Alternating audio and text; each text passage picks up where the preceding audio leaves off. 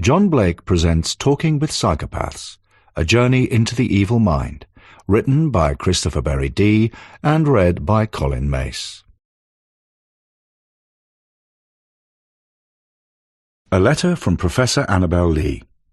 Christopher, in trying to get inside the heads of serial killers, any attempt to appeal to the better side of a psychopath's better nature will be judged by these master manipulators as a sign of weakness, for conscience is something they do not possess, and one's efforts will fail. While every case is different, in some instances the only key to success is recognizing their own perversions and needs, for these people never learn from their mistakes. You should be using their victimology against them. It is the strongest weapon of all. You would have achieved much greater success with the serial sex killer, homosexual John Wayne Gacy, had you presented yourself as an attractive young man when you wrote to him, falsified a pretty photo if need be, so that Gacy could have sexually identified with you. In his subconscious, you becoming a possible victim and photographic image that he could masturbate over while locked up in his prison cell. You, like so many criminologists and psychologists, often miss the obvious. With respect, you guys fail to think outside of the box. If you are writing to a female killer, you should use a multi-sensory approach. The written word, which has to appeal to the inmate's way of thinking. Photographic visual stimuli that will conform to their victim type, and finally smell, the latter being the most important. A spray of expensive cologne will linger in her cell long after the written word has been absorbed, making your letter stand out and bring back memories of better days long past. The same approach works even better with men. A sexy photograph, a splash of perfume, and they have to reply, and this is why I am adopting this approach with Mr. John J.R. Robinson. While this may seem very unprofessional of me, I think that your thousands of dedicated readers will appreciate my no-nonsense statement, being Mr. Robinson's thought-processing system seems, for the better part of his life, to have been hung between his legs. For my part, I see no reason why nothing much would have changed today. Therefore, I hope that you and your readers will find the results of my correspondence with J.R. of some interest. In the meanwhile, I look forward to collaborating with you in your own approach to Mr. Robinson. Let's see where this leads us. Finally, on behalf of us here at Quantico, I wish you every success. FBI Supervisory Special Agent, Professor of Criminal Justice, Annabel Lee, name changed to protect her identity, to the author. Whoever Fights Monsters. Here are a few extracts from my contacts. Dear Dee, thank you for your letter. For the last 8 months I have been busy. Watching football on TV takes up much of my time. I will be happy to put you in touch with my solicitor and wife, Tina. She has been instructed to hand over the car and scooter used in alleged murder of Julie Dart and kidnap of Stephanie Slater. I can arrange a prison visit because the security arrangements here, HM Prison Full Sutton, are slack. From inmate number HP 2510, Michael Benham, Sams. Letter to the author, January 1995. The lies being told about me about things I'm meant to have said and done are too numerous for me to care about. Now you are really getting my back up. From British serial killer. Inmate number A0616A, Joanne Christine Dennehy. Letter to the author, 8th of June 2014. Christopher, you are certainly pushing her. Dennehy's. Buttons. From DCI Martin Brunning, Bedfordshire, Cambridgeshire and Hertfordshire Major Crime Unit. Email to the author, 2014. I know where your house is. You have a silver Mercedes car. But I will make sure nothing and no one hurts you or your family, as I have friends in your country who look after me. U.S. serial killer, Harvey Louis Carignan's chilling welcome to the author at the Minnesota Correctional Facility, MCF, Stillwater, Minnesota, 1996. I've been fucking waiting for 2 hours for you. Who do you think I am? I got better things to do. From inmate number 75A4053. Ronald Butch DeFeo Jr., subject of the Amityville horror movie 2005. Draw B, Greenhaven Correctional Facility, Stormville, New York, to the author and film crew, 23rd of September 1994. On behalf of all U.S. police agencies you have assisted over the years, please accept the enclosed gift as a small token of our collective appreciation. From Lieutenant Glenn R. Minor, New York State Police. Letter to the author, 21st of August 2013. Following your letter to H.M. Coroner for West London, I made an immediate search for the Muriel Maitland papers you are seeking. As luck would have it, the documents were about to be destroyed, so your application is most timely. From Louise Hall, Clerk to H.M. Coroner, West London. Phone call to the author, 2nd of January 2012. Thank you for your application for notes of evidence, photocopies, R57, Coroner's Rules, 1984, evidence of Muriel Maitland on May 1957. Enclosed are 47 pages.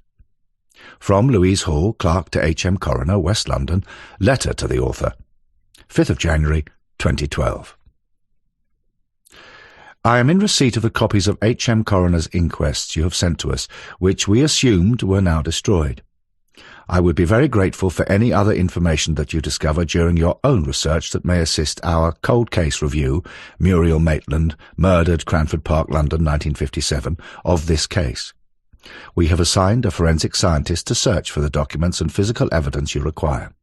Please let me know how you get on. I will inform as soon as we make any significant progress, including recovery of case papers and exhibits.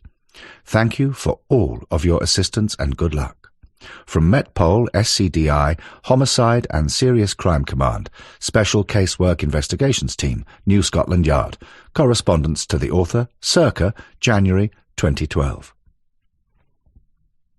Thank you for the copies of your books, Talking with Serial Killers 1 and 2.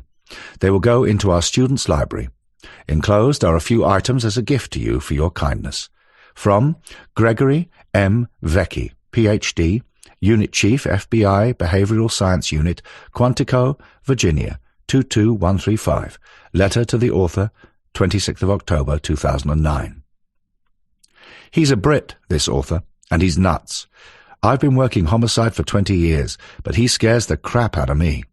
He got me to hand over the Carignan files. I got deep shit from my supervisor. Then Chris opened up Harv's mind as easy as a tin of beans and pissed all over the shrinks trying to rehabilitate him. Harvey Carignan? The guy's the fucking devil. They should have fried him years ago, period, and they would have queued up to pull the switch. When he was dead, they should have driven a stake through his heart and buried him, digging him up a week later to ram another stake in, just to make sure he was fucking dead. From Detective Russell J. Kruger, Chief Investigator, Minneapolis, PD, 15th of June, 1995. Introduction. Welcome to Christopher's World. With a gilt-edged invitation to take you on a journey for, dare I say that I am your tour guide, on a road trip into the deeply disturbing and darkest recesses, the abyss of the minds of psychopaths and savages, because now that you are listening to this book, you are coming with me, like it or not. For decades I have been interviewing homicidal psychopaths and savages, at once clearing up several cold case murders during the process, so it came as no surprise when my long-time publisher, John Blake, asked me to write Talking with Psychopaths and Savages. John's stipulation was that I bring you along with me, no ifs and buts, period. Excuse period, but I do love this Americanism, much as I love "Y'all have a nice day," which this book will not bring you as you listen through the pages, period. This book's title, it occurred to John, would follow my best-selling series of books Talking with Serial Killers, and the 2 sequels. I do have thousands of unpublished letters, documents, and other unused material in my library, so maybe I thought I could blow off the cobwebs and use this valuable, unique resource for creating the book you are about to listen to. Oh, how wrong could I have been? Marching steadily along to the point where I had completed some 45,000 words of the contracted 75,000-word typescript, you'll find it now runs to circa 80,000 words, I suddenly received an email from my executive editor, Toby Buchan. To paraphrase Toby, it went something like this. "Ah, yes, Christopher, but we are thinking about all types of psychopaths and savages, not just the killers you have been working with." I was back to page 1. For years I have been maintaining that the offenders I have interviewed, and those I still communicate with today, live in a world where elephants fly, lead balls bounce, and fairies reign supreme. Actually, I didn't invent that description. My dear friend and consultant on several of my TV documentaries did. Former Judge Stuart Nam, out of Suffolk County, Long Island, dropped it into a conversation while we were swimming in his pool in 2000. However, following up on John and Toby's somewhat belated instructions, the penny dropped. For it seems we are all living in a world where elephants fly, lead balls bounce, and fairies reign supreme. Indeed, we are surrounded by sociopathic, expenses-fiddling politicians who lie and treat us like idiots, writes Max Hastings, Daily Mail, 9th of December 2015. Money-grabbing corporate fat cats and bloated swindlers, such as the late publishing tycoon and arch-swindler Robert Maxwell, who was probably bumped off by Mossad, who may be described as a bombastic, psychopathic, megalomaniac bully, if ever there was any doubt as to the meaning of those terms. Then we have religious leaders, mad doctors, psychiatrists, and the thousand upon thousands of nobodies who are given almost unlimited power and make everyone else's life a damn misery, simply because they have been presented with a high-vis jacket and a set of kit that would turn any SWAT team cop green with envy. Killer breed criminal psychopaths and savages get locked up. Some are even executed, and, in my opinion, good riddance too. However, the punishment for a conscienceless chief executive of a failed bank, whose alleged criminal negligence has financially ruined the lives of tens of thousands of its customers, leaving them potless, with many to commit suicide, is a multi-million-pound payoff in the form of a pension larger than the economy of, let's say, Greece, topped off by elevation to the House of Lords. To paraphrase Anthony Trollope, writing in his 1875 literary masterpiece The Way We Live Now, the whole lot of them, politicians, are false from head to toe and should be horsewhipped. While psychopathic and savage killers rot behind bars, these sociopathic pinstriped suits who have ripped off society, causing incalculable damage, sit on fancy yachts and buy properties around the world, all the while sniggering over their successes and excesses, completely incapable of being able to say sorry. It's a case of, how do you spell sorry, methinks, but I digress. For those who hold an interest in murder most foul, this book will not disappoint. Indeed, for the first time in criminal history, I have asked one of the world's most savage serial killers to review 2 of my books, requesting his professional opinion on the cases detailed within. Keith Hunter Jesperson, a.k.a. the Happy Face Killer, is presently incarcerated within the grim walls of the Oregon State Penitentiary, OSP. I sent him hardback copies of Talking with Serial Killers 1 and 2, the same books that are now required reading for students at the FBI's Behavioral Science Unit, Quantico, Virginia. And I was curious to learn how this boastful man, a person without any conscience or even a shred of remorse for his terrible sex-related crimes, a 6'6" giant of disgusting humanity, would analyze men and women who include psychopaths and savages. I have included a few extracts from Jesperson's critique in this book. It will blow your mind, as it blew the minds of my friends at the FBI. At one point, Keith sent me an outlined trace of his right hand. To strangle someone, he wrote, you need big hands like mine, boasting that murder groupies still wanted to marry him. He also posted a letter from an admiring woman upon which was a red lip imprint, which was, however, not cosmetic in any sense. That's menstrual blood, he claimed. It goes without saying that my publisher's lawyers absolutely forbid me from naming the woman who sent Jesperson this mark of affection, but I want to go even further in writing Talking with Psychopaths and Savages. Years ago, I wrote a well-received paper for the Justice of the Peace Journal, its subscribers being quite obviously magistrates and judges. The latter empowered to take into consideration mitigation presented by defence psychiatrists, who were paid mostly, if not always, from public funds. Of course, you'll already know that prosecution psychiatrists, also earning a small fortune paid out of public funds, will always disagree with their colleagues on the opposite side of the court. Put half a dozen shrinks in a room, and they will have as much chance of agreeing with one another as you or I have of winning the national lottery. This audiobook documents just a few of the most tragic cases where killers are set free, only to kill and kill again, The mass killer, Paul Beichchum, whom I interviewed in Broadmoor, is such a case. A kindly League of Friends visitor of his, Rita Riddlesworth, fell in love with him and then campaigned for his release, which was granted in 1985. He went on to kill her and then blew his own brains out. We'll return to Paul shortly. Surprisingly, there are also those of religious faith who support the parole of monsters, such as Kenneth Bianchi, the notorious U.S. sexual serial killer of women and schoolgirls, a.k.a. the Hillside Strangler. Indeed, Father Frederick Ellsworth, a priest from the Christ the Healer Orthodox Mission, Washington State, wrote in a parole recommendation in support of this creature. Ken is open, willing to share, and quite responsive. I have 2 young daughters. I would even welcome him into my home. He would fit in well with my family, and his writing has been a high lit. Sick. In addition, tax consultant Bruce Zachary from Penfield, New York, declared, "I would certainly like to reiterate my confidence and high regard for Kenneth Bianchi, and I am certain that he has the capabilities to be successful at whatever field of endeavor as he may choose." Bianchi is a savage, sado-sexual serial homicide with at least 15 women and child victims. However, he did go on to complete a ministerial training program given by the Evangelical Theological Seminary and was then blessed to be ordained by a full Catholic Church in 1986 to become the Reverend K. Bianchi.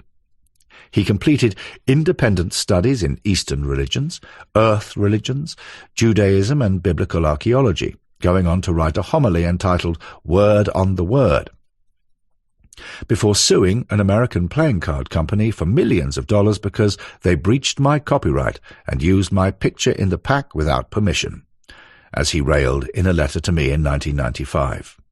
My husband and I divorced because of the stress. Catherine Ronwode, former owner of Eclipse Enterprises, Inc., of Forestville, California, told me during a phone call in 1995, adding, "Everything we had worked for all of 20 years to achieve came to nothing. I cannot say what I think of Bianchi. I just can't say in case he sues me again. I am bankrupt. All of our dreams, the future financial security for our children, their college education, watching them grow up to become homemakers, has been shit-canned and sent in a handbasket to hell." While in prison, child-murdering Kenneth Bianchi, who now no longer likes me at all, became a member of the American Bar Association, supported and funded in this improvement program by the Washington State Department of Corrections. He went on to sue the aforementioned Catherine Ronwode. Then he had a pop at Washington State for allowing me to infringe upon his private life. He had gone crazy when I visited his cell without making a prior appointment. Indeed, he has even tried to sue me. Fortunately, he made an error. As I reside in England, I was well clear of his legal jurisdiction. You really could not make this up if you tried, but the very threat of litigation, hollow as it transpired to be, certainly put the wind up John Blake Publishing Limited, believe me. So, welcome to the edge of the abyss, of this insidious world of psychopaths and savages. Fall into this hellhole and your life will never be the same again. Chapter 1. Psychopathy. Over the past few decades, it has been thought that the label psychopathy was a politically incorrect term, and those with a liberal bent sought to change things to sociopathy. Actually, the two concepts are so entwined it is almost impossible to determine the difference. However, more recently, it has become de rigueur to revert back to psychopathy. John Ronson, author of The Psychopath Test, A Journey Through the Madness Industry, would never have considered replacing psychopath with sociopath.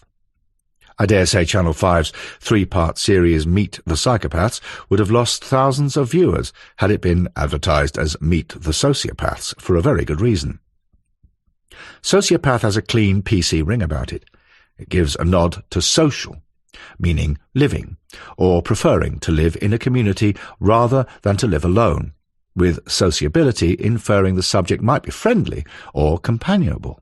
However, I can assure the reader that there is nothing social about the characters featured throughout this audiobook, and were I to give the term any leeway at all, it would be to add anti, as in antisocial, but that would not make for a very good book title either.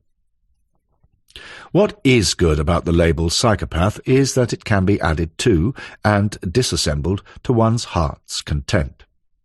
Psychopathic, psychopathological, psychopathy, or stripped down to the basic psycho, with the latter's immediate cinematic association being with the gruesome 1960 motion picture Psycho, directed by Alfred Hitchcock and starring Anthony Perkins and Janet Leigh. Many of you will remember the iconic shower scene where Janet is taking a shower and Anthony creeps in and stabs her to death. Then, considering more aspects of word association, you can also think of silence, then lambs, and we instantly recall the 1991 thriller The Silence of the Lambs, involving our bloodthirsty psychopath, Dr. Hannibal Lecter, Anthony Hopkins. Psychopath is not a glittering-sounding name either. It is one that sends shivers down our spines and makes the hairs on the napes of our necks rise, a common psychological occurrence to many people immediately prior to natural death or upon execution. There are hundreds of books, articles and professional papers published on the subject of psychopathy, to include titles such as Are You a Psychopath? And Psychopaths, How Can You Spot One? Therefore, I was intrigued when my publisher asked me to consider the working title of Talking with Psychopaths and Savages, concluding, surely this subject had been thoroughly dealt with before. However, I was soon to learn, accepting only very few such books, perhaps another one is due. But I wondered, why would they ask me to set out on this task? For those listeners who have already listened to at least one of my audiobooks, I confirm that I have interviewed face-to-face some 30 serial killers, plus mass murderers, with a couple of spree killers and one-off offenders thrown in for good measure. I will also say that most of the offenders I talked to suffered a murderous psychopathic compulsion to seek out innocent people and visit upon them terrible, ungodly destruction. While I have every admiration for those who make it their lifetime's work to study the subject of psychopathy, we might perhaps all agree that our understanding of the workings of the machine we call the human brain is still in its infancy. There are differing opinions concerning psychopathy's causation, depending on which side of the fence one sits, with forensic psychiatrists and psychologists often at odds with one another when it comes down to giving expert testimony in court or anywhere else come to that. Furthermore, at the present time, the answer to the question comes down to the scenario where, just as one believes the cause of psychopathy may be discovered, we find that the stable door has been left open, the horse having bolted. Recent investigations show that the amygdala, part of the brain, often comes into conflict with the frontal lobe. A lack of serotonin may also be a cause of psychopathy, and could be the reason why killers do what they do. We get terms like displacement and misinterpreted needs, hemispheric oscillation, faulty and repetitious lack of emotional control thrown at us. It seems the amygdala has a lot to answer for when our wires short out en route to the frontal cortex, with our axons and dendrites not enjoying a good day. I vividly recall the US psychiatrist Dr. Dennis Philander throwing up his hands in frustration during the trial of serial killer Harvey Corrignan, a man I spent years corresponding with and interviewing face-to-face. After leaving a court hearing, Dr. Philander shouted, "Why can't at least 2 of my colleagues agree at least once on a mental diagnosis?" He added, before he stormed off, "And the trouble with all of us is we never seem to agree on anything. Screw his amygdala. If my client turns up in court next time wearing a white robe and leather sandals, I shall advise his attorney that as God didn't help him out last time, I'll follow suit." Their psychopathic robotic cruelty reflected dehumanization, stunted conscience, and inability to empathize. They are usually smooth, verbose, glossy, neat, and artificial, both controlled and controlling. Behind a mask of insanity, they live superficial and often destructive lives. Dr. Richard Krauss. And here is a fact that will have you leaning forward in your chair. Did you know that there are 100 billion brain cells in the average person, and the presence of one extra chromosome in each cell equates to the presence of an additional 100 million chromosomes in the XYY male? Studies conducted by world-respected Dr. Arthur Robinson were aligned with work carried out by Dr. Richard Krauss, who commented, "Studies report that the XYY male has a 20-fold increase in his lifetime risk as compared to their incidence in the population of being institutionalized in a mental hospital or prison, a risk that is not trivial." This conclusion seems to be supported by Dr. John Money, who gives weight to this debate. Writing in an article entitled Human Behavior, Cytogenetics, published in the Journal of Sex Research, he says, "It seems perfectly obvious that an extra chromosome in the nucleus of every cell of the brain somehow or other makes the individual more vulnerable to the risk of developing mental behavioral disabilities or abnormalities, possibly one of the causes of violent psychopathy." During my research into the case history of the American serial killer Arthur John Shawcross, since deceased, I found Superman, or at least I almost did. Apart from having the aforementioned alleged XYY problem, Shawcross had a biochemical imbalance as well. Many of us have experienced such a chemical imbalance after a heavy night's drinking followed by a curry, but Arthur's concern was one of the little-known inconveniences revolving around a substance called cryptopyrrole. Indeed, so little was known about cryptopyrrole that half of the authorities Dr. Krauss consulted for advice had never heard of it, and the biochemistry laboratory at the University of Rochester didn't know how to spell the word, replying, "It sounds like something out of a Superman movie, doesn't it?" Of course, this all seems a little far-fetched. However, like it or not, if one has a lot of this cryptopyrrole washing around inside, then there is a problem, a very serious problem indeed. When considering the case of Arthur Shawcross, during laboratory examinations of Shawcross's blood and urine, Dr. Krauss found that while the copper, zinc, iron, and histamines were well within the normal range expected to be found in a healthy person, one of the results from an analysis of urine showed unexpected findings. Cryptopyrrole showed H 200.66 mcg/100 cc. Against an expected value of 0 to 20. The H was laboratory shorthand for high. The term cryptopyrrole comes from kryptos, the Greek word for hidden, while pyre is a prefix for fire. The derivation is both Greek and Latin, and pyrrole is a combination word meaning fiery oil. Thus, cryptopyrrole becomes hidden fiery oil, the chemical structure of which resembles other chemicals known to be toxic to brain function, such as LSD, the psychedelic drug lysergic acid diethylamide. The presence of cryptopyrrole in elevated amounts, although not regarded as a sign of a particular or specific disease entity, is, in abnormal amounts, considered a biochemical marker of psychiatric dysfunction akin to the reading of an elevated clinical thermometer being an indicator of physical illness. This biochemical metabolite, 5-hydroxyl-1 cryptopyrrole lactam, is normally present in humans in either very low amounts or not at all, and its presence can be detected in a person's urine, which may have a mauve-coloured appearance. Feeling now that he was finally on to something, the indefatigable Dr. Klaus burned his own midnight oil and, in so doing, learned that any cryptopyrrole reading of 20 mcg/100 cc was cause for concern.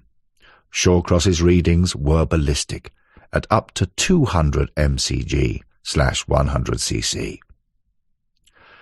Cryptopyrrole is also related to bile, and when excessive amounts are present, it can combine with vitamin B6 and zinc to cause a metabolic defect called pyroluria.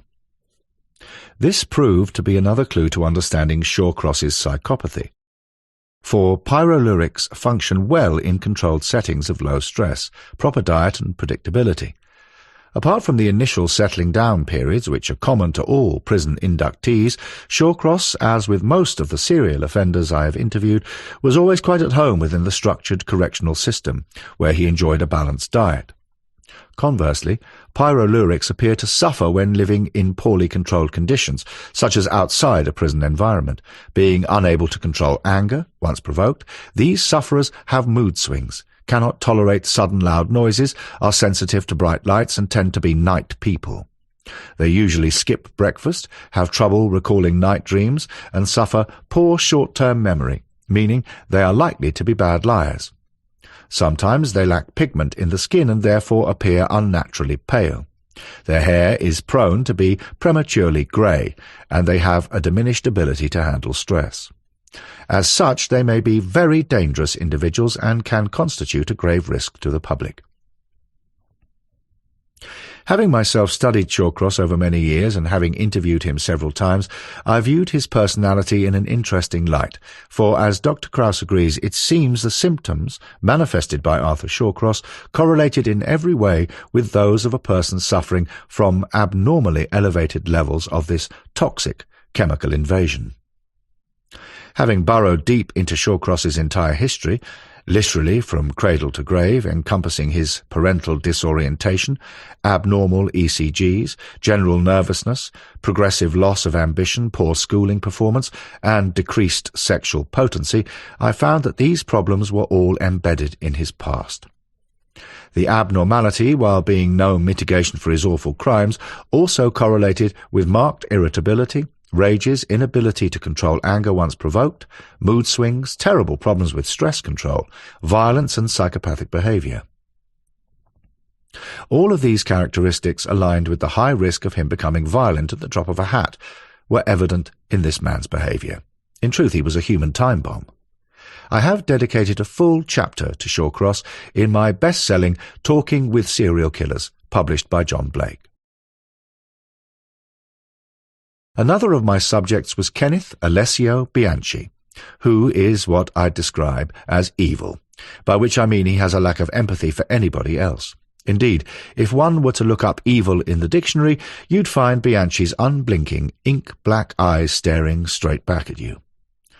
Ken is one of the coldest characters I have ever interviewed, and that is saying something, believe me. But he is not a psychopath, as the term is medically and legally defined. During the 1979 Washington state trial of this heinous sexually sadistic serial killer, a handful of North America's most eminent psychiatrists could not and still cannot agree on this offender's state of mind.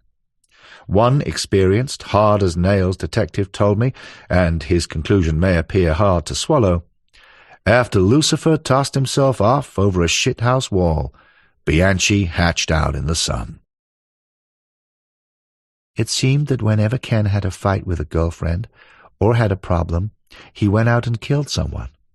That's why I am convinced he killed the 3 schoolgirls way back in 1971 through 1973. I even told the police the same thing. Frances Bianchi, Kenneth's adoptive mother to the author at interview in 1996. Telling lies was Bianchi's way of making himself seem cleverer than he actually was. He could not allow himself to be seen as inferior in the eyes of his peers, who were all succeeding when he was failing. Ken needed to be admired for something he was not. He performed dismally at all of his college studies, applied to join the police and was duly rejected, only to be offered the menial job of jail deputy, which he declined. He had to excel in everything he undertook. Looking back through Bianchi's history, one can see his goal-setting was unreasonably high, for he saw himself as exceptional. The women who fell for this good-looking, plausible liar were soon disabused of his phony, grandiose facade after he cheated on them, so they dumped Bianchi. He had an impaired ability to recognize or identify with the feelings and needs of others, including his own mother, Frances, and later his common-law wife, Kelly K. Boyd, now deceased. He had feelings of entitlement. Haughty and self-centered, he was firmly holding the belief that he was better than anyone else and condescending to others whom he deemed to be beneath him. However, Bianchi did fail, and we can see that his interpersonal, superficial relationships and efforts to succeed, indeed his entire ego, hung in the air on a very fine thread like a balloon about to pop. His self-esteem, grandiosity, arrogance, and exploitation of others had come to naught. Like wet cement, ultimately disintegrating, his vanity crumbled away. After this savage monster was sent to prison for life in October 1979, the church became involved and concluded, "Ken is a good man who has found the Lord." As mentioned previously, one priest even argued that he would support any parole application, adding, "And if Ken were to be released, we would welcome him into our home. I would certainly have faith trusting him with my wife and 2 daughters." Bianchi later received a Bachelor of Science in Law degree, followed by a Juris Doctor degree to become a member of the National Bar Association. In 1988, in a letter to me, he claimed that he had received his Associate in Arts degree. Bianchi exhibited signs of multiple personality disorder with his Steve and Billy, which the psychiatrists had to probe after his arrest. More recently, his quest for alternative identities has flourished. In short order, he legally adopted a couple of squeaky clean new alter egos that have a good old-fashioned Italian ring about them. Anthony D'Amato, meaning of the beloved, and Nicholas Fontana. This heavily pockmarked creature has a horde of female admirers who hope to marry him. Forget it, girls. At the last count, he has wed 3 women in as many years, only to promptly divorce them. During his killing days, Kenneth invented several other false identities too. While in Los Angeles, he was a phony psychiatric counselor called Dr. Bianchi, but clients failed to materialize. Thereafter, he emerged as a pseudo-cop, to later cook up Captain Bianchi while working as a security guard in the small seaport town of Bellingham, Washington State, where he killed 2 co-eds. His final tally added up to at least 11 murdered women plus 2 schoolgirls. Incidentally, he is still the prime suspect for raping and killing 3 young girls at Rochester, New York in the early 1970s. Aficionados of true crime will know these incidents were dubbed by the media the double initial murders and the alphabet murders because each victim's Christian name began with the same letter as the surname. Carmen Colon, 10, Wanda Walkowitz, 11, and Michelle Meinzer, 11. Chris, I have genuinely lost the 7 pages you require. Bianchi, in a 1996 letter to the author regarding his movements and his blood grouping concerning the murders of Karen Mandich and Diana Wilder. Bellingham, Thursday, the 11th of January 1979. The documents were later found hidden in his cell after this author instigated a search. Detective Terry Wright, one of the cops who arrested Bianchi in Bellingham, told me this. "We couldn't give a fuck whether he's a psycho or not. What we can say is Bianchi is either a damn good actor or he has a degree in bullshit. Now look at those crime photos and tell me that the dead girl's parents give a shit about his brain." Detective Wright has a good point. I like this cop very much. Later, while in a Bellingham bar eating a slab of steak with ranch fries, principal scenes of crime detective Robert Knudsen went even further, saying, "He, Bianchi, is about as honest as a politician. Chris, I told him flat out, we got a make on your truck. And we know you were down that house when the 2 girls got wasted. We got witnesses. Motorhead, we got prints, we got DNA off your fucking pants. Lab tech is going to tell us that you're a murdering scumbag. My supervisor wants you on that rope. Now, you want to talk serious stuff, or be proactive and commit suicide by jacking us around?" "Hey, Chris, buddy, you want another cold beer?" I accepted the drink because I liked Bob Knudsen too. Detective Richard Crotzley, LAPD homicide, went even further with his opinion.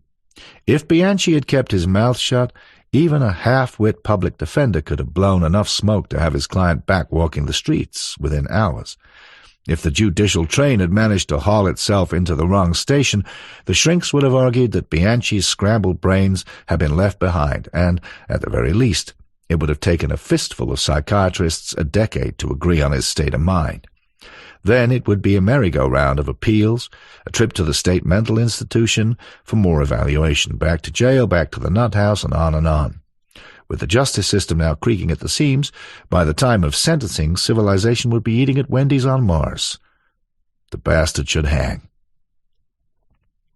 I also like this sentiment very much, because it resonated with me. Therefore, it is important for the listener to understand that I write merely with a limited experience of having corresponded with and interviewed many of these killers and others of their ilk firsthand. Like the police, who have to clear up all of the god-awful mess and heartbreak left behind, I speak my mind. I say what I say. I write what I write, not in an attempt to conform to the opinions of the professionals who lecture and hold forth on matters of criminal psychopathy, never having met one of these twisted individuals. In a nutshell, I am just like you. Forget the jargon, the fancy labels doctors attached to these terrible people. Some people are very good, while others are terribly evil. We just have to live with it. As another example, here is one much closer to home. None of Dr. Harold Shipman's patients, his wife, his closest friends, nor any of his medical colleagues, many of whom were psychiatrists with whom he worked over decades, ever considered the good family doctor to be anything but a caring GP. Gosh, didn't we all get a wake-up call when Shipman was exposed as one of the most notorious serial killers the world has ever known? Tragically, after Harold's home visits, 200-plus trusting patients were given a lethal injection never to wake up again. Can you imagine anything like this in your wildest dreams? For example, perhaps it is your mother who, apart from her feet, is otherwise in good health. She excitedly phones to say that Dr. Shipman is popping round that afternoon. "He's such a nice man," she purrs. "He has a beard, you know. Always dresses like your late dad, bless his soul. Tweed jacket, corduroy trousers, a Cladella checked shirt and brogues. Dad was one of Dr. Shipman's patients too." That evening you get another call informing you that your nearest and dearest is down at the morgue, toe-tagged as a natural death. 5 and 20 minutes after the cremation, you discover that the old dear's £350,000 estate, including everything you hope to inherit, has been bequeathed to Dr. Shipman, who is secretly about to up sticks for Spain. Fuck that. So when I read anything that claims that after studying a book, perusing a press article or browsing through papers on the internet or even watching a TV program, you can spot a homicidal psychopath and extend your life, I would ask you to think again. In most of the cases featured in Talking with Psychopaths and Savages, the victim only discovers the facts. She or he is going to become a dead person when it is far too late. With Shipman's victims losing all they had ever been, all they were, all they ever would be, while inconveniently discovering nothing at all about the killer's mindset. Consider the case of Syed Farouk and Tashfeen Malik, to take this argument a step further. I think that I'm on firm ground here, for this husband and wife team from Redlands, California, planned and carried out the deadliest Islamist attack in the US since 9/11, in which 14 people were killed and 21 seriously injured. These parents of a 6-month-old baby wearing body armor and combat clothing were US green card-carrying citizens, Farouk, 28, and Malik, 27, carried out their massacre at the Inland Regional Center, San Bernardino, on Wednesday, the 2nd of December 2015. Following a shootout amidst a hail of red-hot lead, the couple were killed by law enforcement officers. Among the items seized by the FBI were 5,000 rounds of ammunition, 12 pipe bombs and tools to make improvised devices, along with a prayer mat, all found in the garage of their home. Psychopaths, Farouk and Malik, harbored terrorism intent. They enjoyed all of the benefits of living in a free society. They sponged off the state, yet decided to commit the most atrocious cold-blooded mass murder without any qualms. This callousness extended to their own toddler, whose future they did not consider. Did their nearest and dearest suspect that Farouk and Malik were utterly and irretrievably psychopathic? Muhammad Abu Ashaid, one of the Farouk family's lawyers, said, She, Malik, was very conservative. She was a stay-at-home mum. They call them homemakers in the US, and the family was just in shock when they found out. This wasn't something we saw developing. Farouk's sister, Saira, said that she was shocked by her family members' murderous action. I can never imagine my brother or sister-in-law doing something like this. Homemaker indeed. Bomb-maker, more like. We do not live in a utopian world, a place where the late crime writer Joel Norris advocated we should learn to spot a psychopath, even inform on them to the authorities if the label seems to fit. However, there are predictors in a person's behavior that you may observe, but by no means does this mean that people with these characteristics are all killers who care little whether you live or die.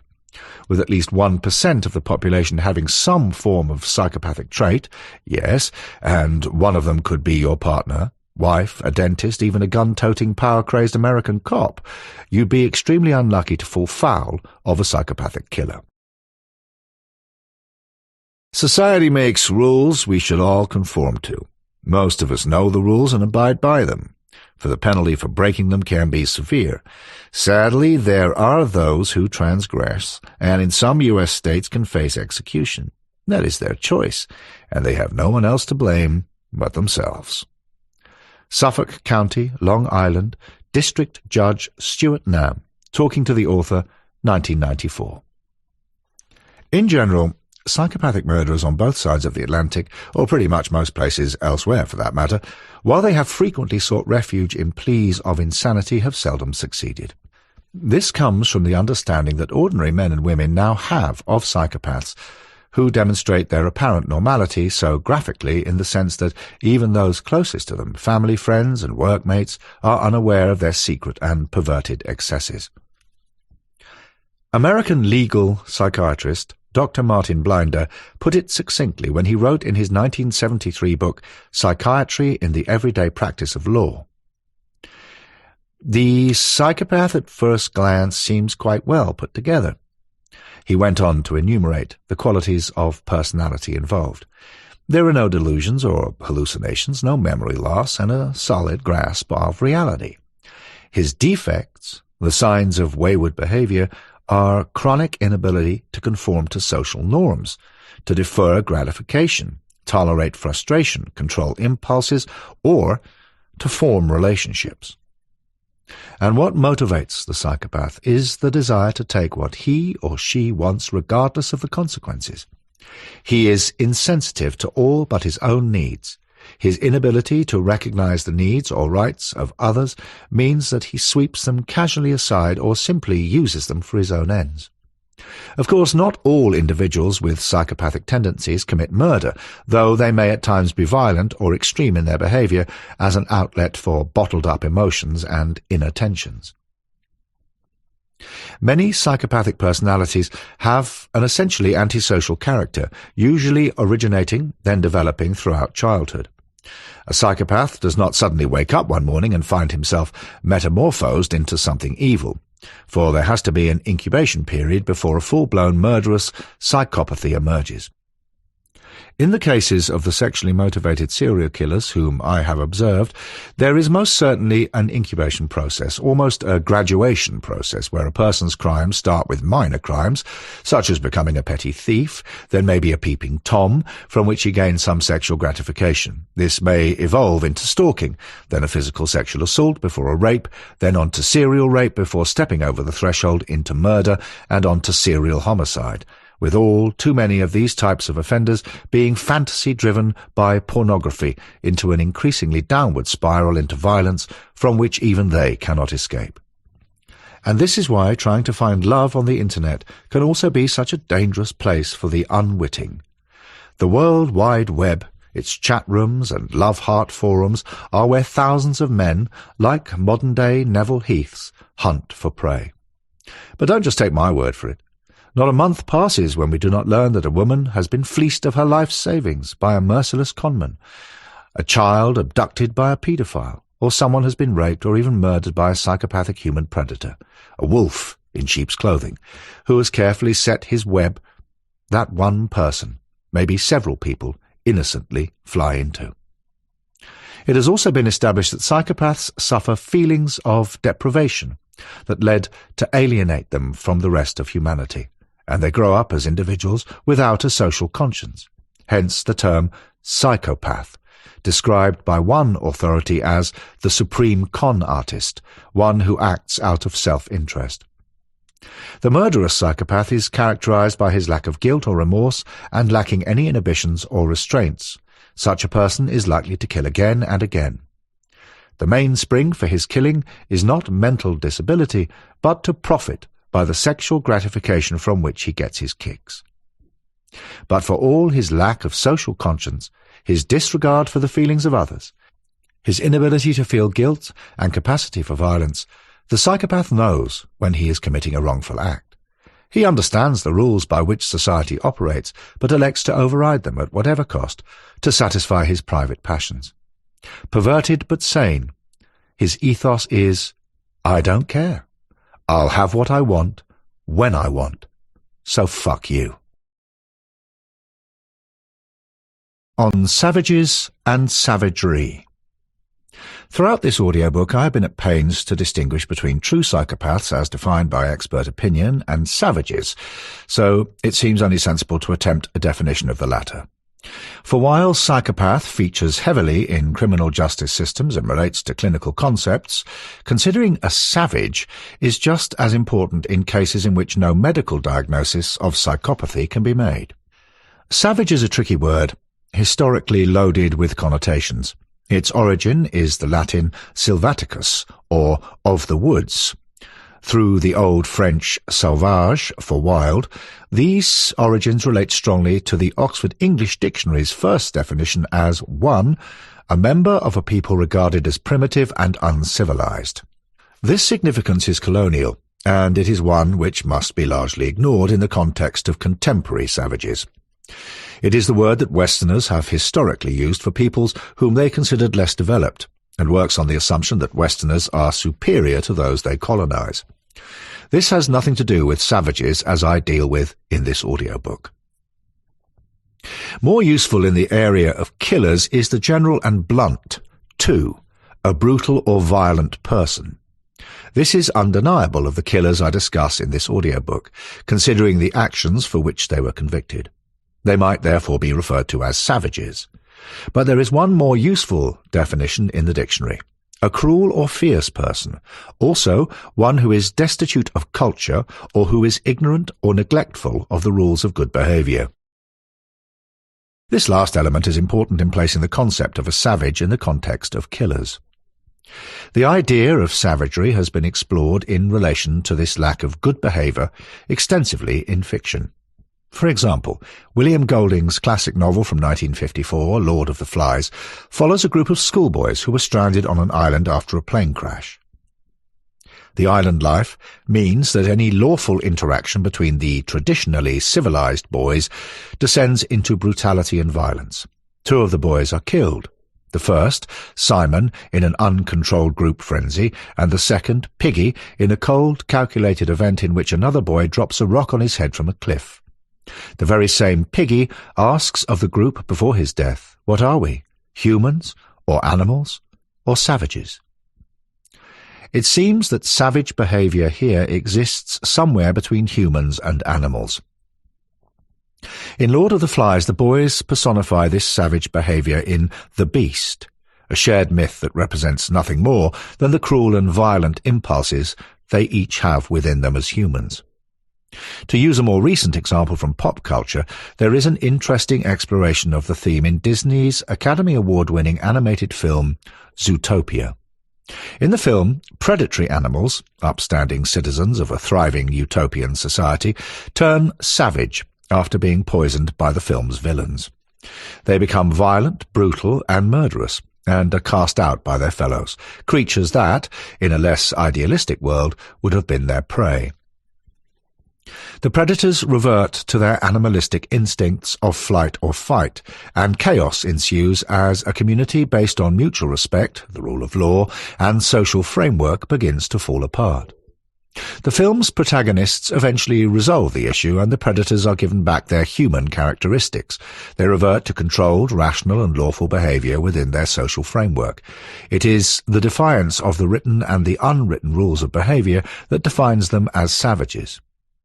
The fact that savage humans' behaviour might be considered animalistic makes a similar assumption to the colonial sense of the word, that animals are less civilised than humans. Of course, if we judge a great white shark on its ability to discuss the weather over afternoon tea and scones, it will fail spectacularly. The difference, then, is that the human savage exists in the context of social human interaction and acts willingly or unwillingly against this framework. An animal, on the other hand, would display the savage behaviour of unrestrained violence only for food or self-defence. An animal's primary intention is not to hurt another being, but to survive, and if this means harming or killing another living thing, then so be it. This is where the killers differ from animals. The savages I discuss in this audiobook are not in life-or-death situations when they commit their crimes, nor do they need to harm another person in order to survive. The animal acts purely on instinct and does not have the concept of its actions having social consequences, for it has no social framework on which to base these consequences. The savage has, instead, rejected wittingly or unwittingly the laws and social constructs of modern society. Perhaps the best-known writer who deals with the theme of savagery is Joseph Conrad, who, in his 1904 novella Heart of Darkness, paints a picture of the savage Congo Free State in which the colonial definition of the word is still pertinent. However, the entire novel is a contemplation of the different implications of the word, featuring references to violence as well as the breakdown of social order. The latter is done as subtly as in this passage. I interrupted him again. Being hungry, you know, and kept on my feet too, I was getting savage. Even the simple fact that Marlowe, the narrator, is hungry is enough to make him break a social rule, the rudeness of interrupting somebody's speech. And this too is a display of savagery in his own mind. The animalistic impulse of hunger makes him violate the rules of modern society. The greatest irony in Conrad's novel is that the most savage character used to be an embodiment of Western civilization, a man named Kurtz. He was formerly a writer, entrepreneur, budding politician and well-known artist, but he turns to such unrestrained violence when he travels to Congo to be an ivory trader that the book's protagonist, Marlowe, is sent to find out what has happened. Kurtz has set up a society in which he rules as a demigod, in which his followers torture and kill locals for no clear reason. In a pamphlet, composed of scrawlings by Kurtz, the words, "Exterminate all the brutes," can be found.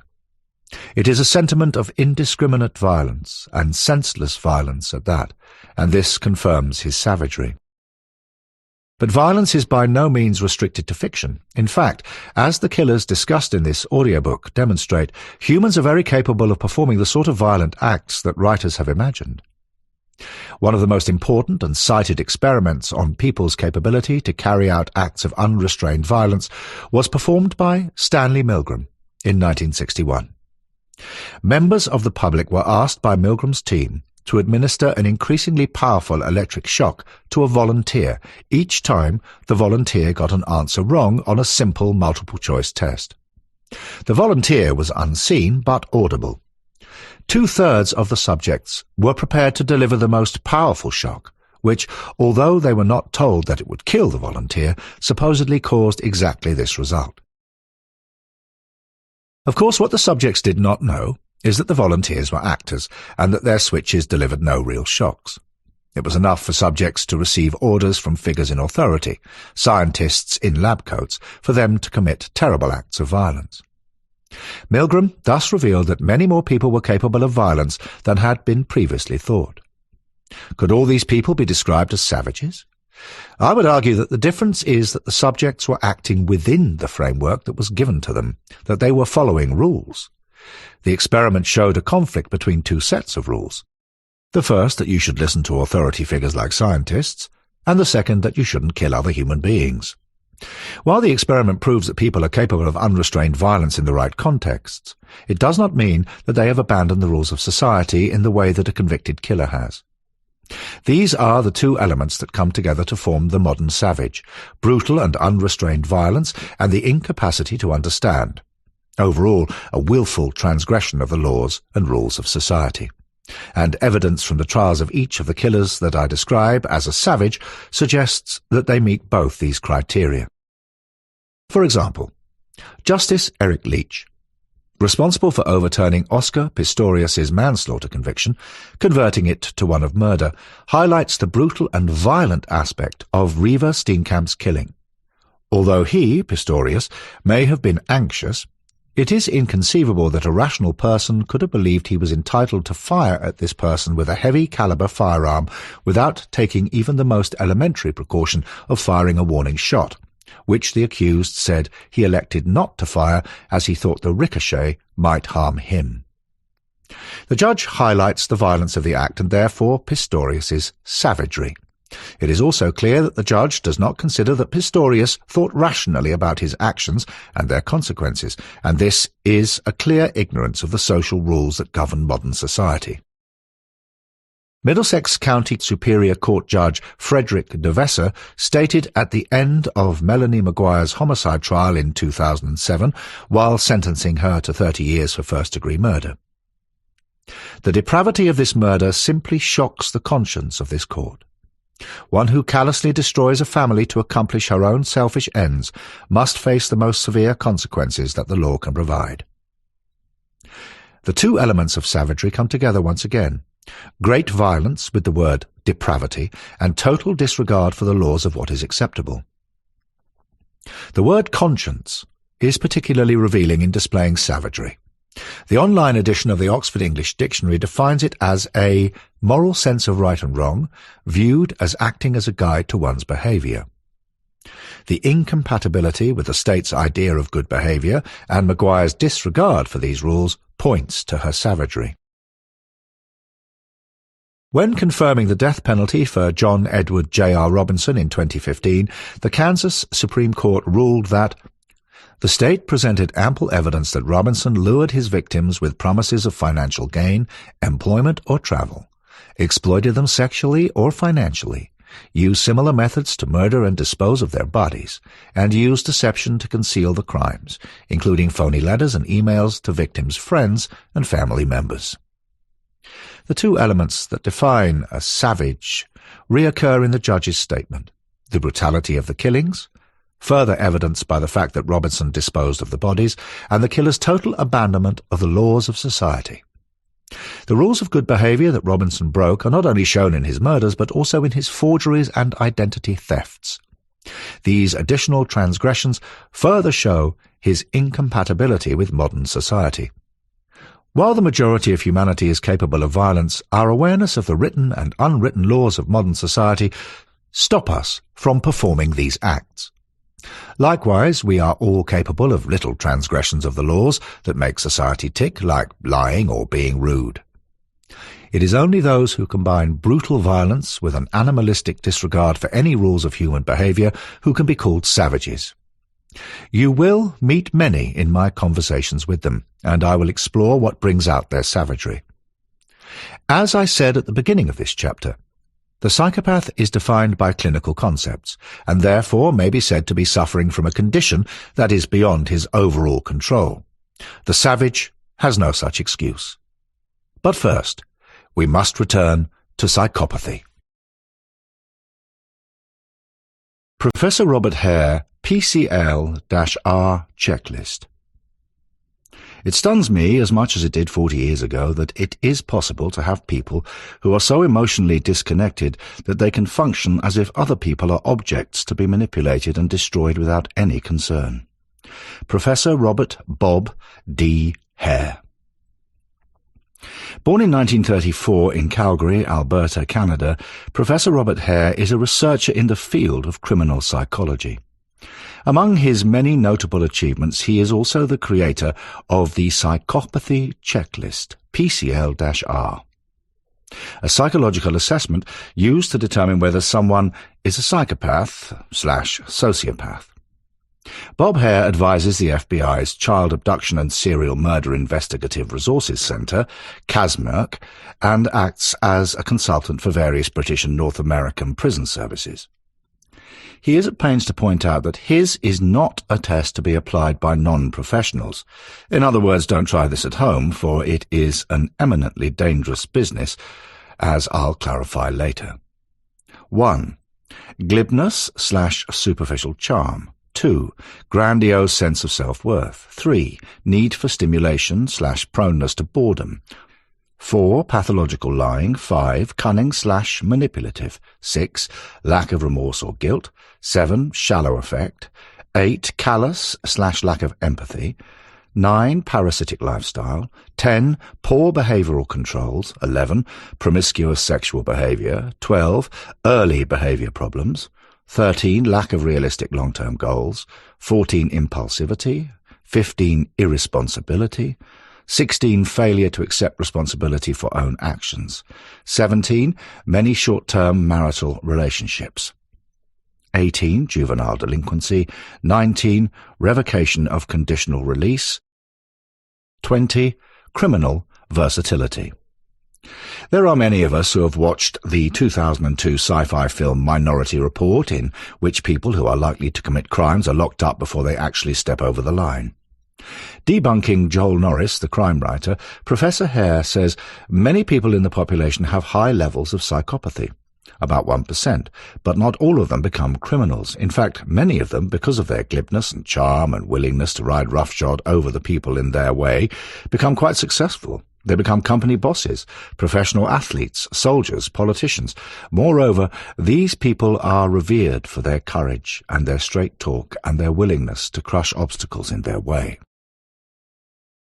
Professor Hare adds, merely having psychopathy doesn't tell us that a person will go off and commit a crime. It is central to the justice system, both in Britain and America, that you can't preemptively punish someone. And that won't ever change, not just for moral, philosophical reasons, but also for practical ones, and here's why. The Minority Report scenario is a fantasy because it is impossible to predict what someone will do, even given their personality type. Or their star sign, if you are into that sort of thing, because life is complicated and crime is contextual. Once someone has committed a crime, once someone has stepped over a societal boundary, then there's a lot more statistical information about what they are likely to do in the future. However, until that happens, you can't ever know. That is, with the proviso that one doesn't unwittingly advertise oneself as a gullible victim in a chat room or some other dark space on the internet, for this is where psychopaths shoal like piranha, endlessly trawling for their next meal, to steal your pension pot, rob, rape, or even kill you. I ordered the DSM book through the prison library. It's bullshit. From the bullshit, and none of it applies to me. I am not a fucking psychopath. While I'm at it, please pay more attention to your grammar. Inappropriate use of commas really annoys me, and victims don't always pee when they are about to die. I can testify to that, so get your fucking facts straight. I expect perfection from you, not bullshit. Serial killer. Keith Hunter Jesperson. 2011, letter to this author. The American Psychiatric Association now publishes its 5th edition of the Diagnostic and Statistical Manual for Mental Disorders, DSM-1V-TR.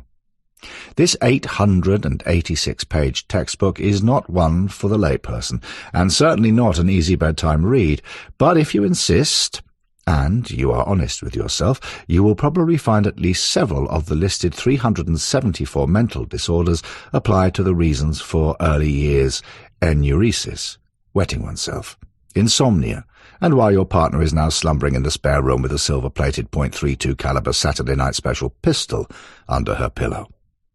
However, DSM-1V-TR is a must-read for psychiatrists who may have a latent axe murderer with a particular dislike for shrinks reclining on their couch.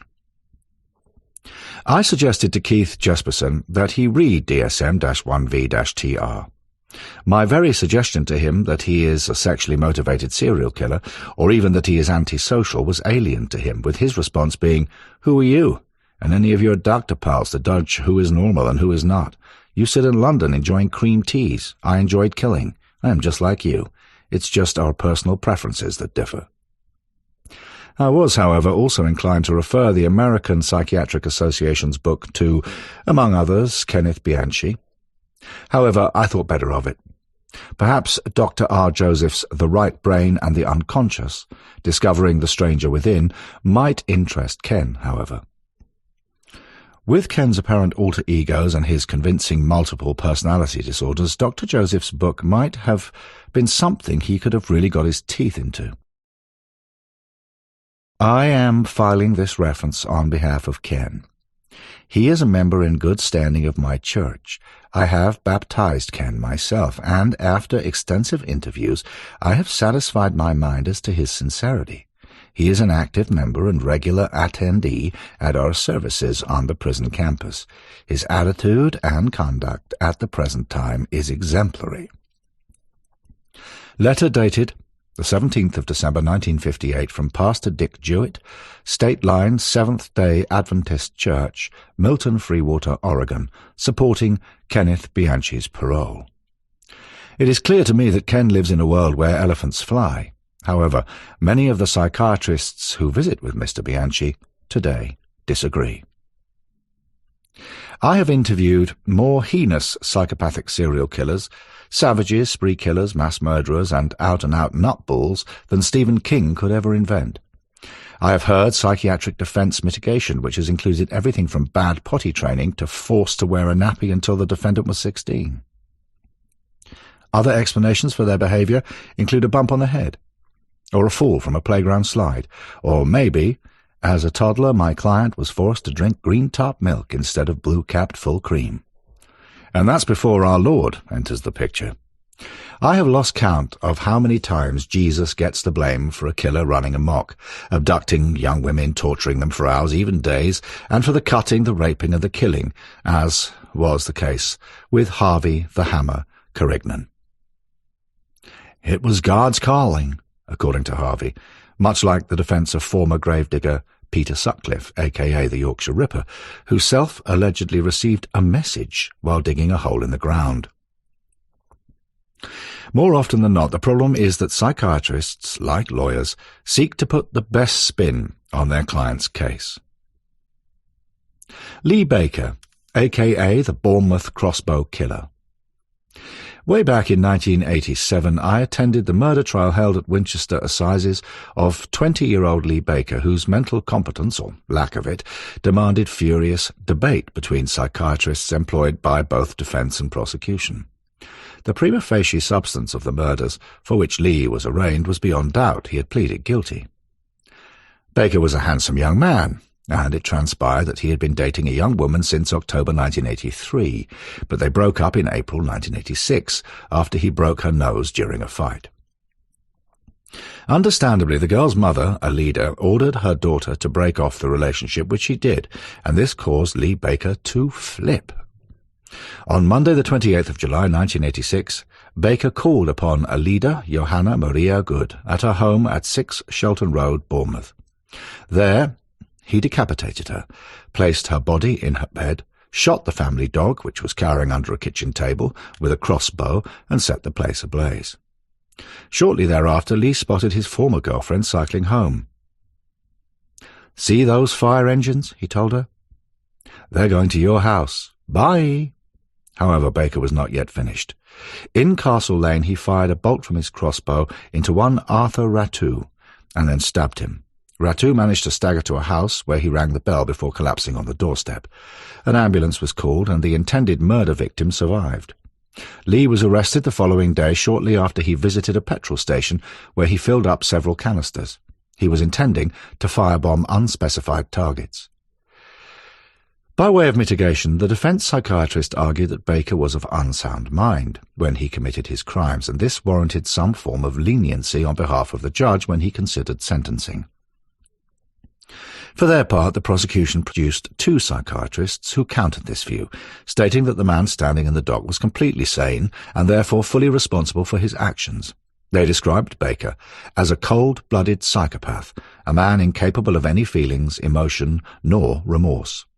and told how they had based their professional opinion on many hours extensively interviewing the remanded defendant in the hospital wing of H.M. Prison Winchester. Under cross-examination, it was revealed, through inmate visitation records, that while one prosecution psychiatrist had indeed spoken to Lee for 60 minutes, his female colleague had merely popped in to say hello. She had based all of her corroborating expert testimony on what her associate had told her. Lee Baker is presently serving a life term at H.M. Prison Oakwood, Staffordshire, and I have been led to understand he hasn't shot anyone with a crossbow or decapitated anyone else since. For the purposes of researching this book, I did write to Baker, but failed to get a reply.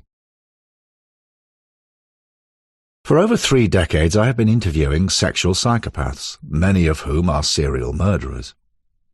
In the human warehouses, called correctional facilities, throughout America, Russia, India, and the Far East. These are scary places, where the sweet stench of disinfectant and stale urine permeates every brick. I have sat with these men and women while they sometimes gleefully recounted their terrible crimes, only then to protest their innocence, so it has been a difficult task to select the few examples of extreme psychopathy, given the word count allocated to me for this book. You can't straighten out a crooked tree. Suffolk County, Long Island, Assistant District Attorney Gerald Sullivan to the author in 1994. The shrinks say that you cannot cure a murderous psychopath. What do they know? Down here we've got the perfect cure. That mean old gurney through that door. Strap 'em down, job done. Neil Hodges, Assistant Warden in charge of executions. The Walls Prison, Huntsville, Texas, to the author concerning serial killer Kenneth McDuff in March 1995. Gruesome as Hodges' observation may be, I think he does have a point, because I experienced the strap-down protocol from death cell to gurney myself. Even though there were no tubes, the executioner was on vacation, it put the fear of God into me. Indeed, one could be suffering every illness known to mankind, yet just a cocktail of 3 injections, administered one after the other, will cure the lot in 7 minutes flat. Aside from Warden Hodges' professional experience, it will soon become apparent that psychopathy is untreatable. Furthermore, its causes remain a matter of debate, an issue best left for others more qualified than me to include within the word count allocated me in this book. But once a person is so afflicted, he remains this way for life, for there are no drugs available, with the exception of Warden Hodges' cure, 8 cc 2% sodium thiopental, 15 cc normal saline, 50 milligrams to 50 cc pancuronium bromide, another 15 cc normal saline, and 1.50 to 2.70 MEq kg potassium chloride to remove or suppress this specific condition. In bygone days, electrocompulsive therapy, ECT, was used in futile attempts to cure all manner of mental ills. In fact, up until recently, in most US states, electricity was also used to cure all manner of ills. It was called the electric chair, old Sparky to you and me. Inmates call it riding the lightning. In Victorian times, immersion in ice-cold baths and the application of leeches were tried as experimental cure-alls for many of the mental illnesses, but none of these worked, and often left the patients far worse off than before, to dribble and stumble around an asylum's well-manicured grounds dressed in white gowns in a state of utter bewilderment, as one might expect. I used to live in the sleepy Hampshire village of Wickham, and just a quarter-mile walk along a narrow lane led me to what was then Knoll Asylum, but has since been demolished to make way for a housing estate. Back in those old days, many of the patients were allowed to amble freely around the locality, to peer through the local pub window or knock on a pensioner's front door wearing nothing more than pyjamas. In warmer weather, nothing at all. They also used to commit suicide by hanging themselves in a local copse or by jumping over a railway bridge, which didn't do much for the mental state of the train drivers either.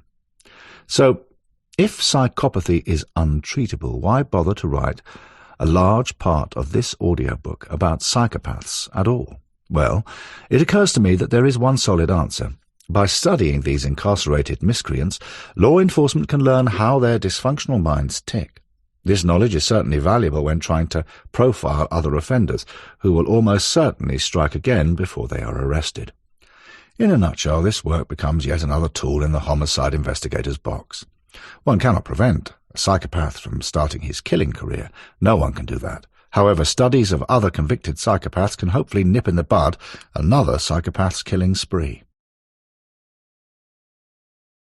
Paul Beichchum. Before I bring this chapter to its conclusion, please allow me to briefly return to Paul Beichchum, whom I mentioned earlier because I can hear you asking why this psychopathic mass murderer was released from Broadmoor after spending just 16 years behind bars. From what scant details are available, it transpires that his father, Jim, and mother, Margaret, ran a boat-building yard in Bredon Road, Tewkesbury, Gloucestershire. One evening in 1968, while Jim and Margaret were entertaining the latter's parents in their on-site bungalow, Paul, then aged 26, arrived and shot his father with a semi-automatic rifle because I was annoyed with him, as he told the police. He shot his mother and grandmother because they wouldn't stop screaming, and then, when his grandfather returned to the property, he too was shot. Because he was the only one left, Paul explained, in a monotone sort of way. Accepting that Beichchum was suffering a form of mental illness in 1969, the judge at Gloucester Assizes had him sent to the secure Broadmoor Hospital, formerly known as the Broadmoor Lunatic Asylum, where he was placed under the supervision of the then Superintendent, Dr. Pat McGrath. It was here that Paul met an attractive League of Friends visitor called Rita Riddlesworth. The divorced mother of 2 sons was particularly taken by the quality of Beichchum's oil paintings. I was equally impressed. Indeed, I bought one, a near-perfect copy of Vladimir Tretyakhov's Chinese Girl, a.k.a. The Green Lady. Over time, Rita and Paul fell in love. Considered unlikely to kill again by Superintendent Pat McGrath, Beichchum was released from Broadmoor in 1985. The couple then moved into Rita's £250,000 house in Grange Road, Bracknell, just 10 miles from Broadmoor, and from where he started a very successful signwriting firm. In 1995, Rita had a mental breakdown from which she recovered, but in 1996 she had a recurrence and went back to hospital. It was during this second stay that she confided to her sons the details of Paul's background, specifically that he had been a mass murderer. And that's not the sort of thing one learns every day, is it? They questioned Paul, who assured them that this was past history. Besides, they both considered him to be a loving father, a loyal husband to their mother, and a hard-working man. However, it appeared that something was wrong, and this problem was linked to the reason why Rita had suffered a nervous breakdown in the first instance. After conducting quite a bit of research, despite hearing local rumours that Rita was a neurotic, over-possessive woman, I learned that she was anything but such a person. The truth of this entirely tragic matter is that Paul was reverting to his former, mentally unbalanced state of mind, that of a psychopath with paranoid schizophrenic tendencies that were accompanied by a whole raft of other psychiatric issues too complex to detail here. Throughout the period following Beichchum's release from Broadmoor until 3 months before he killed Rita, then himself, he and I enjoyed sporadic communication, mostly concerning his artwork. This was a mutual interest, as I am a painter in oils too. Several times he explained to me over the telephone that he considered his work was no longer up to scratch, that he spent too much time alone and fretting in his studio workshop, and that people had discovered who he really was, that they were talking about him behind his back, and that Rita was behind this whispering campaign. I asked him if he had spoken to Rita about this, and he said that he had, that it was becoming almost a daily issue of discussion. Then in one ominous statement he volunteered, "All of them are looking at me, pointing fingers, and she is the cause of it all. She wants to leave me because she is scared." To break the ice, I asked, "Shall we hook up and talk about painting?" "Sure, why not?" he replied. So we arranged to meet up near Winchester and go for a stroll along the river by the college, which we did. As any artist will testify, just as any train spotter will agree, if you put 2 guys with similar interests together, they'll chat for hours, or until hell freezes over. Paul and I talked about canvas supports, whether one preferred neat linseed oil or a proprietary substitute. that using student-quality oil paint was false economy, considering the higher concentration of pigment in artists' quality products, meaning they lasted for longer. We bickered over Daler Rowney, Winsor & Newton, and the Rembrandt brands of paint, while he laughed as my two dogs, William and Whiskey, chased the ducks. That night Paul stayed at my Wickham home. He left early without saying goodbye, however. While I slept soundly during the early hours, he had quietly moved around the place and meticulously cleaned the kitchen from top to bottom. He left me this note. Chris, seeing my painting on your wall tells me that you are the only person who understands me. I did my best painting work in hospital because I was left alone. I have tried hard to make good, but the voices never stop. Now I have to go. Rita was last seen alive on Tuesday the 21st of October 1997, when the couple enjoyed a meal with friends. On a chilly Wednesday, the 12th of November 1997, Paul Beichchum finally cracked. He took up a 12-gauge shotgun and blasted Rita to death before burying her body 3 feet under their patio. The following day, a friend contacted Beichchum to arrange delivery of duty-free cigarettes ordered by Rita, only to be told that she had gone away. When son Scott phoned later, Paul explained that his mother was returning that night and that Scott could bring his girlfriend round for supper. They found Beichchum lying dead on the double bed, having been shot with a shotgun, whose barrels had both been discharged. A police sniffer dog found Rita's body under the patio 5 days later. Paul was an accomplished artist. Upon release from Broadmoor, his new enterprise as a signwriter could have been entirely successful had he not mentally rebooted so that he had manifest delusions that fellow members of the Berkshire Rotary Club, customers at his local pub, along with most of the residents in his village, including tradesmen and his own clients, were plotting to kill him. If you ask me, these are all signs of paranoid schizophrenia. Perhaps it had been somewhat remiss of the panel of experts who gave Paul the green light to be freed after serving a mere 16 years not to have consulted me beforehand. Fully aware that Paul had shot dead his mother, father, grandmother, and grandfather during one incident, I had spent many hours walking around the lush Broadmoor gardens with him. His main bone of contention during our discussions was that the doctors and nurses were metamorphosing into rats and flies and spying on him in his room. During one of our illuminating talks, he decided to amble over to another patient who was quietly raking up leaves, perhaps 100 yards away. After tipping over the wheelbarrow and giving the old guy a good thwack, he came back to me saying, "He's actually a psychiatrist watching us. He sits on my bedside lamp when the lights go out." Using the great benefit of hindsight, it would be all too easy to point a finger at the competence of the professionals who determined that the utterly psychopathic, schizophrenic Paul Beichchum was mentally fit to be released back into society, for clearly they were proven to be wrong. According to Dr. McGrath's son, Patrick, writing in the Mail Online on the 7th of September 2012, "My father, Dr. Pat McGrath, was appointed the 10th and last medical superintendent of what was then called Broadmoor Lunatic Asylum. In 1957 the place was in bad shape. It was in many respects obsolete and chronically overcrowded. 800 mentally ill men and women confined in a top-security institution designed for 500. Patients slept in corridors and day rooms. The staff comprised a corps of custodial attendants in black uniforms and peaked caps, and, according to my father, just 1.5 psychiatrists. I highly recommend anyone to read Patrick McGrath's moving yet shocking account of his father's work and the conditions inside a shockingly underfunded Broadmoor, for this dedicated, robust, forceful man, broad-shouldered, stocky man with a fine high forehead, thick black hair and a quick clear mind, suffered from his own demons too. How he must have felt upon learning that Paul had gone bad after his release is anyone's guess. In the beginning. It is interesting to note that the great phrenologist Franz Joseph Gall, who lived between 1758 and 1828, was active during a period in history when there was turmoil and stress in the world, with events like the French Revolution taking place, so that when he embarked on his discoveries, he attracted very little attention. Perhaps it could be said he received the greatest opposition and the most scathing criticism, although it might also be considered that he made the greatest discovery of all, that of the pattern in the physical brain, this machine, its anatomy and physiology, which ultimately revealed for us the pattern of the brain centres.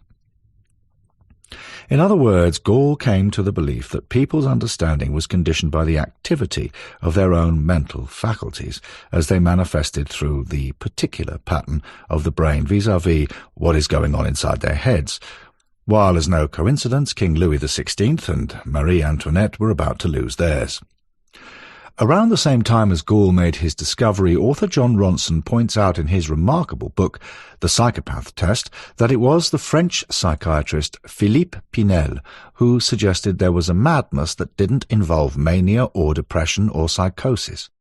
He called it manie sans délire, insanity without delusions. Pinel claimed that sufferers appeared normal on the surface, but they lacked impulse controls and were prone to outbursts of violence. Time slipped by, and it was just after the era of Edinburgh's notorious body snatchers, William Burke and William Hare, who provided corpses for the city's 19th century medical schools, that James Cowles Pritchard, an English physician and one of the first commissioners in lunacy, described a type of madness, one lacking the characteristics of insanity. In 1835 he wrote about a morbid perversion of the natural feelings accompanied by no observable disorder or defect. He was talking about the psychopathic condition in which an individual who is to all intents and purposes normal and capable of distinguishing between good and evil, nevertheless acts without restraint.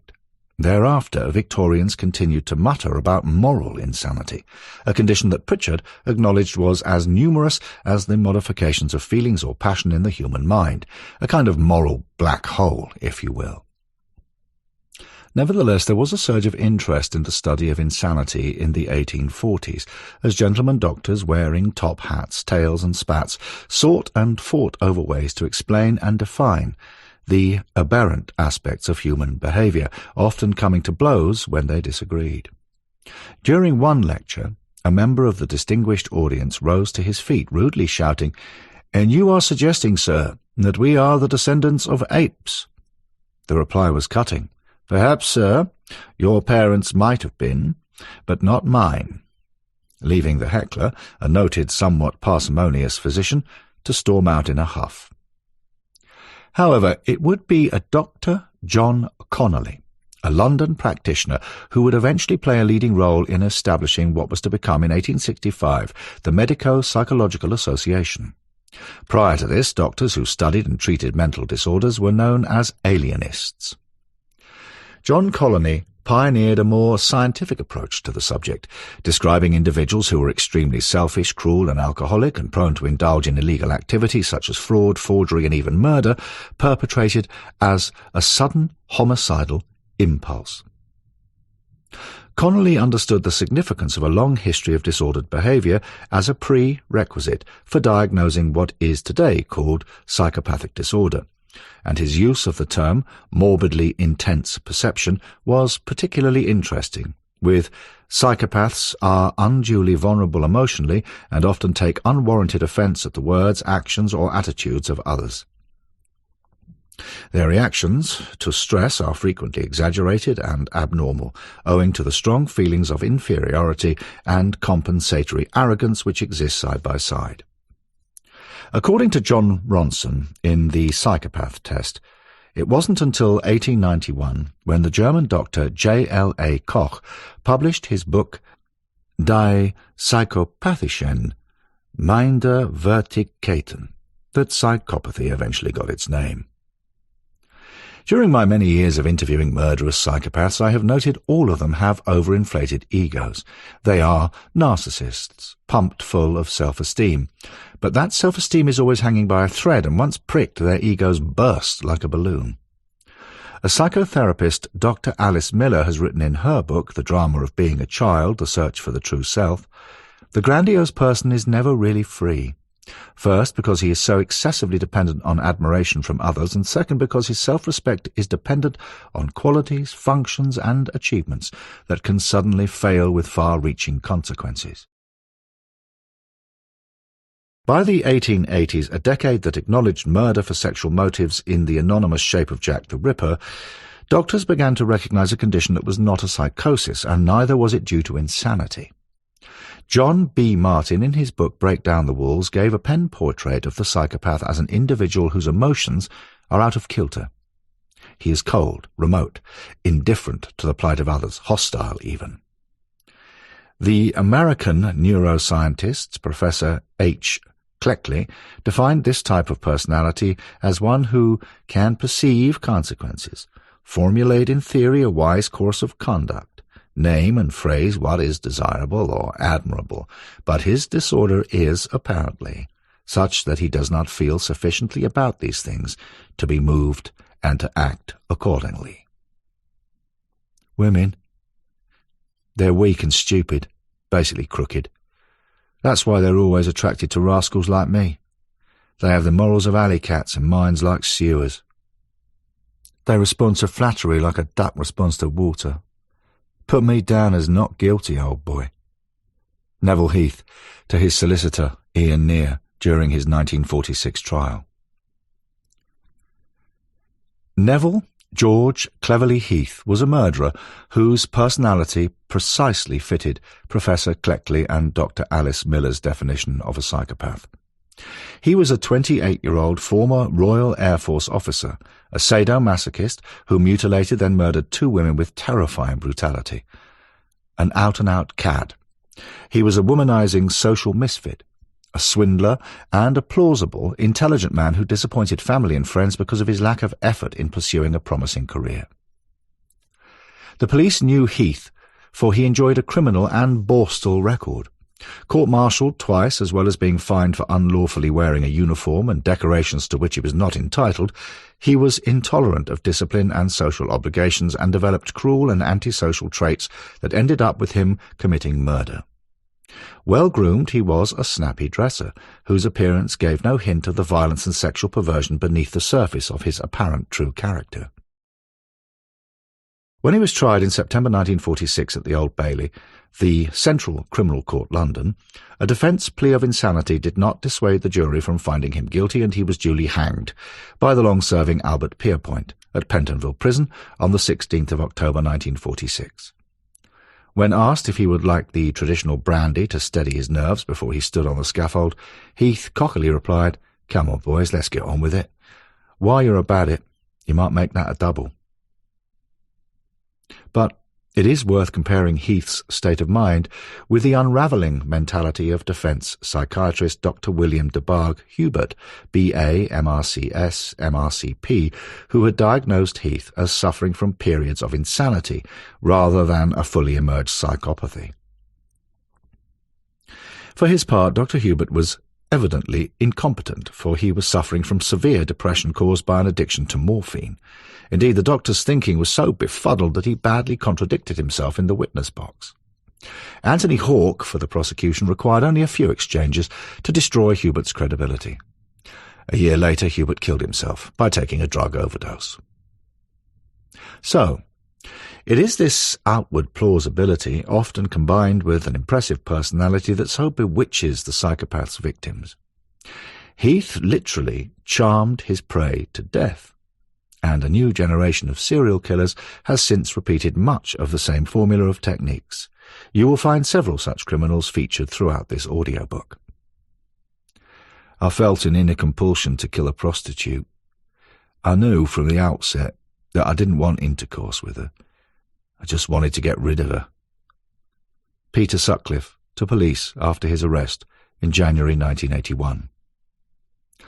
Lorry driver Peter William Sutcliffe, a.k.a. Peter Cannan, a.k.a.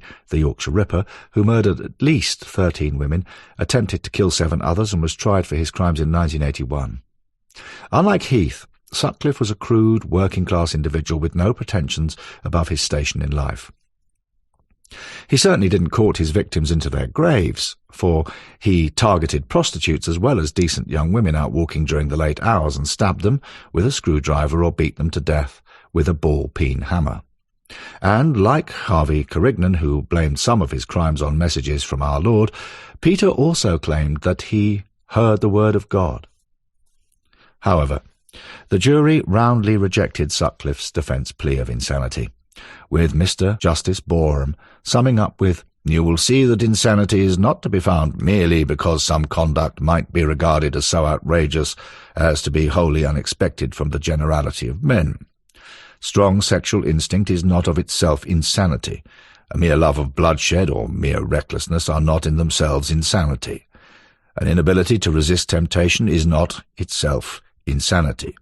Equally, the satisfaction of some invented impulse is not, without more, to be excused on the grounds of insanity." The key question in Peter Sutcliffe's trial was his state of mind when he carried out the attacks. Was he mentally ill, suffering from the rare but clearly definable paranoid schizophrenia, or was he a clear-thinking sadist who was fully aware of what he had done?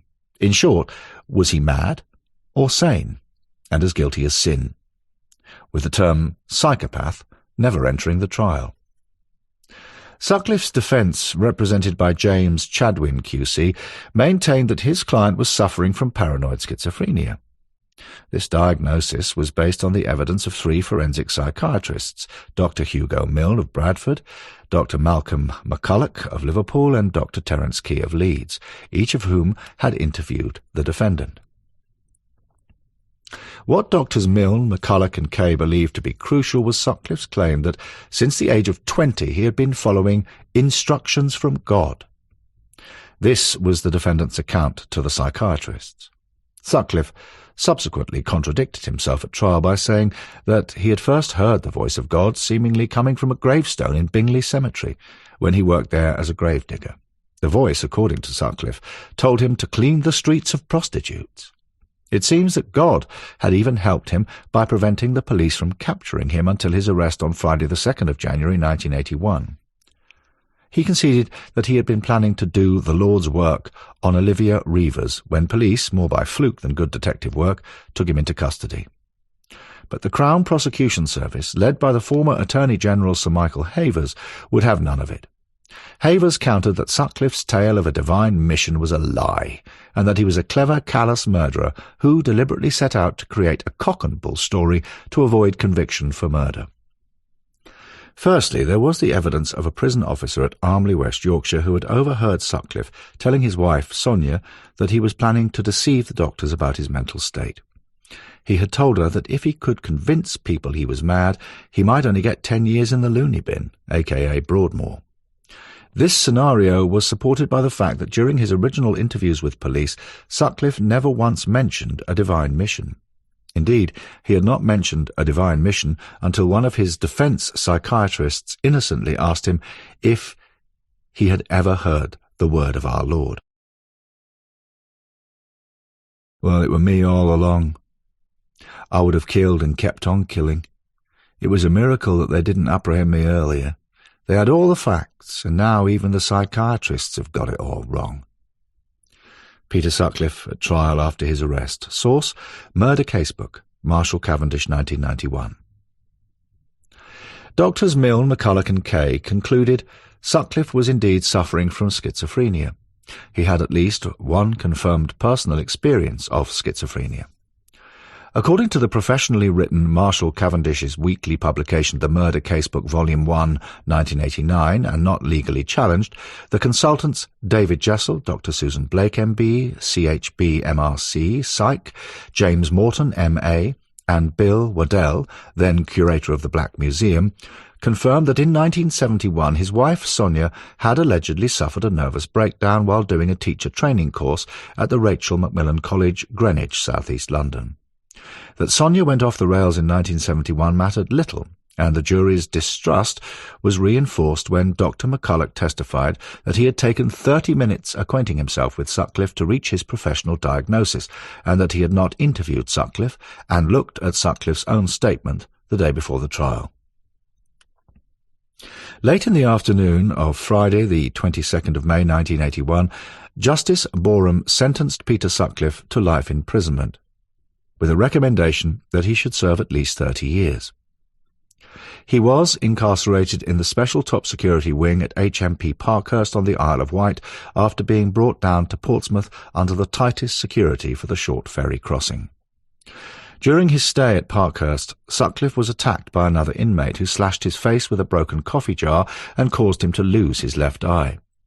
3 years later, in March 1984, Sutcliffe was moved to Broadmoor to occupy a room in Ward 1 of Somerset House.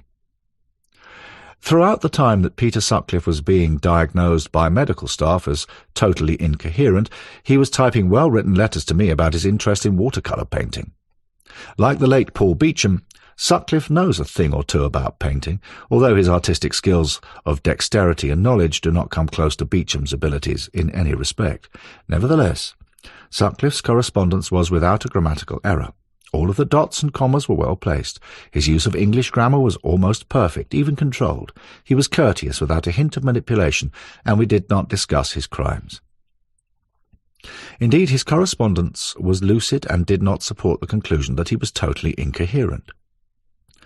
Sutcliffe's younger brother, Carl, believes that Peter has been faking mental illness for years in order to avoid serving time in a tough maximum security jail. He's cooking his own goose for Christmas. Staff just want to make sure Christmas passes off okay inside, and we'll let them cook their own goose if they can. Officer at Broadmoor, Mail Online, Peter McKay, 7th of December 2015. And perhaps Sutcliffe has finally cooked his own goose, along with Kenneth Erskine, between them responsible for 23 murders. They requested a goose instead of a turkey for their 2015 Christmas dinner at the NHS-run Broadmoor. They also demanded that the potatoes be roasted in goose fat, as you do. Like in every NHS hospital, patients at Broadmoor Hospital are offered a festive meal, was the somewhat disingenuous comment issued by an official spokesperson. This might partly explain why Sutcliffe resisted moves by the Home Secretary to move him to prison, which, according to press reports, is said to have happened in August 2016. If so, he'll now spend the rest of his days watching his back, with his one remaining eye. His present custody location, within the Home Office prison estate, has not been made public for security reasons. Dennis Nielsen was a mild-mannered civil servant who slaughtered 15 young down-and-outs in London in the early 1980s. Mr. Justice Croom Johnson said of him, "A mind can be evil without being abnormal." He added, "There are evil people who do evil things. Committing murder is one of them."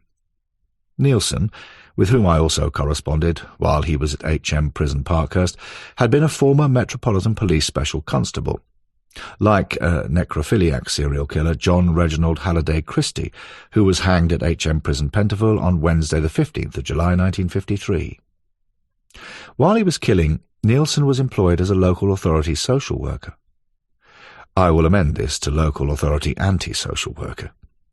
And his employers never suspected a thing. The Mental Health Act 1983 defines a psychopathic disorder as a persistent disorder or disability of mind, whether or not including significant impairment of intelligence which results in abnormally aggressive or seriously irresponsible conduct. Dr. Dennis Power, writing in The Criminologist, commented on the difficulties involved in attempting to define the psychopathic type. He emphasized there was no objective test for any form of psychopathic disorder, but that there were a number of comparative criteria which distinguished the psychopath from the non-psychopath. Persistently abnormal behavior was an important characteristic. A single antisocial act, no matter how violent, would not solely merit a psychopathic label. Inability to learn from experience was a behavioral trait in psychopaths, so that their bad conduct tended to be repeated and performed with an increasing scale of violence. Again, in general, the criminal psychopath tends to be a person who carries out crimes when there is no material need and often makes scant use of his gains anyway. While acknowledging the rule of law and order, he does not stop to consider the consequences of his heinous actions, even though in the US they might warrant a death sentence. He is essentially a loner with no loyalties or allegiances, and although his lack of anxiety and guilty feelings will deflect suspicion, he ultimately ceases to worry about protecting his interests and lays himself open to incrimination. However, Murders committed by sexual psychopaths are often the most difficult to trace back to their perpetrators. The predictability and patterns which often emerge with their motive in other crimes are missing here, for sex killers are totally unpredictable, with a knack of conducting themselves without creating the least suspicion. They are often cloaked with a protective cunning, sufficiently aware that they have offended against society to exhibit intelligence and cool-headedness in covering up their tracks. Completely lacking emotion and devoid of guilt, they can commit the most odious acts of violence and return home physically spent, to fall into a deep sleep, or, as some cases have proven, to take their kids shopping on Saturday and then to church on a Sunday morning to entertaining neighbours during the afternoon. Perhaps the most terrifying thing regarding serial sex murderers is that while law enforcement may know such a person is on the loose, no one has a clue who that individual is, or where and when he will strike again. And that character could be living next door to you. Aggressive narcissism and psychopathy. Throughout the decades of interviewing psychopaths, I found myself constantly drawn to the subject of narcissistic personality disorder, NPD, which I have concluded is inextricably linked to psychopathy, although this link is rarely mentioned in medical papers or among the psychiatric profession generally. As with psychopathy, people with NPD make up approximately 1% of the population, with rates greater in men. Another direct comparison between those suffering with NPD and psychopathy/sociopathy is that both types are characterized by exaggerated feelings of self-importance. In its moderate to extreme forms, these people are excessively preoccupied with personal adequacy, power, prestige, and vanity, mentally unable to see the destructive damage they are causing themselves and others. Symptoms of the NPD disorder include seeking constant approval from others who are successful in positions of power in whatever form it may be. Many are selfish, grandiose, pathological liars, their egos and sense of self-esteem overinflated, while at once they are torn between exaggerated self-appraisal and the reality that they might never amount to much. I encountered this while studying the life and crimes of U.S. serial murderer, sadomasochistic Kenneth Bianchi, and other killers of his ilk. His adoptive mother, Frances, had never talked to anyone about her son's crimes until I interviewed her for a 1994 radio interview. "Ken was a blatant liar," she explained. "You'd catch him doing something wrong, ask him why he did it. He'd tell you, 'I didn't do it.' I'd catch him in his lies, and he would deny everything. And in the end you felt like you were the crazy one, not him. He is such a smooth liar. He tells such lies that you believe him. You really believe what he says until you prove it for yourself." Perhaps you have witnessed this type of behavior in a partner whom you know is having an affair behind your back. We see this in TV series, such as Cheaters, where a man caught with his trousers down still blatantly denies he is doing anything wrong. Of course, women do this too. It seemed that whenever Ken had a fight with a girlfriend or had a problem, he went out and killed someone. Frances Bianchi, to the author at interview in 1994. Telling lies was Bianchi's way of making himself seem cleverer than he actually was. He could not allow himself to be seen as inferior in the eyes of his peers, who were all succeeding where he was failing. Ken needed to be admired for something he was not. He performed dismally at all of his college studies, applied to join the police, and was rejected only to be offered the menial job of jail deputy, which he declined. He had to excel in everything he undertook. When, in someone like Bianchi, that fails to happen, a bout of severe depression is imminent. Catastrophe is most often immediate and sometimes lethal. This homicidal misogynist obviously had impairments in interpersonal self-functioning. As Dr. Alice Miller says, "The grandiose narcissists are never really free. First, because they are so totally dependent on admiration from others, and second, because their self-respect is dependent on qualities, functions, and achievements that can suddenly fail." People who are diagnosed with narcissistic personality disorder, indeed most, if not all, psychopaths use splitting as a central defense mechanism. This merging of the inflated self-concept of one's ideal self and the actual self It is a confused internal struggle between one's fantastical dreams of unlimited success and an even greater fear of failure.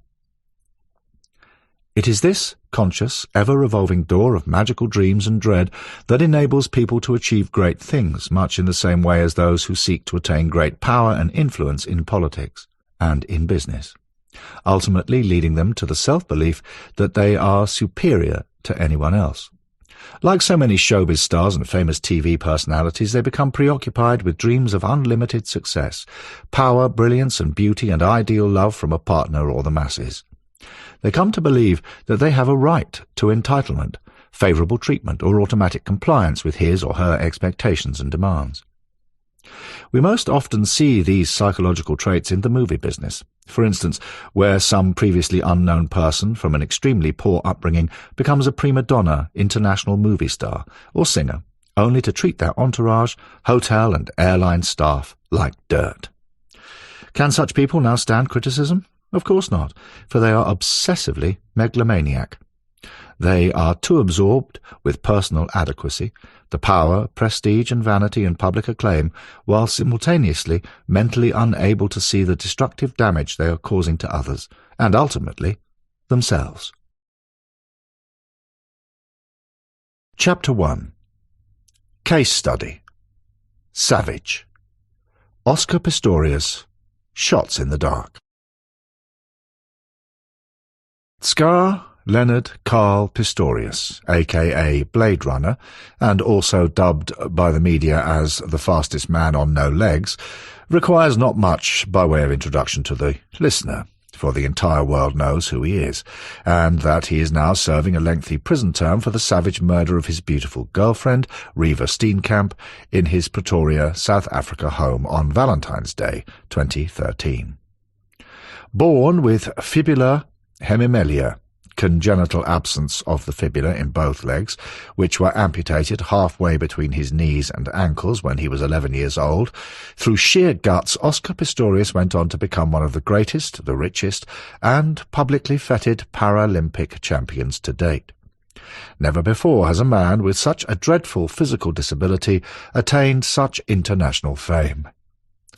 Despite all of the well-deserved adoration lavished on Pistorius by sports fans and worldwide media alike, and we must take off our hats to him for his sponsorship and charitable efforts too, we can never take away from him his sporting achievements and his various desires for success either. If only he had not had that fatal flaw that resulted in the shooting to death of the woman who loved and adored him.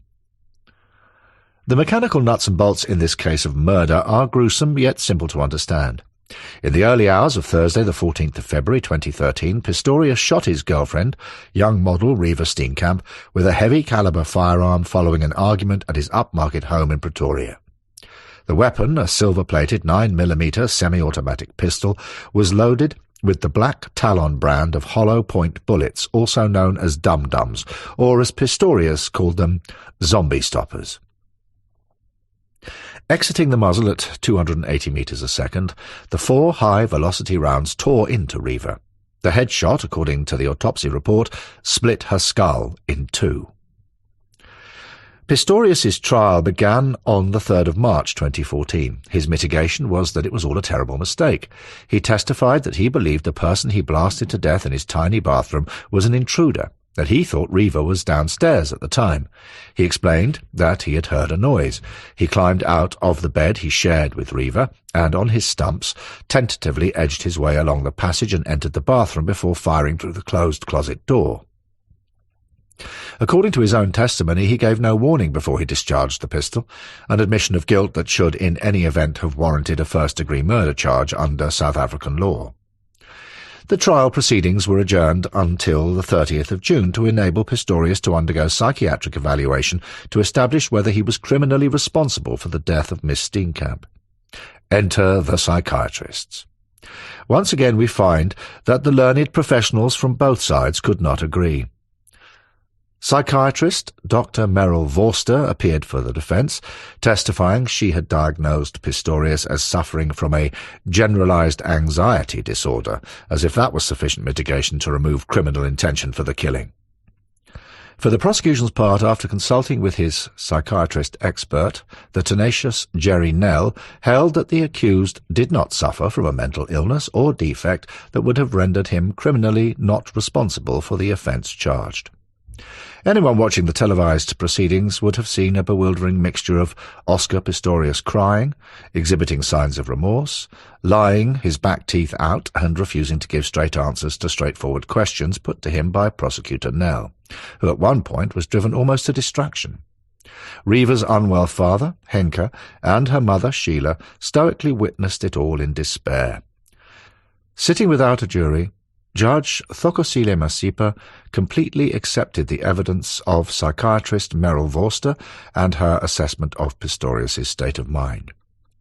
On the 12th of September 2014, Judge Masipa found Pistorius guilty, not of intentional murder, but of the lesser charge of culpable homicide, and an almost insignificant charge in the scheme of things, one firearm-related charge of reckless endangerment related to him discharging a weapon in a restaurant. He was found not guilty of a further 2 firearm-related charges, illegal possession of ammunition and firing a gun through the sunroof of a car. On the 21st of October 2014, Oscar Pistorius received a prison sentence of 5 years with a further concurrent term of 3 years suspended. In a world where elephants fly, lead balls bounce and fairies reign supreme, he had received a slap on the wrist for blasting an innocent woman to her death.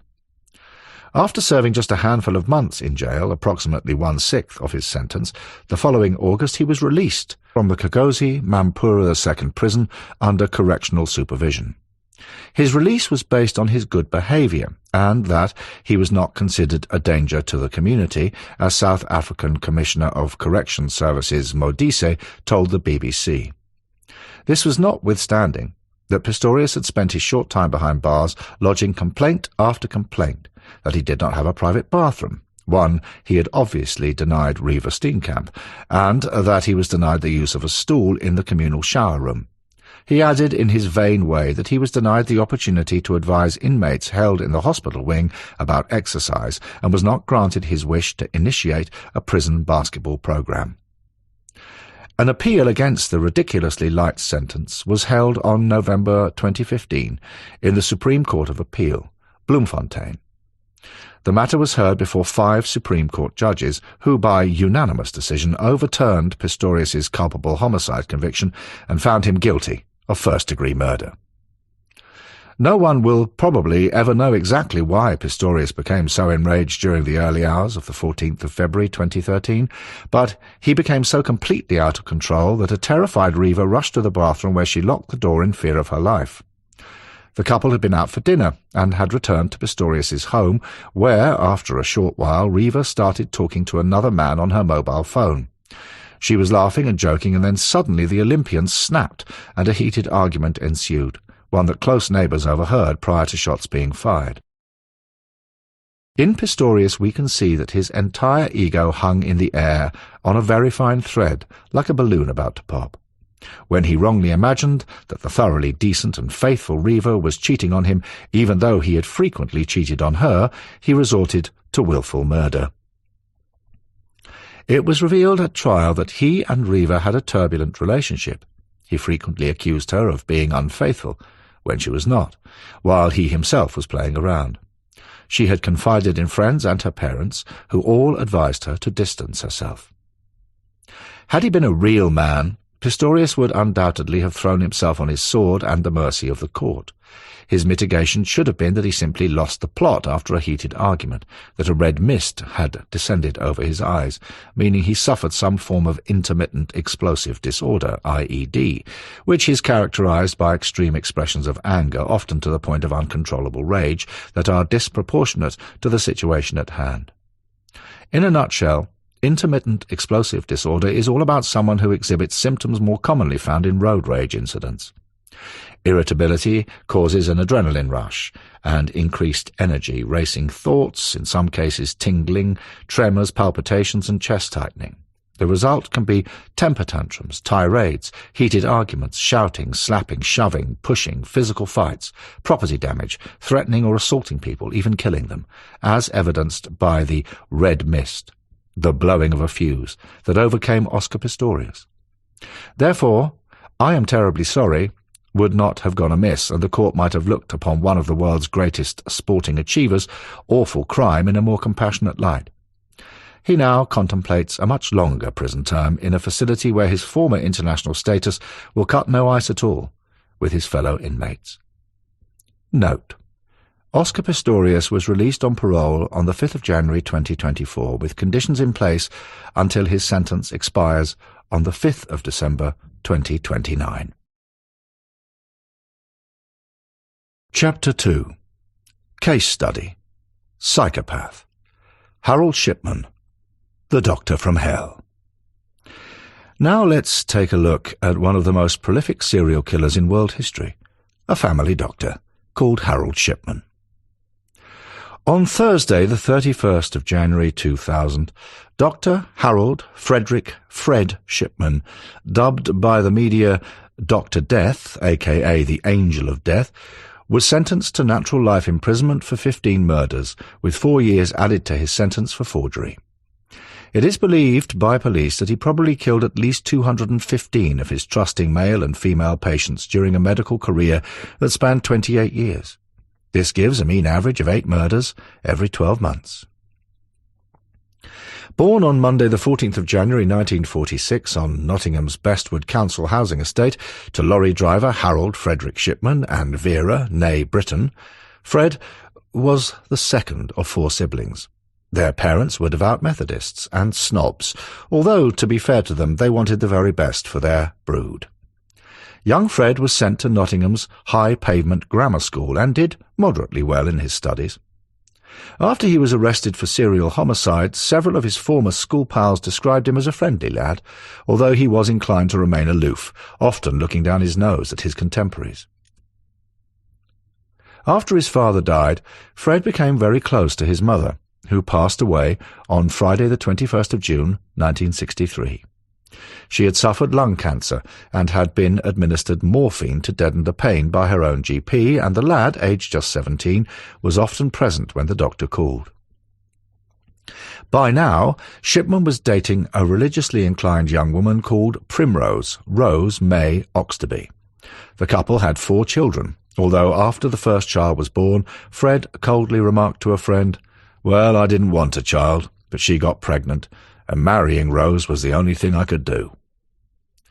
After graduating in medicine at Leeds School of Medicine in 1970, Fred found a position at Pontefract General Infirmary in the West Riding of Yorkshire. In 1974, the Abraham Ormerod Medical Centre in Todmorden, West Yorkshire, advertised for a general practitioner. He was interviewed and offered the job. The practice would later wish that they hadn't done so, for, from almost the outset, he became a Dr. Know-all, bossy and arrogant, someone who thought he knew best. He was intolerant of advice given him by the senior doctors and staff, and, like all narcissists, the developing pathological Dr. Shipman came to believe that he had a right to entitlement. He considered himself far superior to his colleagues, demanding favourable treatment or automatic compliance with his expectations and demands. However, this moral bigot had a fatal flaw. He was addicted to the cocaine-based painkiller pethidine, Demerol, which he obtained by prescribing patients with the drug and effectively short-changing them on dosage. The remainder he injected into his inner thigh or between his fingers, where no one would notice the syringe marks. Whether Dr. Shipman's medical colleagues ever suspected that Fred was a narcissist while he practiced in Todmorden is still open for debate. He was most certainly displaying all of the psychological characteristics of a narcissist, something his former colleagues are now inclined to agree about, in not so many words, that is. However, the problem was that Dr. Shipman was the most popular GP among all of Todmorden's residents, who preferred to wait a little longer for an appointment just to see Fred. To his loyal patients, he was regarded as a saint. As one woman described his professionalism, the other doctors at the practice had already written out a prescription, before one entered the room. It was like gets in and out as fast as possible. Dr. Shipman was never like that. He was genuinely interested in us. He'd spend time asking about my personal life and seemed genuinely concerned. He was everything one wanted from a family doctor. If you can't trust your doctor, who can you trust? During his time at Todmorden, it is now known that Shipman murdered at least 2 elderly patients by giving them lethal injections of diamorphine. There may have been other victims, but we will never know. And here also we find the psychological splitting of his character. A Dr. Jekyll and Mr. Hyde, if you will. Dr. Shipman had become 2 people. To his surgery colleagues he was a bullying megalomaniac who held forth on all the latest medical developments at staff meetings, where he presented professional papers and advised on the benefits of new drugs. Unable to stand criticism, another flaw in the narcissist's character, he would talk over anyone who questioned him, sneering at him, his eyes fixed upon them from behind his spectacles, as if they were of much lower status than he was. Yet, to his hundreds of patients, Fred was the polar opposite of this. Those whom he treated for all manner of ills respected and sought out only Dr. Shipman when they were under the weather. It is this splitting of character, this mask of sanity covering an entity of distilled evil, that is all too common in psychopaths. Then, Fred came unstuck. In 1975 he was caught by Todmorden surgery staff forging Demerol prescriptions for personal use. He was fired and fined £600. With the great benefit of hindsight, he should have been struck off the medical register, never to be allowed to practice again. However, this cunning man attended a drug rehabilitation clinic in the city of York. Before 2 years had expired, he had conned his peers into believing that he was clean and therefore able to practice as a doctor once more. Then, in 1977, Fred found a situation at the Donnybrook Medical Centre in the small town of Hyde, near Manchester. Here he worked as a GP throughout the 1980s, becoming so successful that he founded his own surgery at 21 Market Street in 1993. He was now aged 47, and like so many narcissists and psychopaths, he sought out the approbation of his self-imagined peers to pump up his already overinflated ego. Any normal person would have been content with having the support of the hundreds of devoted patients. But not Fred Shipman. He wanted much more, and to this end he promoted himself to the media as a respected member of the community, which, ironically, he already was, to later give, in 1983, an interview on a Granada World in Action documentary. The subject of this was how the mentally ill should be treated in the community. Smiling into the camera after a runner, makeup artist, had powdered his nose, Fred obviously felt it would have been remiss of him to mention that he was murdering scores of his patients, or that he'd killed someone a few days before the interview, and that he would be giving another dear old soul a lethal injection of diamorphine before the TV production company's check for his televised contribution even arrived in the post. As seen on TV, your own Dr. Fred Shipman, who cares for you.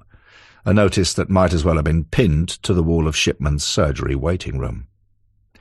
Dr. Shipman made much out of his World in Action TV appearance. This was publicity that money couldn't buy. Indeed, the cold facts are such that he might as well have been given a license to commit murder. Our bespectacled man about town, wearing his well-worn tweed jacket, frayed, collared, Clydella shirt, cavalry twills and slightly tattered brown brogues, flaunted his credentials while attending local meetings, giving some little money to charitable causes, at the same time dragging his wife, Rose, along as a homely prop. In every single respect he was the good doctor any elderly patient would identify with. Bearded and wearing glasses over a keen inquiring eyes, he was compassionate, in tune with the patter, "Nothing is too much trouble. I can always call on you after surgery hours, even on a Sunday if needs be." Drug addict, showman, extreme narcissist, and homicidal psychopath, Shipman now enjoyed a license to kill. Tragically, the last sight of life 200-plus patients experienced was the steady, penetrating gaze of their family doctor as he injected them with diamorphine, followed by a suffocating slowness of breath, accompanied by his now distant, calming words, and they were never to wake again. According to the NHS, diamorphine is one of the most dangerous of a class of drugs called opioids. It is, in effect, a cleaned-up version of heroin and carries the same risk of overdose. wrote Dennis Campbell, health correspondent for The Guardian, on Thursday the 21st of May 2009. Campbell says, opioids are strong painkillers used routinely across the NHS to relieve severe pain in a patient who has had an operation or accident, or who has cancer, for example. History shows these drugs carry the risk of causing injury or death, so medical staff and doctors like Shipman are told to always exercise caution when using them. The life and crimes of Dr. Shipman are adequately covered in journalists Brian Whittle and Jean Ritchie's book Prescription for Murder, The True Story of Harold Shipman, 2000. Nevertheless, in March 1998, Dr. Linda Reynolds of the Brooke Surgery in Hyde, with not a little prompting from Deborah and Frank Massey and Sons Funerals, raised concerns with John Pollard, the coroner for the South Manchester district. Specifically, Dr. Reynolds drew Pollard's attention to the large number of cremation forms for elderly women that Shipman needed countersigned. There was also the matter of other doctors countersigning the death certificates drawn up by Shipman. Police were called in to investigate. Later, in the following Shipman inquiry, it was determined that other GPs had merely taken Shipman's word for cause of death and not made any further examinations themselves. The inquiry also criticised the police's handling of the case, which had been dropped on the 17th of April 1998 for their use of inexperienced officers in this most sensitive of inquiries. Fred would go on to murder at least another 3 patients before he was arrested on Monday the 7th of September 1998. Dr. Shipman's trial started on Tuesday the 5th of October 1999. His Honour, Mr. Justice Forbes, presiding. Fred stood in the dock charged with the murders of Marie West, Irene Turner, Lily Adams, Jean Lilly, Ivy Thomas, Muriel Grimshaw, Marie Quinn, Kathleen Wagstaff, Nyanka Pomfret, Nora Nuttall, Pamela Hillier, Maureen Ward, Winifred Meller, Joan Mellier, and his final victim, Kathleen Grundy, whose will he also forged in his favour to the tune of £386,000. In today's money, just over £610,000. The evidence against Dr. Shipman was incontestable. Exhumation of several of the bodies showed lethal doses of diamorphine. He had been backdating and falsifying medical records to show that his causes of death were natural after the patients were suffering ill health. Added to that, it was proven that he had used his own battered typewriter to forge Kathleen Grundy's will. Aside from this, the circumstantial evidence against him was also overwhelming. The following are the headings under which the various factors of circumstantial evidence are usually analysed, and we can see that Dr. Shipman ticked every box. 1. Motive for committing the crime. 2. Acts indicative of guilty consciousness or intent. 3. Preparation for the crime. 4. Opportunity for committing the crime. 5. Recent possession of the fruits of the crime, the victim's jewellery. 6. Refusal to account for suspicious circumstances or unsatisfactory explanations. 7. Indirect admissions of guilt. 8. Tampering with or fabrication of evidence. 9. Certain statutory presumptions. 10. Scientific testimony. On the 31st of January 2000, a jury found Dr. Shipman guilty on all counts. He was sentenced to 15 concurrent life terms, with the recommendation that he should never be released, but once again he cheated the system. At 06:20 a.m. on Tuesday the 13th of January 2004, he tied bedsheets to the bars of his HM Prison Wakefield cell and hanged himself. It was the eve of his 58th birthday. I first became interested in the case of Dr. Shipman after I was asked to consult and then to appear on the 2/4 produced television documentary series Born to Kill. My book with Steve Morris, Born Killers, Childhood Secrets of the World's Deadliest Serial Killers, published by John Blake in 2009, was endorsed by 2/4, including a chapter on Shipman. The principal motive for my interest rested in Shipman's motive for committing serial homicide, and to be frank, we may never know his motives. Probably not even the killer himself did. Journalists Brian Whittle and Jean Ritchie, the latter also appearing in the 2/4 programme, report 2 of their own theories on why Shipman forged Kathleen Grundy's will in the book. 1, that he wanted to be caught because his life was out of control. 2, that he planned to retire age 55 and then leave the United Kingdom. However, I believe these two theories to be incorrect. Shipman's psychopathology is a lot more complicated than these suggested theories, making his true motive for committing fraud and serial homicide even more difficult to determine, because at the root of this man's evil sits narcissism, a god complex where he could choose between life or death, one that graduated into a full-blown psychopathy. Perhaps one of the most enlightening articles on NPD can be found on the World Wide Web under Narcissistic Personality Disorder. Last reviewed on the 17th of February 2015, the sources are spot on. American Psychiatric Association, Diagnostic and Statistical Manual of Mental Disorders, 4th edition revised. Center for Substance Abuse Treatment, Assessment and Treatment of Patients with Coexisting Mental Illness and Alcohol and Other Drug Abuse. Treatment Improvement Protocol, TIP, Series number 9. National Institutes of Health, National Library of Medicine. Bushman, Brad. Campbell, W. Keith. Paulus, Dell, and Robbins, Richard W. I have read through these extensively written academic papers and have moreover considered all of my own hands-on experience interviewing and working with murderous psychopaths over decades. Bearing all this in mind, coupled with a careful study of my well-thumbed copy of The Right Brain and the Unconscious, Discovering the Stranger Within by Dr. R. Joseph, a psychotherapist, neuropsychologist and neuroscientist, one of the world's handful of experts on both the brain and the mind who actually does know what he is talking about, I am pointed straight away to Shipman's narcissistic parents as a starter for 10.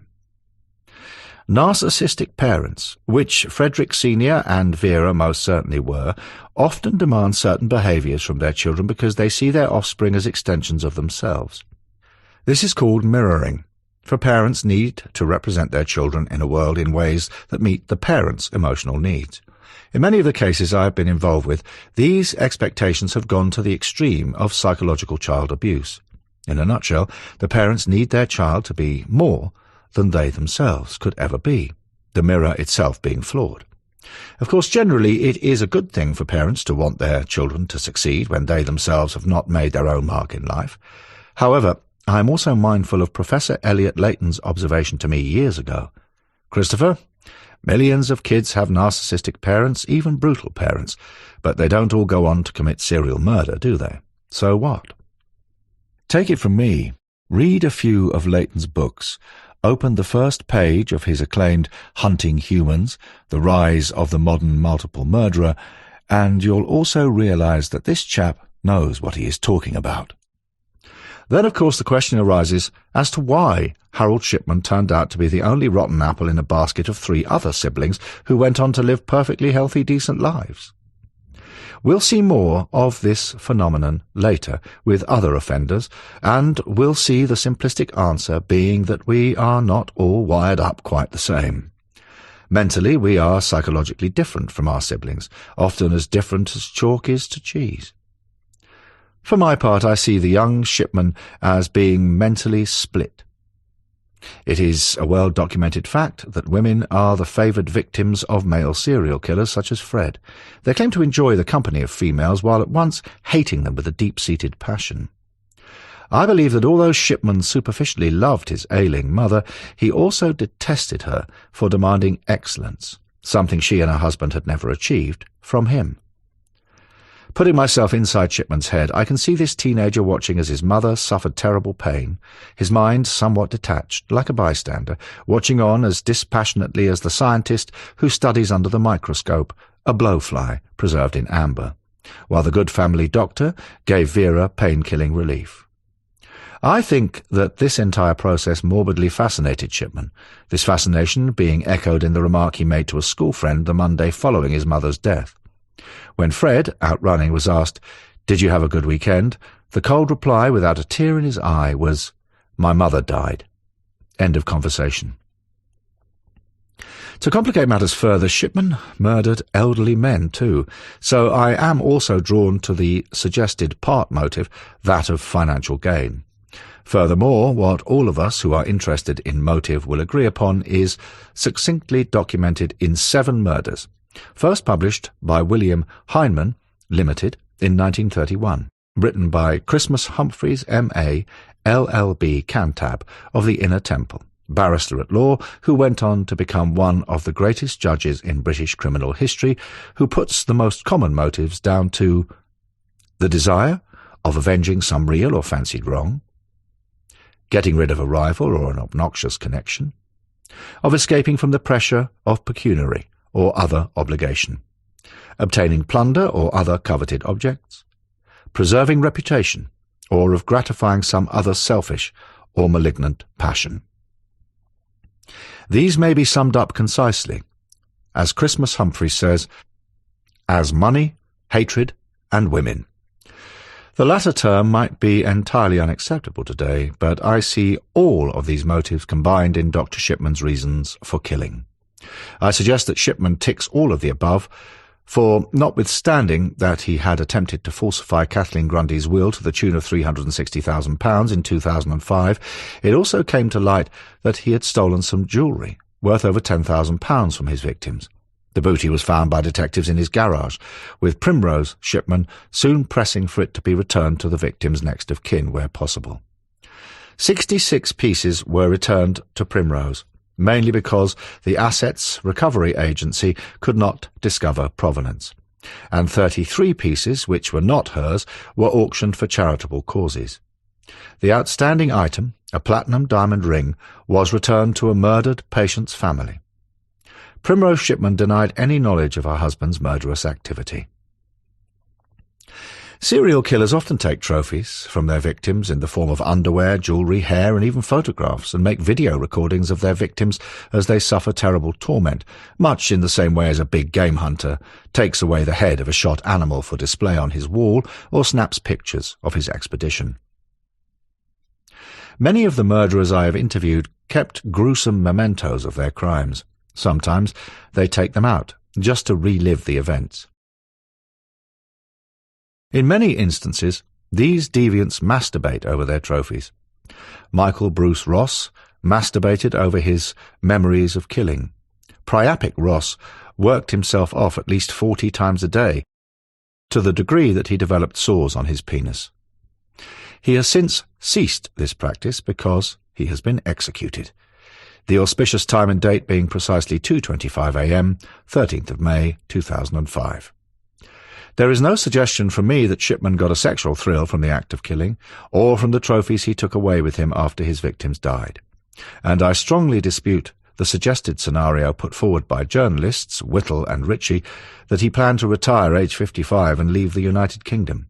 He was already aged 52 when he murdered his last victim, Kathleen Grundy, and had not exactly amassed a fortune from the stash of stolen jewellery kept in his garage. Of course, if he had succeeded in appropriating the money allegedly bequeathed him by Mrs. Grundy, he could well have afforded to up sticks and move overseas. However, Shipman was too dyed-in-the-wool for that sort of malarkey, so my feelings are that he tried to effectively stuff Kathleen's estate into his back pocket because this arrogant and self-centred man believed that he actually could pull the fraud off. This leaves us with the other suggested motive put up by Whittle and Ritchie, that he wanted to get caught because his life was out of control. While this is an interesting theory, it is a consideration I don't buy into at all, although perhaps it may more appropriately have been said that he subconsciously wanted to get caught. Where I think Whittle and Ritchie may have misinterpreted this suggested motive again concerns Shipman's rash attempt to forge Mrs. Grundy's will. This was a deed of momentous stupidity, richly embroidered with such clumsiness, yet exhibited by a clever, devious man. Indeed, at first glance, it gives the impression that Fred had completely lost the plot, that in forging the will he was consciously or subconsciously offering himself up to police as a serial killer because he wanted the murders to stop, all of which totally contradicts the idea that he wanted the money so that aged 55 he could flee abroad. For decades, the hackneyed scenario of a serial killer subconsciously wanting to be caught has been bandied about by the psychiatric profession. One has been led to believe that because the killings, the events, become closer together as a serial murderer gains confidence with his modus operandi, at once getting even more addicted to killing, there arrives his final confrontation with real-world morality, which suggests a conscience. Psychopaths, and to a lesser degree aggressive narcissists, do not have a conscience. Conscience simply does not enter into their psychopathological vocabulary. Dr. Shipman was one such aggressive narcissist, and here it is worth consulting Professor Bob Hare's psychopathy checklist, which includes the following traits, all of which are applicable to Shipman, indeed to most psychopaths as well. 1. Glibness/superficial charm. 2. Grandiose sense of self-worth. 3. Pathological lying. 4. Cunning/manipulative. 5. Lack of remorse or guilt. 6. Callous/lack of empathy. 7. Failure to accept responsibility for his own actions. Psychopaths and narcissists never admit they are in the wrong, even when faced with contradictory, completely overwhelming evidence against them, unless it suits a purpose in their manipulative scheme of things. Indeed, in all of my years of working with psychopaths, never once have I heard a word of contrition from any of them, and I have got right inside their heads in doing so. Consciously or subconsciously, none of these deviants want to get arrested, with one exception being Wayne Adam Ford. "Hey, Juan, I have a nutball. It's a real one-off. He's got a woman's breast in his jacket pocket, for Christ's sakes." Humboldt Sheriff Desk Sergeant in a phone call to lead investigator Detective Juan Freeman on the 3rd of November, 1998. The killer with a conscience. Ford was convicted of mutilating and killing 4 women, one of whose remains are still unidentified, between 1997 and 1998. Racked with guilt, he turned himself in to the police during the evening of Tuesday the 3rd of November, 1998. He went to the Humboldt County Sheriff's Department, 826 4th Street, Eureka, California, where he introduced himself to the desk sergeant. He brought out a plastic Ziploc bag containing the severed breast from victim Patricia Tamez, and then he coughed to all of his shocking crimes, and later sentenced to death. Individuals like Shipman, who tick-box Professor Hare's entire psychopathy checklist, are too self-centered, grandiose and callous to do such a thing. Blessed with a god complex, they consider themselves far, far superior to mere mortals. It is almost as if it is written in their DNA. These killers get caught because they are addicted to killing. They keep on committing antisocial acts as if they are immune to the dictates of law and order, as if they are living in a society where human decency no longer exists. These people kill for fun. They kill for personal gain. They kill, as did Dr. Shipman, because they can, and they will continue doing so until they are caught. Meanwhile, they become addicted to snuffing out human life by any means at their disposal. Eventually they overstep the mark and the police close in. Aside from Wayne Adam Ford, of the psychopaths I have ever interviewed thought of themselves as being untouchable, and this is how I evaluate the psychopathology running through the wires of Shipman's mind. The very conscious or subconscious thought, or any other self-imagined thought in between of handing oneself in, can never exist. But now, before I close on Harold Shipman, I'd like you to look at 215. 215. 215. It's a number that rolls off the tongue, easily assimilated as an abbreviation for pounds sterling, to be paid for an electricity bill, a cheap laptop even. But what is 215 in terms of the human life destroyed by Dr. Shipman? To begin with, let's consider the epitaphs lovingly engraved on many of his victims' headstones. Aside from the scores of cremations this doctor ordered to disguise his crimes, what follows is not just an easily digestible 215 decedents, so it is chilling to think of your own mother, father, beloved grandmother or grandfather being among them. It makes for a shocking, indeed terrifying indictment of the failure of the NHS, and shows that Dr. Shipman's aggressive narcissism and homicidal psychopathology could run amok, undetected in our midst. He was in contact with dozens of doctors, psychiatrists, psychologists, nurses, and medical practice staff. So, if these professionals could not spot a homicidal psychopath working among them, what chances have you and I got? God help us all. Chapter 3. Case Study. Savage. Melanie Lynn Maguire. The Ice Queen. During my career, I have interviewed a number of female killers, but none so cold-blooded and calculating as Melanie Maguire, dubbed the Ice Queen, or the Scarlet Woman.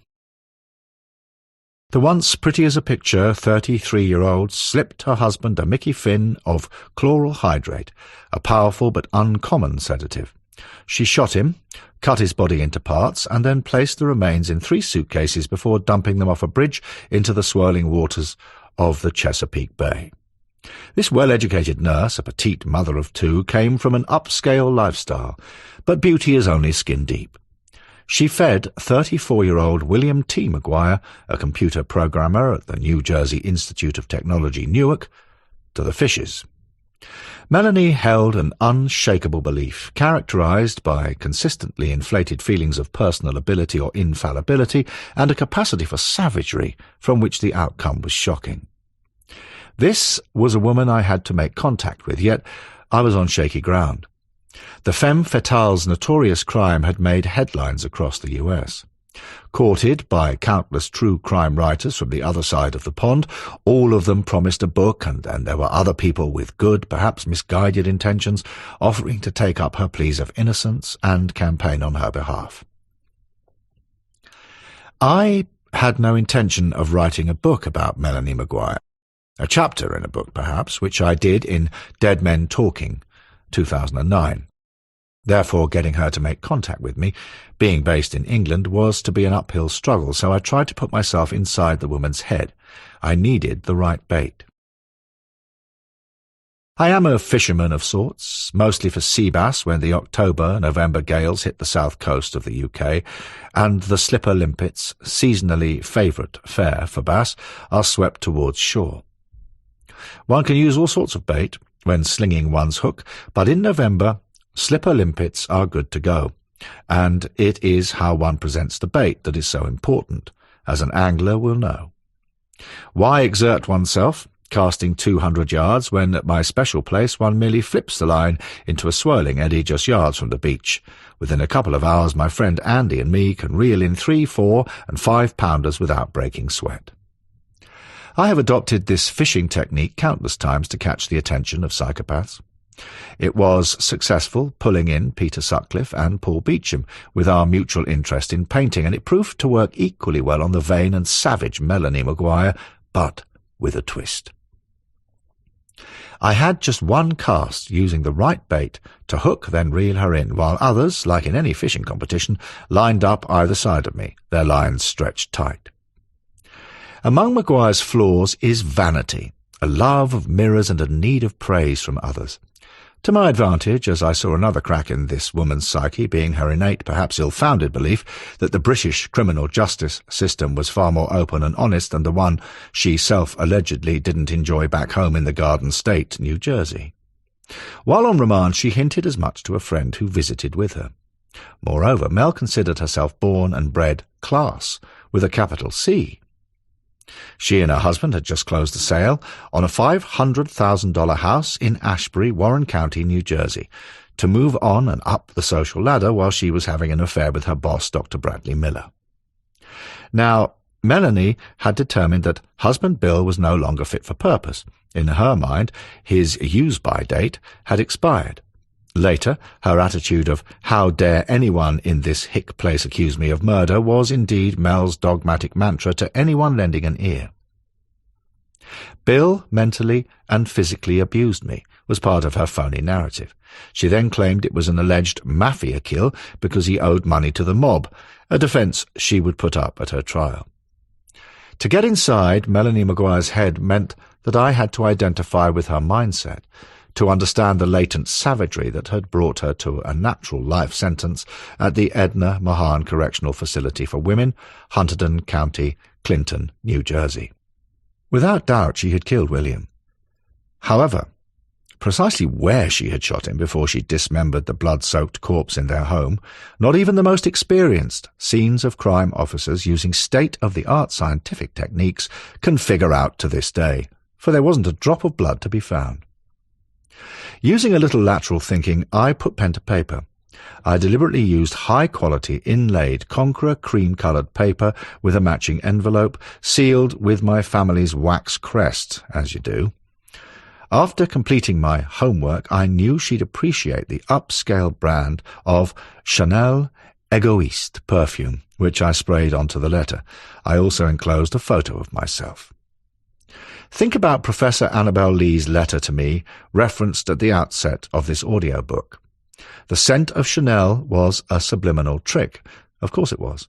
Letters are letters, just paper. With scores of correspondence from wannabe suitors and writers entering Mel's cell every month, my correspondence, bearing an airmail sticker and a British postage stamp, had to stand out. For a woman who had lived the lifestyle and sought only the best clothes and perfumes for her Chanel was upmarket scent. A memory, another sensory push-this-button that would signally make my letter stand out among the others. And I knew this was a scent she would return to time and again when, like all U.S. male or female correctional facilities, at the Edna Mahn CF for women, the reek of cheap disinfectant, greasy food, and the unmistakable smell of human sweat permeated every brick. Melanie took the bait, hook, line, and sinker. With that humble admission out of the way, what I can say is that Melanie and Christopher entered into a lengthy period of correspondence while she put everyone else on hold, and you, the listener, will not be surprised to learn that never once did she mention her 2 children, who she claimed throughout her trial to adore. They might as well have never existed, nor did she display one iota of remorse for her crime. Even less for her kids, who had lost their mother and father. And she showed a darn sight less concern for her former lover, whom she had tried to implicate in murder most foul, and, hard as it is to swallow, all of these people were now superfluous to her present custodial needs. This is a defendant who puts on a face and shows the people before her whatever it is she wants to show. Even I don't know who the real Melanie Maguire is. Assistant State's Attorney Patricia Prezioso, during Maguire's June-July 2007 trial. Straight off the bat, in my second letter to Melanie, I asked, "Why did you respond to me when you have so many guys interested in you, and in the sad predicament you find yourself in? Gosh, you, with your lustrous dark hair, could be a real femme fatale, as the national media portrays you."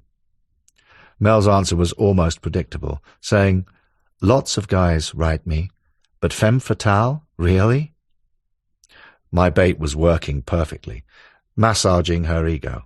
I was now almost inside this killer's head, and Melanie was taking to my flattery like a duck takes to water. More importantly, that single statement of hers says everything about her vanity. This was a woman who had been convicted of murdering her husband, whom she argued was a hard-drinking, womanizing, gambling, wife-beating man who had threatened to spirit her doting children away from her, when honourable witness testimony supplied by the prosecution proved otherwise.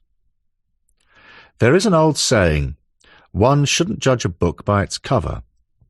Although still petite, Melanie used to be a pretty, pixie-faced, magazine-cover, glossy, classy act, and even her harshest critics might agree she wasn't unattractive either. That was until prison time had washed away the gloss, to replace it with a common mugshot. The lank hair, her pasty face now betraying the realization that she would not see a bottle of champagne again. Melanie has a personality that manifested itself throughout her correspondence. Her letters were positively enigmatically seductive, as evidence when I asked her about her favorite food. "My favorite food? Asian, be it Japanese, Chinese, French. No, you just can't get decent foie gras in prison. Seafood? Hey, I'm from the shore. I fail to cite Italian because that is my ordinary food." "Is that Chanel I detect on your writing paper?" Melanie Lynn Maguire to the author in Correspondence in 2010. When asked about her preferred colour, she answered, "If I had to choose one, it would be the grey-blue-green of my younger son's eyes. Like yours, But I'll spare you the list of hair care products that enrich my lustrous hair you mentioned. You've suffered quite enough. Oh, I was joking about the colour. Touching upon her present incarceration and how this was affecting her, Melanie replied using skills any psychotherapist might have been proud of. Or call it a rant if you wish. Christopher, I won't sit here and cry in prison, but I am steeped in an environment where I am incessantly bombarded with people who seem to have relinquished all responsibility for their lives and blame any deficits in themselves on the upbringing or lack of it. The women, including the officers, are obese, unkempt and foul-mouthed. How can I be expected to live amongst people like this? Now, in full swing, Melanie added, I don't mean to intimate that one's earliest experiences or the perception of them don't impact our psychological development, but if I have issues related to my rearing, they are just that, my issues. As adults, we bear the charge of choosing how we allow these things to impact or dictate our own choices. On her marriage to Bill, whom she drugged, shot, and chopped up, the loyal breadwinner whom she constantly cheated on, did I have a bad marriage? Yes. Was my husband abusive, be it emotionally and or physically? Yes. But am I responsible for staying and for bending to his will on issues that I should have remained firm on? So, while I think things like a battered woman syndrome do indeed exist and are appropriate affirmative defenses in some cases, I do place some degree of accountability on the victim. Bill Maguire, albeit limited. In my criminal case, I never waged an affirmative defense. My defense was always that of actual innocence. My husband's abuse does not absolve me of my poor choices, but it lends a somewhat mitigating context for the situation and the perfect storm of circumstantial evidence that has put me here, prison. I was unfaithful. After battering me with what amounted to drivel, Melanie Maguire seemed anxious to lighten my load in much the same way as she had seductively teased me about what hair products she had once used. This was, again, her dry humour. I'm not certain if I'm being clever, or this is going to read like a flight of ideas from Plath, Sylvia Plath, the American novelist and poet, or something. Somewhere several hundred miles away, I sense my appellate attorney developing an unsightly facial tic, so I'll stop for now. With Melanie ducking and diving any questions from me about the actual murder and how her crime had impacted upon her 2 children, I changed tack to ask how proud she must be of her academic achievements. A simple yes would have been sufficient. However, manipulative Mel responded in grandiose fashion, oh, so very typical of her once bright feathers, admired even when they have since turned dull and grey. Chris, my dearest Chris, my achievements are anything but interesting, but I'll run through them if you like. When I was in 2nd grade, someone thought it would be helpful to test my IQ. As a result, I was placed into what was called a gifted and talented program. How politically incorrect. I was in this school program throughout grammar, middle, high school, where I excelled even in a fairly competitive school system.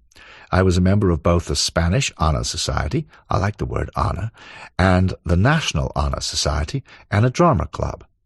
I was selected as an Edward J. Bluestein Distinguished Scholar, intended to recognize the highest-achieving graduating high school students from New Jersey and to reward them with awards that are granted regardless of need.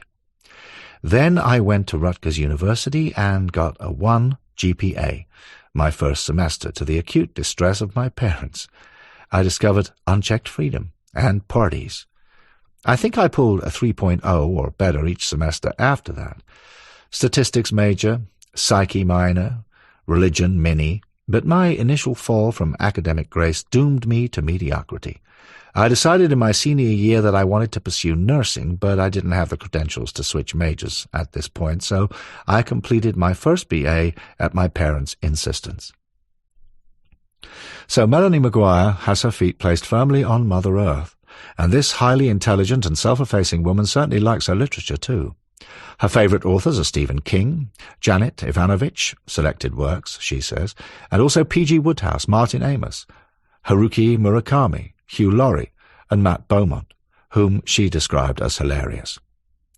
In her beautifully penned correspondence, she claimed she intended to read Duma Key by Stephen King, The War Against Cliché, Essays and Reviews, 1971 to 2000 by Martin Amis, and The Gnostic Faustus by Ramona Fraden. "That's quite a queue, I know," she admitted, "and it will be a long wait because the prison library did not hold copies of these books, nor was ever likely to," a correctional officer told me.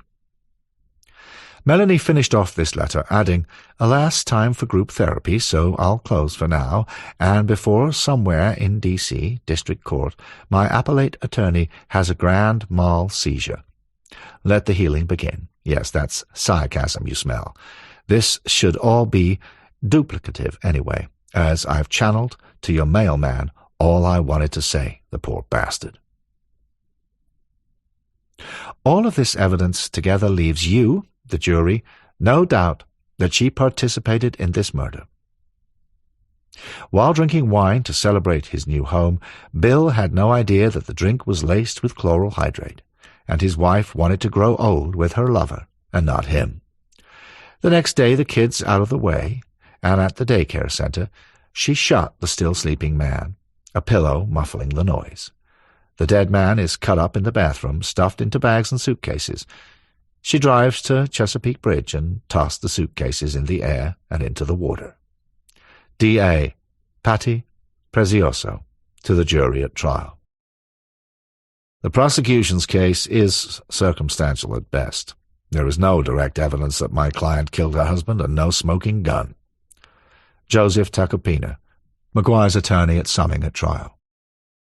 The depravity of this murder simply shocks the conscience of this court. One who callously destroys a family to accomplish her own selfish ends must face the most severe consequences that the law can provide. Superior Court Judge Frederick de Vesser, Tuesday the 23rd of April, 2007, sentencing Melanie Maguire to 30 years for first-degree murder, concurrently 10 years for desecrating human remains, 5 years for 1 count of perjury, and 1 count of possession of an unlawful weapon. Having corresponded with Mel for a year, it was now time for me to get down to the nitty-gritty to firmly hook her in the mouth by asking a few questions, ones that I already knew the answers to. 1. Can you account for the fact that it was proven that you purchased the suitcases used to dump the body parts into the Chesapeake Bay? 2. A search of your computer by forensic experts revealed that you browsed the internet for advice on how to commit murder, and there was your Google search for chloral hydrate just prior to the murder. There was also an internet search made by you for a nearby Walgreens pharmacy. Please tell me about this. 3. Did you ever own a gun? Melanie Maguire had purchased the matching set of suitcases from Kenneth Cole Luggage. The black plastic bags used to wrap up Bill's body parts were identical in every single respect to those later found in her home containing the dead man's clothing. Forensic scientist Tom Lesniak concluded they had all been manufactured on the same production line and on the same extrusion run. Melanie's Google search for a local Walgreens pharmacy was significant. Hooking this up led police to a prescription in the name of an RMA patient. RMA as in the clinic where she worked and where her lover, Dr. Bradley Miller, was the boss. There was something else about that prescription too. It featured the signature of Dr. Miller. This star witness was asked if he had written and signed the prescription. No, Dr. Miller answered. Asked if he recognized the handwriting, he affirmed that it was indeed Melanie Maguire's. Mel had purchased a .38 caliber handgun from a small gun shop in eastern Pennsylvania just 2 days before her husband's murder. She had told some friends that it was Bill who wanted the gun, but she later told another man called James Finn that she wanted it for her own protection. Melanie's response to my nitty-gritty questions was perhaps anticipated. "Oh, my dearest dear Christopher, no Chanel this time around, and I missed it. Have you lost interest in me? Why was I drawn to you? We share so much in common, and in another life we could have enjoyed so much fun together. Your mailman will like this. Yes, I'll answer all of your questions when we meet, and I look into your eyes. Not flirting, smile. All too complicated for me to put together when the people around me are so crude and gross. Please understand." Then in a heartbeat Mel's mood changed, adding, "Have you been throwing me bones? I didn't fucking kill anyone. I told the judge that I didn't do it. I didn't do any fucking thing. Yes, Christopher, I'd love to meet you. Just give me some advance notice, please. Chris, think about my lovely hair. I want to look my best. No decent hair salon in here, though. My senses tell me that you are going to cheat on me. I'm intrigued." I was working on a TV documentary series in New York, the Garden State being just across the river. In the past I had visited several New Jersey prisons and had interviewed several incarcerated male offenders with mixed results. Therefore, with equally mixed feelings, I telephoned the Edna Mahan Correctional Facility for women to make an appointment to meet Mrs. Maguire. "She's expecting my visit," I told the duty officer. The reply was, "Sir, if you could call back tomorrow, I am sure that our inmate will confirm this and you'll be welcome. Thank you for calling, sir. Have a nice day." And I made that call bright and early the following morning. CBD. Melanie Maguire, I spoke to you yesterday about an appointment, a visit to meet with her. Officer. Ah, yes, sir. Inmate Maguire says that it would be inconvenient for her to see you at such short notice. CBD. Inconvenient? Why? Officer. Sir, we are not allowed to discuss Inmate Maguire's personal regime management in this facility.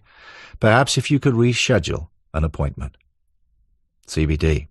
No, I can't. Officer. Sir, thank you for calling the Edna Mahan Correctional Facility. The New Jersey Department of Corrections prides itself on offering visitors and inmates a comfortable, safe environment for the purposes of visitation. Full details are available on our website. Please enjoy New Jersey. Have a nice day. In other words, the officer and Melanie were telling me to F off. Criminal history affirms there are thousands of individuals who callously plan the perfect murder. However, they mostly fail, to their cost, to plan the perfect getaway. For like Dr. Shipman and Oscar Pistorius and Kenneth Bianchi, the devil is in the small print. Melanie was too careful, too highly educated, too arrogant and complex for her own good, yet too plumb, dumb, stupid at the same time. She was lacking in common sense. Her first big mistake was leaving a trail of links that formed a chain of evidence so strong even a possibly sympathetic jury of her peers could not ignore the significance. Her second mistake was her infallible self-belief in a world where elephants fly, lead balls bounce, and fairies reign supreme. She is charming, cocky, self-centered, ultra-manipulative, antisocial, histrionic, and a pathological liar with delusions of grandeur beyond her station in life. Through and through. To her very core. Chapter 4. Case Study, Psychopath. Michael Bruce Ross, Psychopathic Master of Manipulation. I admitted most of my murders to Detective Mike Malchik within hours of being arrested. I told everyone that I was sane. I volunteered for execution, and that really screwed up the entire Connecticut judicial system, because everyone argued that anyone who volunteers to be sat down in that chair must be mad, and they don't fry mad people in Connecticut. Michael Bruce Ross, death row interview with the author, Summers Prison, Connecticut, Monday the 26th of September, 1994.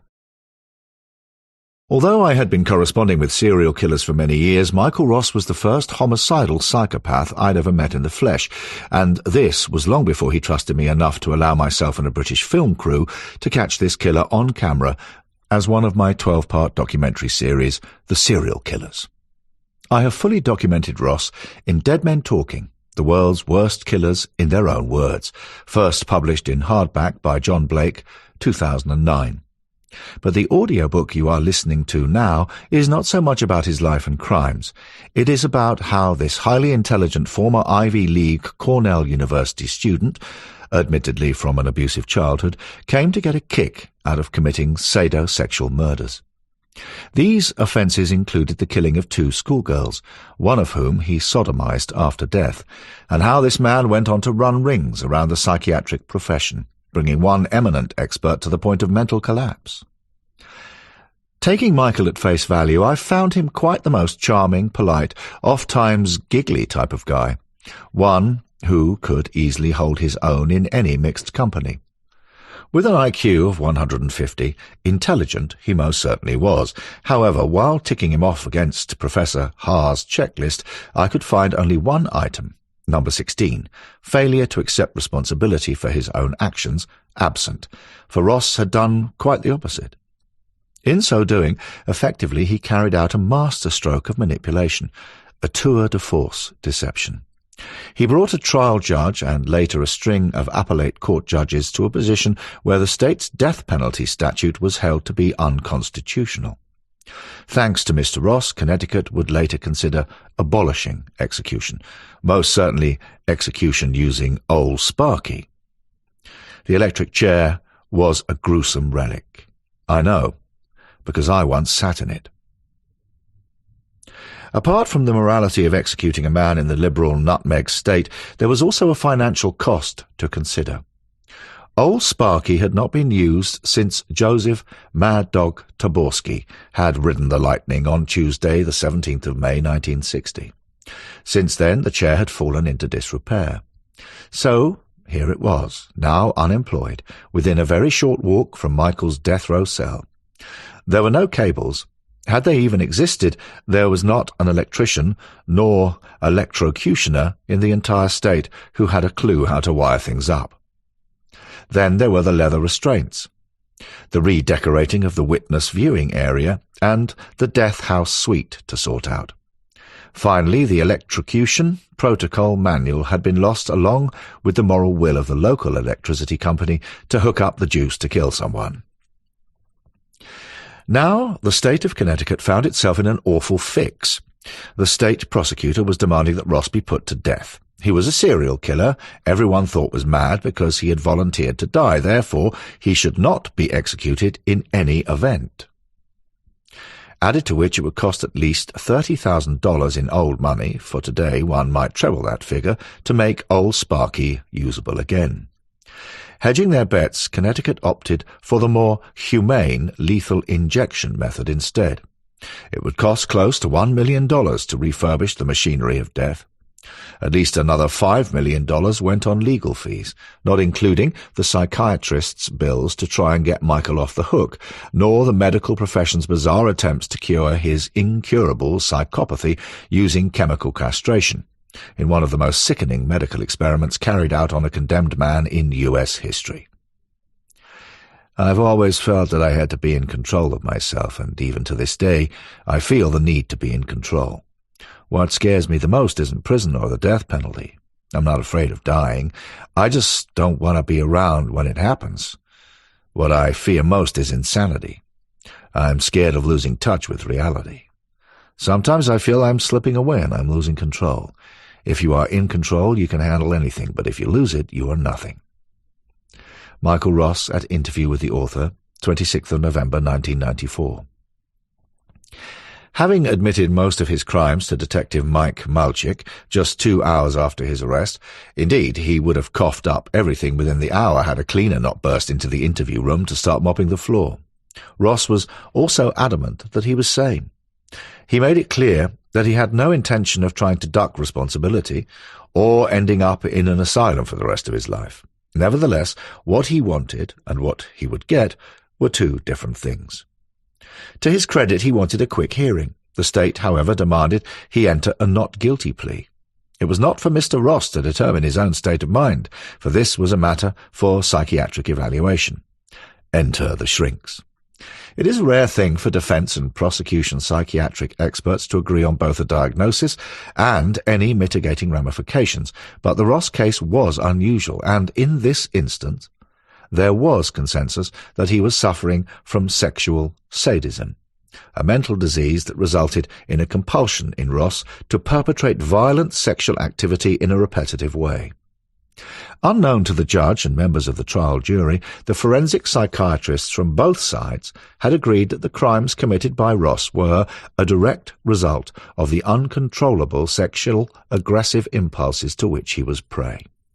However, the state, led by the tenacious Robert Bulldog Sati, now aware of the damage that could be caused by their own psychiatrist, effectively giving evidence against them by concurring with the defence psychiatrist, refused to allow their psychiatrist, Dr. Miller, to take the stand.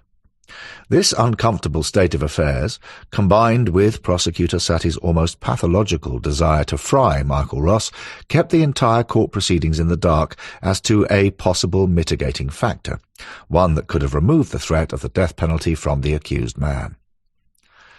Satie's suggestion to the jury was that Ross had been examined by a state psychiatrist who had found him not to be suffering from a mitigating psychopathology. Something which was patently untrue, even a bald-faced lie, bordering on an attempt to pervert the course of justice. Amazingly, the defence failed to ask why the state's psychiatrist was not being made available for cross-examination. Also, the jury had been led to believe that there was a difference of opinion between the opposing teams when there was not. This resulted in rulings that improperly excluded evidence, disingenuous summations and instructions that allowed the jury to draw inferences that were insupportable. In June 1987, after 4 weeks of testimony, the jury took just 87 minutes to convict Ross of capital felony murder. On Monday, the 6th of July, 20 days before his 28th birthday, he was sentenced to death. Under Connecticut law, he would have been spared if the court had found one single redeeming factor or quality that the jury believed to indicate remorse or mitigation. They could not, for Ross, it seemed, did not have a conscience and couldn't give a damn. But what had happened to the state's expert? Of course, unknown to the jury, Dr. Miller had concurred with the defence expert's assessment and in his report to the state's attorney a year prior to the trial had concluded, were a specific diagnosis to be attached to Mr. Ross's condition at the time of his offences, it would be DSM-111, 302.84, sexual sadism. To this, Dr. Miller added a rider. Notwithstanding this diagnosis, Mr. Ross could still conform his behaviour to the requirements of the law. In other words, Dr. Miller was actually supporting the state's argument that Ross was not insane. Whether Robert Satie fully grasped this is uncertain, but one thing is for sure, he chose not to present his star witness, Dr. Miller, in court. Some time later, Dr. Miller explained to me that he had suffered sleepless nights, having been influenced by the media reports of the case and the awfulness of the crimes. This, he claimed, had coloured and tainted his otherwise professional opinion. His conscience now weighed heavily on him, for his diagnosis could help a man into the electric chair, something the doctor said he could not live with. If the state had its way, they might as well be using me to push the switch, he said. To rectify this error of judgment and to clear his conscience, just 2 days before the trial, Dr. Miller did something unprecedented. He wrote to the trial judge explaining his reason for having to withdraw from the case. In any event, Ross was found to be sane, therefore guilty, and was sentenced to death. In due course, this distasteful issue was brought before the State of Connecticut Supreme Court, and the prosecution, led by Robert Satie, came in for a roasting. The state was able to seize upon inflammatory connotations of the sexual sadism diagnosis to turn a legally mitigating factor into an aggravating factor, and the judgment of the trial court is reversed. Later, Connecticut Supreme Court ruling. Rightly concluding that Ross's trial had been rigged, the matter of completely reversing the sentence of the trial court became another matter entirely. So the Supreme Court ordered a fresh evaluation by independent psychiatrists who would determine, then report back to a lower court on Michael's state of mind. However, whether a now furious Ross would agree to be examined again was his decision and his alone. For the time being, he would remain on death row. So he vowed to run rings around Connecticut jurisprudence to the end of his days. As mentioned earlier, Michael told me that what he feared most was a loss of mental control. He had played God with both women's and children's lives. Some lived, some died. He had become addicted to terrible acts of sexually motivated homicide, and now his powers of control had been removed, and, as we have noted before, psychopaths hate losing control. In her book, Pictures of Childhood, Psychoanalyst Dr. Alice Miller refers to the German writer of novels Franz Kafka, who once noted in his diary that a writer must cling to his desk by his teeth in order to avoid madness that would overtake him if he stopped writing. Dr. Miller adds, I suppose the same can be said of any creative activity that somehow permits us to come to grips with the demons of our past, to give form to the chaos within us, and thereby master our anxiety. How correct Dr. Miller and Franz Kafka are.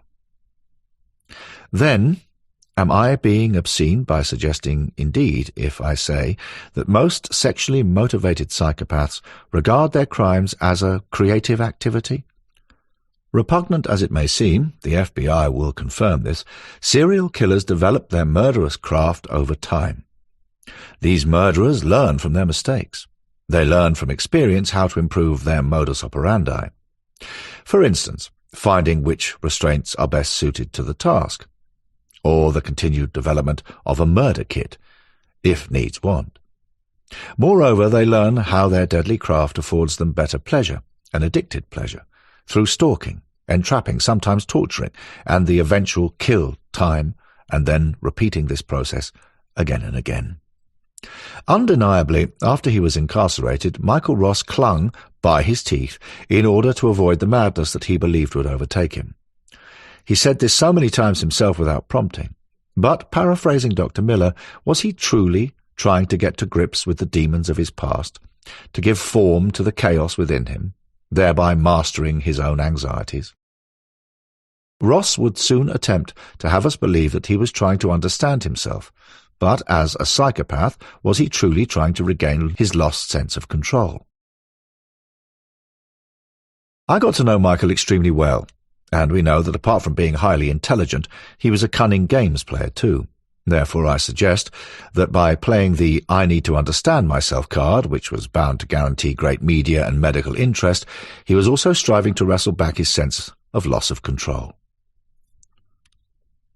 Robert Theodore Ted Bundy was a manipulating psychopath, as were the countless killers before him and those yet to come. In my opinion, however, they could never come close to Michael Ross, for he is a benchmark, being the master of homicidal, psychopathic manipulation. Nevertheless, I would use his manipulation for my own ends and to try and gain admission for 2 cold case homicides, and in so doing I would have to think like him and get right inside his head. Recalling Professor Hare's checklist. Number 16, lack of remorse or guilt. I later asked Michael if he had any feelings of remorse for his crimes.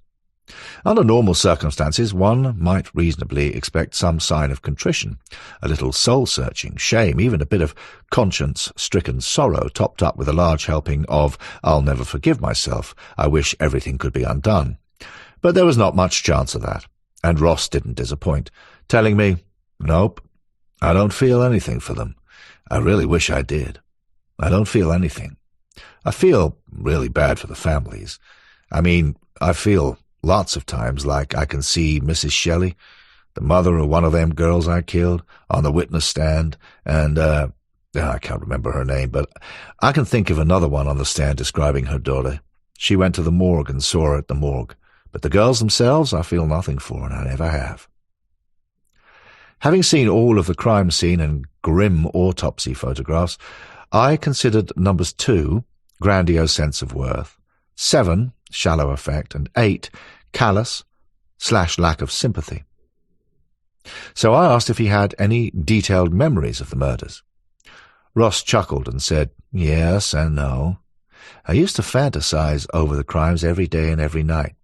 When I was out free, I sometimes went back to the bodies and masturbated over the remains. In prison, I would masturbate to the point of, actually having raw spots on myself from the masturbation. I would bleed. It was weird. I get a lot of pleasure from it. It is a really pleasurable experience, but when it's all over, just like right after I had killed someone, and it's all over with, it's a very short-term thing. I guess it is like getting high. You know, I've never used drugs, but you can get high, then you come down and crash. That's almost how it is. It's not an easy thing to live with. Most psychopaths and narcissists are control freaks, and with 2 TV cameras rolling, a pretty female assistant paying attention to the mat she applied to his face and teasing his hair into place, Ross was now centre stage. He felt himself important, in fact so important that a British crew had travelled thousands of miles just to hear his words to be screened into millions of homes worldwide. With his IQ of 150, he was finally among his peers. Intelligent TV people who had clout and power. People who could go where they wanted, travel when they wanted, and do whatever they liked, which is not quite true, as any producer will agree. Ross was in control, with his over-inflated ego bursting at the seams.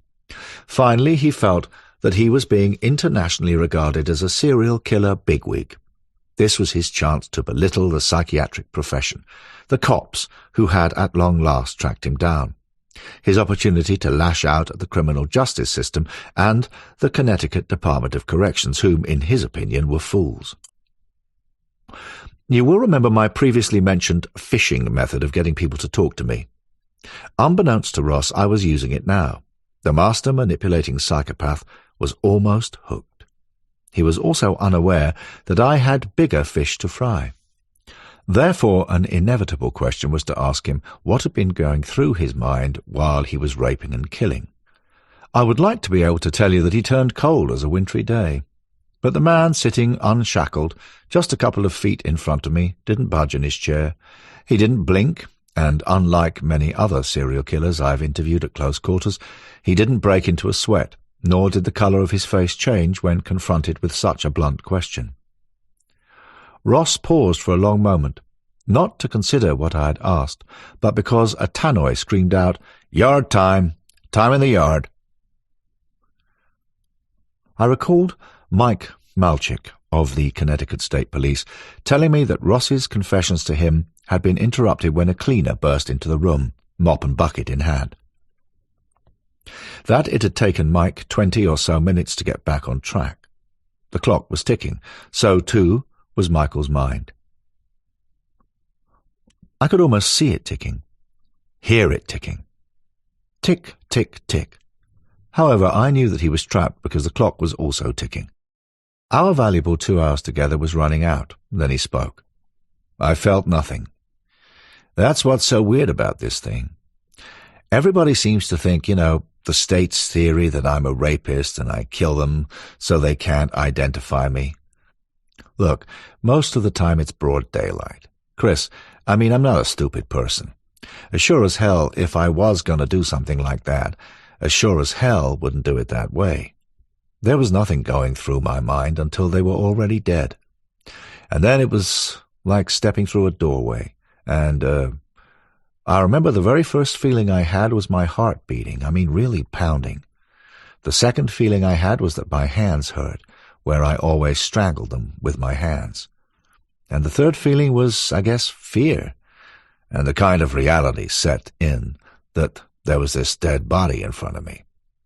And again, I don't want to mislead you because I knew what was going on, but it was like a different level. It was like watching it on TV. And after it was all over, it kind of sets in. And that's when I would get frightened and stuff. I would hide the bodies and cover them up or something. I abused them, I used them, and I murdered them. What else do you need? And as those last words passed his lips, I snagged my line tight. Crystal Run, New York Police and Connecticut State Police had the murders of Paula Pereira and Zung Ngok Tu still outstanding, and Ross had cockily refused to be interviewed by law enforcement once he'd arrived on the Green Mile, the execution suite of rooms in Summers Prison. It was then a mucky brown. Now on the floor beside me were documents supplied to me by the Crystal Run PD. Material never made public before, and information only the police and the killer would have known about. Furthermore, I knew that the families of the 2 victims needed closure. "You are not really such a big hitter, are you, Michael?" I asked, leaning closer. "Huh? Just 6 murder victims? That's all?" "What?" So I listed them. Wendy Barry Boat, Tammy Lee Williams, Robin Dawn Stavinsky, Deborah Smith-Taylor, Leslie Shelley, and April Brunei. Mike, that makes 6 in my book. Okay, think about Carignan and Henry Lucas, whom you know I've interviewed. They did around 40 victims apiece. There can be many slips between cup and lip, but Ross took the bait. No, he blurted out. No, I killed that Vietnamese girl, Zung something, and that school kid, Paula Pereira. I don't think that's true, Mike, I replied. I know the police have never spoken to you about those murders. At this, Ross started to look a bit hot under the collar. Chris, I have never lied to you. We are friends. Yes, the police didn't interview me about those girls because my attorney wouldn't let them. There are appeals going through for the other cases. Now I'm upset because you don't trust me. What did you do with the body, Michael? I asked. What body? Paula's. Dumped it by a low stone wall, he told me. And then without further prompting he added, there was a willow tree there. I remember that. Where'd you pick her up, Mike? On this he seemed unsure. I can't recall, but it was in New York State where I killed her. Some place called Crystal Run, I think. Yeah, Crystal Run. I called for a break in filming with the excuse that he might feel more comfortable after taking a visit to the bathroom and enjoying a cup of coffee. Michael liked that, and the correctional lieutenant gracefully extended our time by a further 30 minutes because, I imagine, he sensed what was coming. Now it was my turn to be put on the spot. I was thinking entrapment. Here I was with a folder full of police documents, which Ross didn't know I had. Because of ongoing appeals, acting on his attorney's strict orders, he had declined to be interviewed by cops about Paula and Zung Ngok too. Perhaps even more worrying was that I had not long previously filmed an interview with prosecutor Robert Satie, now deceased, at his office in New Haven, Connecticut. Still smarting from his scrap with the Supreme Court, this no-nonsense legal veteran of the whip 'em, flog 'em, and hang 'em brigade was still determined to see Ross in the chair. If needs be, he'd pull the switch himself. And Bulldog Satie had asked me if I could sweat anything more out of Michael to firm things up for him. Yes, there was serious entrapment written all over my approach to Ross. By using lateral thinking and my psychological manipulation against him, I was effectively acting by proxy for the police in attempting to extract a confession, at once in collusion with a state prosecutor while doing so. If an irate circuit judge had got wind of this, the least charge against me would be attempting to pervert the course of justice for pissing all over the Supreme Court's parade. Then I might be the one sitting in the electric chair, not Mr. Ross. So I turned to my producer, Fraser Ashford, thinking along the same lines. Under his breath he muttered, "We're going to get sued here, Chris. The cops are going to demand copies of the film tapes. We'll have to hand them over. For Christ's sake, forget the confession. Let's wrap this up and get out of here fast." The one thing you don't do when filming a documentary is to rock the boat with the money man, a.k.a. the producer. Previously, I had upset Fraser while interviewing 2 female serial killers, Kathy May Wood and Gwendolyn Graham, after which he had threatened to send me home on the first available flight. Indeed, he was still angry with me from the time when I sat down in Connecticut's Old Sparky. "There's only one problem with this chair," he told an officer. "It isn't switched on." "Whose interview is this?" I told Fraser. "The bastard has killed those 2 girls. You've seen the photos. Don't worry, I'll sort it out. So let's get on with it." However, now I was thinking Miranda warning, as in the advisability or not of reading Ross his legal rights before he said another word. Michael was now back, sitting in his chair. "Mike," I said, "if I showed you a map of Crystal Run, and of course you don't have to say another word, but could you indicate on the map where you think you might have killed Paula?" With that I took from the folder a map of the area around Crystal Run and gave it to him. For a minute, Ross looked at the map before indicating a location where there was a rest stop called Crystal Dip. "There," he said. "It was quite marshy. I pulled over and killed her here." I then asked why he had been in that area. Ross explained that he was on his way back to Connecticut after an argument with his former girlfriend, Connie. He said that he had spotted Paula hitching a ride along Route 211 and had offered her a lift home. The date and approximate time were near on perfect. "What was Paula wearing?" I asked. "Gosh, I can't remember that, Chris." "Can you recall what she looked like?" "I have already told you. I can't remember the faces of any of my victims." In the police folder was a press cutting with a photo of Paula Pereira. I considered showing it to him to ask if he recognized the face. For a second I fingered the article and then thought better of it for obvious reasons. "Well, that's about it now, Mike. I think we're all done now." Ross was now under more pressure. At this point I was in control, for he imagined that I was about to close him down. His ego, however, demanded even more attention. For I had not reacted to his repulsive confession in any way. Once again he had failed to shock me with the awfulness of yet another murder. To understand a psychopathic killer, one almost has to think like one. Now I was reeling him in. "Well, what about the Vietnamese girl?" he asked. "They think that I killed her. That ain't strictly true." Mindful again of entrapment, I came back with, "You mean Zung Ngoc too? She does have a name, you know. Sweet, hard-working student at Cornell.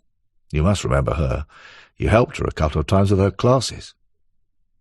Ross then gave me a rapidly potted account of how he had convinced the 25-year-old student to let him escort her back to her dorm. It was dark.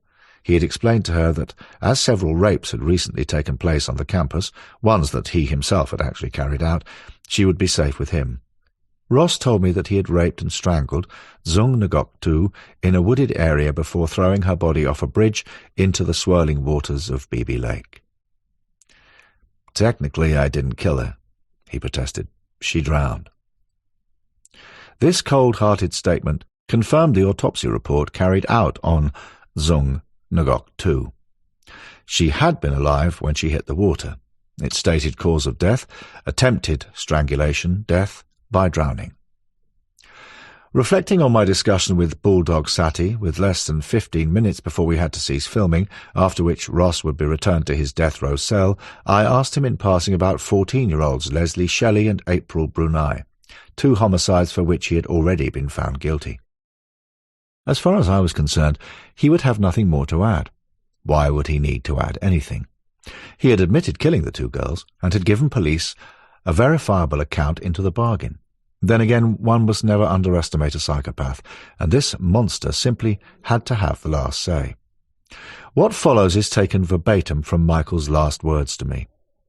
"Shocking, disgusting, and evil in extremis. It will make your blood boil, as it did with Bulldog Sati when he later heard Ross's words to me for the first time."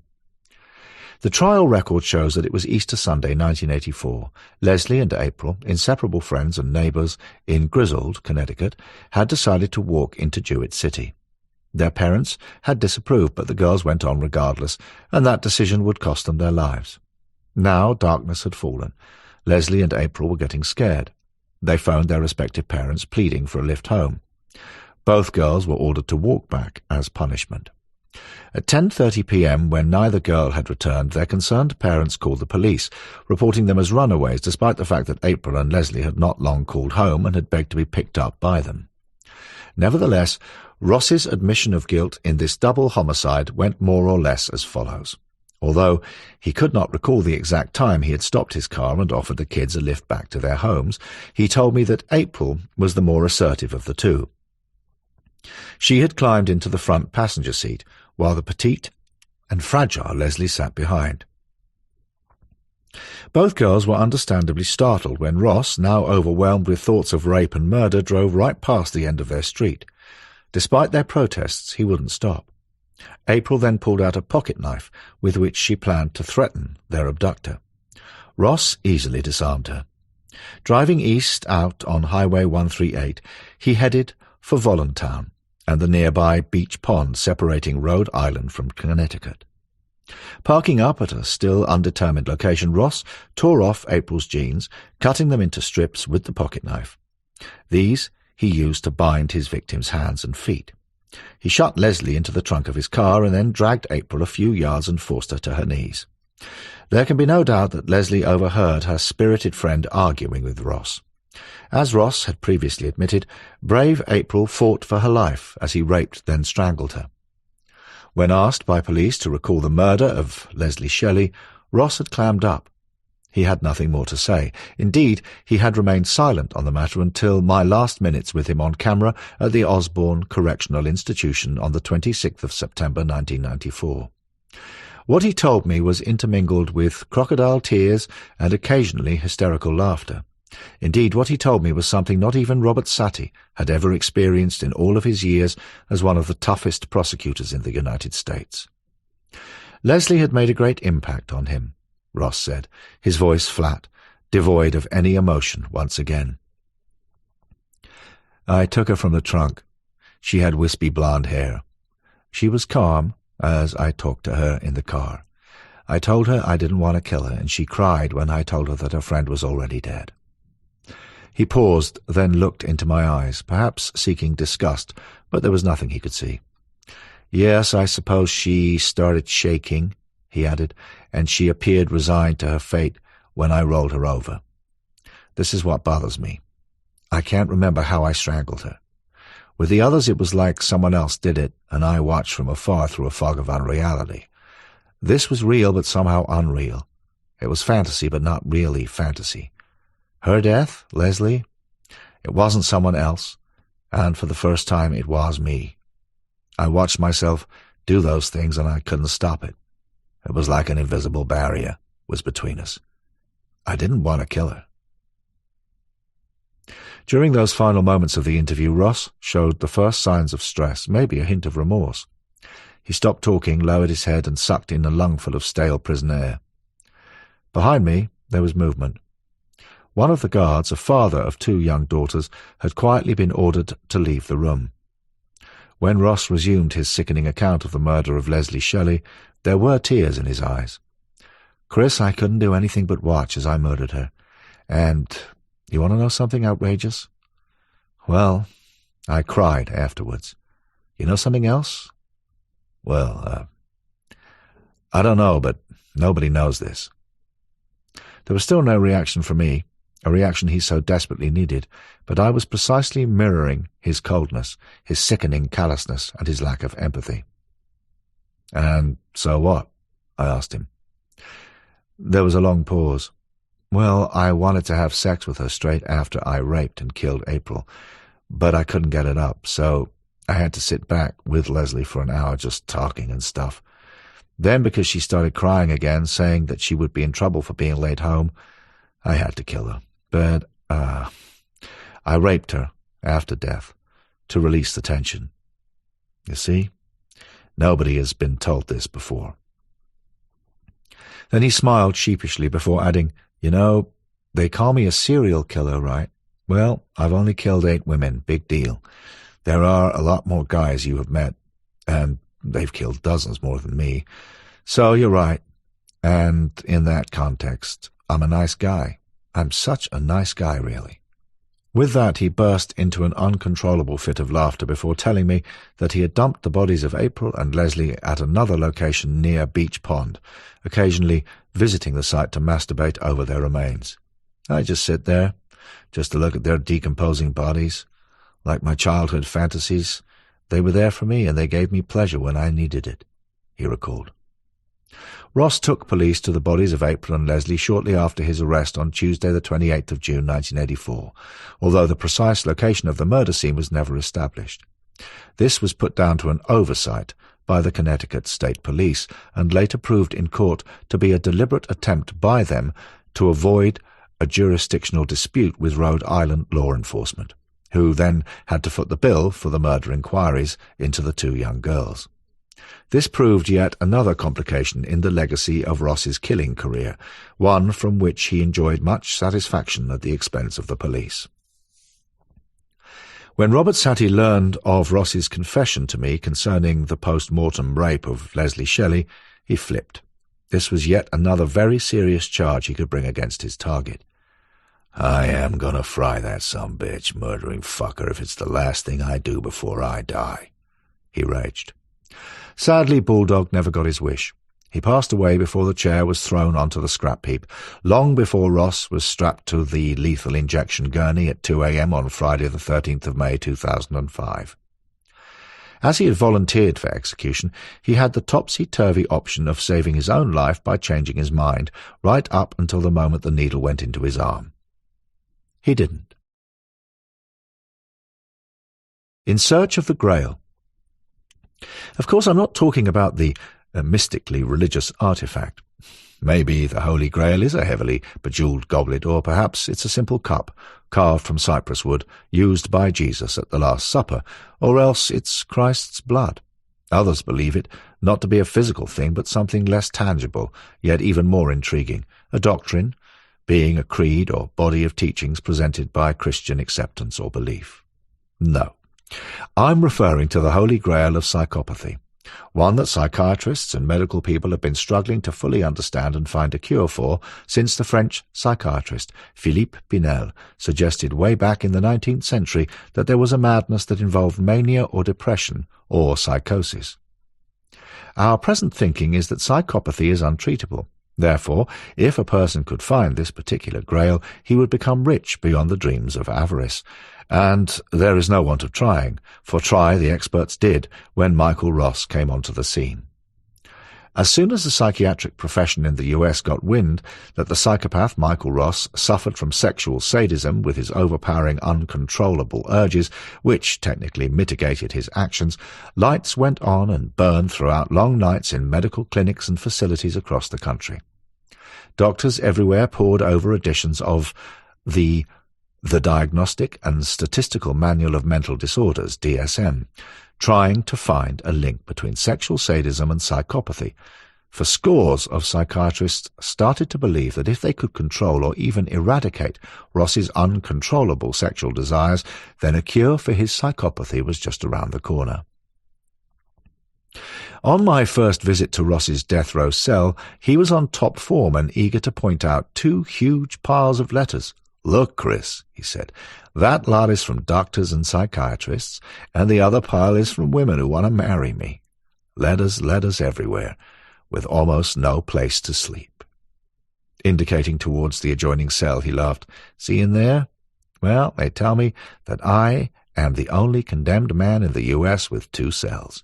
It's where I keep all of my legal and medical books. It really pisses the officers, I can tell you." Much has been written about Ross's alleged determination to discover what exactly was wrong with his head. He had this overwhelming compulsion to masturbate day and night and stalk young women and brutally kill them. Indeed, he has published his own concerns about his state of mind, which can be found on the Internet. Moreover, it would be fair to say that this highly educated man comes across as very plausible, if not for the fact that he was a sexual psychopath through and through. Did Michael for one moment hold any feelings of remorse for his crimes? No. He certainly was not concerned about his state of mind when he was killing young women and 2 schoolgirls. So why, while on death row, did he belatedly embark on this so-called quest for self-discovery? To try and understand his reasoning, forget we are examining a normal person and enter the mind of a fully emerged psychopath. It's not a good place to be. To the end of his days, Michael Ross was a game player. His aggressive narcissism demanded that he detest those who did not admire him. He believed himself to be more important than he actually was, and now, with a pitiless chain of days, weeks and years ahead of him, with nothing better to do, he surrounded himself with law and medical books, to include a copy of the Diagnostic and Statistical Manual of Mental Disorders, and he then started claiming to be an expert on many things. His best wheeze was to run the Department of Corrections ragged with his application for surgical castration, while knowing this would be denied. Michael had time on his hands, so after going through the law books and other material, he wrote letter after letter to members of the medical profession and the prison warden. Eventually, after spending a small fortune arguing the toss, an agreement was reached. Michael could submit himself to what he called the chemical cosh, chemical castration. So he put himself forward for a series of tests. Many experts, including several from the Johns Hopkins University School of Medicine, Baltimore, Maryland, seemed to believe that this treatment could separate the beast from a possibly decent Michael Ross, and for an extended period he was prescribed massive doses of the female contraceptive Depo-Provera to reduce his enormous sex drive. At the same time, as he was taking this drug, he was being prescribed Prozac, a powerful antidepressant, and this cocktail certainly reduced his abnormal desires, along with any chances of him falling pregnant. However, there soon emerged problems, the first being legal in nature. Upjohn, the British manufacturer of Depo-Provera, had issued no license for their contraceptive to be used in this manner. The second snag was a physical one. Unfortunately, excessive use of Depo-Provera ballooned his weight by several stone, and as a result Ross suffered pathological changes in liver function and hormone levels. Now that he was terribly ill, quite understandably, his depression reappeared. He was back to being a walking time bomb, making it perfectly clear that if ever he found himself alone with a female officer, he'd kill her.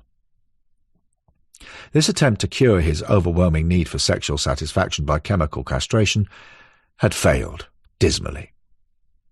When I asked Michael why he had volunteered for execution, he explained, probably tongue-in-cheek, that he didn't want to put his victim's family through more court cases again. As a retired judge explained, Ross will probably outlive everyone else involved with this case. If he really wants to be executed that bad, then he should kill himself. The serial sex killer, Keith Hunter Jesperson, was not slow in coming from another angle, and perhaps he has a point when he explains, "If you volunteer to die, chances are the prosecutor will not give you what you want. Serial killers I know of ask to be killed at their trials. Reverse psychology. The jury's opted for life, wanting the guilty men to suffer. It's a good defense to play." Thank you, Keith, for that. Ross, was real humble. He wouldn't look you in the eyes when you talked with him. He was very educated and a talented 20-year-old kid. He didn't appear to be the kind of guy who would go out to towns and do this kind of stuff. He more or less kept his mouth shut, and he was subdued and spiritless. Sergeant Lewis, LaSalle PD, to a journalist after Ross's final arrest for the LaSalle offence, committed Monday, the 28th of September, 1981. We can read all the psychopath checklists ever published, but if we can learn anything from Ross's psychopathology and his life, crimes and manipulations, it has to be that his rape and murder victims didn't realize that he was a stone-cold killer until it was too late. His parents, his tutors at Cornell, fellow students, employers, landlords and landladies, and his several girlfriends might have realized that he was narcissistic, but never in their wildest dreams did they regard him as a sexual psychopath. If I had been walking along a dark alleyway at night and heard footsteps behind me, I would have been relieved to have turned around and seen Michael. Bespectacled and bookish, he looks just like the all-American boy, someone living next door to you. That's how normal he looks. Karen B. Clark, New York investigative journalist on Connecticut's most notorious serial killer, the now executed Michael B. Ross. Cocky Ross, with his glibness and superficial charm, grandiose sense of self-worth, need for stimulation, pathological lying, cunning and manipulative nature, lack of remorse or guilt, and shallow affect, ticks many of Professor Hare's checklist, added to which are callous/lack of empathy, parasitic lifestyle, poor behavior controls, promiscuous sexual behavior, early behavior problems, lack of realistic long-term goals, impulsivity, irresponsibility, many short-term relationships, juvenile delinquency, and criminal versatility. Actually, when super sleuth Mike Malchik first knocked on Ross's front door on the 28th of June 1984, he actually felt that the personable young man who opened it could not have been a serial murderer. As the officer was leaving to rejoin his colleague, Detective Frank Griffin, in their car, Ross called him back to invite the cop in for coffee. He then asked Malchik a question.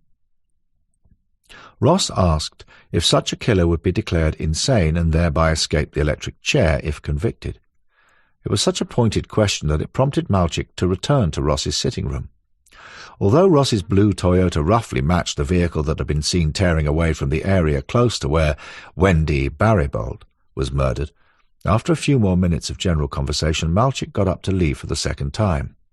He was only a few yards away before a gut instinct prompted him to turn around and ask Ross a question of his own, which was, "What were your movements on Friday the 15th of June, the day Miss Barryball went missing?" Amazingly, thought Malchik, Ross immediately reeled off his movements for that day almost to the minute, with the exception of the hour encompassing 4:30 p.m. This was the time when witnesses had seen Wendy walking along the side of the road, followed by a man answering Ross's description. Malchik thought it remarkable that anyone could recall his or her exact whereabouts, along with solid timings 2 weeks after an event, so he reckoned that 15th of June must have been a special day for Ross. He then asked him what he had been doing on the 2 days either side of this crucial date. Ross couldn't remember a thing, and the detective was stunned, for the implication was now obvious. Michael was taken into custody. Acknowledging this author's work in gaining confessions for the murders of Tsung Ngok Tu and Paula Pereira, the full transcripts of Ross's interview with NYSP detectives, along with crime scene photographs, are now with DCI Martin Brunning of the Bedfordshire, Cambridgeshire and Hertfordshire Major Crime Unit. DCI Brunning was the lead investigator in the murders committed by serial killer Joanne Christine Dennehy in 2013. The definitive book on Dennehy, called Love of Blood, written by this author, is published by John Blake, London, 2015. A full account of Ross's awful murders is included in my book Talking with Serial Killers, first published by John Blake, London, 2003. Chapter 5. Case Study. Savage. Kenneth Alessio Bianchi, Conman Supremo. Another futile attempt to cure a wholly manipulative sadosexual murderer of his illness was attempted in Bellingham, Washington State, circa March 1979, when leading psychiatrists appearing for Kenneth Bianchi's defense and the prosecution were convinced that Ken suffered a multiple personality disorder. I have touched on Bianchi earlier in formatting this book. Charged with the murders of Washington State University co-eds Karen Mandich, aged 22, and Diane Wilder, 27, a lot more charges emanating from Los Angeles would later follow. Kenneth Bianchi, a.k.a. the Hillside Strangler, was figuring out a plea bargain deal so that the threat of the gallows no longer hung over his head. In the event, his attorney, Dean Brett, advised his client to plead not guilty by reason of insanity, NGRI. Although not having anything like the high IQ of 150 enjoyed by Michael Ross, Bianchi was street smart. Had Ken been abused as a child, this just might have unhinged his mind. Furthermore, saying that he failed to remember killing the two co-eds could result in a much lesser custodial sentence. If the defence succeeded, there would be a specific period before parole, or better still, his time could be served in a psychiatric institution where the silver-tongued killer could work his ticket to freedom as so many killers do. The previously mentioned Paul Beichchum, for example. Allegedly, Bianchi displayed a multiple personality disorder, MPD. MPD seems to be caused by severe psychological traumas in childhood, such as sexual abuse or extreme cruelty, of which Bianchi suffered none. And these experiences can be so painful that the victim literally blots them from his mind. In later life, a violent shock can reactivate the trauma, causing the everyday personality to blank out, hence his so-called amnesia over the co-ed murders. Although the medical profession had been aware of the enigma of the MPD since the early 19th century, the general public learned of the illness largely through the 1957 movie The Three Faces of Eve, which was based on the book of the same name written by, of all people, two psychiatrists. Shortly after Kenneth's arrest, we find him sitting on his bunk, reading the very same book. Furthermore, he had even watched the film on a TV positioned on the wall outside his bars.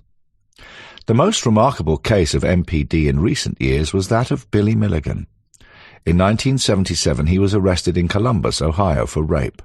Billy later declared to a social worker that he was not Billy but David, and subsequent examination by psychiatrists made it clear that Billy, aka David, was a genuine MPD case. Sexually abused in childhood by his stepfather, Billy had become another personality to escape the misery. Eventually, he split into no less than 23 separate personalities, including a lesbian, a suave Englishman who also spoke Arabic, an electronics expert, and a Serbo-Croat, although it has never been established how he learned the language. Nevertheless, all these personalities were so distinctive that only a remarkable actor could have simulated them. It was later discovered that apparently the lesbian personality committed the rape, presumably while the other 22 personalities watched from the sidelines, one of whom becoming so disgusted that he turned Billy into the police. The Milligan case was much publicized in the late 1970s. In 1977, a Dr. Kenneth Bianchi was setting up his own bogus psychiatric counseling service. Using genuine diplomas by sleight of hand garnered from students who applied for a post with him, he conned Dr. Weingarten into allowing him to rent an office at his practice. Bianchi would later write this to me. People in California are big on window dressing. Joining the Psychology Today book club, I took in books, one of which concerned Billy Milligan, to decorate my shelves. I was introduced to Dr. Weingarten, and I asked him if I could rent part of his office at night. I sounded literate, and he accepted me on the reference of a mutual friend. There was no extraordinary effort to fool the doctor, and if he had asked me just some basic questions about psychology, he would have seen right through me. The killer went to say, "Placing ads in the Los Angeles Times, I received credentials from other psychologists and students, notably a Steve Walker, applying for a job with me. A diploma service provided more phony decorations for my walls and shelves. Also, I had several basic psychology books from back east. I knew I was doing wrong, but I took every precaution to not harm anyone." Among the books from back east was general psychology reading for his studies at the Rochester Monroe Community College.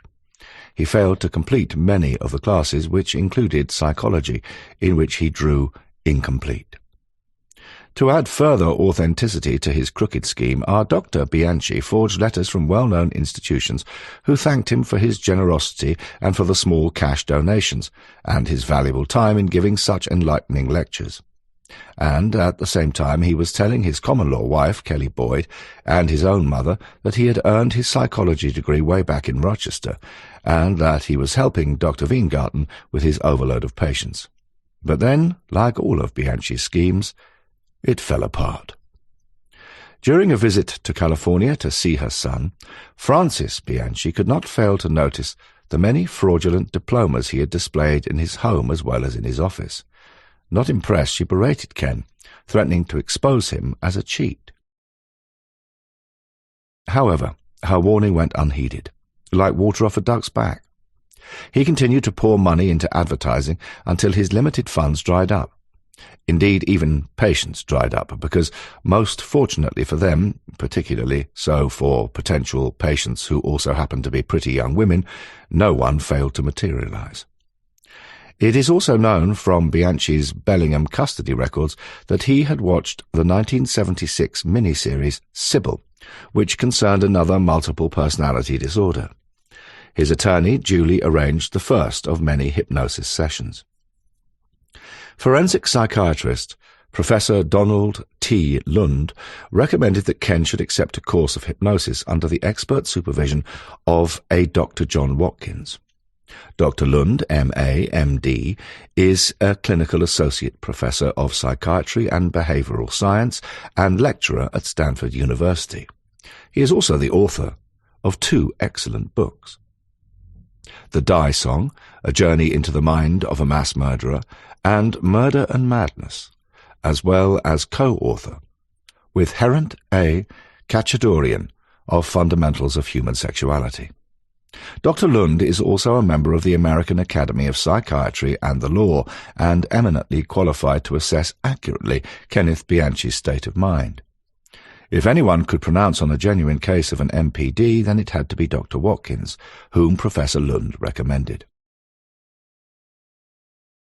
The idea that Bianchi may have been sexually abused as a child came from research carried out by John Johnson, a highly experienced social investigator, and his team.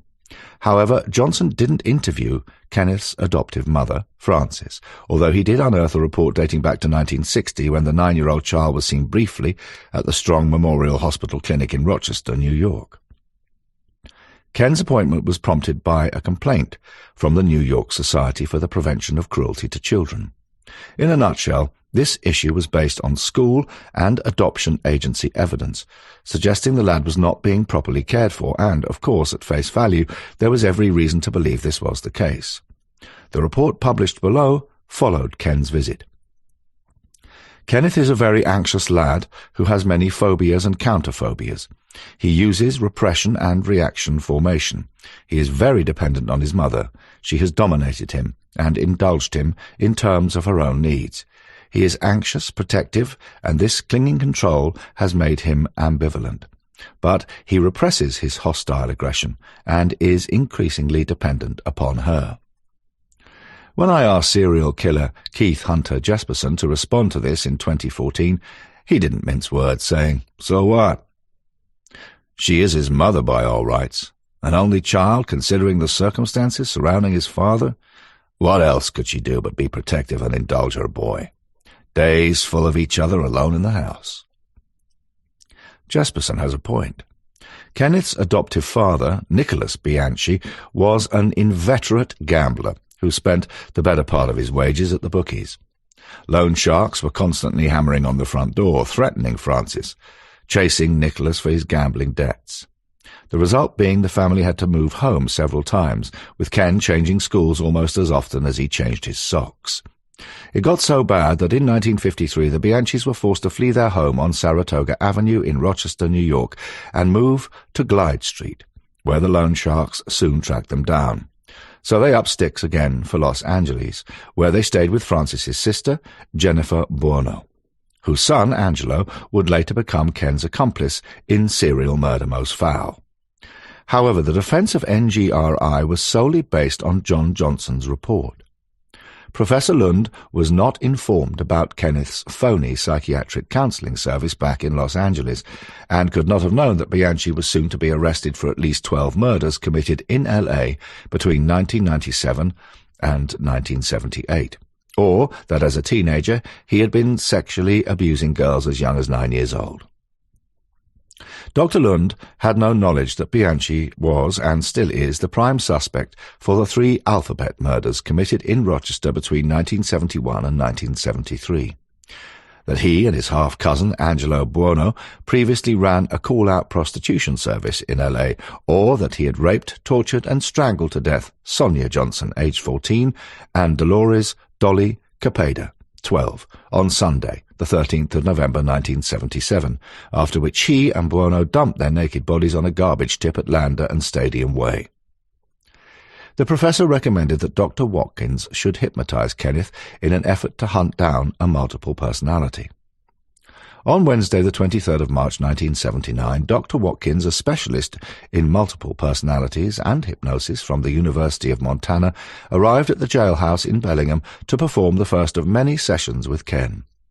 Watkins also had no knowledge or information of all the above facts concerning his previous life, nor indeed that Ken had watched Sybil and The 3 Faces of Eve from his cell, and that he had recently read the book, The 3 Faces of Eve, and the book concerning Billy Milligan back in L.A. just 2 years previously. It appeared to Dr. Watkins that within minutes Ken was in a trance. He began speaking in a strange, low voice, introducing himself as Steve Walker. This Steve came across as a highly unpleasant character with a sneering laugh. He told those present that he hated Ken. "Ken doesn't know how to handle women," he snarled. "You gotta treat him rough. Boy, did I fix that turkey. I got him in so much trouble he'll never get out." The amiable Dr. Watkins was in no doubt that what he was witnessing was indeed a multiple personality speaking from within the head of Bianchi. With little prompting, and although unaware that he was about to be visited by LA homicide detectives investigating the hillside stranglings, Steve turned to the Los Angeles murders, describing how Ken had walked in on Angelo Buono while he was murdering a girl. At this point, Steve admitted he had taken over Ken's personality and had turned Ken into Angelo's willing accomplice for all of the hillside stranglings. Dr. Watkins leaned across the table and softly asked, "Are you Ken?" "Do I look like Ken? Killing a broad doesn't make any difference to me. Killing any fucking body doesn't make any difference to me. Angelo is my kind of man. There should be more people like Angelo in the world. I hate Ken," snapped Steve, a.k.a. Bianchi, in response. To Dr. Watkins it seemed perfectly clear that Kenneth Bianchi was made up of two opposing personalities: the loving father, kind friend, and hard worker who made up Ken, none of which was actually true, and the vicious rapist, sadist-cum-serial murderer who was Steve Walker. Watkins firmly believed now that Ken had subconsciously invented Steve as a repository for all his hateful feelings towards his adopted mother, Frances. And in this way he could remain a loving, devoted son, the affectionate guy almost everyone allegedly knew and allegedly liked, because Bianchi had previously told anyone lending an ear that he was a perfect gentleman. Steve, however, and apparently unknown to Ken, periodically emerged to wreak horrific vengeance on young women. Word soon leaked out that Bianchi was coughing to the LA murders and that he had implicated his accomplice, Angelo Buono, who was still carrying on with his car upholstery business in Glendale, LA, so homicide cops flew to Washington State. Previously, Bianchi's name had cropped up several times during the Hillside Murders inquiry, and the Bellingham PD had now alerted them that he was in custody. As a couple of LA cops sat quietly close to Bianchi's cell, they wondered in anticipation what might happen next. In his jail diary on Wednesday the 18th of April 1979, Bianchi penned an entry for everyone to read. "If this person Steve Walker is more real than just my dream, and if this is the same person haunting me, which according to Dr. Watkins is more than likely, this person could have been responsible for the uncontrollable violence in my life, the instigator of the lies I've done, the blank spots, amnesia, I can't account for, and the deaths of the girls, all the ones in California and the two here. But if he is in me, then killed them using me, why can't I remember for sure? I want to know if this is so. What if?" When BPD Detective Terry Wright heard this, all he had to say was, "Bollocks." Meanwhile, slick-suited Detective James Ritter and a colleague from Rampant Division, LA, were getting impatient. They wanted Bianchi extradited back to California ASAP, but frustratingly, they had to sit around and twiddle their thumbs as tension mounted between the cops, while Bianchi was observed by the psychiatrists. "Hey, Terry," quipped Ritter, "you arrested the wrong guy. You should have cuffed Steve and let poor Ken go home." White came back with, "Know what? They ought to be hypnotizing this Steve to see if he corroborates Bianchi's bullshit. That'll fuck things up. If you two fellas are so smart, when you put the cuffs on Buono, and ask him if he knows anyone called Steve Walker." For his part, to be absolutely sure of his diagnosis of multiple personalities, Dr. Watkins also administered the Rorschach's inkblot test to check out both Ken and Steve, the results of which supported his overall hypothesis. Both tests differed and were consistent with two personalities, so he reported back to Attorney Dean Brett, saying, "It is one of the clearest cases of dissociative reaction and multiple personality I have diagnosed over 40 years. But Dr. Watkins was not setting out to determine Bianchi's state of mind, for that was Professor Lund's job. Watkins was there merely to find out whether or not Bianchi was a real MPD case." Somewhat condescendingly, Bianchi would later write to me saying, "Dr. Watkins is a kind, soft-spoken, honest behavioral expert who was caught up in the excitement of the moment." Indeed, when all of the hypnosis sessions stopped, Steve never appeared again. But the damage had been done. A leak to Time magazine caused a headline, "Bianchi, a multiple personality." This so outraged Judge Kurtz that he ordered the appointment of a panel of experts to evaluate Bianchi. He summoned Dr. Watkins and Professor Lund to act for the defence, with Doctors Ralph Allison and Charles Moffat representing the court, while Doctors Martin Orne and Saul Fairstein acted for the prosecution inter alia, the state. This was an honourable move by the judge, or, as one police officer remarked, an effort to sort out the bullshit from the bullshit. But Dr. Watkins had an ally in the court's camp in Ralph Allison, who is also the author, with Ted Schwartz, of a famous book called Minds in Many Pieces, revealing the spiritual side of multiple personality disorder. His credentials were impeccable, and under apparent hypnosis, Ken, through Steve, claimed, "I fucking killed those broads, those fucking cunts. That blonde-haired cunt and the brunette cunt," which implied a disgusting reference to Karen Mandich and Diane Wilder. "Here in Bellingham?" asked Allison. "That's right." "Why?" "'Cause I hate fucking cunts." Now aware of the list of Bianchi's alleged victims back in L.A. after that short exchange, Dr. Allison pressed his subject about the murder of his first kill, that of Yolanda Washington on the 18th of October 1977. At this, Steve piped up with the fact that she was a hooker. "Angelo picked her up, and I was waiting in the street. He drove round to where I was. I got in the car, we got on the freeway. I fucked her and killed her. We dumped the body off, and that was it. Nothing to it." At least here was something akin to music to the ears of L.A. homicide. Now they had probable cause to have Angelo Buono arrested forthwith. After a breather, while Ken/Steve collected his thoughts, Dr. Allison regressed Ken back to his childhood, zeroing in on Kenneth when he was 9 years old. Allison found an environment filled with pain and suffering, which he thought had spawned Ken's Steve alter ego. Under hypnosis, Ken claimed to have met Steve while he was hiding under his bed. "Mommy was hitting me so bad I met Stevie," he whined in a childlike voice. Despite the fact that Ken had previously told Dr. Watkins that he'd first met Stevie when he was 5 years old while playing with a train set, Dr. Allison probed a little deeper. "How did you first meet him?"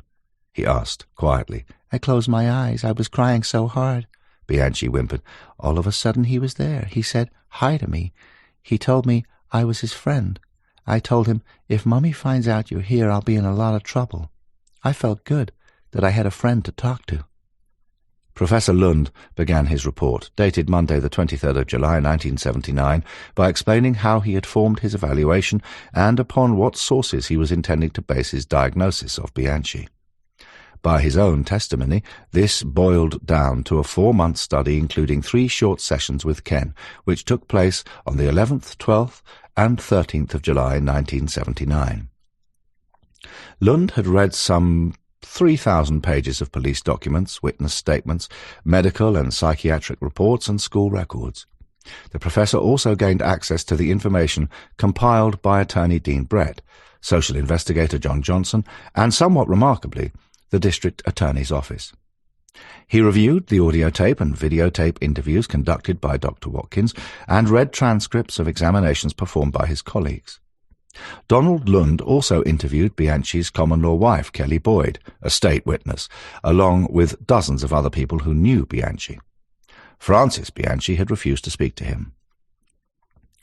After 4 months' toil, Professor Lund started his report. Using social investigator John Johnson's findings, he claimed that Ken had been fostered for the first 11 months of his life, when in fact it had only been 3 months. Lund also reported that Nicholas Bianchi was overshadowed and overpowered by his wife. It is ill will that speaks ill of the dead, but Nick Bianchi was one of life's losers. Hard-working, without doubt, he was nevertheless also addicted to gambling.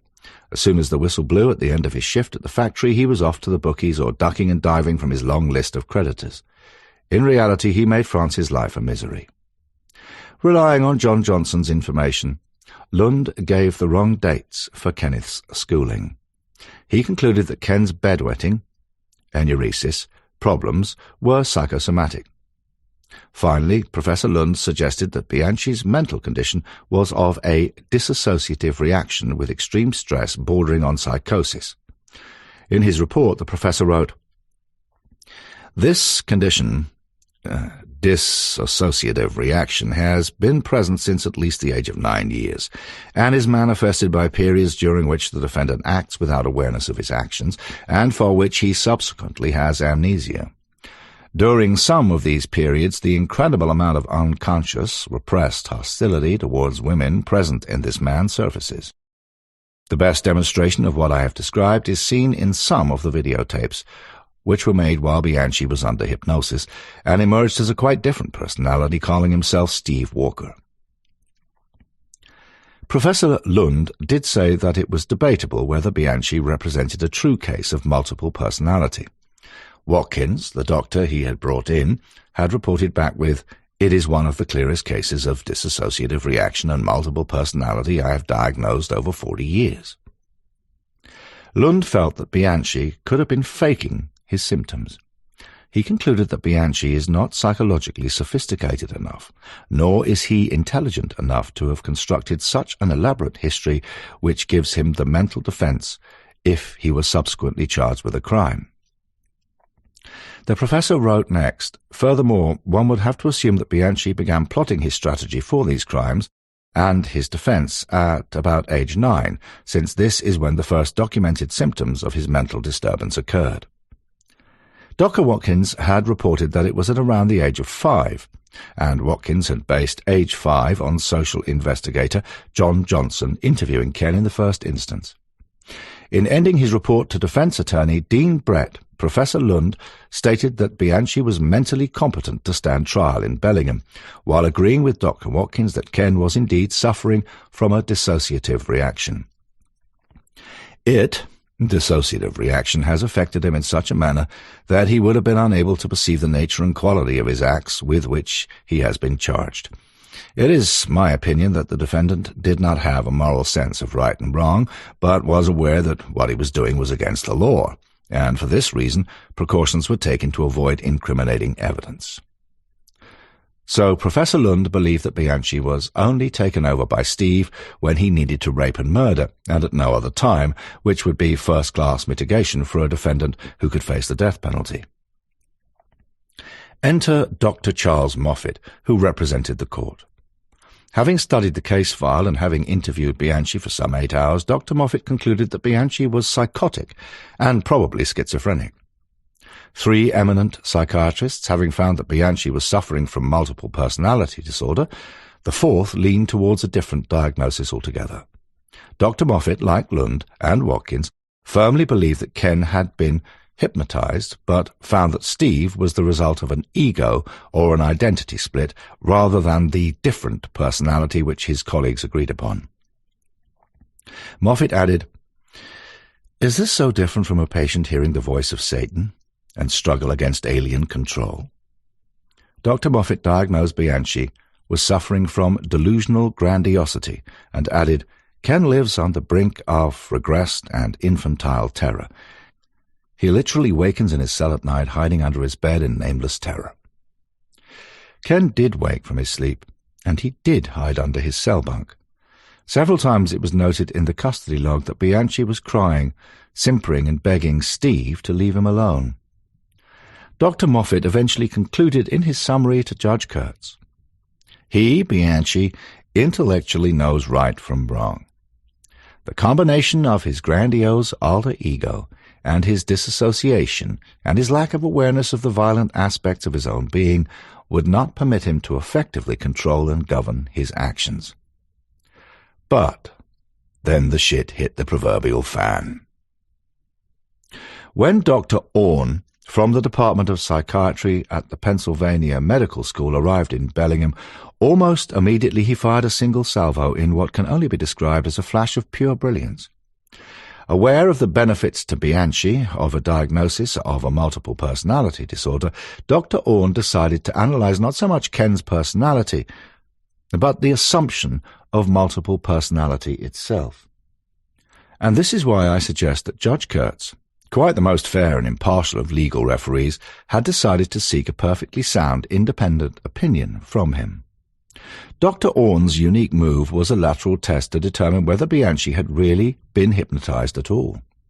for Orne figured that if this man was not a multiple personality disorder, then the hypnosis had not been effective. In Dr. Orne, Bianchi was about to meet a skeptic who had serious doubts about the concept of multiple personality disorder. Before attempting to hypnotize Bianchi, Dr. Orne mentioned in passing, and deliberately, almost out of Bianchi's hearing, that it was extremely rare in the cases of MTD for there to be just two personalities. Bianchi overheard the doctor, and shortly after he entered a trance, out came Billy, who amounted to personality number 3. Minutes later, Dr. Orne asked Billy, not Steve/Stevie, to sit back and talk to his lawyer, who wasn't even present in the room. But on this occasion Bianchi overplayed his part. Of course, Billy had no lawyer at all, but this did not stop Ken from leaning across the table and shaking the non-existent, obviously invisible lawyer's hand. Then Dr. Orne arranged for Dean Brett to walk into the room. Billy immediately shifted his attention to the newly arrived visible attorney, asking, "How can I see him in 2 places?" This behaviour caused Dr. Orne to conclude that Bianchi had not in fact been hypnotized, and following a few other tests that he was not suffering from MPT-2. When I later asked Bianchi how he had suddenly come up with this Billy, he said this: "I sensed that Dr. Orne was sharp. He threw a wild ball in my direction, and I got a surprise from it, so I came up with the first name that crossed my mind. I guess that it was because Orne had mentioned it, Billy Milligan, just before trying to hypnotize me. When Dean walked in, I knew I was fucked." Like so many serial murderers, Bianchi is a pathological liar, from the top of his head to his little toes. To suit himself, he will deny guilt in any way he can, and when the cards are stacked against him, lie repeatedly at the drop of a hat to suit the circumstances. Up until a few years back, Bianchi was still involved in appeals against his convictions for the murders of Karen Mandich and Diane Wilder, quite forgetting that he gave police details of the murders that only they and the killer could know. He also concocted a risible scenario whereby a former staff member at the Beichchum security agency, where he worked under the self-styled rank of captain, conspired with Karen Mandich's 2 boyfriends not only to kill the 2 co-eds but also to shift the blame onto him. As soon as I learned our Ken was up to this game, which would have cost Washington State a small fortune to defend, somewhat mysteriously copies of all his correspondence to me found their way onto the DA's desk. The appeal court subsequently threw his case out. But what of Professor Lund and Dr. Watkins, Allison and Moffat? I entered into a brief correspondence with Dr. Lund, who agreed that my considerations concerning Bianchi's psychopathology were correct. Dr. Ralph Allison is of the view that Ken is someone with an internalized imaginary companion, IIC. Allison prevails in his view that Steve was made by Ken's personality as a way of getting back at his mother when she was yelling at him at home during his youth. It was then that Ken imagined Steve into being, and he became Ken's hitman in expressing his hatred of women like his mother. When investigative author Christine Hart pressed Dr. Allison on what an IIC was, he replied as follows: "An IIC is what is called a thought form in parapsychological literature, or an imaginary playmate or companion in pediatric psychology. However, the pediatric doctors assume that all imaginary companions exist outside the bodies of the children who created them. That is false, as the child can place it anywhere he wants it to be, outside sitting in a chair, inside a doll, or inside his body, taking over his body to do its deeds. It is designed by the child to take care of the child's emotional needs, whether that be to combat loneliness or to avenge some insult to the child by a hostile adult. It is made voluntarily by the child with a vivid imagination and can, therefore, be destroyed by that same child as an adult." Dr. Allison went on to explain to Christine Hart, "IIC is a term I invented to describe these other selves, which were not alter personalities. Initially I called them IMPs, for internal malignant personalities, which seemed to be a good acronym, as an imp is a playful spirit. But I realized that only some were malignant and others were benign, so I changed the label to something that was morally neutral, internalized imaginary companion, or IIC. Hart then asked Dr. Allison to explain who Dr. Martin Orne was, and why Orne was diagnostically against him. After a preamble, Allison replied, "He was well known to the state prosecutor to be a skeptic of MPD, so he was hired to disprove the diagnosis of MPD initially offered by Dr. Watkins. We were aware that Dr. Orne was not likely to diagnose anyone with MPD, so we were not surprised when he maintained that Ken was just a liar. In Buono's preliminary hearing, Dr. Orne also stated that Ken had never been hypnotized by any of us, something I greatly dispute. I was caught in the middle of a battle of the experts, with Dr. Orne on one side saying that Ken was only a liar, and Dr. Watkins saying that Ken was a bona fide multiple. I knew he wasn't a multiple, but I didn't know then just what he was." Source: In for the Kill, a true story of hunting evil by Christine J. Hart, 2012. Ken would love it if I would give him a little self-promotion on his behalf. He has had a website in which he modestly describes himself as a God-fearing man. "Hi, my name is Kenneth Bianchi. I have been wrongly incarcerated for many years. My desire is to develop friendship beyond this edifice of political smoke and mirrors is, in part, because I need to dispel the myth that I am void of humanity, and in part because most of my family and friends are either deceased or have faded away." Wrestling clumsily with his vocabulary and losing the battle, he continued, "My basic interests are law, philosophy, and spirituality. My desire is to meet people who are obviously cogitative, on which they can develop a mutually inspiring relationship through some engaging mental intercourse. I welcome women of all races. I weigh 210 pounds, solid as a rock smile, healthy, compassionate, sincere, loving, honest, and good-looking. In order to try and raise money for my day-to-day items and additional art materials, I would be prepared to sell a small number of my prints of any of my featured drawings. Thank you for your attention, and I look forward to hearing from you. Signed, Reverend Bianchi." In an attempt to convince me just how artistically talented he is, Ken sent me a cardboard tube containing half a dozen of his pencil drawings, all signed by him. This artwork came with a note. "Chris, I send these to you as a sign of our friendship. Please keep them to show to your children. If you don't want them, you can sell them on the internet, where they make a lot of money. If you do, I would be grateful for a small donation. Kenneth." Several of the pictures were quite excellent, detailed with a nod to talent. Others were pretty poor. The Hillside Strangler made no mention of his homicidal CV anywhere on his webpage.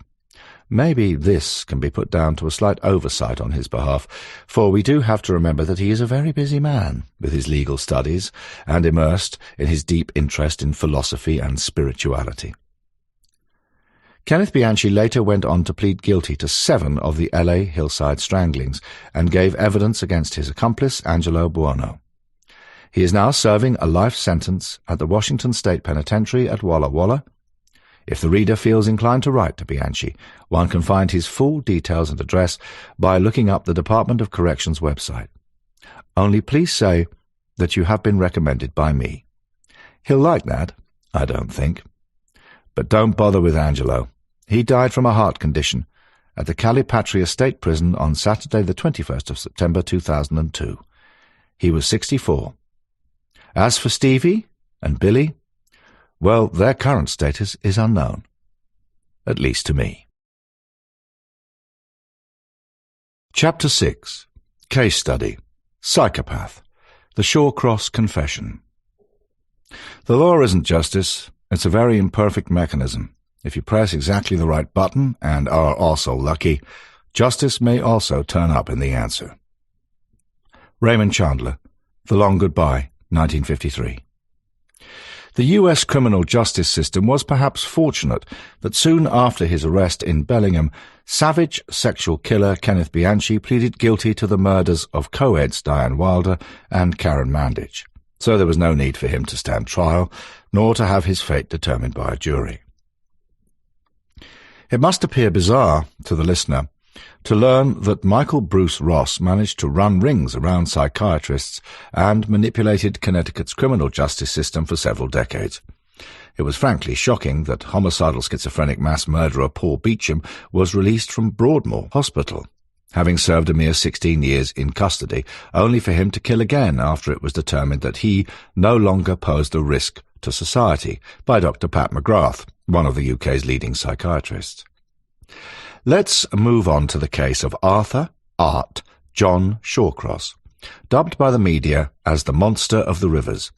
Shawcross was convicted of the second-degree murders of 10-year-old Jack Blake on Sunday the 7th of May 1972 and 8-year-old Karen Hill on Wednesday the 2nd of September of the same year. Although he pleaded not guilty on Tuesday the 17th of October 1972, a disgusted Judge Wiltz sentenced him to the maximum term of 25 years for the murder of Karen Hill.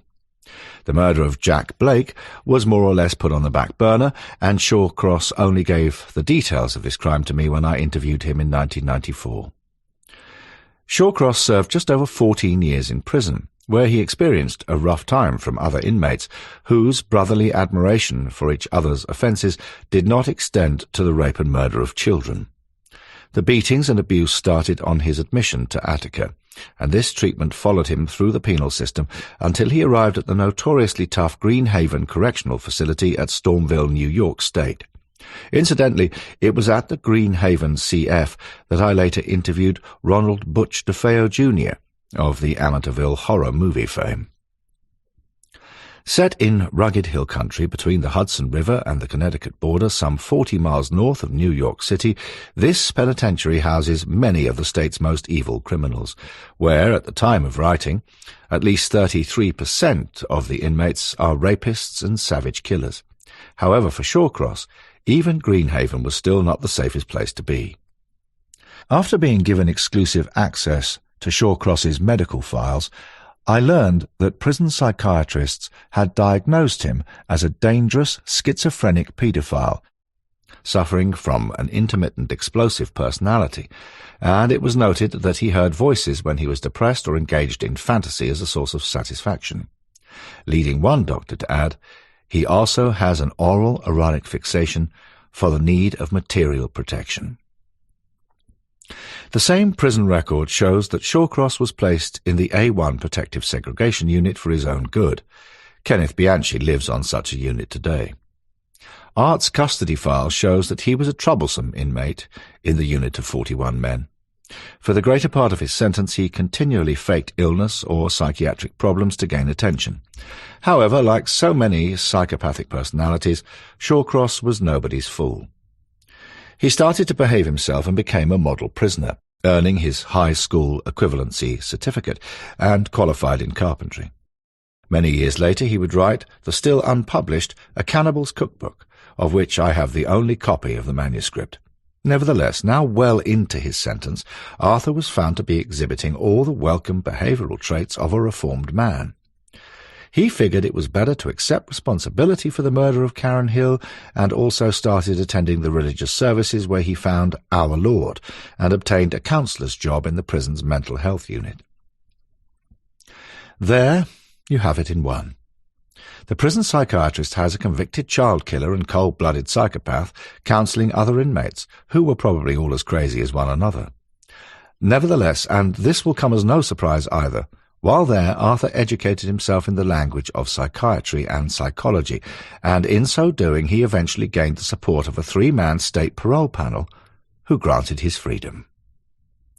Shawcross walked out of the gates of Greenhaven on Tuesday the 28th of April 1987. Although he had been receiving excellent evaluations from one group of psychiatrists, their high opinion of his transformation from homicidal maniac to one fit for release back into the community was not shared by several of their colleagues. A report from senior parole officer Dr. Robert T. Kent noted, "At the risk of sounding dramatic, this man could be possibly the most dangerous individual to have been released to this community in years."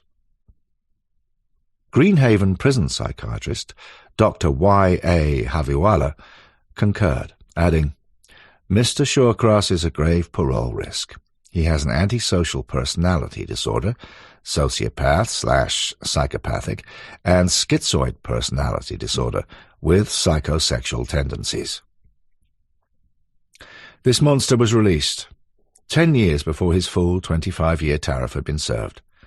He went on to kill at least 9 other women between March 1988 and December 1989 before being arrested and sent to prison for life.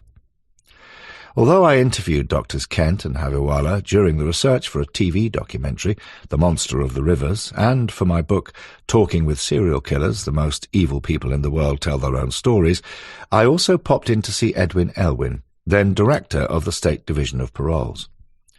He told me, "Mr. Shawcross did a comfortable adjust to parole. We simply hate it when one of our people goes bad. Goodbye."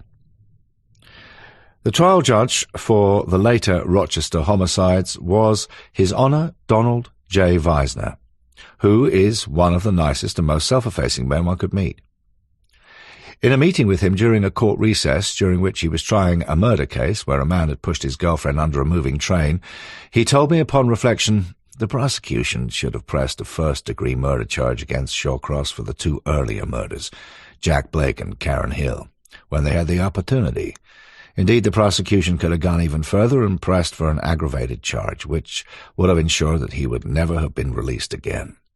Judge Weisner added, he most certainly would have received a life sentence, had that been the case. Instead, there was some mitigating evidence given by a psychiatrist, so they opted for a lesser charge, and in doing so, the prosecution behaved like Monday morning quarterbacks, rank amateurs.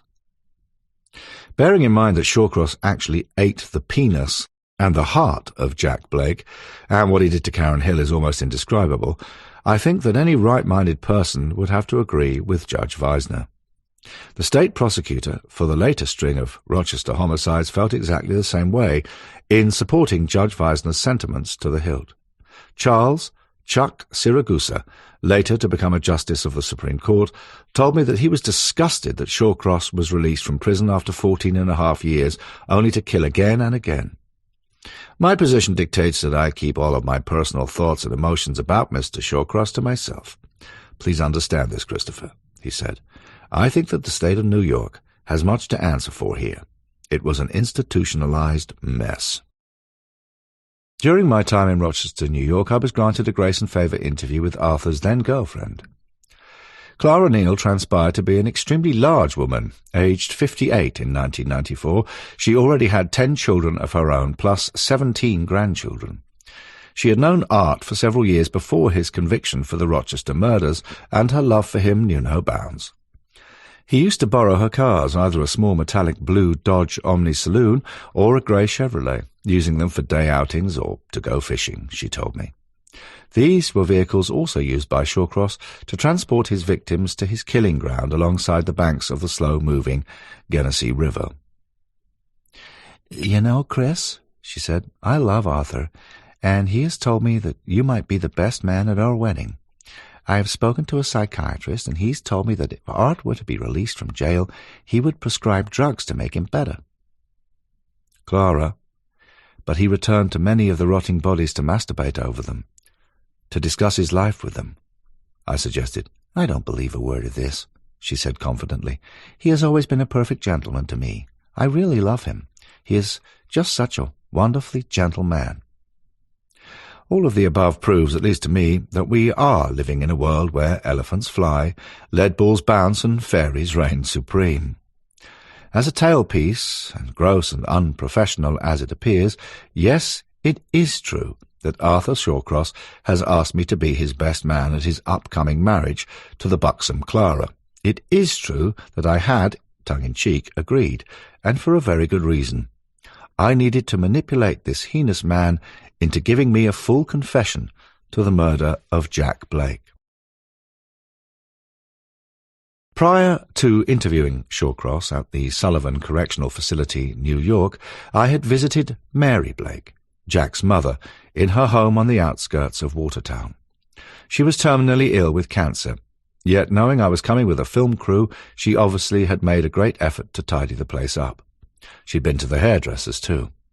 For a small family living on the breadline, she had gone to some trouble to buy and serve a pot of tea because she knew that the Brits liked tea, and there was homemade apple pie, sandwiches and biscuits for my crew and me. There were photographs of Jack everywhere, and there were tears in Mary's eyes as she said that because Shawcross had never admitted killing her son, she reasoned the dismembered, decomposing remains found by police at Kelsey Creek surely belonged to someone else. "You know, Christopher," she told me, "not a day goes by when I don't look out of my window expecting to see Jack walk up the street and come home. I believe in God. I am a good woman." Jack was just 10 years old when he bunked school to go fishing with Shawcross in 1972. Had he suddenly come home when I visited with Mary, he would at that time have been 32. At this point Mary broke down. "I'm so sorry," she sobbed. "We cannot accept that Jack is dead. It is impossible. Can you please ask Mr. Shawcross to tell us the truth?" How tragic and how sad is that, I thought.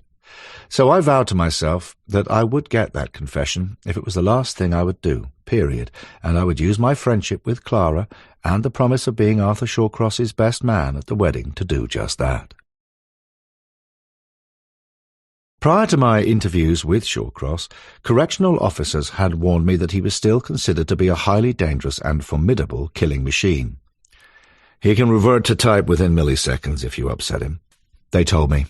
"Now, before you and your team sign this waiver and not hold the Department of Corrections responsible if he attacks you, we can proceed."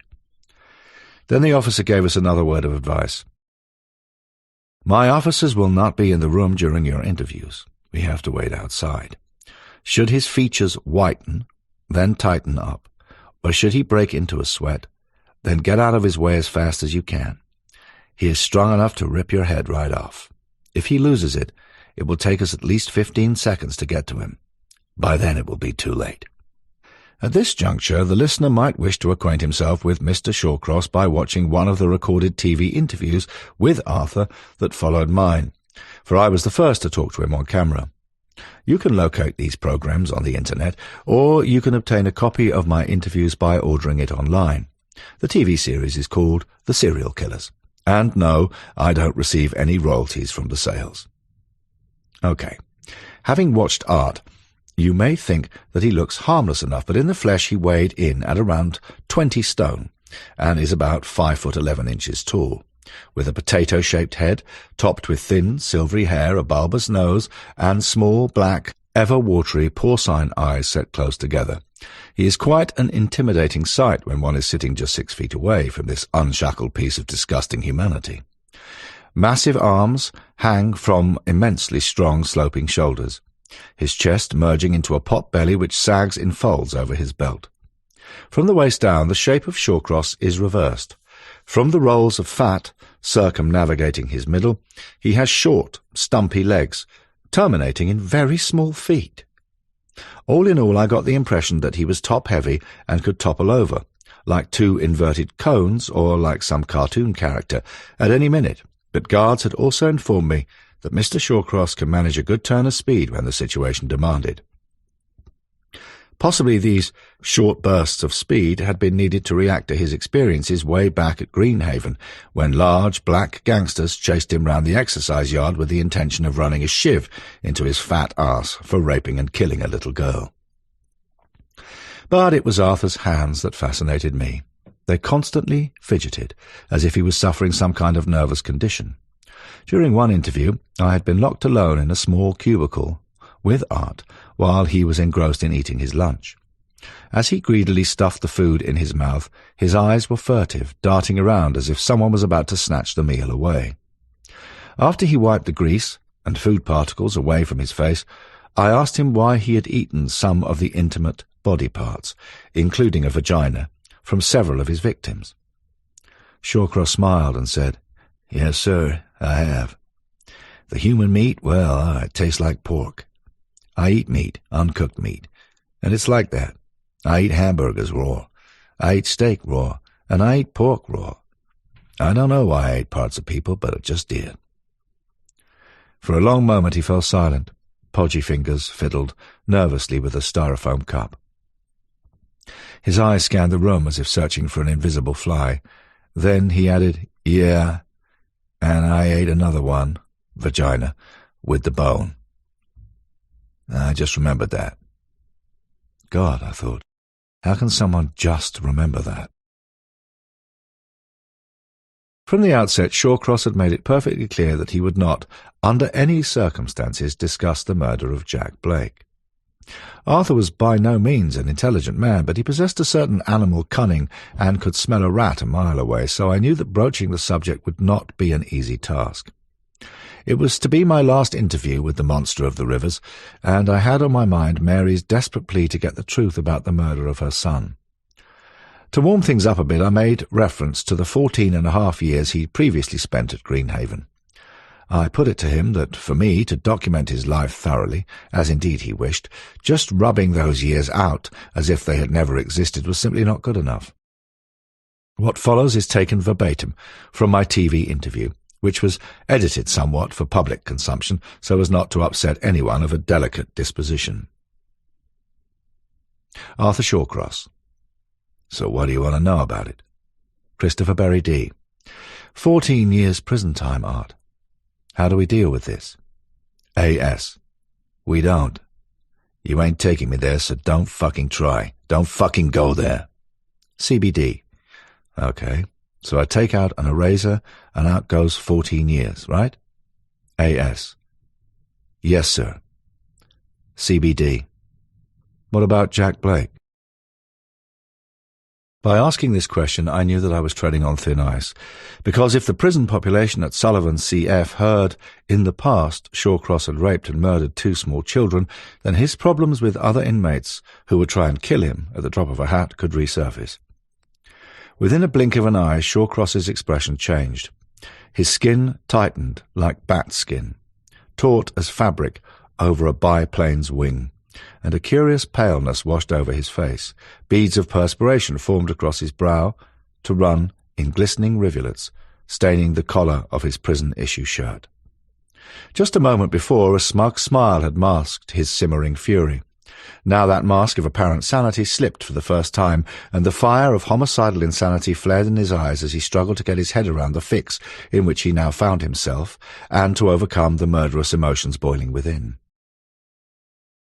The interview room went quiet, deadly quiet, quiet as an old grave with the sides falling in.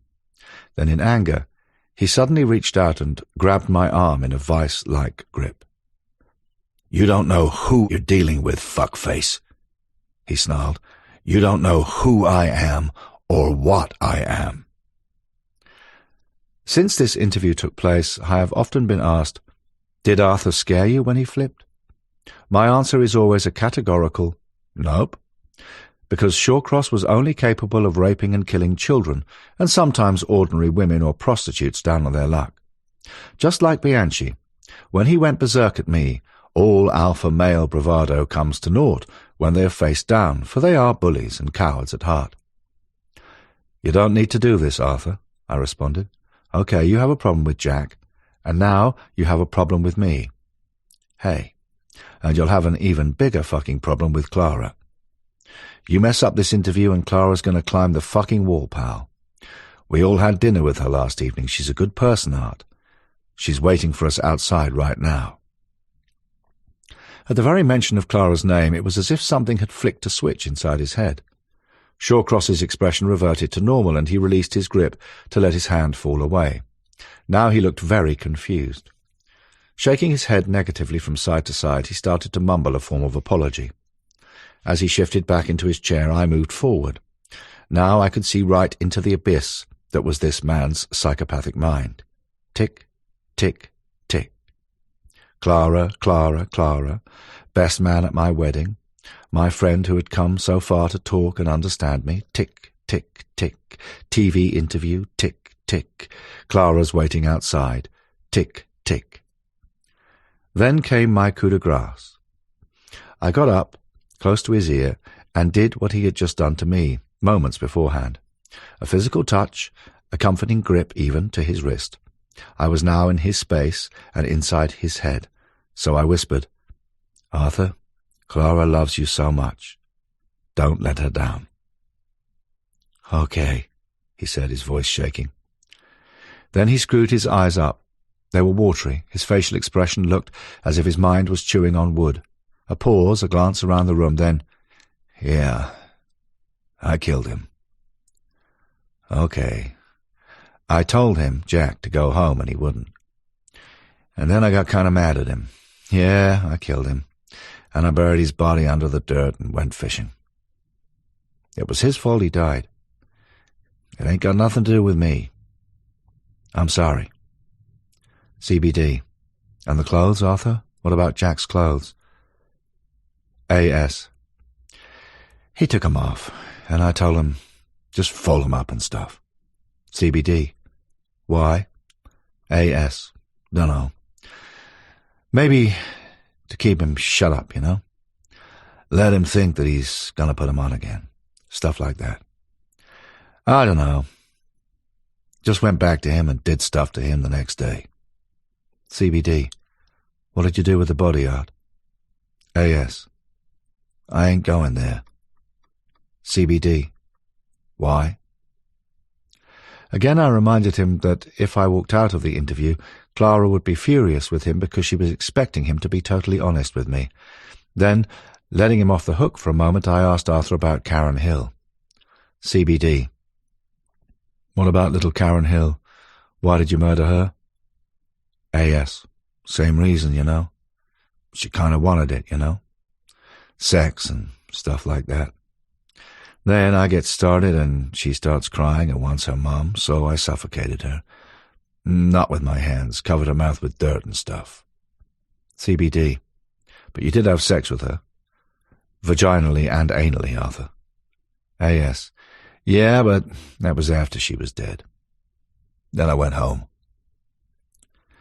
After a few more questions regarding his murders in general, I told him, "Arthur, there is a lady out there, Mrs. Blake. I have visited with her. Decent woman, and she has asked me to ask you just to give her closure about Jack, because she still thinks he's going to come home." Imagine if this was your Clara asking Mary Blake's questions. I have seen all of the photos of you with Clara and all of her kids. Great, loving family photos, Art. It is a great album of memories that she cherishes. So can you please look into the camera and talk to Mary Blake? She is a mother just like Clara. For a few seconds I saw something of a decent human being in this monster of the rivers. Now my trap was about to snap shut. I reached over to him again, because physical contact, even to those who are devoid of compassion, lack of empathy, a coldness that most of us can never understand, sometimes allows one to communicate with a hidden goodness that rarely surfaces. And according to the somewhat naive Clara Neal, this goodness was, in her mind, always there in Shawcross. "Look into the camera," I asked him. "Please talk to Mrs. Blake now."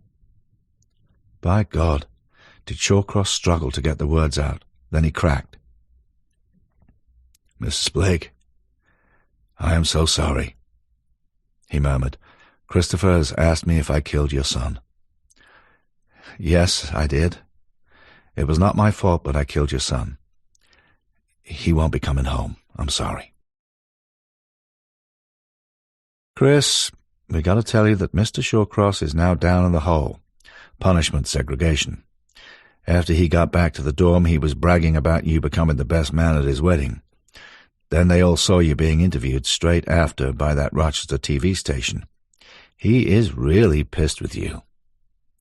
Media relations officer in a phone call to the author, who told the media that Shawcross was a murdering scumbag just minutes after leaving the Sullivan CF. As tail pieces to this chapter, I'd like to confirm that after my last interview with the monster of the rivers, I never spoke to him again. When we parted company, we did not shake hands, nor did we say our goodbyes. Shawcross simply left the interview room and was cuffed by guards and escorted away. He didn't even look back at me. His job in the prison was repairing locks and radios. I never spoke to Clara Neal again. I had conned Shawcross into believing she was waiting for me outside the prison after the last interview had wrapped, when she wasn't. My film crew and I did return to see Mary Blake, however. Out of respect, we left our cameras outside. What followed was one of the most truly heartbreaking moments of my life. As we parted company, she said, Thank you so much for coming back and telling us what Mr. Shawcross has said, but I know that I will be with Jack again soon. He's not really dead, and I'll always watch out for him coming home someday. As a result of this author's interviews with Arthur Shawcross and Clara Neal, and working with the complete cooperation of Captain Lynd M. Johnston, Captain of Detectives, Rochester PD, the previously cold case murder of Kimberly Logan, a slightly retarded 30-year-old black mute who was killed on Friday the 15th of November 1989, was cleared up. On the 10th of November 2008, inmate number 91-B-083, Arthur Shawcross died of natural causes at the Sullivan Correctional Facility, Fallsburg, New York State. Chapter 7. Case Study. Savage. John David Guise Cannan. A very British monster. The authors, using skills any psychotherapist would be proud of, encouraged Cannan to give a very full account of himself and his actions. Here we can see the mind of a murderer probably more starkly than he can ever see it himself. David Cantor, Professor of Applied Psychology. Forward to Lady Killer by Christopher Berry-Dee and Robin Odell, first published in hardback by John Blake, London, 1992. As psychotherapist Dr. Alice Miller says, the grandiose person is never really free. First, because he is so excessively dependent on admiration from others, and second, because his self-respect is dependent on qualities, functions, and achievements that can suddenly fail, with far-reaching consequences. John David Guise Cannan was a robber and a serial rapist, and, if not an established serial killer, he certainly murdered Shirley Banks in Bristol on the 8th of October 1987. Police believe that he also killed Susie Lamplugh in London on the 28th of July 1986, although he was never tried for this. We must also consider the murder of Sandra Court in Bournemouth on the 3rd of May 1986. In letters to me, Cannan categorically denied being in Bournemouth on the date in question. However, I discovered a screwed-up pay and display parking ticket amongst his property being held at a Bristol police station. The time, date and location prove without any doubt that Cannan was lying. When all of this was brought to the attention of a senior detective, he laughed me and my colleague Tony Brown out of the door. The cold case of Sandra Court is still regarded as an open inquiry, so I hope that, taking all of the material previously published in my book Lady Killer, Inside the Mind of John Cannan, of which some is published abridged in the audiobook you are now listening to, gives the police an incentive to reconsider the case. But talking with Psychopaths and Savages is not so much concerned with John Cannan's crimes or his modus operandi, M.O. This audiobook is all about what made this evil man's mind tick, for he is a combination of vanity and of latent savagery. We can plot his history from being a well-educated youngster through to his developing spiralling vanity and his ever-uncontrolled plunge into becoming a murderous, sexually deviant savage. Indeed, one can almost plot each point as he turned or shifted course throughout his violent career. Put simply, the question is, are these killer types born evil, or are they born with healthy minds that become evil over time? It is the nature versus nurture topic of discussion, these days more generally called the nature and nurture debate. One that has been for decades at the forefront of criminologists' minds, and especially the minds of psychologists. My friends at the FBI and many of the forensic psychologists of my acquaintance have been struggling with this question for ages when trying to determine with some degree of accuracy when these points are reached in any specific offender's history, in whom they have an interest. Local law enforcement does not really care too much about such things as nature versus nurture. The body of a murder victim is found and their sole responsibility is to bring the offender before the courts. Job done. They move on to the next corpse, found on their patch. But for those who have a professional interest in what makes these killers tick, it is tantamount to trying to get fingerprints from running water. To do so, you must try to understand how their deviant minds work. and how they graduate from being, say, a peeping Tom, to a stalker, to committing what may be termed a minor sexual assault, to go on to become a rapist and serial rapist before finally graduating to homicide, then serial murder, and at what points along the way an offender's buttons are pressed to escalate the nature of his crimes. So now we have John Cannan, and to understand and plot his waypoints, I had to get right inside his head, as you, the listener, will also, all too soon. Mr. Cannan first came to my attention in October 1987 when it was reported in the local press that a crash-helmeted man had entered the Ginger Boutique in Leamington Spa at around 3:55 p.m. on Thursday the 29th of October.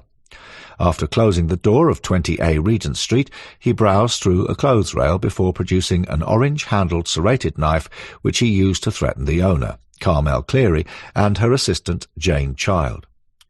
The man's intention was robbery and rape. Later, Cannan's name would be tentatively linked to one of the most mysterious and heavily publicised unsolved murder cases in British criminal history, that of missing estate agent Susie Lamplugh. The incident in Leamington Spa intrigued me. Looking at the press photographs of John Cannan, and while some women might consider his dark looks, blue eyes, slim physique, and those eyebrows that meet in the middle as attractive, I sensed something sinister. Vanity and savagery writ right across the smug face of Cannan, for his pretentious hairstyle, thin lips, and cruel mouth did nothing to make me think otherwise. Before we go further, you do realise that I am a direct descendant of the Holy Order of the Knights Templar. I am named Guise, after the Duc de Guise. My family's motto is, "À chacun son tour." My turn will come. John Cannan to the author, in correspondence now, with Metpol's SO11. Following Cannan's conviction for the murder of Shirley Banks, whom we will come to later, he became headline news throughout the UK. In droves, true crime writers are begging their publishers for a book commission, he alleged after I initially wrote to him. So, like Kenneth Bianchi, Femme Fatale, Melanie, Lynn Maguire, and Michael Ross, here was a story that had to be told, for the mystery of Susie Lamplugh was, and as we go to press still is, in the forefront of our minds. Allegedly coming from such an historical bloodline as the Knights Templar, John Cannan would have expected nothing less than to be recognised, appreciated, and lauded as such. For why did he mention this to me in the first place? So, using my cream Conqueror stationery with its matching envelope sealed with red wax, I told him that I was related to Dr. John Dee, court astrologer to Queen Elizabeth I, and that Sir Joshua, Uncle Josh Reynolds, P.R.A., was an ancestor too, and this is completely true. I explained to him that I had already anticipated that he would join up with a writer more qualified than me. Then, as a footnote, I added that the national newspapers had painted him in a bad light. Cannan was not permitted to read any articles mentioning him, so he was in the dark, so to speak, and one should not believe everything that was printed in the press. My concern, I explained to him, is that you will not get a fair crack of the whip. My punchline came as, "Please find enclosed copies of the covers of several of my previous books, Pictures Paint 1,000 Words, and a commissioning note, drawn up on a wing and a prayer, from my publisher, so I'll get on with my book. It is a shame that you feel that you cannot assist me with the true facts. I wish you well." Game, set, and match. If you could have been a fly on Cannan's cell wall, you would have watched manipulative John suddenly realise that his self-esteem, glibness, and superficial charm, and all of the edifices making up his evil mind, along with the need to control others, were being eroded by the minute. Now the facts, as they seemed to him, concerning his overinflated ego and its promising demise, were in the hands of someone else. I had not only pricked his ego, I was about to pop it, and this is something that the vain fear more than anything else. We might call this mind control. For John Cannan, the only way out was to mediate with me, regain what he was losing, placate me, communicate with me, and he did so with scores of letters. However, the more he put his biro onto prison-issue paper, the more this horrible man exposed evidence of the evil which makes up the mindset of a savage, sadistic killer. John's claim that he was a descendant of the Knights Templar was certainly news to me, as indeed it was to the several historians I contacted who do know their stuff. Moreover, this claim resonated with one previously made by serial killer Arthur John Shawcross, who told me that he was a distant cousin of Sir Hartley Shawcross, former Attorney General of Great Britain and chief British prosecutor at the Nuremberg trials, which Arthur was not. I would correspond with Mr. Cannan, and using the psychological fishing skills I have mentioned earlier with Melanie Maguire, I threw in some bait, the sort of classy bait I'd used with Melanie, but this time with a male-orientated twist. My dealings with Cannan, together with my study of the case papers, left me in no doubt that here was a superinflated ego flying high like a balloon on a thin string. When burst, the results can be unpredictable. Apparently stable on the surface, these egos become unstable and fall down when the ground collapses beneath their foundations, like buildings constructed on shifting sands, as in one puff and I'll blow your house down. I stress that I cannot give the listener any professional credentials to support this, but it did cross my mind that if I could try to use several of the innate characteristics so depended on by him in order to do what he has to do to support his ego and then remove them brick by brick, in so doing his very facade would crumble as we communicated over time. With that ever so vital ego under threat, everything that makes up his vain personality would fight back. However, no longer is that ego controlling as it subconsciously believes it is, for it is actually being manipulated and controlled unbeknownst to its host. In his mind, John Cannan could never, ever have realized where I was coming from, for to truly understand such a personality one has to get right inside the head, and this is not a groundbreaking line of thought, not one jot of it. Let's think consumerism and reverse psychology. When one signs up for a loyalty card, the issuing company begins to know what you purchase, when you buy their products, where you live, your demographic status, whether you are single, married, and with children, what ages they are, their birthdays, your birthday, and you are thereafter sent discount vouchers and offers. For example, you buy a branded bottle of tomato ketchup from a well-known store. A week later, you get an email from the producer offering a free booklet showing all of the Italian recipes, their sauces and products you might be interested in. Click Accept, and the next thing you receive is a 4-page questionnaire asking if you are satisfied with the product and would you recommend it to a friend. Complete this form to receive a 10% discount voucher, and once again you are bombarded with nuisance phone calls, perhaps telling you that because of the car accident, the one you have not had, you are entitled to compensation, or because you are a regular buyer of dog food, would you give a donation to the Mutt's Dog Home? I think you know exactly what I mean. If you haven't read the small print, most especially if you prefer buying online, soon you will be inundated with offers from other firms you've never heard of trying to sell you something you never considered buying in your wildest dreams. However, what we all fail to realize is that what these companies are truly up to is getting right inside the consumer's head, often manipulating them into the bargain. It's a subtle, oft-times sinister marketing tool, aka mind control, and I'd put money on it that if, for example, one subscribes to an internet dating website, something I do not, one's personal details will be flashed across to scores more dating websites, including suppliers of sex industry hardware and software. This is marketing psychology. It is all about getting inside a customer's head, finding out what they like or may like, then selling them something they had not considered previously. And this is more or less what I do when communicating with the criminals who interest me.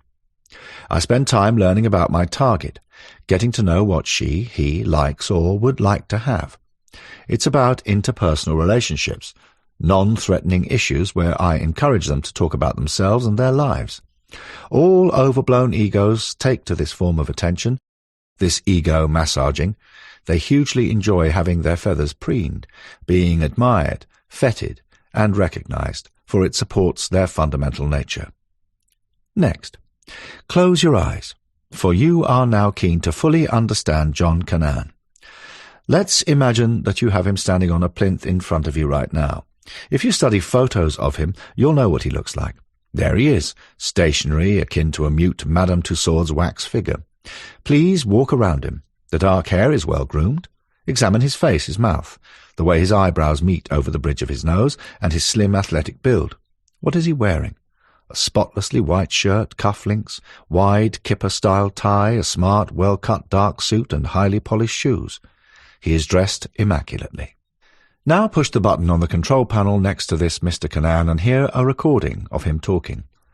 His voice is soft, almost upper class, perhaps affectedly so, you may think. He talks in a measured manner. Confident, he is seemingly a worldly person who could almost certainly hold his own in any company. He tells you that international travel and philosophy are his main interests, and, as might be expected of a man whose genealogical history dates back to the Knights Templar, he likes the finer things in life, among them champagne, fast cars, and sunny climes.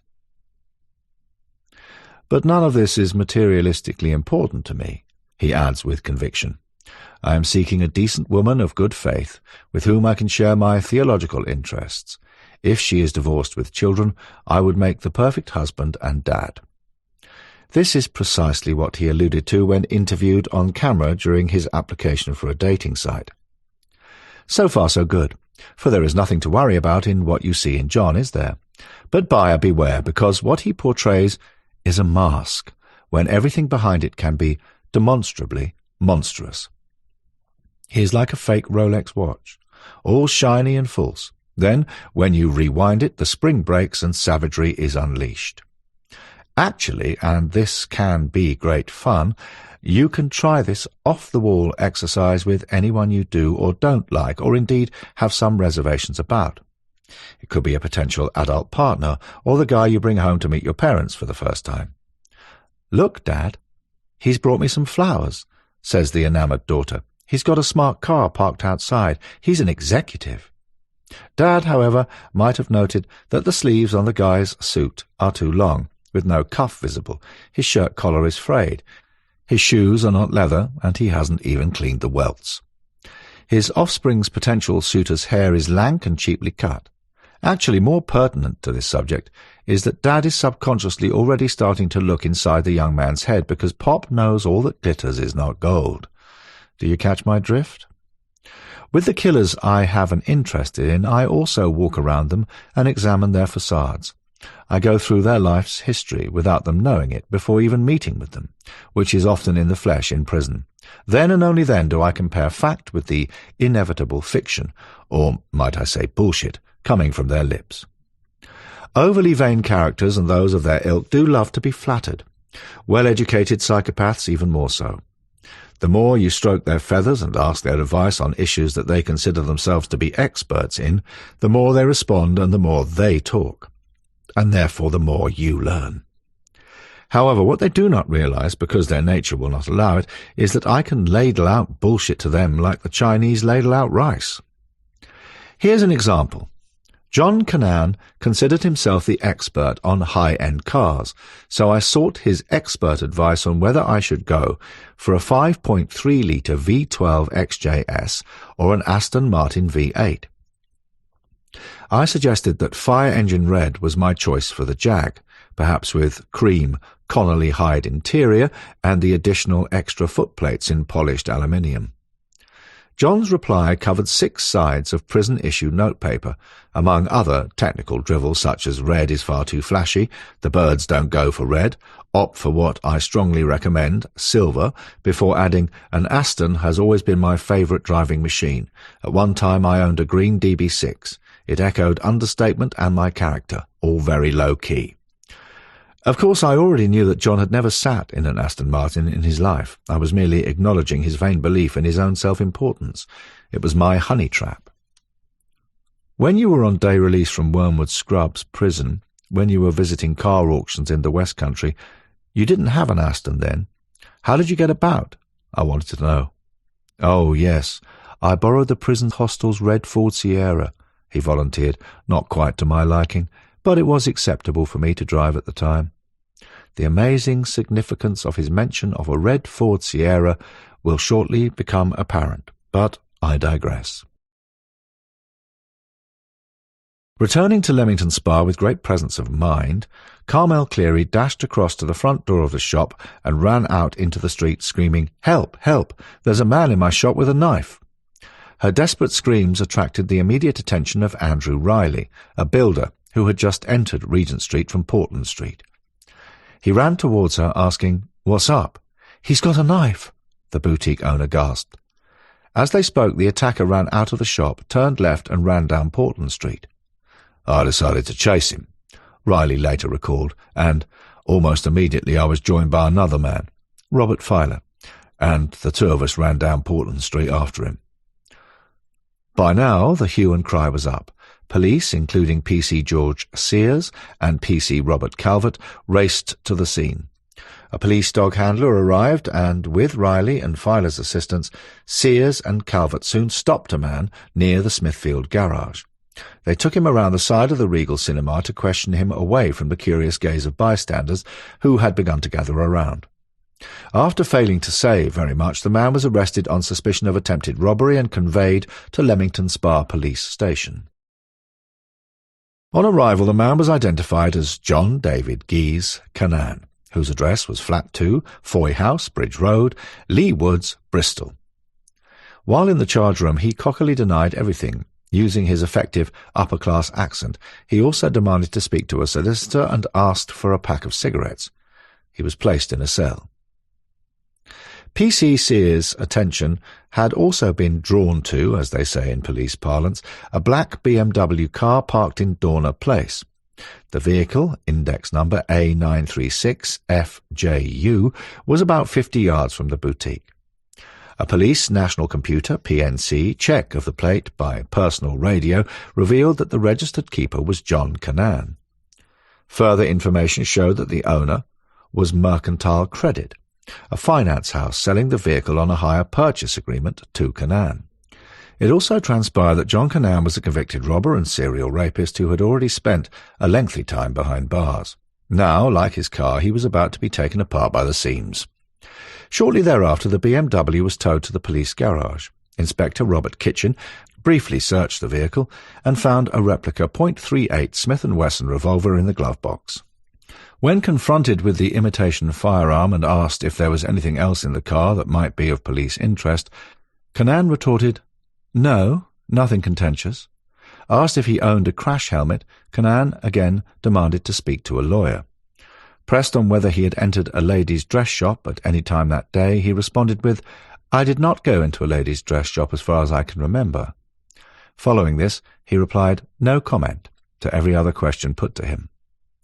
The next morning, D.C. Fletcher made a further examination of the black BMW and removed a black briefcase from the front passenger seat.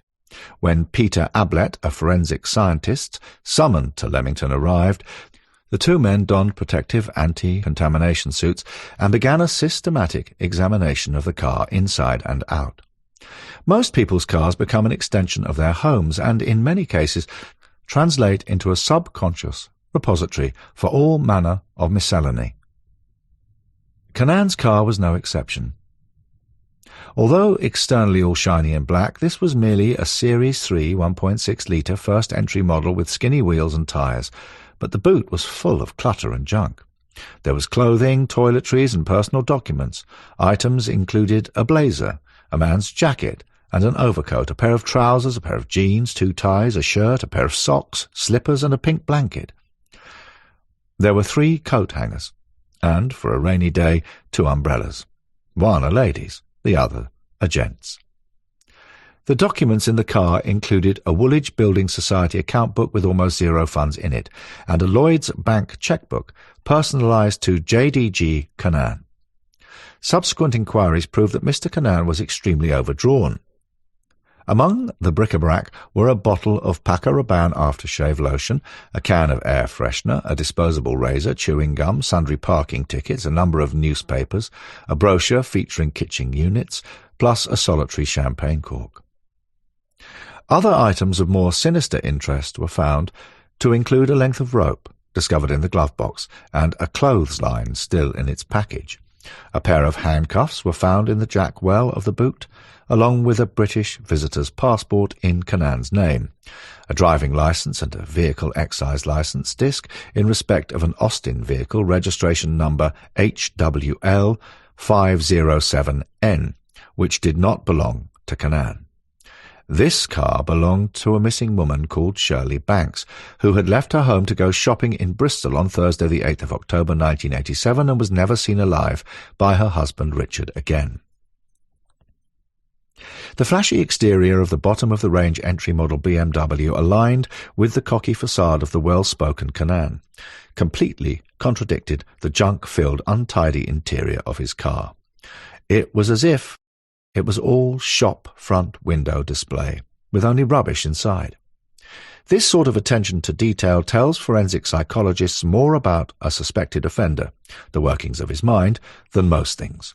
Cannan was a disorganized offender, and this is why he was finally arrested for attempted robbery, culminating in his life term for committing homicide.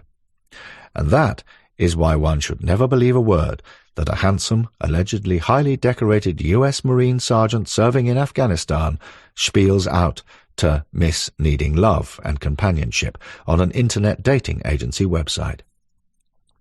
I would say that the moment alleged Congressional Medal Sergeant Privy asks for a penny, drop him, because the odds are high that he is really an obese shoe salesman living with his trailer park mum and on his uppers from Turdsville, Shit Creek, Alabama.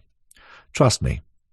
Cannan would later tell me that he went to Leamington Spa solely to commit a robbery, as he only had £6 to his name. He had selected the boutique as being a quick haul. When I asked him about rape also being on his mind as he entered the Ginger Boutique, he replied, "There was absolutely no question of sex. In fact, it was the last thing on my mind." Pressing him further, I suggested that the police might construe the handcuffs, the lengths of rope, and the imitation revolver as being a rape kit, similar to one he had used previously during a terrible attack on a pregnant Sutton Coldfield shop owner who was with her toddler son, an offence for which he had previously been convicted, receiving an 8-year prison term on the 26th of June 1981. Ever the pathological liar, cunning and manipulative with a callous lack of empathy and packed full of a grandiose sense of self-worth, John came back with, "You and me are highly intelligent people, would you agree? This is why I selected you out of the dozens of authors who wanted my story. But they all wanted the sensational stuff, while you wanted to really get to know me. I had a top-end BMW, which he didn't, and you drive a red Jaguar XJS, which at that time I did. As a very experienced car dealer, which he wasn't, I appreciate men with good taste like mine. I can tell from your stationery that you are a perfectionist, which I am not. I put money on it that you like Remy Martin and Moët Chandon rather than cheapo Plong. That would never impress the girls, would it? Actually, authors don't get paid much these days, so I'll drink pretty much anything." "But the alleged rape kit, John," I persisted. "Well, I would not read too much into this," he replied. "I have no idea why the gun was found in my BMW. I suspect a conspiracy by the police and leading members of Freemasonry. I had bought the washing line because my line at home broke. To prove it was still in the plastic bag I bought it, with the price tag. I will tell you later about the handcuffs. It's a long and complicated story about those, and I don't want you to go off track with silly side issues when we have more important things to concentrate on." The proverbial shit hit the fan for John Cannan when, following his arrest in Leamington Spa, police opened his garage door at Foy House and found a recently blue-painted Austin Mini with the license plate SLP 386S. The plate was false, for the Mini had belonged to a missing woman called Shirley Ann Banks, née Reynolds. Born in Edinburgh on the 4th of August 1958, Shirley Banks was married and lived and worked in Bristol. She had vanished without trace after shopping in the city centre on Thursday the 8th of October 1987. The Mini Clubman, its original colour was orange, was registered to her. The correct index number was HWL 507N. The vehicle excise licence for the same car having just been found by police in Cannan's BMW. At first, the false number plate, SLP 386S, didn't register with the Avon and Somerset Constabulary. But SLP 386S certainly did with me, for I noted a remarkable coincidence. SP, Susie Lamplugh, and 86 being the year that the 25-year-old estate agent disappeared. Much later I asked John why he had chosen SLP 386S as a false number plate. He replied, "Oh, that was just arbitrary. The truth is that I'd bought the car from a colleague at the St. Philip's Bristol car auction. It was a side deal, cash in hand, 25 quid. I can't remember the man's name, and I told DCI Saunders this. When I read that Shirley was missing and that I had innocently bought her car, I became confused. I put it in my garage and repainted it." I phoned DCI Brian Saunders, who was leading the hunt for Shirley Banks, and explained the possible significance of SLP 386S. For his part, Saunders said that he was into astrology and had even consulted the stars in his desperate efforts to find Shirley. He and I were now singing from the same hymn sheet. I liked this. In fact, I liked Brian very much indeed. Cannan's letters to me were always meticulously crafted. His handwriting is good and the grammar is spot on. With a limited amount of stationery at his disposal, he had to think before he wrote a word, a sentence or a paragraph. Nothing, however, appeared to be spontaneous or from the heart, for everything seemed carefully calculated, even contrived. John rambled on about having wanted to qualify for entry at a really great university like Oxford or Cambridge, adding, "Academia is where I really wanted to be." In fact, what he was really doing at this time was sponging off his parents, robbing petrol stations at knife point, and attacking and raping young women, including a devoted lover. He had joined the Merchant Navy but soon left. For a very short time John was a car salesman of sorts. His father, Cyril, was the general manager at Reeve and Stediford, whose prestigious showrooms in Birmingham were filled with the latest models of the famous marques in British car manufacturing. Through them I grew up enchanted with names such as Austin of England, Morris of Oxford, and M.G. at Abingdon, John boasted. Yet here in Leamington and Bristol we now found him driving an entry-model BMW on hire purchase, struggling to make the payments and with an overdraft at his bank. Undeterred and imagining that I knew none of this, he grandiosely expanded. "The life of a car salesman has its advantages, of course. I used to have high-flying times with the fast crowd, dancing at the Belfry and screaming through the back lanes of Sutton in our Jag TR7 and company demonstrators. We were factory-trained sales executives, and conversant in financial depreciation, projection, motor engineering, and responsible for six-figure sales turnovers." I interviewed John's mother, Sheila. Of the old school, she was neat in her personal appearance, short, fair-haired, in a well-ordered way. She laid on tea and biscuits for my visit. Her late husband, Cyril, was a solid, perhaps overbearing man, she told me. When I asked her to confirm John's employment at Reeve and Stediford, she said, "My husband gave little Johnny a job." Cyril was an exacting man with a quick temper. He had been a flight lieutenant in the Royal Air Force during the Second World War and served as an instructor on aero engines. He was widely respected in the motor trade throughout the Midlands. Johnny started with Reeve and Stediford as an odd job lad. He cleaned and washed the cars. He couldn't even do that properly, so my husband despaired and eventually fired him. Was Johnny conversant with car depreciation and price projections? I asked her. "Oh, I think he must be referring to, is it called Glass's Car Guide?" she replied. Delicately pressed further, Mrs. Cannan added, "Johnny always considered himself as Top Gun. He characterized himself as a big head, big mouth, while his friends and colleagues called him Billy Liar." Top Gun, big head, big mouth, and Billy Liar was writ large throughout every letter John Cannan sent to me. "I left my father's firm because all of the other salesmen could not match my devotion to work and my excellent sales turnover," he explained. "They were jealous, and it made my life unbearable. I could have owned that company within a few years." This contradiction between Sheila Cannan's statement and her son's deceptive account of his employment at Reeve and Stediford gives us a focused look into the workings of this man's mind.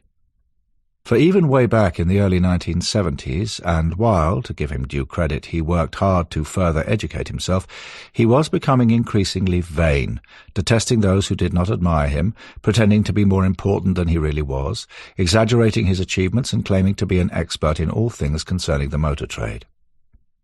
In May 1978, John met and married June Vale, a pretty, home-loving girl with light brown hair.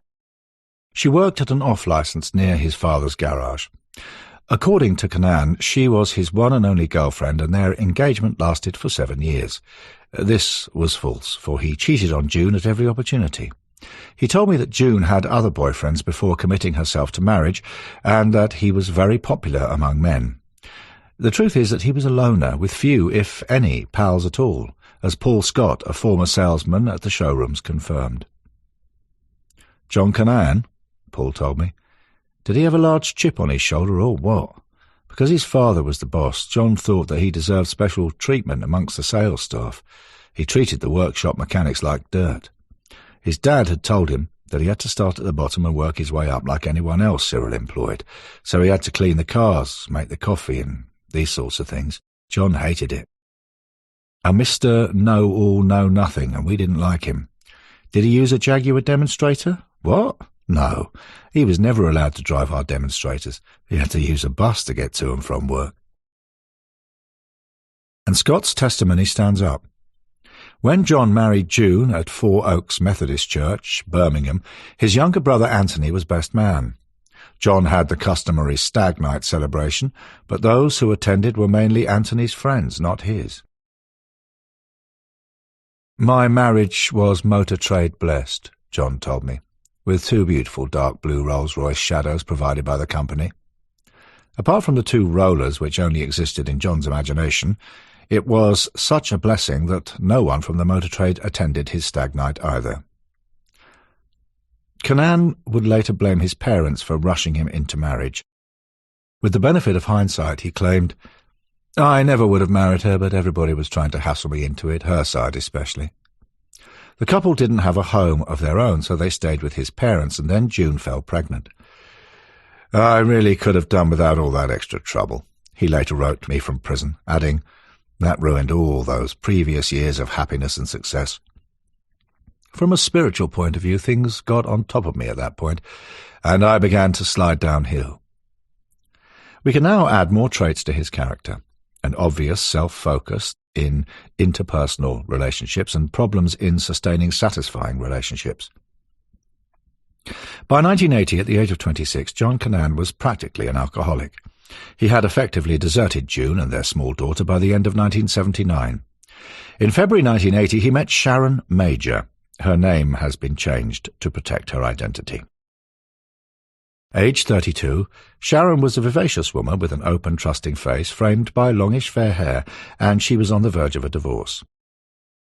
When John first asked her out, she accepted, and he explained that he was divorced, which at the time was untrue, and that he worked as a sales manager at a local car showroom, also untrue. Now kicked out of his job and booted out of his disgusted parents' home, Cannan began living at Sutton House, a B&B in Chester Road, Erdington. He had stayed there before while cheating on June. "I used to visit the hot spots of Birmingham," he bragged. "Buy 'em a drink, tell 'em I love them, tell 'em they were the best thing since sliced bread, then take them to the Sutton guest house for a cheap night of easily forgettable passion." Can the listener smell misogyny here? After a sparkling start to their relationship, Sharon soon started to see the flaws in John's character when he moved in with her. After a chance meeting with June in a supermarket, she discovered that he was still married. In fact, he even had a daughter, a fact he'd never mentioned before. As tensions grew, with Cannan out of work and stealing money where he could find it, his vanity threatened, as Sharon started to find fault with him more often. Already intolerant of criticism, he became hypersensitive to any insults or imagined insults and flew into uncontrollable rages. Sharon would turn up at work with black eyes and bruises on her arms. Drinking a bottle of scotch a day, John had the extra pressure of finding cash to pay June's maintenance. "I now realized that he had an evil streak in him, but I tried very hard to settle John down," a tearful Sharon told me during our only interview. One part of me still wanted to be with him, but common sense told me it had to end. Matters came to a head with the approach of Christmas Eve, 1980. Sharon asked John to move out for a few days because her ex-husband was coming over to visit the children on Christmas Day and Boxing Day. He wasn't coming to stay at my house, she explained to me, just for lunch and to bring gifts for me and the kids. John was livid. Utterly humiliated and extremely jealous, he returned to the guest house. Once there, he drank himself stupid, and his fury grew and grew. After the festive season, he returned to June's house, anticipating a warm welcome, but he was mistaken. She told him that their relationship was over. What followed has to be one of the most savagely violent and sexually sickening attacks ever carried out on a woman who, by the grace of God, survived and did so only by a whisker.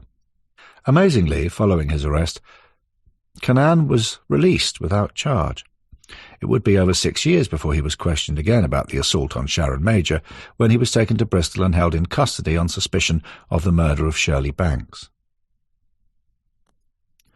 Exhibiting no signs of remorse in his letters to me, John blamed his assault on Sharon Major, that it had been a sex session that got out of hand. He told me that he loved her children, a boy aged 4 and a daughter aged 6. I took very seriously my role as a surrogate dad, he insisted, claiming that he occasionally bought them toys and took the little boy to his first football game, Aston Villa versus Birmingham City. We sat munching hamburgers, John recollected, and he learned how to call the referee a pillock. He said the girl was backward for her age, and that he and Sharon took her to see a specialist at a children's hospital. After the break-up with Sharon, whom he called the most gorgeous creature one moment and a slag the next, Cannan says he was distraught. "I left my wife," he complained in his letters, "lived with this lover, supported her and her 2 kids for 12 months, paid all the bills, gas, electric, rates, mortgage, housekeeping, children's money, entertainments, clothes, food, paid my wife maintenance, and for Louise, my daughter. Our relationship ends." He loved Sharon, he said, and with greatly exaggerated emphasis claimed that he was very, very, very, very, very, very, very upset that we'd broken up, and I was also upset that I'd hit her. John had mixed feelings about what had happened. He said that he missed Sharon and the children, but he also blamed her for triggering his subsequent misfortunes. "Everything I had loved for years just gone, believe me," he said. "I didn't want the birds, the booze, the clubs. I wanted the family again." To his mind, the affair with Sharon and its unfortunate outcome was pivotal too in regard to his future behaviour. "When we broke up, I broke up," he explained. "Suddenly everything was a shambles." Drowning in self-pity, he whined on. No home, no money, no job, and no hope. Drink, debt, and despair was all that remained. I was just losing control. I let myself go and genuinely felt I could no longer cope. Tears, shakes, depression. It was a terrible time. Everything, it seemed, had been such a waste. She was the trigger, but not the cause. Several days after Sharon dropped him, Cannan, armed with a lock knife, walked into Yenton service station just a few hundred yards from his guest house. Here he terrorized 2 young girls and stole about £260. With funds at his disposal, he changed clothes and went out to buy a bottle of brandy. For her part, Sharon categorically denied her former lover's assertion that he assisted her financially. "John was always broke," she told me during our meeting in a Bristol waterfront cafe. "He never gave me any money. The household bills were paid by my ex-husband, and I made a contribution to the welfare of my family through my own earnings, working in an off-licence." As for Cannan's description of the time he spent with the children, Sharon's view was that he had overstated it. He did buy a second-hand bicycle for her daughter at a cost of £10 and repainted it in the kitchen, but he certainly did not spend hours teaching her daughter to read. "Patience not being one of his strong points," she stated, adding, "You know, Christopher, there is a good side of John trying to get out, but even though he'll never be released from prison, I'm still terrified of him, even today." Let's go back to an earlier time. At 2:45 p.m. on Friday the 6th of March, 1981, John Cannan had walked into a ladies' knitwear shop in Sutton Coldfield and savagely raped a 37-year-old pregnant woman in front of her son. Cannan was shortly afterwards arrested and sentenced to 8 years behind bars. While at the Verne semi-open prison at Portland, Dorset, he sought advice regarding access to his daughter from a Bristol-based solicitor. An extremely attractive dark-haired woman lawyer, Annabel Rose, was right up John Street, classy, well-dressed, and there was something about her that convinced him that he could pull her. The term he used in a letter to me. Annabel, however, was married to a barrister, whom John later claimed was a dull professional man. I have written extensively about the relationship that developed between this lawyer and her client in my book Lady Killer, Inside the Mind of John Cannan. But for the purposes of talking with psychopaths and savages, here we see quite the most extreme example of how manipulative a man like Cannan can be. Annabel Rose, who had all the money, status and privilege that Cannan always aspired to, fell for him, hook, line and sinker. Indeed, he swept her off her feet. She found me a romantic rebel who loved life passionately, and one who allowed his impetuosity to triumph over reserve and caution. John Cannan on Annabel Rose, to the author in Correspondence. One might immediately prejudge Annabel Rose as being somewhat naive in starting out as what would transpire to be one of my hottest lovers, as John claims. As a lawyer acting for Cannan with regard to access to his daughter, it is most probable that she didn't know the details of his rape conviction for which she was now serving time, and therefore it could best be argued that her heart ruled her head when faced with the sort of charm offensive that he was most capable of. Nevertheless, when John was released from prison in 1986, they were so attached that he relocated to Bristol. Here they continued their steamy affair until Mr. Rose got wind of it, and, for John Cannan, crunch time came about again. Annabel called off the relationship, but John didn't take it lightly. He pestered her and stalked her and her husband. With £2,000 left to him in his now deceased father's will, and a further gift of £5,000 from a distant relative with the apt name of John Perks, he hired Tom Isles, a private investigator, who ran Tom Isles' Legal Services of Fish Ponds, Bristol, to follow his former lover, stake out her home and office, and report back to him almost every day. Armed with the reports, Cannan tried to blackmail Annabel, threatening to spill the beans about their affair to her husband. She, however, had already confided in her spouse, and so his threats fell on deaf ears. I interviewed Tom, now deceased, at his home. Present was his wife, who remembered Cannan very well, and she didn't like him at all. A tall, striking blonde, she explained that she always felt uneasy when John was around. "He gave me the creeps," she said. "He was coming on to me, and I could read him like a book." Just before lunchtime on Monday the 28th of July 1986, 25-year-old blonde estate agent Susie Lamplugh, later described by her friends and colleagues as a smashing girl, left her office to meet a client called Mr. Kipper outside 37 Shorrolds Road.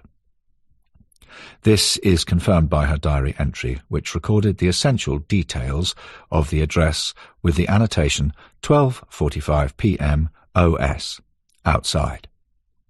At approximately 2:45 p.m, a close friend, Barbara Whitfield, who was a partner in a flat-finding agency, saw Susie.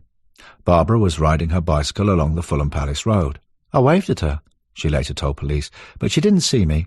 And there was a man sitting next to Susie in her car, a white Ford Fiesta, index number B396GAN.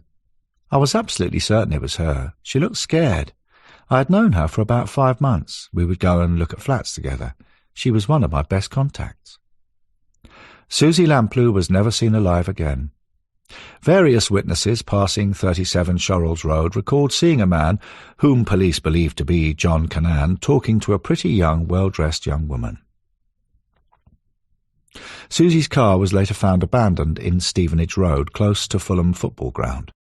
The vehicle had been badly parked about a mile from Shorrolds Road. There was every indication that it had been abandoned in haste. The handbrake was off, the driver's door was unlocked. Susie's straw hat was on the parcel shelf behind the rear seats, and her purse nestled in the driver's door pocket. A local woman called Wendy Jones later told police that she had noted seeing the white Fiesta at around 3 p.m. on Monday the 28th of July. She thought it rather odd that it was parked askew. Wendy had gone to the cinema, and when she returned home at about 10:30 that evening, the car was surrounded by policemen. The police believe that sometime between the sighting of Susie by colleague Barbara Whitfield at 2:45 p.m. and the witnessing of the abandoned vehicle noted by Wendy Jones just 15 minutes later, Susie was under the control of John Cannan and had been taken away in another vehicle to be murdered. In November 2002, the police held a press conference at which officers named Cannan as the man they believed murdered Susie Lamplugh. No evidence was found linking Cannan to Susie's murder, and he has consistently denied any involvement. But who was Sandra Court? Was there anything to link John Cannan to her death? While staying in the prison hostel, John often borrowed the hostel cook's red Ford Sierra to drive down to the West Country, specifically to Bristol, where he met up with Annabel Rose, and to visit a car auction at Poole, Dorset, to hone up on his factory-trained skills in buying and selling old bangers when his discharge from prison finally came through. He explained that over bank holidays he could stay over with friends, one of whom lived on the outskirts of Southampton. 27-year-old Abbey Life assurance clerk Sandra Court had been reported as a missing person following a night out at Steps nightclub in Bournemouth's town centre on Friday the 2nd of May 1986. She was last seen alive at about 2:45 a.m. on the Saturday morning, walking barefoot, apparently drunk, in the Bournemouth suburb of Lansdowne. Her naked body was found in a slow-moving stream close to the Avon Causeway near Hare, Christchurch, the following day at 7 p.m. Neither robbery nor sexual assault appeared to have been a motive for the killing. There were no signs of a struggle, and the cause of death, evident by the strangulation marks, was slight. Some of Sandra's belongings were discovered strewn about at scattered locations nearby.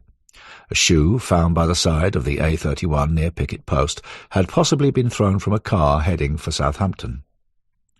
10 days later, a letter posted in Southampton was sent to DCI Rose of Dorset CID, who was leading the murder inquiry.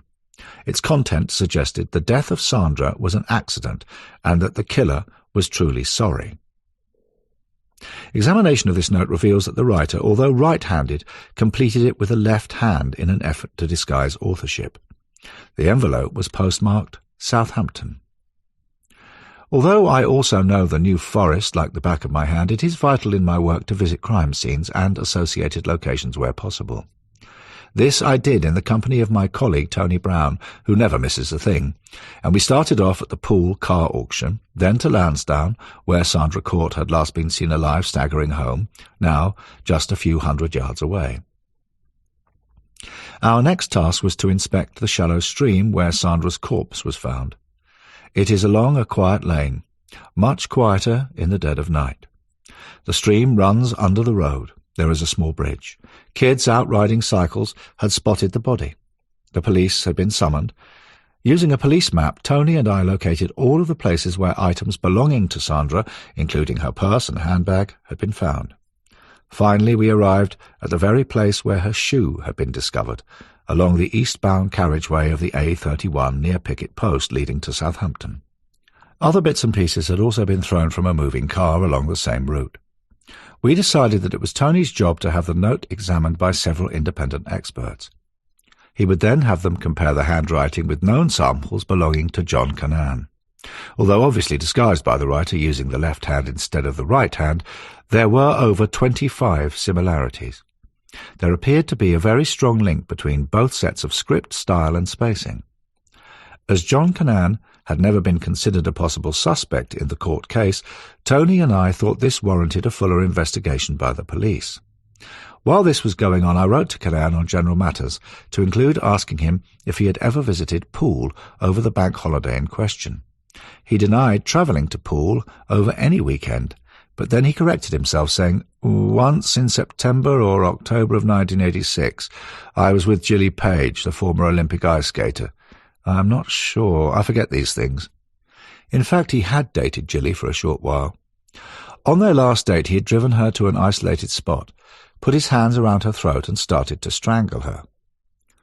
"This is how Susie Lamplugh might have been murdered," he snarled. The beautiful young ice skater later told police that she was so terrified by this sudden change in Cannan's demeanour that she never saw him again.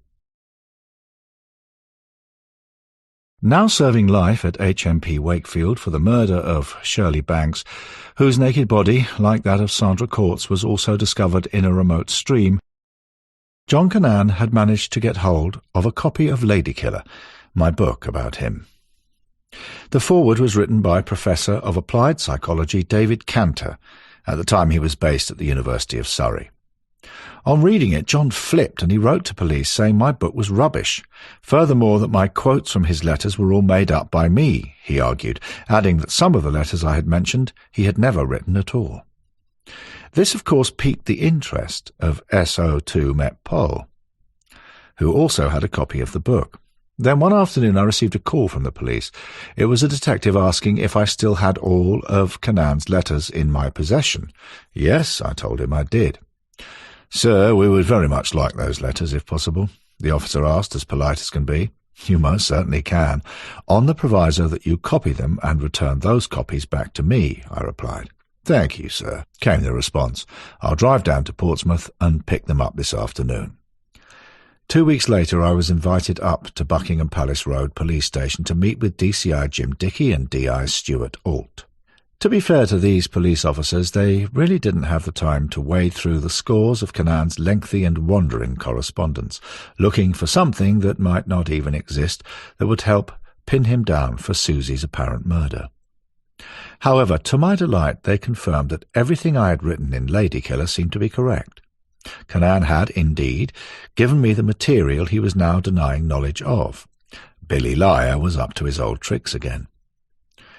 There are a lot of references to the Holy Bible in these letters, pointed out Stuart Alt. He likes his biblical quotes, doesn't he? Christopher, do you think there is any hidden meaning in this? I promised that I would take a closer look. In fact, now that the Met was so interested in Cannan's denial of ever writing much of what he clearly had written, this renewed my interest. My thoughts bounced back to Cannan's trip to the Poole car auction and the vehicle he had used over that bank holiday. Poole, Dorset, the park and display ticket I had found in his property in a Bristol police station. A bell rang inside my head. John knew that I had once lived in Southampton, and as an aside he had explained that he knew the city quite well. He had friends who lived in or on the outskirts of the city. He had bought a camera at University Cameras, below Bargate. He had a soft spot for the New Forest, especially the hamlet of Buckler's Heart, where he had a drink. I know the New Forest like the back of my hand, he claimed. I visited the car auction at Poole twice. Previously, I had been allowed to examine the contents of several black bin liners containing the detritus and paperwork collected from John's BMW. DCI Brian Saunders and his colleague, Superintendent Tim Bryan, had produced this material when I visited the Avon and Somerset HQ. Did I or did I not find a crumpled-up pay-and-display parking ticket for Poole, Dorset? I went back to Bristol. Yes, the ticket had been issued at Poole and was dated the 3rd of May, 1986, a bank holiday.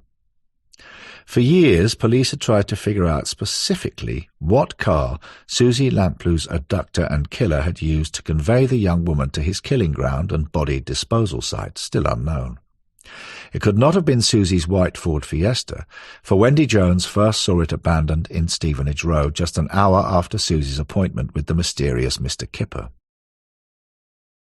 In his letters to me, Cannan had mentioned that he'd often borrowed the hostel cook's red Ford Sierra. I brought this information to the attention of DCI Dickey and DI Alt, who told me that no link between Susie Lamplu and Sandra Court had ever been considered by them before. Likewise, it also transpired that the Dorset police had made no connection between the murder of Sandra on their patch and the disappearance of Susie, which came under the Metropolitan Police's jurisdiction. Although the pay-and-display parking ticket was of great interest to SO2, I had something else that I could offer the Metropolitan Police too. Although DCI Dickey and Stuart Alt gave me no indication that they would be interviewing Cannan about the murder of Susie Lamplu, I sensed this was about to happen when the detectives asked me how they might approach him with their line of questioning. Indeed, they had contacted colleagues in Bristol asking if the transcripts of their interviews with John could be made available. Alas, much time had since passed, and the files had been destroyed. There had been no need for them to be kept because the murder of Shirley Banks had resulted in a conviction in May 1989. These files also included details of the interviews carried out by Thames Valley Police regarding the rape of Donna Tucker at Reading, Berkshire, among other matters. During the course of my relationship with John Cannan, and acting upon John's instructions, his solicitor, Jim Moriarty of Blackham, Maycock and Haywood, had handed me a full set of folders, about 8 in all. This was the only record of John's interrogation by police that now existed. I handed it all over to SO2. By dint of sheer hard work and diligence, SO2 tried to track down the hostel cook, only to learn that he had since passed away. However, excellent detective work linking the man's name to the vehicle licensing office gave officers the year, make and model of a red Ford Sierra, which they hoped they could still find. They discovered it in a London scrapyard and had it towed away. Upon forensic examination they discovered Cannan's and Susie Lamplu's DNA. Sadly, forensic scientists did not look for a DNA link between Cannan, the Sierra, and Sandra Court. We feel very relieved that in our estimation, the man who killed Susie cannot kill anybody else. Diana Lamplu, mother of Susie, the Susie Lamplu Trust. Impressive. A detailed and balanced portrait of a murderer. Diana Lamplu on Lady Killer by Christopher Berry-Dee and Robin Odell. There was now physical and circumstantial evidence associating John Cannan with Susie Lamplu, and much of the physical evidence came to the law's attention following my time working with Cannan for my book Lady Killer. The Metropolitan Police submitted the file to the Crown Prosecution Service, CPS, who concluded that DNA belonging to Miss Lamplu has been found in the car. DNA belonging to Cannan has been found in the same vehicle, but this does not imply that both persons were in that car at the same time. The two senior investigating officers called a press conference which was televised on TV. In an unprecedented event, DCI Jim Dickey and DI Stuart Alt of Metpol's elite SO2 vented their frustration and anger during the broadcast. At around the same time, Tony Brown and I took John's handwriting samples and a copy of the Southampton postmarked letter, along with a copy of the pay and display parking ticket to Bournemouth Central Police Station, where we had an appointment with a detective. Our discussion lasted less than 10 minutes. He admitted that no such handwriting comparison had been made by his officers, and, with a dismissive wave of his hand, asked us to leave. "Oh, and you might use the public car park if you come again," he added, as he closed the door. At the time of writing, the murder of Sandra Court remains unsolved. Occasionally the dust is blown from its cover as part of cold case reviews. As far as I am aware, at no time since Sandra's death have Dorset Police contacted SO2 Metropolitan Police, who are responsible for the Lamplu inquiry. If they have done so, they've certainly not had the courtesy to inform me. Nevertheless, several years later I had lunch with the ex-head of Dorset CID. This former detective officer was somewhat reluctant to be drawn on the Sandra Court case, explaining that while Sandra's homicide had fallen within his jurisdiction, Susie Lamplu's disappearance had come under the Met's remit. "No, we didn't talk to the Met at all. At least, not to my knowledge. We didn't get on very well with them anyhow," he said. "You must have known about my meeting with D.I. Stent," I countered.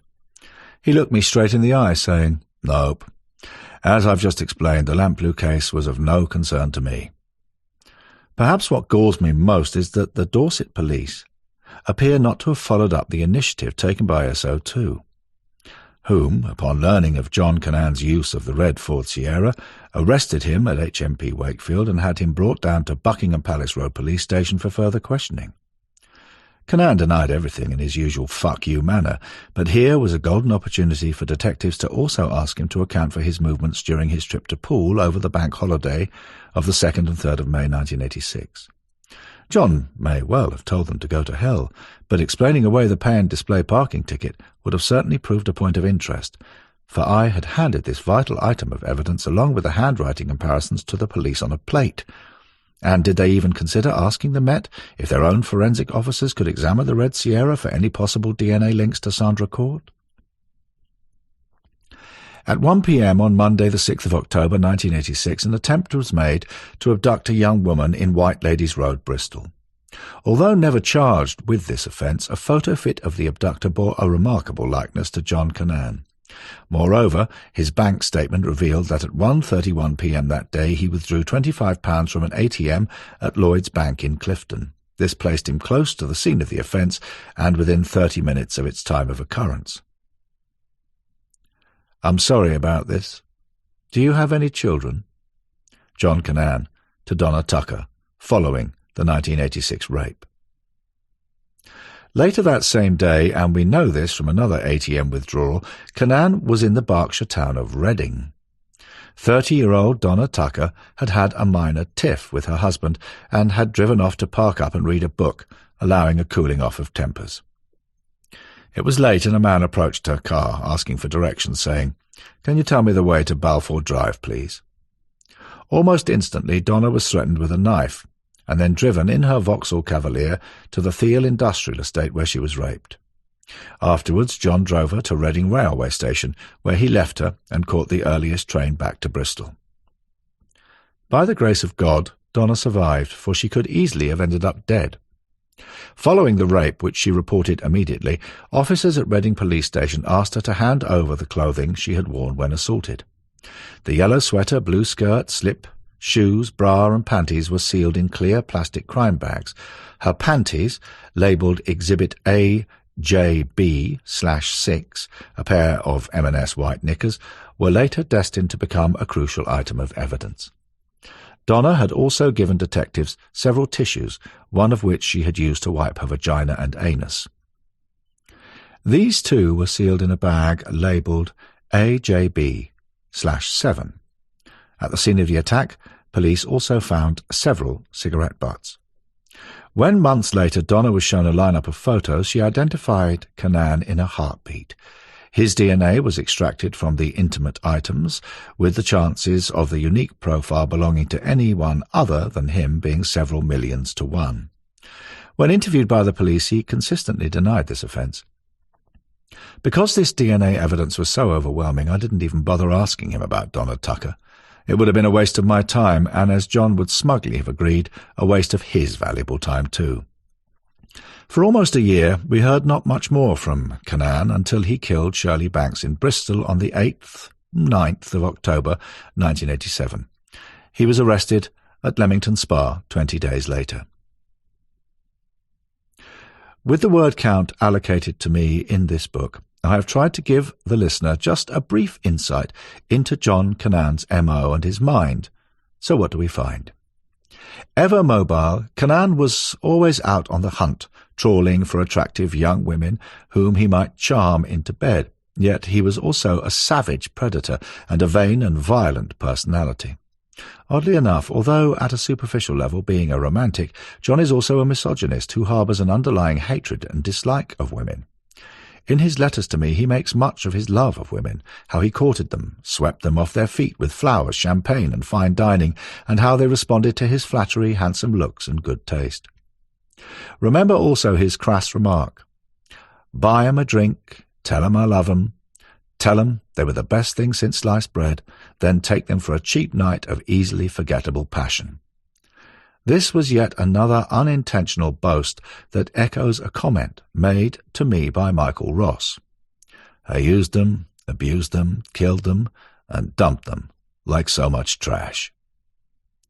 As we dig a little deeper into Cannan's mind, we would be looking for the turning points that propelled him downwards into an ever-increasing spiral of violence that culminated in savage sadosexual homicide. While always willing to be corrected, it is my opinion that John's problems began when he was working at his father's garage. I believe the following steps mark the development of Cannan's behaviour. Step 1. The facts show that Cannan was holding down a menial position but thought he deserved something better because he was privately educated and the son of the boss, his father Cyril, who demanded from John that he start from the bottom and work his way up to a more senior position.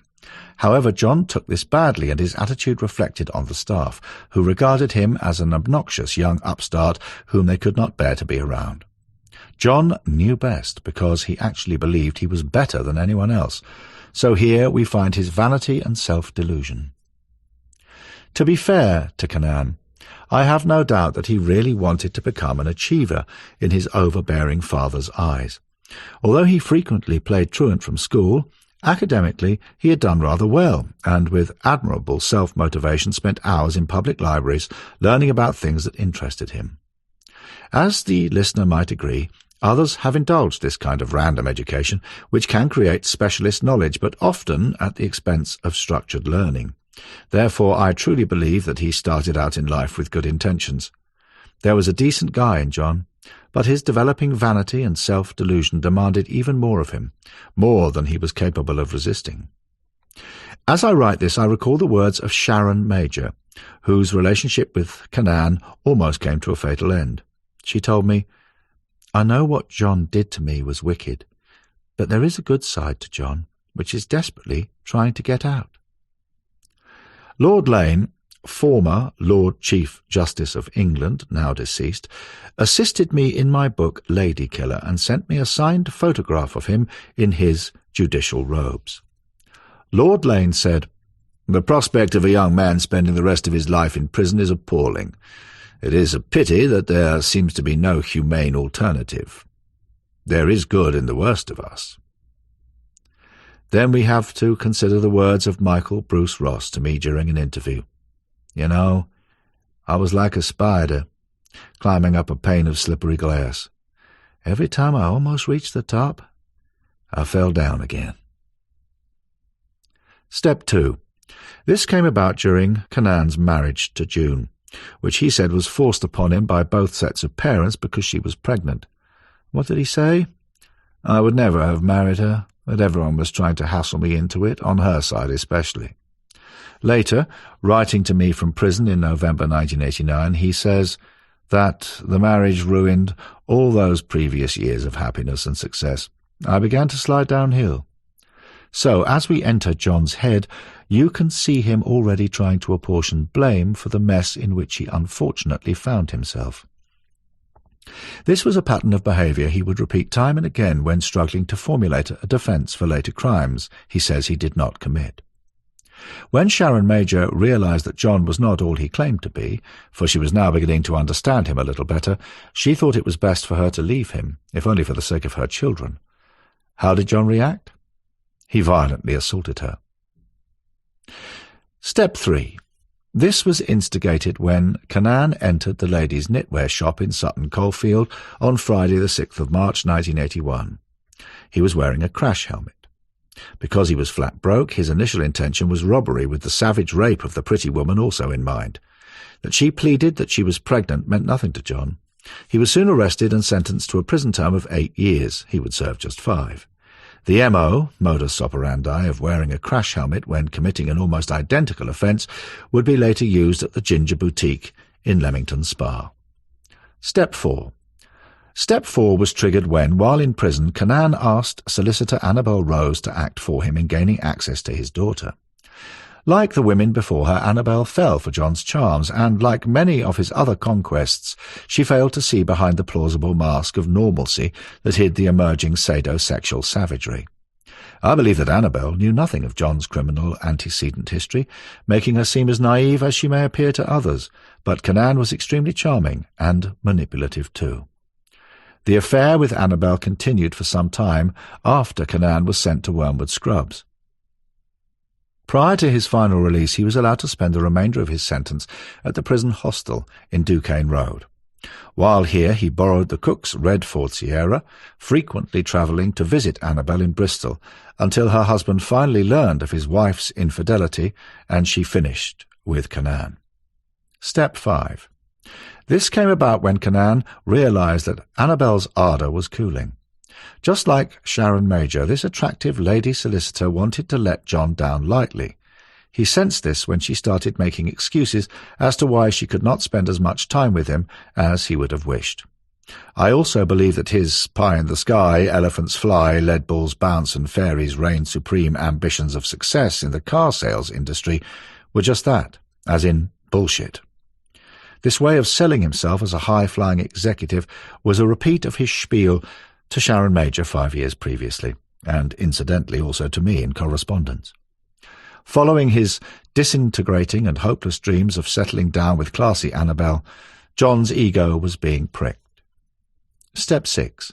In Cannan's criminal chronology, this step brings us to the 25th of July 1986. It was on this day that he was finally released on parole from the Wormwood Scrubs hostel and technically was free as a bird. It was a mere 3 days later that Susie Lamplugh disappeared forever. John was still using the Red Sierra and was moving in with his mother at Sutton Coldfield, yet the evidence shows that his claim that he was at her home on the day when Susie was abducted was untrue.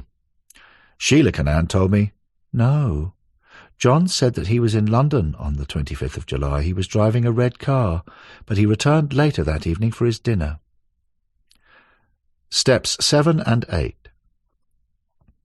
These arrived when Cannan caught a train to Reading, where during the late hours of the 6th of October 1986 he abducted and raped Donna Tucker. By now John had moved to Bristol, and his affair with Annabelle Rose was cooling off. However, he was still on the prowl for female conquests. Following this savage attack, Cannan caught a train back to Temple Meads railway station in Bristol. Later, during the early evening of the 7th of October, he attacked Julia Pauline Holman at Cannan's Marsh car park. He, John, had women falling at his feet. Statement of Cannan's ex-lover Gilly Page to police. Before he took his flat at Foy House, one of Cannan's favourite haunts in Bristol was the Avon Gorge Hotel, where for a short while he stayed. It was here on Sunday the 14th of June 1987 that he met Gilly Page, an attractive 24-year-old showgirl. The former ice skater was taking time off from the Holiday on Ice show. Earlier that day John had met Annabelle Rose, and after she'd returned home he left his room and went down to the restaurant for dinner where he spotted Gilly. She would later provide an invaluable insight into the methods Cannan used to have women falling at his feet. As Gilly put it later, he kept making eye contact with me. While John told me in a letter, the restaurant staff were aware of my signals and the waiters were taking bets on whether or not I would seduce her. It's a well-remembered incident. During my research into the life and the crimes committed by John Cannan, I simply had to follow up on this boast, coming away not disappointed after speaking to one of the staff who waited on him at the Avon Gorge Hotel. When we saw his photo in the newspapers, some of us remembered him, I was told. He stayed with us occasionally, and he was right up himself. He was a guest who liked to snap his fingers when he wanted something from me, very picky about his food and how the table should be laid. He thought he knew a lot about wine and champagne. Some of the female staff thought he was oily and demeaning. Did we place bets on whether or not he would seduce the guest you're talking about? Absolutely not. Nevertheless, John did order a bottle of champagne and had it sent to Gilly's room, along with a note giving his room number and saying, "I'd love to see you, don't disappoint me." Gilly explained to me, "I thought, what the heck?" and decided to accept his invitation. I had never met anybody so charming. He had this way of making a woman feel very special. He is very good-looking and has amazing eyes. For his part, John told me that he liked the Avon Gorge Hotel very much, alleging it was the only hotel in the area that offered a suite with a jacuzzi. It was in the jacuzzi that I first made love to the ice skater. The following day he gave Gilly a lift to Birmingham in a hired Ford Escort. The contradiction between his flashy persona and this basic low-end hire car might or might not have crossed her mind. Nevertheless, during the journey he touched on some rather odd subjects. Gilly recalled when I spoke to her. He talked about the police searching for bodies in woods and rivers. He gave it as his opinion that the best way to get rid of a body was to put it in concrete on a construction site. Cannan even ventured to suggest that this was probably what had happened to Susie Lamplugh. He also asked Gilly if she knew the name to describe people who had sex with dead bodies, necrophilia, and talked about bondage and anal intercourse. He also volunteered the information that he enjoyed sex with other people looking on, she added. Now the listener is looking right into the mindset of this perverted sex killer. It's not a nice place to be, is it? John pulled the hire car into a service station where at one point he put his hands around Jilly's neck and said, "You know, I'll never hurt you. You're too nice to hurt. Maybe this is the way Susie died." At some point during the trip, Jilly explained that they drove off the motorway into country lanes and she was questioned as to whether anyone knew where she was. Despite being scared, she was sufficiently entranced by John to meet him again, which she did twice in Bristol and once in Poole. Cannan later told me that she rang him one night and he told her, "Look, stay where you are and I'll come down." They stayed at a hotel near Poole Old Docks, very close to the Poole car auctions. When asked by DCI Saunders during a police interview if he had the ice skater's autograph, he cockily replied, "I don't need that. I got everything. She was a trophy, just another notch on a bedpost." The relationship between Cannan and Jilly Page came to an abrupt though amicable end when she returned to the Holiday on Ice show. John spoke of this interlude in his usual misogynistic manner, merely saying, "It was another brief flirtation," and adding, "It was ego, I suppose. She was a very, very, very attractive girl." He also explained his dalliance in terms of not being willing to sit around tapping his fingers waiting for Annabel Rose to leave her husband.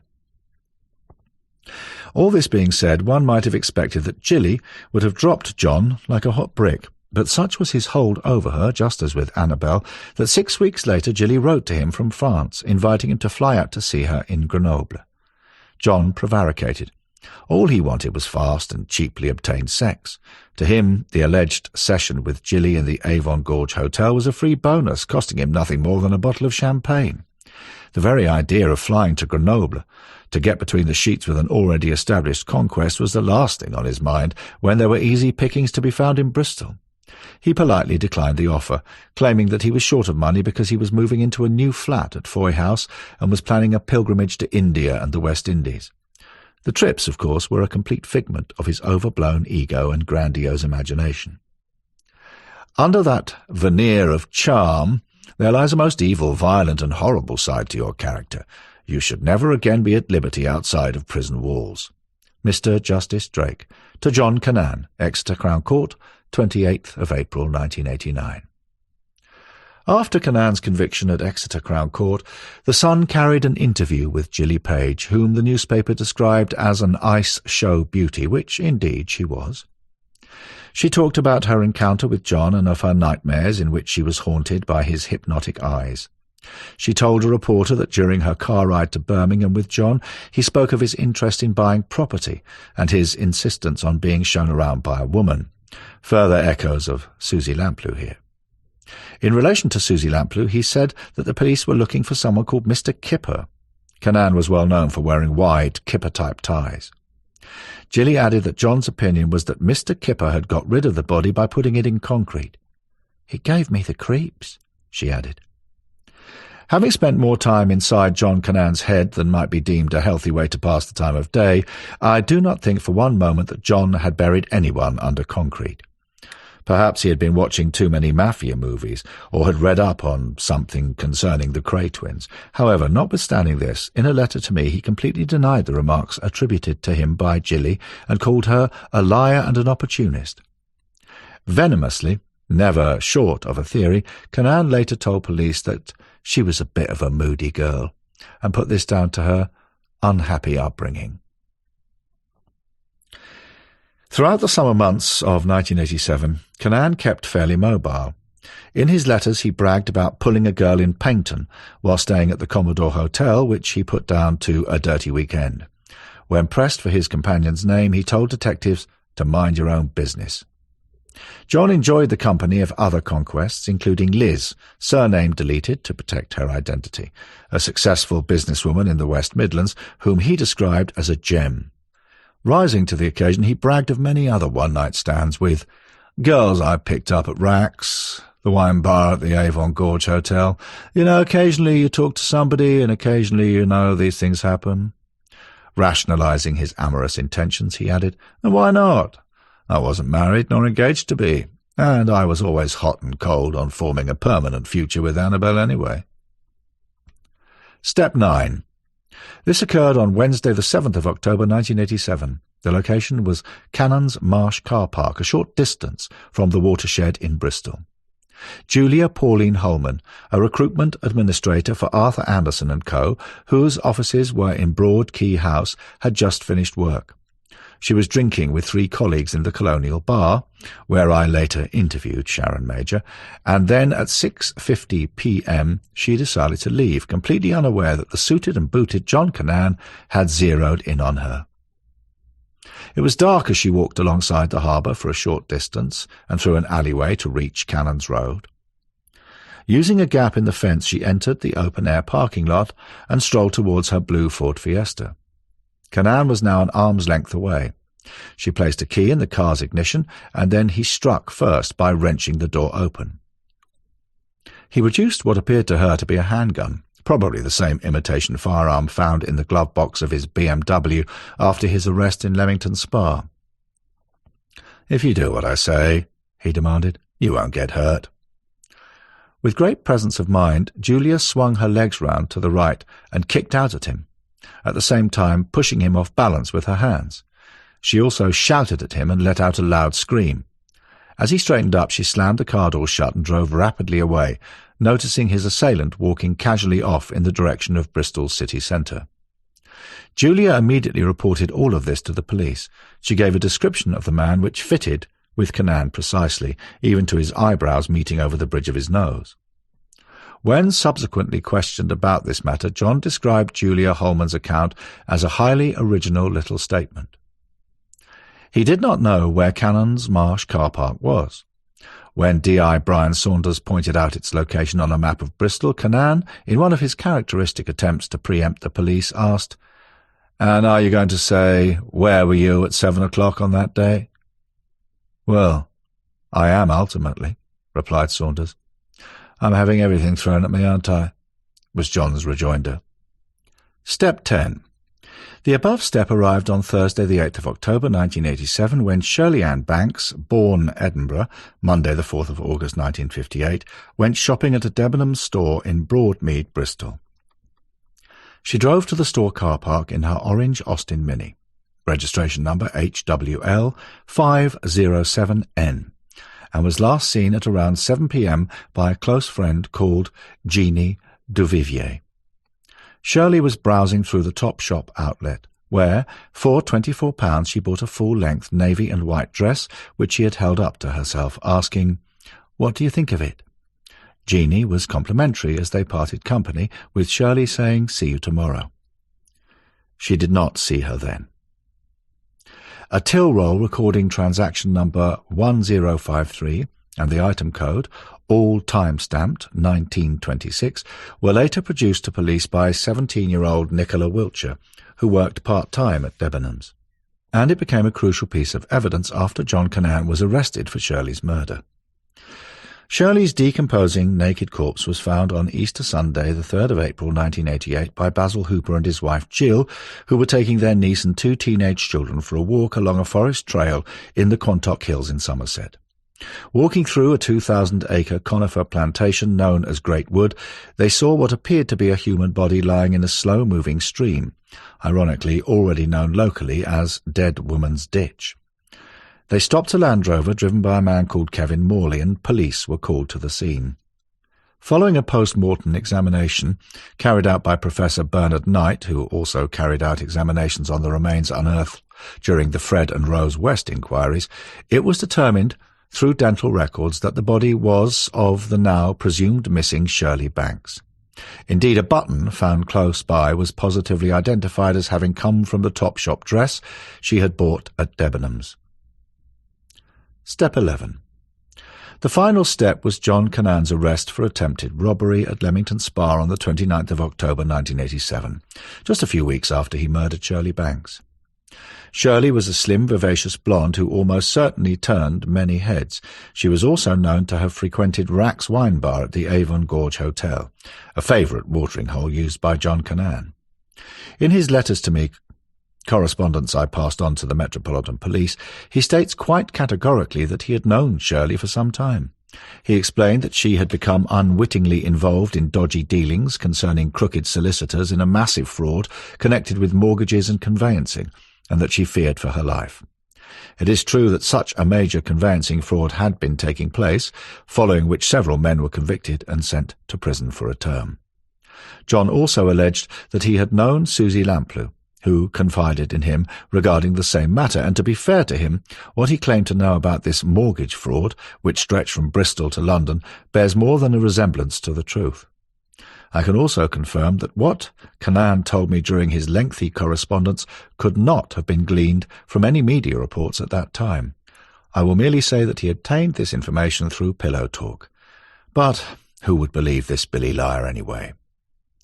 However, John Cannan repeatedly told police that he had not bumped into Shirley during the evening she disappeared from her shopping trip to Debenhams, and that she had never been in his flat at Foy House, while her thumbprint, later discovered by scenes of crime technicians on a document found on his coffee table, proved this claim to be a lie. I like to think of this as being Shirley telling police, "Look, I've been here." There was no forensic evidence linking Shirley's actual murder to John's flat at Foy House.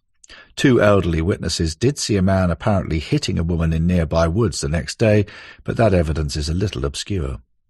How John conveyed Shirley to Dead Woman's Ditch in the Quantock Hills also remains a matter for conjecture.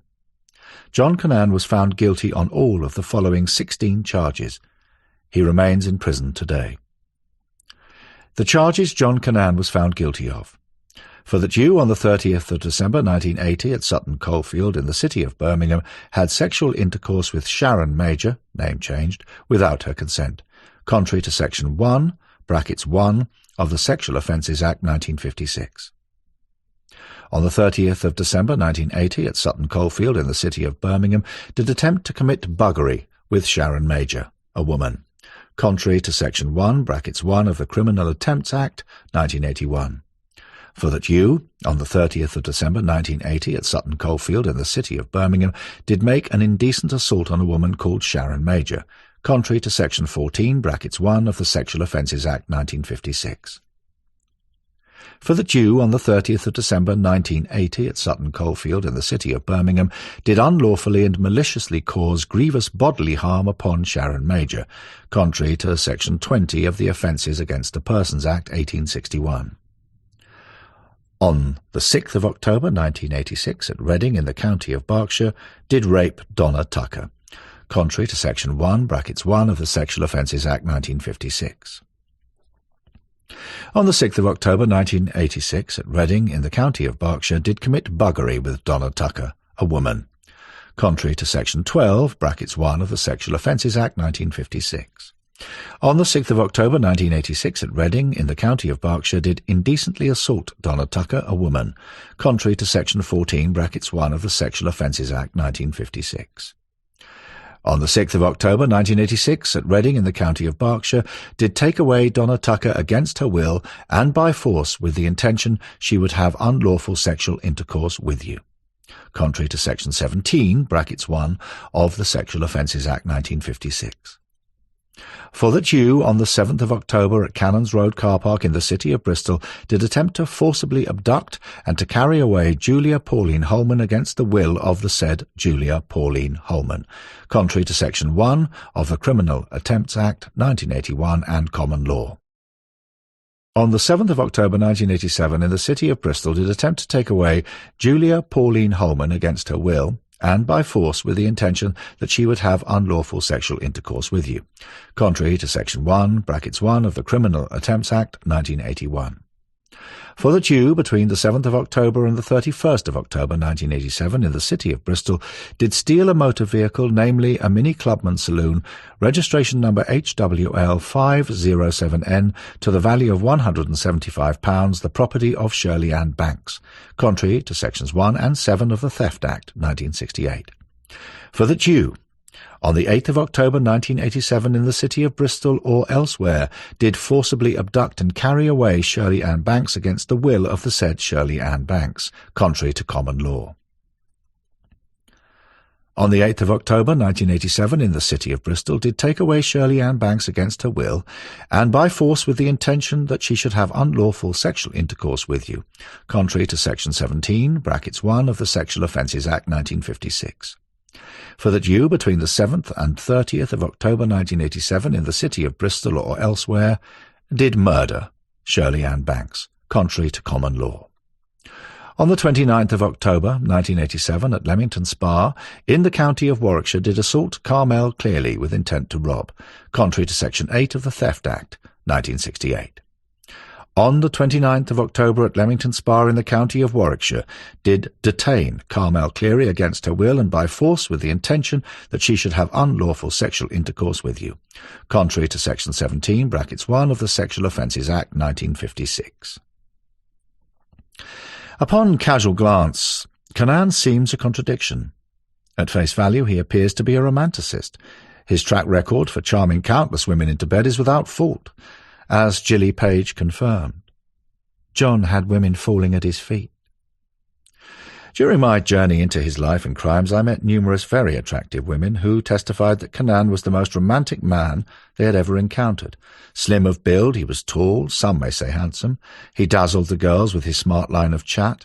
He was clean-cut, well-spoken, personable, well-turned-out, and, when he spotted a pretty girl who took his fancy, a surprise bunch of roses and a fine dinner with champagne when he could afford it followed in short order. Thereafter, many of his conquests, one-night stands or not, initially viewed him through rose-coloured spectacles, their very own Adonis in waiting. Their knight in shining armour had finally arrived on the scene. There was nothing colourless, drab, or redolent of stuffy, crusty banality about John David Guise Cannan. He was witty, fun to tease, waggish, whimsical, and droll. One look into his azure blue eyes simply swept the girls away. However, as most of these women soon found out, John was like a flashy storefront window, all gloss, with the products advertised being presented in a buy-me-now light, but the shelves inside the place were full of tat, bargain basement goods that fell apart as soon as one got them home. I also interviewed several other women whom John attempted to seduce, to include private investigator Tom Iles's wife, who said that Cannan gave her the creeps. He struck her as smarmy, overconfident, and a lech. I sensed that while Mrs. Iles supported her husband's work, she thought there was something dirty about a client who wanted surveillance carried out on Annabel Rose, who seemed to be a thoroughly decent solicitor and who was married to a barrister at that.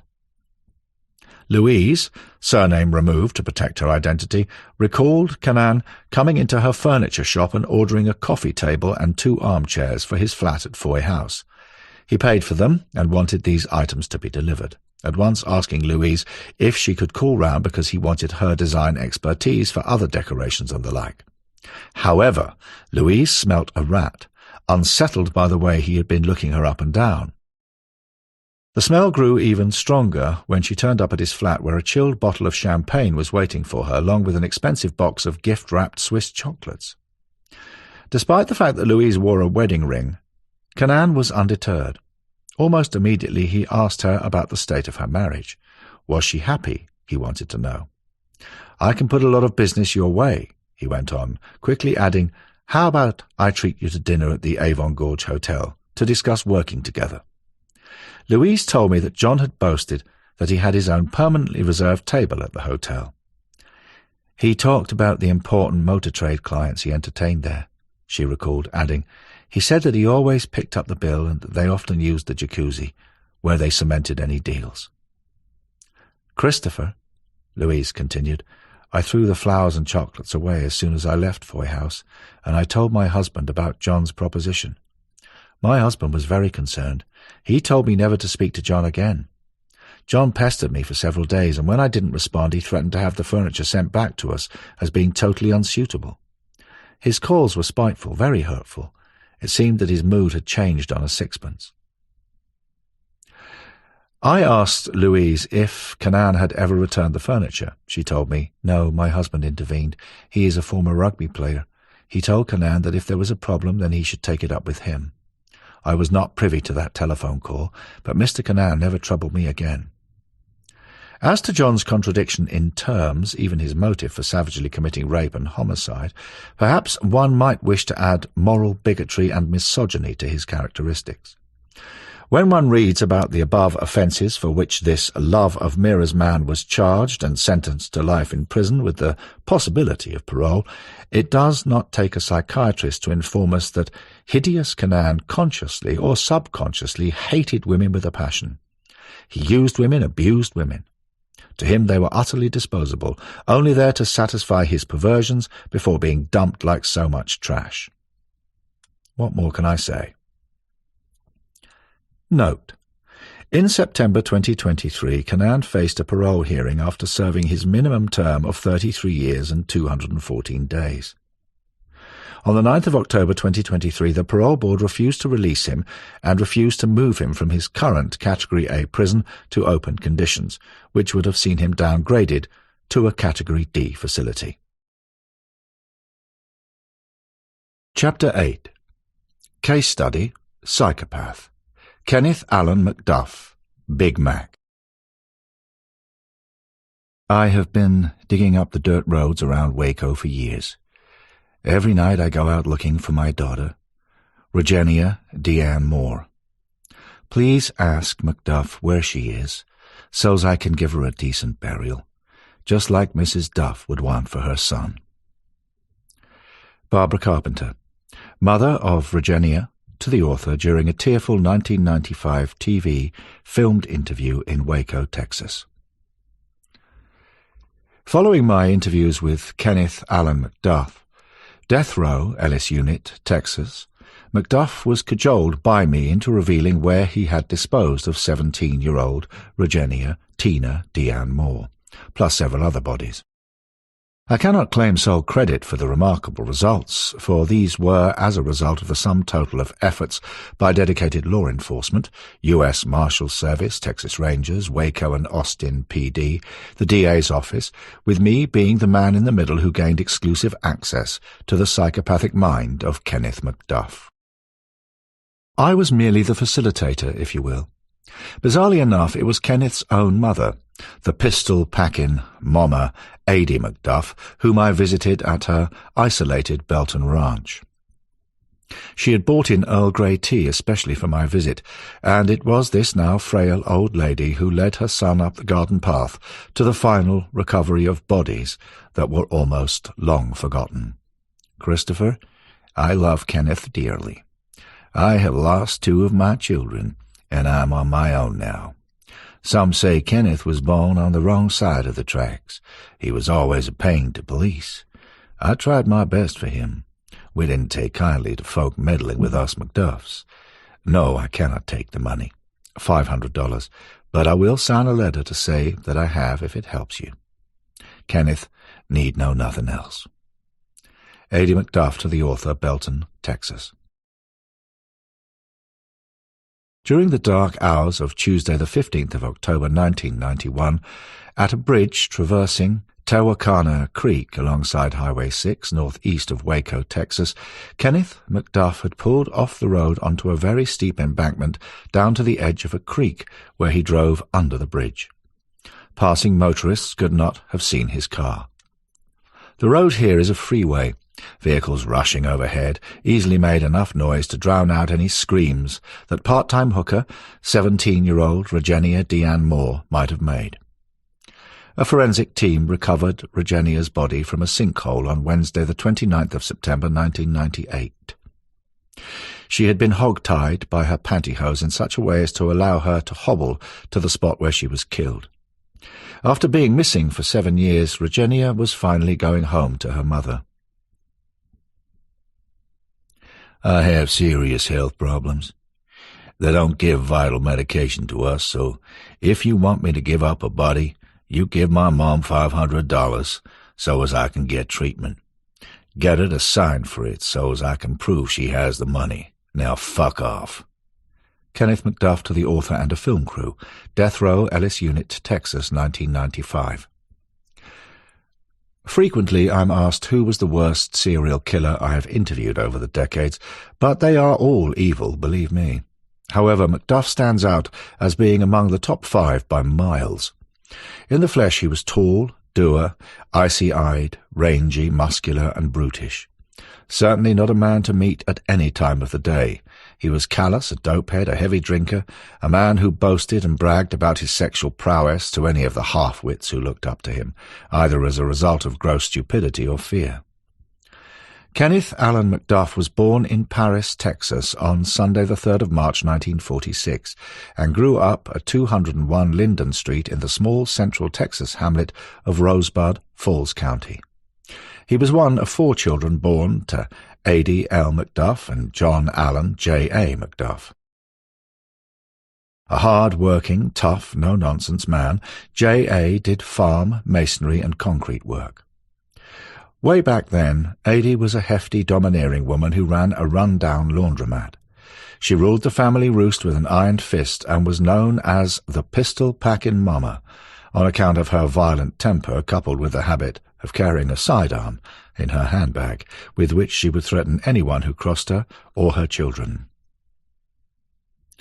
From the age of 5 there was murder in Kenneth's eyes. It was quite disturbing, I can tell you that. Martha Royal, McDuff's 5th-grade teacher to the author in 1995. With his IQ of 92, as a junior high school kid, Kenneth was something of a loner. The town's residents called him the bad boy of Rosebud. Even as a teenager he was feared, and he beat up any youth who upset him. He was a sadistic bully who thought nothing of roaming the neighborhood with a .22 caliber rifle, shooting any animal, bird, or road sign that fell within his sights. So before I set my own sights on McDuff, in an effort to give Virginia Moore's mother much-needed closure, I needed to visit Rosebud to find out where it all began. This small town, that calls itself a city, has a saying, "All is rosy in Rosebud," suggesting a picturesque, out-of-the-way area untroubled by violence. The place dates back to the 1836 War of Independence. Cotton-picking slavery was rife, and between 1866 and 1890 the Chisholm Trail and Kansas railroads passed close by. During the Wild West days, Rosebud had no less than 11 saloons, all filled with drunken cowboys. Saturday night shootouts were commonplace, and even today the original calaboose remains intact, as does open-range law, meaning cows have the right of way. After visiting with Martha Royal, I met the 85-year-old mayor and chief of police, Wanda Fisher, for tea on the stoop of her spacious clapboard house just off Main Street. "I apologize if my maid is black," she said, adding, "but she is clean, y'all know." Also present was the aged Judge Ellen Roberts, and the daughter, whose name now escapes me, of the publisher of the local newspaper. Ellen explained that she had also been a teacher at Rosebud High, that Kenneth had been incorrigible, and she had gone out of her way to try and tame the boy and his elder brother Lonnie, and that she had tried to help their mother, A.D. McDuff, in every way she could, but these efforts were all to no avail. Something in the boys' value system taught them that what they did could not be wrong, because they did it, the judge told me. Whatever they said was the truth because they said it, and whatever they believed was right because they believed it. Wanda Fisher went a lot further, with, like Lonnie, Kenneth existed in an extraordinary self-centered world. He had his own things, but what anyone else had could be stolen. When he spoke, others existed only to listen and believe, tragically. When he grew to be nearly 6'4", weighing over 250 pounds, loudmouth Kenneth would see other people as things to be used up. As a result, he took pleasure in performing before an audience. This, of course, led to his downfall. McDuff didn't just kill his victims, he savaged them in unspeakable ways. He raped them with a sadism that made veteran police officers cringe.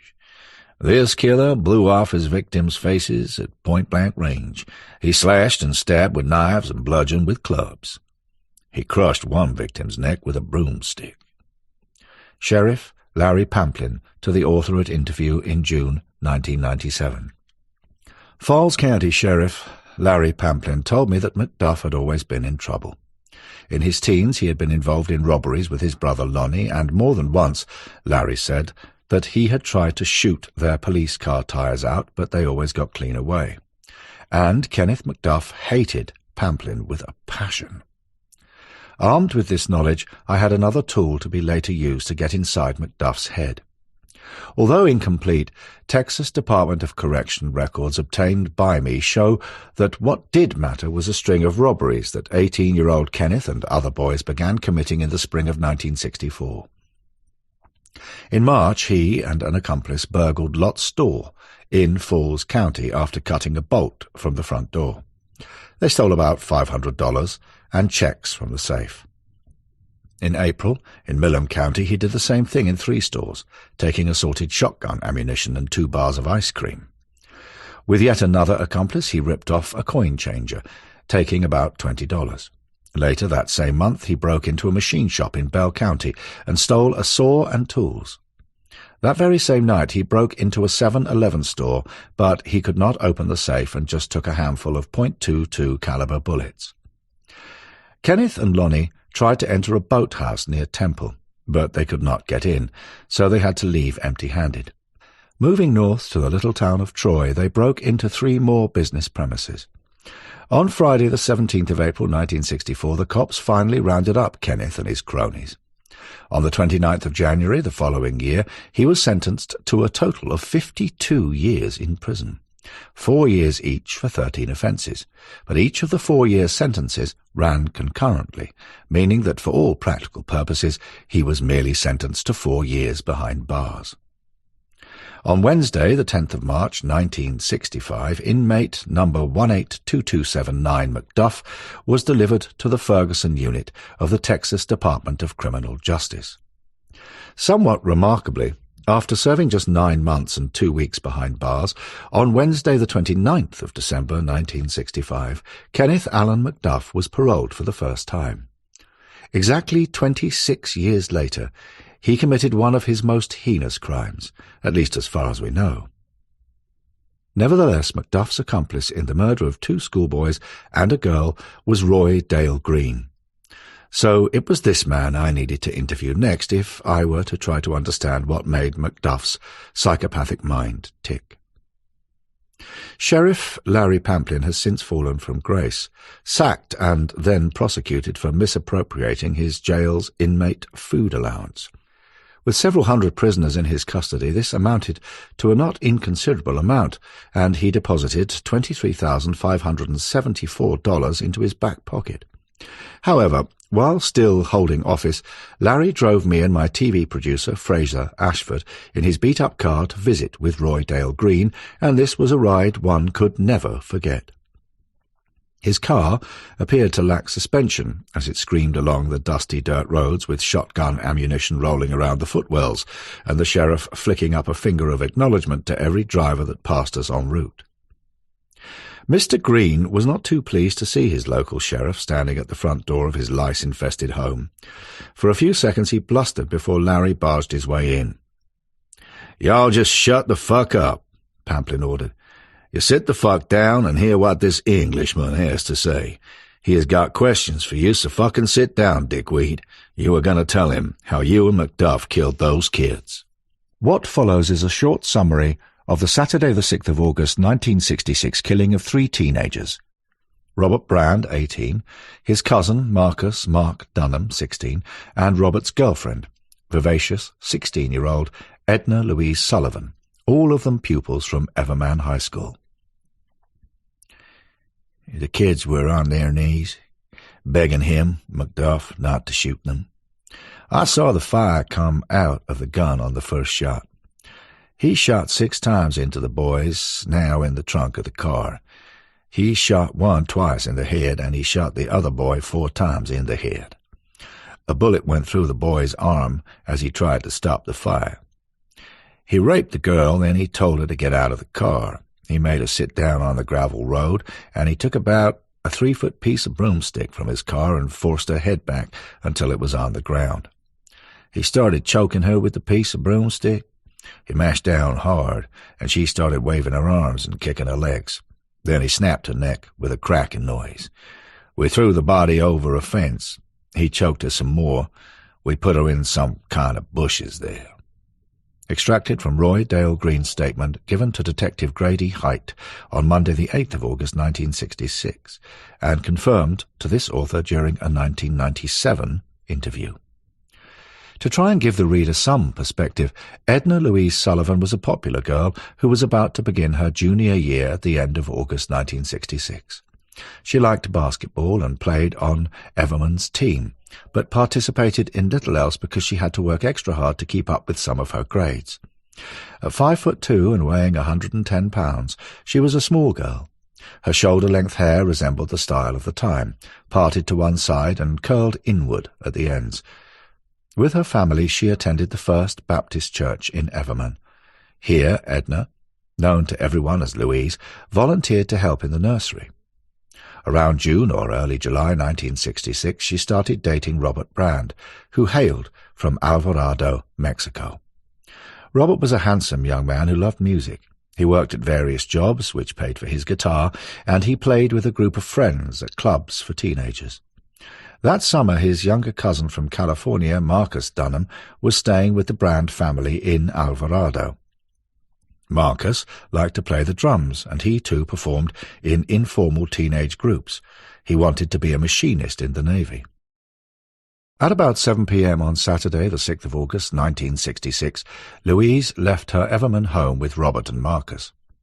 Sometime during the evening, probably while parked at a secluded baseball park in Robert's 1955 Ford, Kenneth Allen McDuff crept up to the youngsters and told them to get out or he would shoot them. After taking what money they had, he ordered them into the trunk of the Ford, with Dale Green driving and McDuff leading the way in his Dodge. They rode into the countryside, near the Tarrant and Johnson County line, near Burleson, Texas. They crossed a highway, probably US 81, and proceeded down gravel roads to a cow pasture. Here McDuff stopped, looked around, and then pronounced, "This isn't a good place." They backed out and drove to another, more isolated field. McDuff had learned from the mistakes that had put him in prison after his burglaries only a year earlier. On this night, and for the rest of his criminal career, he was as sophisticated and evidence-conscious as any criminal could be. During this event he took extraordinary care in deciding where he would commit these killings. He brought Roy Dale Green and his teenage captives to a tiny farm-to-market road numbered FM 1017. Mr. and Mrs. Raymond McAllister lived only 400 yards away. Mrs. McAllister later testified that she saw two vehicles pull off the road and into a field at about 10:30 p.m. When another car passed by, the lights of the first two vehicles were switched off. As this was a spot used by courting youngsters, the farmer's wife was too tired to bother herself. She didn't hear any gunshots, nor did she hear any of Louise's agonizing screams. The following morning, Bill Saunders of Burleson was driving west along FM 1017. He intended to go fishing when he spotted a 1955 Ford parked up against a fence. Thinking it unusual to see an unattended parked car with the trunk opened, he stopped to check it out and was the first to witness the grisly scene. Tarrant County Sheriff Lon Evans later said that it looked like an execution. The next day, Monday the 8th of August, over 2,000 people assisted in a search using helicopters, horses and motorcycles. The search, however, did not conclude until Roy Dale Green arrived to point out where Louise's body had been dumped. Overcome with fear, his conscience had got the better of him, and he had confessed to being involved in the triple homicides with McDuff. "Killing her was like squashing a cockroach." Kenneth McDuff on killing Edna Louise Sullivan to the author. In 1968, Kenneth McDuff received 3 death sentences, while Roy Dale Green was sentenced to 25 years. In 1976, after hearing voices and seeing visions that kept him awake at night, Green was transferred to Rusk State Hospital, Texas. He spent 3 years there before being released on parole in 1979. In all, he served just 13 years for his part in the Broomstick Murders, so named because McDuff snapped Louise's neck using a broomstick, as described earlier. In a damning indictment of the judicial process, inmate number EX485 McDuff walked to the electric chair twice before last-minute stays were granted. Thereafter his sentence was commuted to life, and on Wednesday the 11th of October 1989, with the Texas prison population bursting because of overcrowding, he applied for parole. Applications were rushed through without being read properly, so he became just another number among thousands to become one of the 20 former death row inmates and 127 murderers to be released. He was considered unlikely to kill again, set free and paroled to Milam County, having served 23 years in jail. 3 days later, he killed again. Saraphia Parker was a black female prostitute in her 20s. She stood at 5'6" and weighed about 115 to 120 pounds. A pedestrian walking along the 1500 block of East Avenue, north in Temple, a small city, 48 miles due south of Waco, spotted Seraphia's corpse lying in a grassy field. She had been beaten and strangled no more than 24 hours before she was discovered. Texas Ranger John Aycock later found a witness who thought he could place Ms. Parker in a pickup truck driven by Kenneth McDuff on or around the 12th of October. On that day, McDuff had reported to his parole officer, whose office was in Temple, but that was all the cops had on him. The case remained unsolved until he confessed shortly before his execution on the 17th of November 1998. "I don't know why people got so excited. I was just standing there with my knife." Kenneth McDuff. In July 1990, McDuff was returned to prison for violating his parole after making death threats against a black youth 3 days earlier. Although he used the services of black hookers, he was a virulent racist, and on the 11th of July, Kenneth and his nephew had gone into Rosebud. Outside a store on 301 Main Street, he sat on the sidewalk to listen to band practice. One of the band members, Robert McBee, stepped outside during a break. He had met McDuff for the first time the evening before. As the men sat on the curb, 4 young black males walked by. McDuff greeted them with, "Hey, nigger, I bet you don't like white boys any more than white boys like you." "No, I don't," replied one of the lads. After a heated exchange, McDuff retrieved a switchblade knife from his car and approached the most vocal of the young men, a 16-year-old high school student who then ran into an alley bordering the building and grabbed 2 bricks with which to defend himself. Realizing he was outnumbered, McDuff backtracked and returned to his car, humiliated in front of his friends because he thought that blacks were inferior to whites.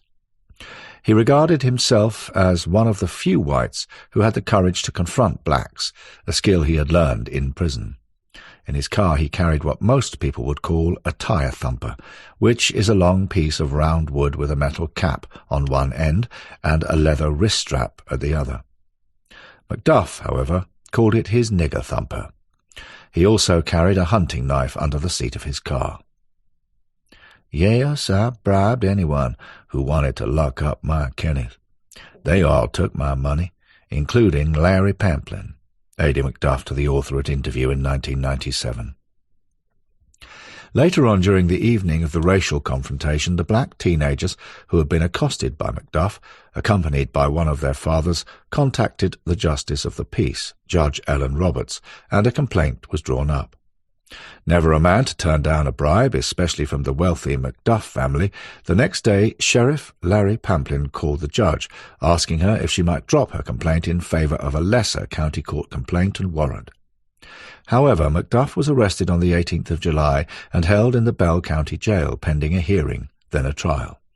Just 2 days beforehand, he had wrecked yet another car, causing injuries to his 16-year-old nephew. McDuff is probably the most extraordinary violent criminal to set foot in Falls County, Texas.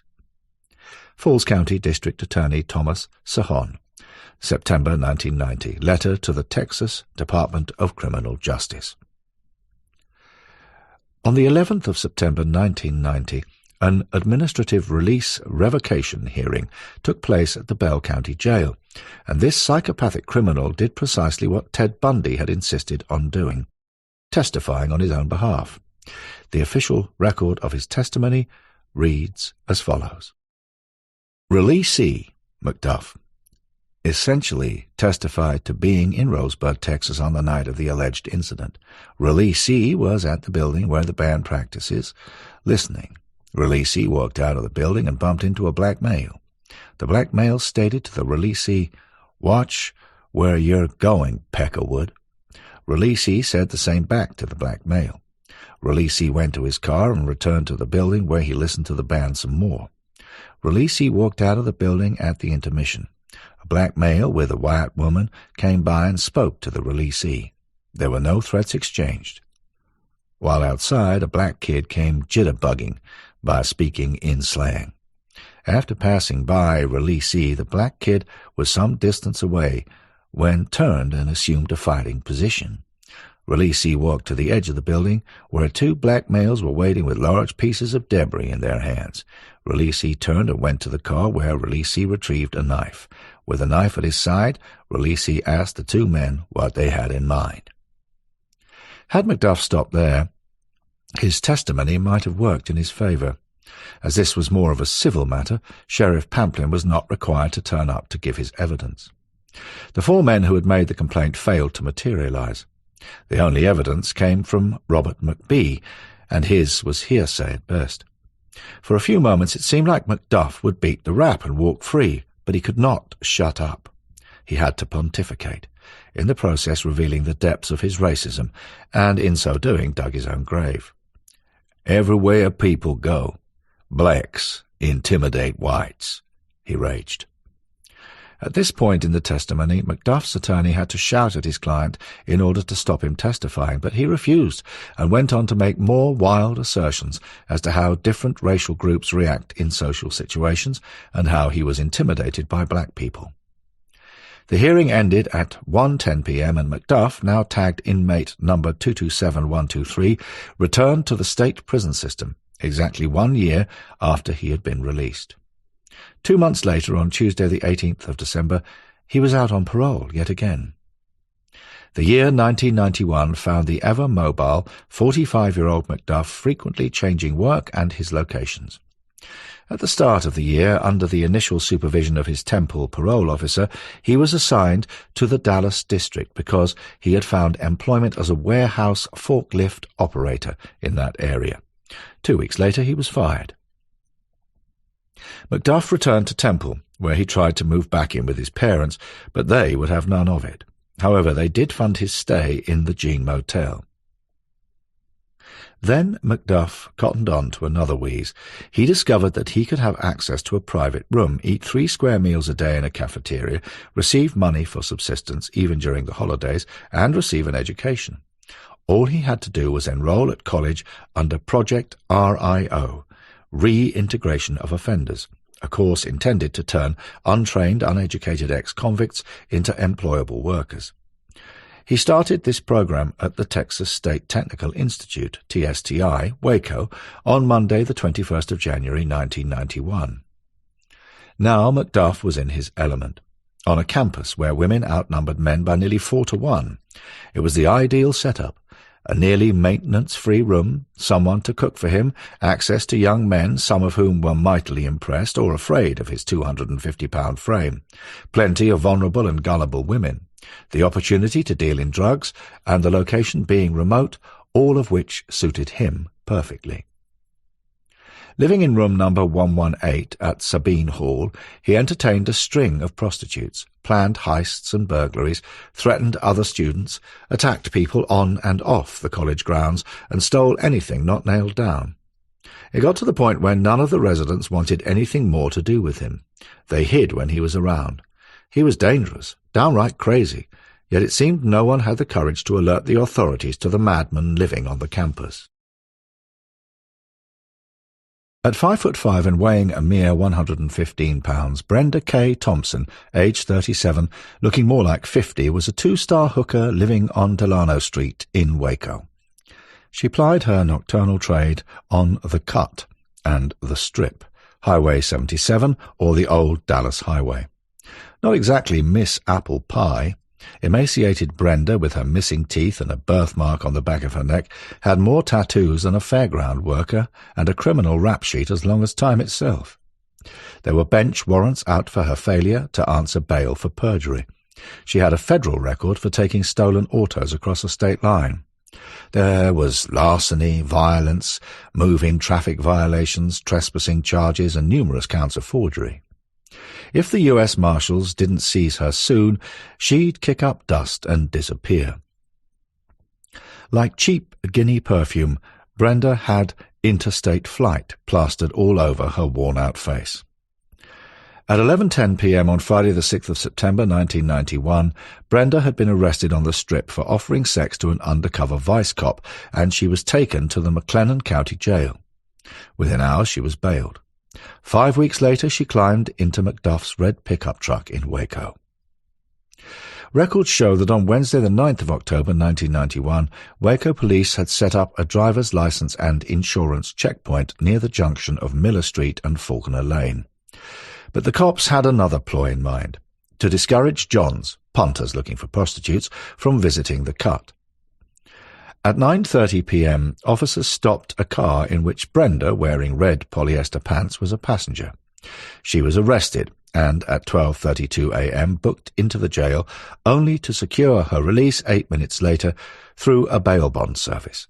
Immediately she returned to the cut, where she agreed terms with McDuff, and they took a ride, straight to the junction where the cops were positioned.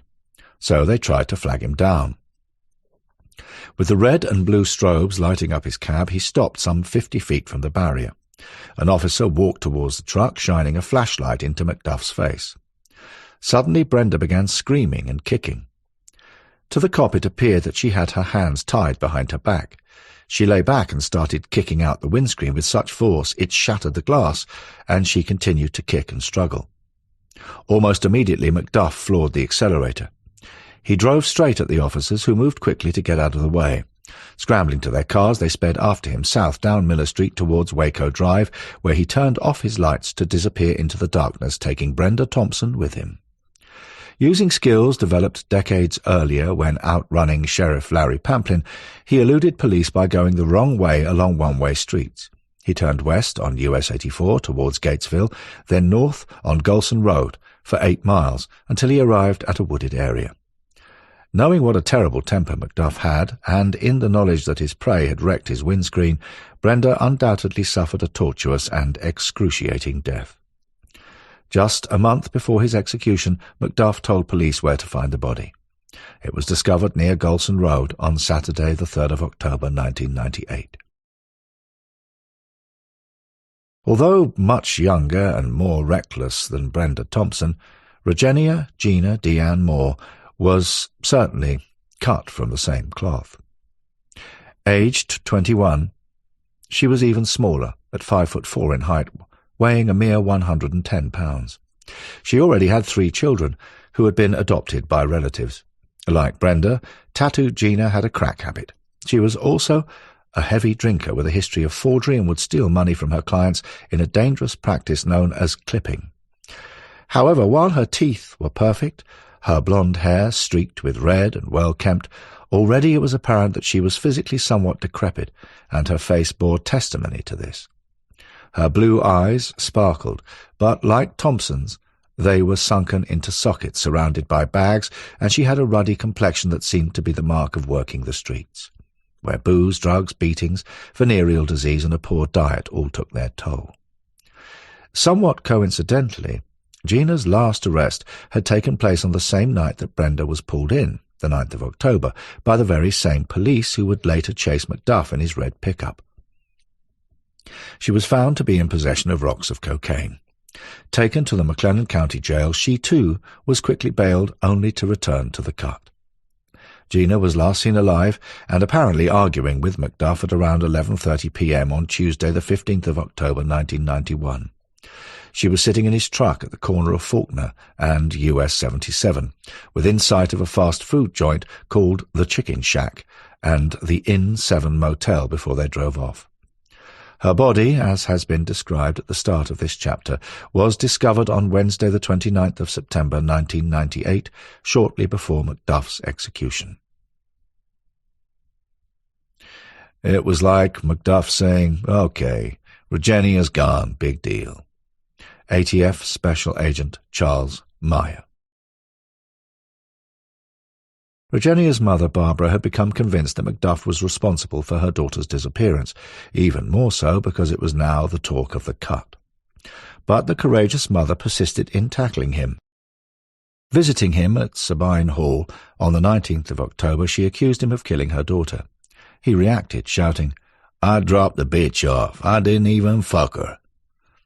When she asked him about his cracked windscreen, he blandly claimed, "So fucking what? I parked it in the wrong neighborhood." The day after Barbara met with McDuff, 5 Waco police officers called on him too. He ran rings around them.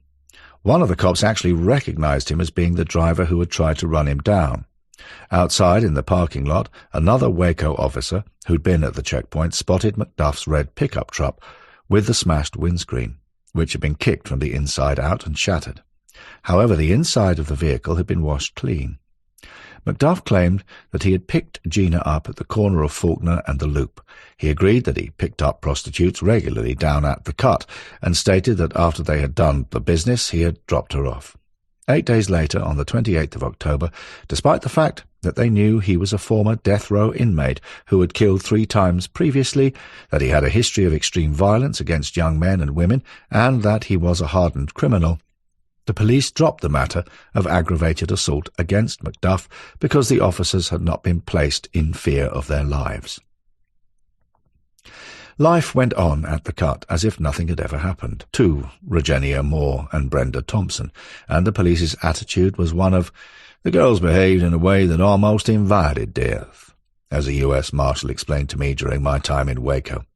He went on to say, "They boozed up, used drugs, had every venereal disease under the sun, even AIDS. Some get beat up, others killed. Catching a virus is the least of their problems. Maybe Gina and Brenda ran off and married billionaires and rode around in expensive cars. Nobody really gave a fuck." Nor did McDuff, it seemed. Sometime around early November, Kenneth returned the red pickup truck to his father. J.A. didn't even question him about the smashed windscreen.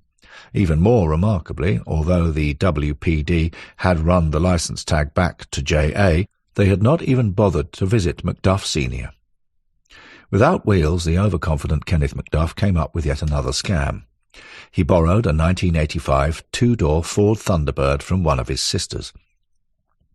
The powerful mid-sized car, with over 100,000 miles on the clock, was perfect, and soon he was tearing up the dirt roads of Texas, thieving, drug-dealing and attacking people all over again.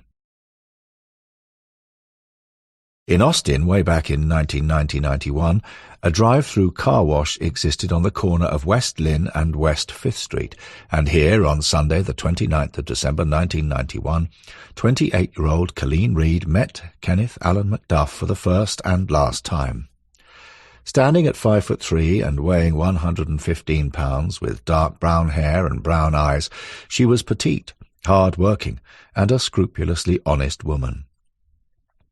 Although plenty of photographs exist of Colleen, for us the most important were 2 black-and-white shots taken at precisely 8:45 p.m. at an ATM machine outside a popular Austin grocery store called Whole Foods, situated on 914 North Lamar Boulevard. Here she deposited $200, a Christmas gift, from her father. The transaction number was 7967. In the store she bought a gallon of milk and a bottle of vitamins.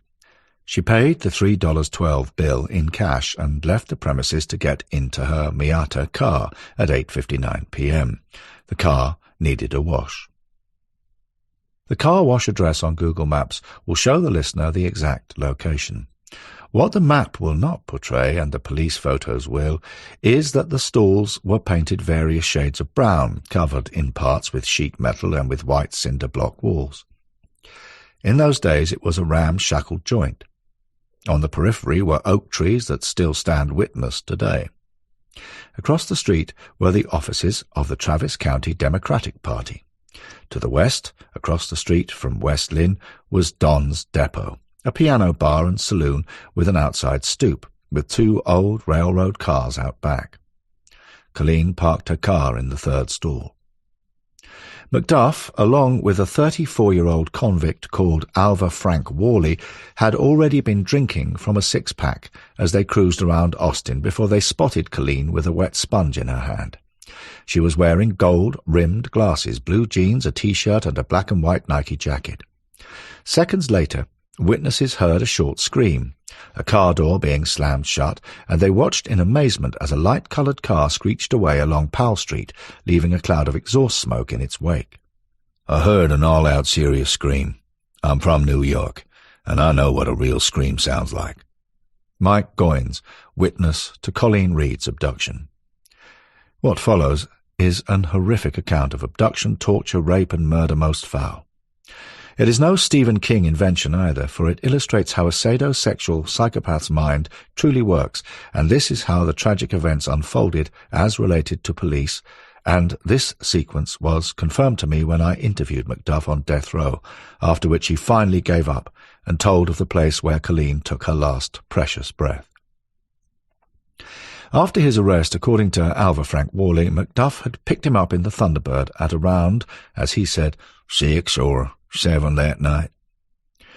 We went to Love's truck stop near Temple, where he got gas. I understood that we were going to get some speed or coke, whatever we could find, Worley told police. We stopped at a Conoco truck stop on Interstate 35, on the northbound side of the highway past Jarrell. I bought a 6-pack of Budweiser long necks. We had already drunk a 6-pack or better before that. Big Mac then drove on to Austin onto 6th Street, where they bought hamburgers at a Dairy Queen, after which McDuff spotted Colleen Reed in the car wash. Within minutes he had the young woman by the throat. According to Worley, McDuff dragged her towards his car.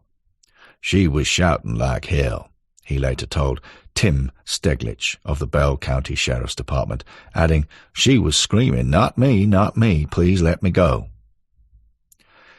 While you can read those words, can you even imagine her terror, begging for her life? Colleen was subjected to what can only be described as a ride into hell, as the threesome headed north along Interstate 35 towards Round Rock, near the old Chisholm Trail, where they stopped. Climbing into the rear seat with Colleen, McDuff ordered Worley to drive some more. The raping before the torture and the killing had only just started. He taunted her, hit her, beat her around the face and demanded oral sex. He forced her down onto him, and she gagged, Worley told investigator Steglich.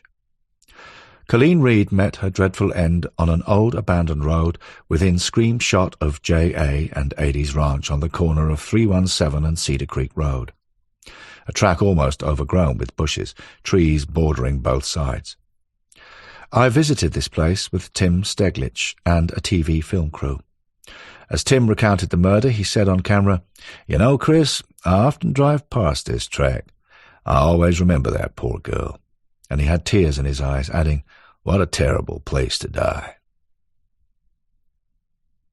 I spent some time with my TV crew talking to Tim Steglich at the very spot where Colleen was repeatedly raped, while Worley allegedly sat passively in the driver's seat of the Thunderbird to watch McDuff burn the young woman with lighted cigarettes.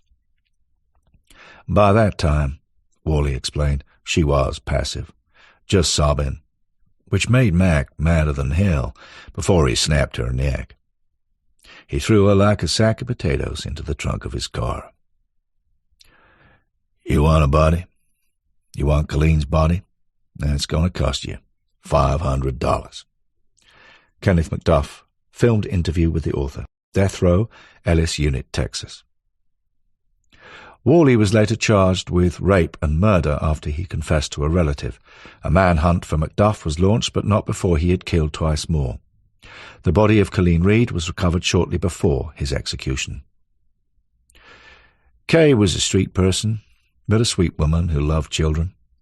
McLennan County Deputy Sheriff Richard Stroop, referring to Valencia K. Joshua. 22-year-old part-time prostitute Valencia K. Joshua had a troubled life. As a juvenile, a criminal record as an adult, and she was on probation too. A thin, black female, about 5'7". It is believed she had only been in Waco a couple of weeks before a witness saw her for the last time on the 24th of February 1992. Joshua had been looking for Kenneth McDuff in his dorm room at TSI. She was wearing a dark windbreaker, tight blue jeans, and had an ornate barrette in her hair. On Sunday, the 15th of March 1992, walkers found a human skull that had been exposed by animals behind the James Connolly Municipal Golf Course and close to McDuff's college. Police were called, and nearby, in this mosquito-infested place, they uncovered a naked body buried in soft, moist clay, along with a cloisonne hair comb. The inlaid pattern depicted an orange butterfly amid green leaves and red flowers. This had been Valencia's proudest possession. She was identified by means of fingerprints. At her autopsy, it was determined that she died as the result of strangulation. McDuff hinted at his involvement in this, his penultimate murder, for the first time during my interviews with him on death row. Yeah, I recall a black bitch knocking on my door around that time. That's all you're going to get, he said, wearing a smug grin. And that is how McDuff played me in his brief correspondence and during interviews. Smug, cocky, overconfident, whining about his current ill health. He was the manipulating psychopath, if ever there was one. But I had his measure. However, I needed to find the deposition site of Virginia Moore's body, so I bit my tongue. Virginia's mother, Barbara, had begged me to ask McDuff where her daughter was. She wanted to give the girl a decent burial, just as Ada McDuff would wish for her son. Once I had that information, and only then, would I come down hard on Kenneth Allen McDuff and wipe the smile off his face. When I did, I came down on him like a ton of bricks, to the extent that he went berserk. As a result of my actions, this monster had to be electronically stunned by guards before being dragged back to his cell. We had a feeling that this is bad. This can't wait. Bill Johnston, United States Attorney on the initial disappearance of Melissa Northrop. It was the 4th of July, 1995. The Americans love to celebrate Independence Day, so as a special treat, U.S. Marshals Mike and Parnell McNamara took me to dinner in Waco. Along with Assistant U.S. Attorney Bill Johnston, I tucked into the largest slab of beef I'd ever seen, accompanied by ranch fries and gravy, while the McNamara brothers went for the crocodile. I was soon to meet the formidable Ada McDuff on her isolated ranch, but first they wanted to tell me all about Kenneth's final victim, 22-year-old Melissa Northrop, who went missing from her place of work at the Quick Pack, No. 8 store off New Road, alongside Interstate 35. During the early morning of Monday, the 1st of March 1992, the 2.5 months pregnant Melissa was working the early shift in Quick Pack when McDuff strolled in. He had parked his Thunderbird close by. Ironically, he had briefly worked at Quick Pack and had actually met Melissa's husband, Aaron, so he knew the layout of the store. McDuff's intention now was to rob the place and then abduct, rape, and murder Melissa. Described as 4'11" and weighing 100 pounds, she lived with her husband, Aaron, at 3014 Pioneer Circle, Waco. And when she did not return home and failed to answer his many calls, Aaron jumped into his father's Ford Taurus and raced 15 miles to the store. When he arrived at around 4:20 a.m., he found a bewildered customer waiting to pay for his purchases.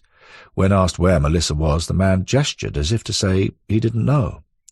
Aaron immediately jumped over the sales counter, hit the no-sell button, and opened the register. All of the money was gone. He saw his wife's purse under the counter, where she always put it, and a notepad full of prospective names for the baby that was still in her womb.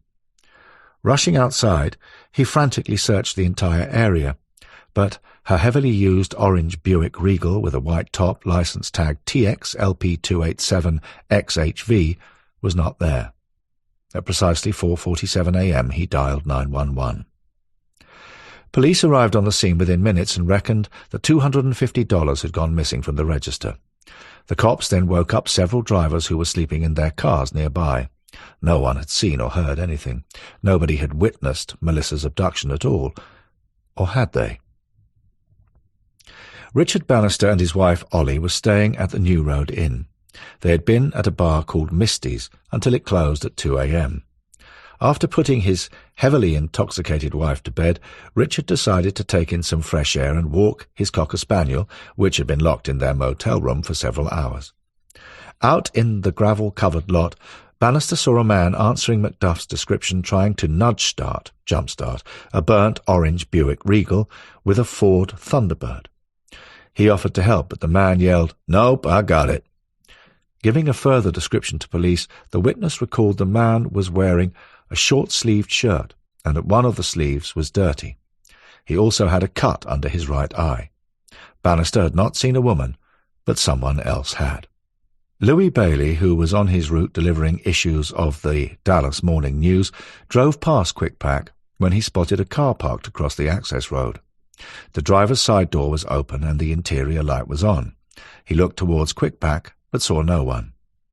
Then another witness came forward after seeing the Quickpack store swarming with cops.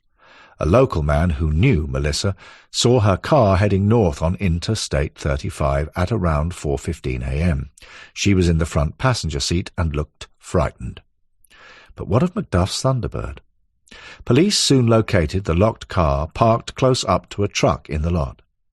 After moving it to Big Boy's wrecker service in Robinson, 2 FBI agents watched the inventory being taken down by the local cops, who found numerous documents with McDuff's name all over them. A wallet holding his driver's license, a Goodyear tire protection plan, a crumpled-up white cowboy hat, and a receipt for petrol purchase at the Quickpack, dated the 29th of February 1992, a date when McDuff had worked at the store. Within hours, McDuff's details were placed on the U.S. Most Wanted list, his full details including a description of him being plastered over newspaper articles and on television. Mark Davis, a former college student pal of McDuff's, came forward to say that on an earlier occasion Big Mac had tried to enlist him to rob the Quickpack store. Indeed, Bray went even further. He said that Big Mac had boasted that the easiest way to get rid of a body was to slit open the abdomen and throw the body into water. Hookers and boozers, students and local villains, indeed almost everyone who had been robbed, threatened or beaten half senseless by McDuff, called the police offering information. Yet despite all of this, when the cops knocked on Addie McDuff's door, she claimed to know nothing, adding, "You're here to hurt my boy. My gate is right down there. Close it on your way out." But what of Melissa Northrop? Although the precise details of her journey into hell will never be known, we do know that McDuff drove her some 100 miles north on Interstate Highway 35 to an area southeast of Dallas County, near a small rural farming community called Combine. On the morning of the 1st of March 1992, he turned left from Billingsday Road onto an unmarked dirt track called James Road, whereupon Melissa's car became bogged down in mud. McDuff then death-marched a terrified woman 1.5 miles across open fields, over 5-strand wire fences to a gravel pit just off Boys Dark Road. As the U.S. Marshal brothers told me, undoubtedly Melissa begged McDuff to let her live. Like his other victims, she could not have known that such pleas only fueled his lust for brutality and torture. He took off her socks and laces from her tennis shoes and made ligatures to tie her feet and her hands behind her back. The motherfucker not only killed the poor girl, but the baby growing inside her womb. Except for his only male victims, Robert Brand and Mark Dunham, who were shot to death at point-blank range, all of McDuff's victims died slow, agonizing deaths. But, unlike as he did with most of his other female victims, McDuff did not bury Melissa. "After I used her up," he told me, "I threw her into the flooded gravel pit. To me, she was just trash." On Friday the 6th of March 1992, Melissa's car was found abandoned by patrolwoman Aletha Josetts of the Dallas County Sheriff's Office. She called it in, and now the search for the missing woman focused on the immediate area. Her body was discovered at 6 p.m. on Sunday the 26th of April by Geoffrey Hurd. His uncle, Henry "Red" Hurd, leased the gravel pits from the Forge Gravel Company for fishing. Jeff had put his boat into the water, and after a short while he noticed something strange floating in the pit. It was the body of Melissa. She had been there since the day McDuff had killed her. At the time of recovery, she was floating in about 4 feet of water, about 5 feet from the shore and about 1.5 miles from where her car had been discovered by Officer Aletha Gazettes. The corpse was in an advanced state of decomposition. Time, water, and small animals had ravaged her. Had she not been found on the 26th of April or soon afterwards, she might not have been discovered at all. Her hands had been tied behind her back by shoestrings and a jacket pulled down over her arms as if to immobilize her. Her ankles had been tied together at one time. Remnants of black shoestrings were found around each ankle. Part of the lower torso was missing. Deputy Parker recalled that she may have been weighted down for a while. I guess that gas brought her to the surface.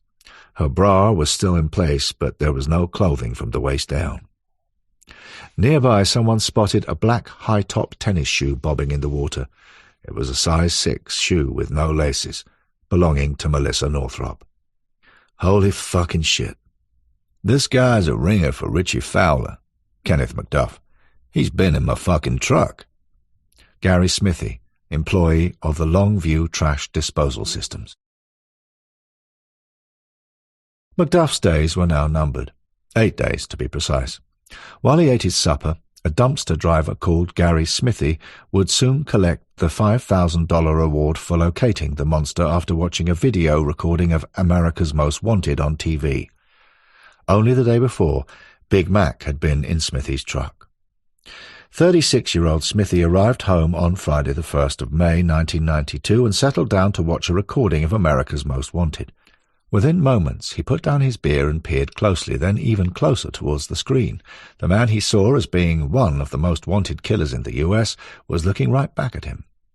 Gary knew him as Richard Dale Fowler, a very recently employed co-worker, a braggart who, from the outset, constantly boasted about his sexual prowess, particularly with young women. We went looking to run down dirt, and we knew just where to find it. On a trash site. U.S. Marshal Parnell McNamara on arresting Kenneth McDuff, to the author. Smithy thought long and hard about pointing an accusatory finger at McDuff. First he talked to a colleague before telephoning the Kansas City PD. Sergeant Johnson took the call and immediately ran a search through their computer for the name Richard Fowler. Back came a description that matched both Fowler and McDuff. A man giving the name of Richard Fowler had been arrested during a prostitution sting and charged with soliciting an undercover cop. Running a further search, the detective noted that Fowler's fingerprint record card matched those of McDuff's. ATF agents would later interview the real Fowler, who was from Louisiana. He had last seen his tattered Social Security card when he visited a pool hall and left it with an attendant to check out a cue stick. Although law enforcement had their suspicions, how the card went from the attendant's hand to McDuff's back pocket is anyone's guess. What is now known, however, is that on Tuesday the 10th of March 1992, McDuff stayed at a Salvation Army shelter in Tulsa, Oklahoma. He booked in using Fowler's identity card. At about 6 p.m. on Sunday the 15th of March, McDuff/Fowler walked into the Kansas City Rescue Mission, Kansas City, Missouri. He stayed at the shelter from the 15th to the 18th of March, free of charge. Men wishing to stay more than 5 days at the mission had to pay $1 per night, or they could join a work detail to pay for their keep. On the 19th of March he signed on with a job finder agency called Dixie Temporaries, who found him part-time employment working a garbage collection service for $190 per week. For the next few weeks he never missed a day of work and was always on time.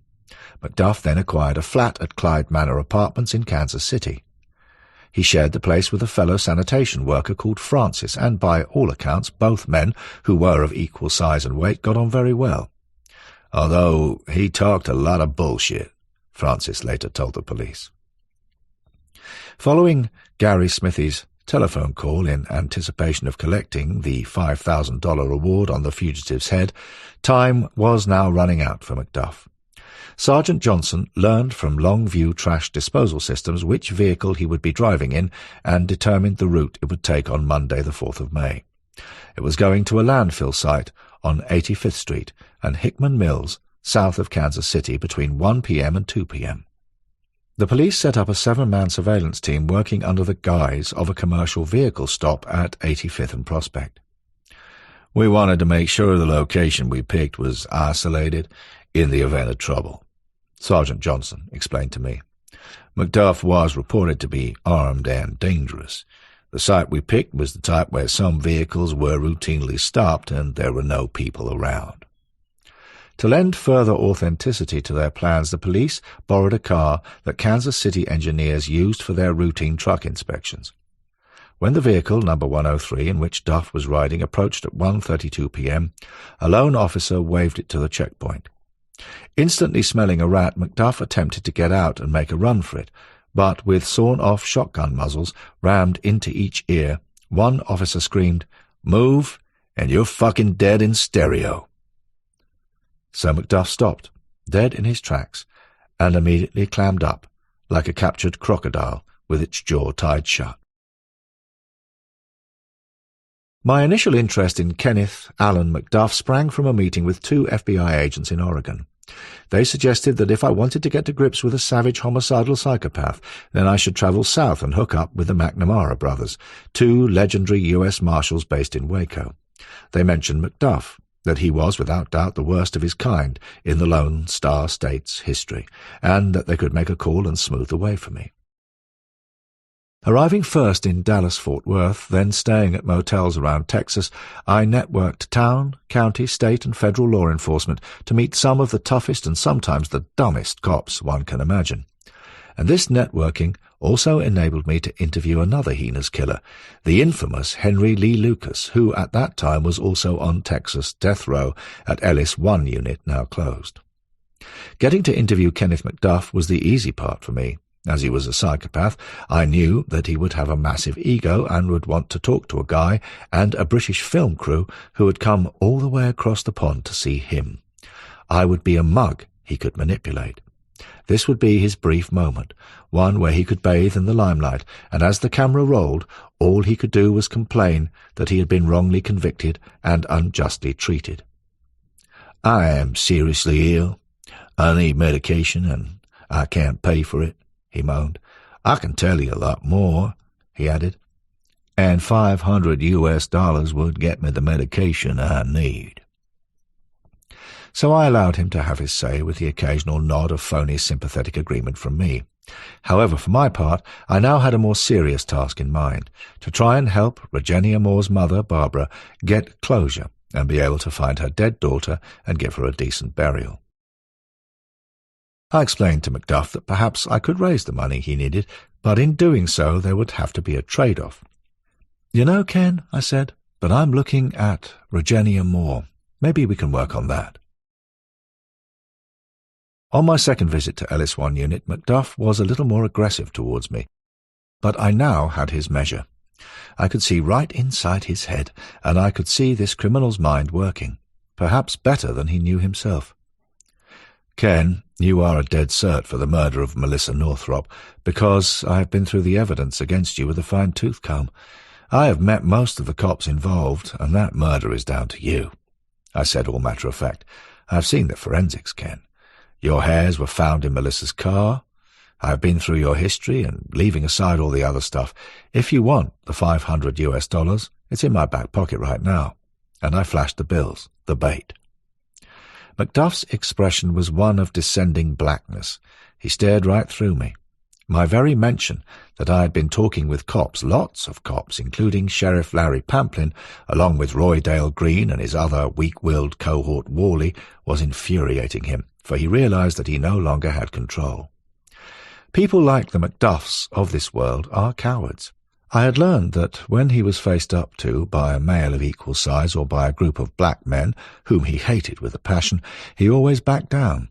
He was a sadistic bully who preyed on petite, vulnerable women, A braggart and a pathological liar, he was used to always getting his own way. I also knew that he would sell someone out for the price of a case of beer. To him, the $500 handout was worth giving up the final resting place of Virginia Moore. She meant nothing more to him than that. "I can't take the cash from you in here. Visit my mom and give it to her. If you can bring me a signed receipt from her showing she's got the money, I'll give you that bitch more. Mom can then put the money in my account here." Kenneth McDuff to the author at Ellis 1 Unit. This statement from Kenneth McDuff was the first admission to anyone that he had abducted, then murdered, Virginia Moore. All I had to do now was confront the pistol-packing mama, a woman who kept 2 vicious Rottweilers on her isolated ranch that even police feared, and I would have to get her to play ball with me.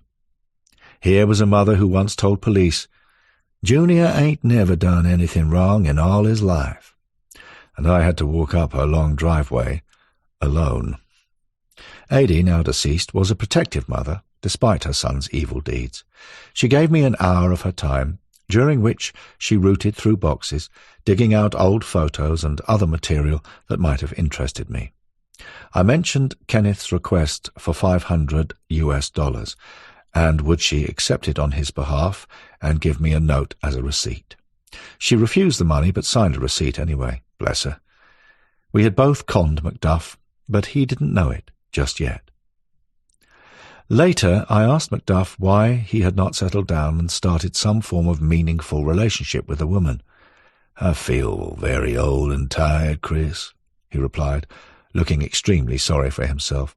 "Once I wanted a wife and a family, just like other people do. Right now, I am like a man in the desert that is thousands of miles from the nearest water with no possibility of reaching water, but keeps walking anyway. I don't know why I keep walking. Is it some inner instinct to strive on?" Changing his theme in a heartbeat, he said, "Now let's talk about money. You showed me the receipt, and I've told the cops where Virginia is. Well, on this one, I'm like the man in the desert that struck gold, and can only carry out what he can carry. I only have need for a few $1,000s, like for burial expenses and to maintain myself while I live. I will charge whomever $700 per outstanding body. An international money order or of postal orders will do. Have it sent to my inmates' trust fund in my name. That way I don't get shafted, you know." Ever the sneering, manipulative psychopath to the end, McDuff must have thought that I also lived in his world where elephants flew, lead balls bounce, and fairies reigned supreme. He didn't need a cent for burial expenses, which are provided gratis to executed men and women in the Lone Star State. He didn't even need to pay for a plot. Peckerwood Cemetery in Huntsville is the final resting place for hundreds of killers who have crossed the line. McDuff never received $1 from me or anyone else. However, shortly before he was executed, he did lead police to several other body deposition sites where human remains were found. After refusing a last meal, at 5:44 p.m. on Tuesday, the 17th of November 1998, he looked scared as the witness viewing room curtains were drawn back. Warden Jim Willett asked him if he had any last words to say into the microphone above his head.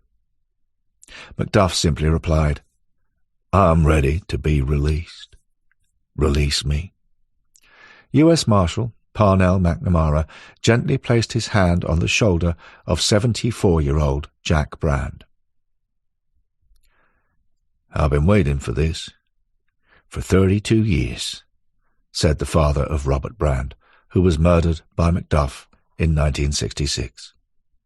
"You all right?" Parnell asked quietly. "I feel like 32 years have been lifted from my life," the old man said, before he broke down in tears. But I want to leave this chapter on a high note, and it is all about Don't Mess with Texas. This was something my TV producer, Fraser Ashford, whom I mentioned earlier, realized when he sat down in the blistering Texas heat on a fire anthill in Denton County. Can you imagine the pain? I call it payback time for him telling everyone that I was often a pain in his arse. In dusty tumbleweed, Wichita Falls, Sheriff Hound Dog Conway showed me the old courthouse, the gallows still there, as was the hanging tree in the town square with a rusty calaboose out back. We had coffee in a cafe, a former bank. There, still evident, were bullet holes in the outside walls, a legacy of Bonnie and Clyde. I met with Wise County Sheriff Phil Ryan and Denton County Sheriff Weldon Lucas, the latter being the man who arrested the serial killer, Henry Lee Lucas, whom I also interviewed, and I saw the chain gangs toiling the highways and byways. Actually, I love Texas to bits. Chapter 9. Case Study. Savage. John J. R. Robinson. Robinson. I wouldn't leave him alone in my yard to wash my truck. That sumbitch would steal the truck, the hose, the faucet, and carry away as much fucking water as he could. Jeff Teets, former Kansas City police officer to the author. Consider the case of Mr. J. R. Robinson. Is it possible to imagine none of the doctors, high-flying businessmen and women, his previous employers, didn't cotton on to this man's true nature before being taken to the cleaners? The list even includes Harvard Medical School-educated Dr. Wallace Graham, former Brigadier General of the U.S. Air Force and the personal White House physician to none other than President Harry S. Truman and his wife Elizabeth. Surely one would imagine that someone among the legion of decent citizens, and this may have included you and me, would have had just a teeny-weeny inkling that J.R. was a thoroughly evil man. But you see, we didn't spot Dr. Shipman either, did we? So here we are again, this time with family in tow. Let's imagine walking slowly around Mr. Robinson, standing motionless on his plinth.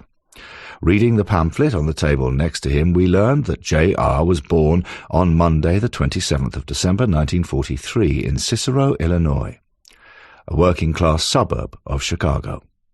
He was one of 5 children to devout Roman Catholics, and you are about to say, wow, hey dearest, look at this. When J.R. was 13, he became an Eagle Scout.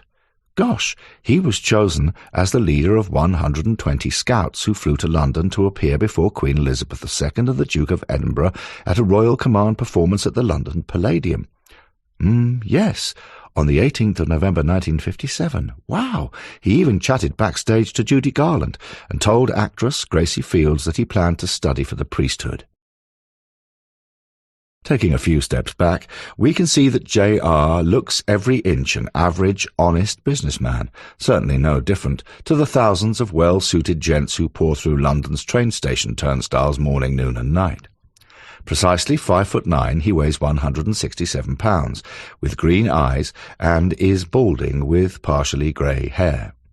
He wears gold-rimmed spectacles and is so perfectly normal in every other respect you wouldn't take notice if he sat down next to you on a bus. Ah, I see that you are now reading through J.R.'s curriculum vitae, richly embroidered as it is in merit and distinction.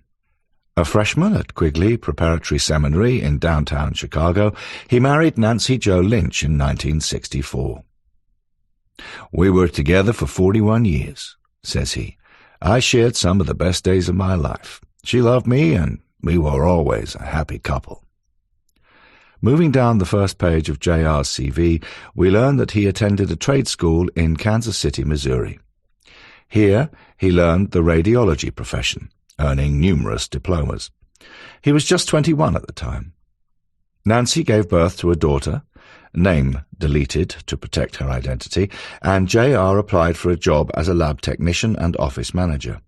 Indeed, the aforementioned Dr. Graham later recalled that he had been impressed with Robinson's credentials as an Eagle Scout and his extensive credentials, him having a university degree in radiology. Around 1970, J.R.'s CV shows that he changed jobs to become the manager of a TV rental company, and he did very well because in 1977 he bought a large waterfront house. It was set in 4 acres of prime real estate at Pleasant Valley Farms, an affluent and prosperous neighborhood of Johnson County, Kansas.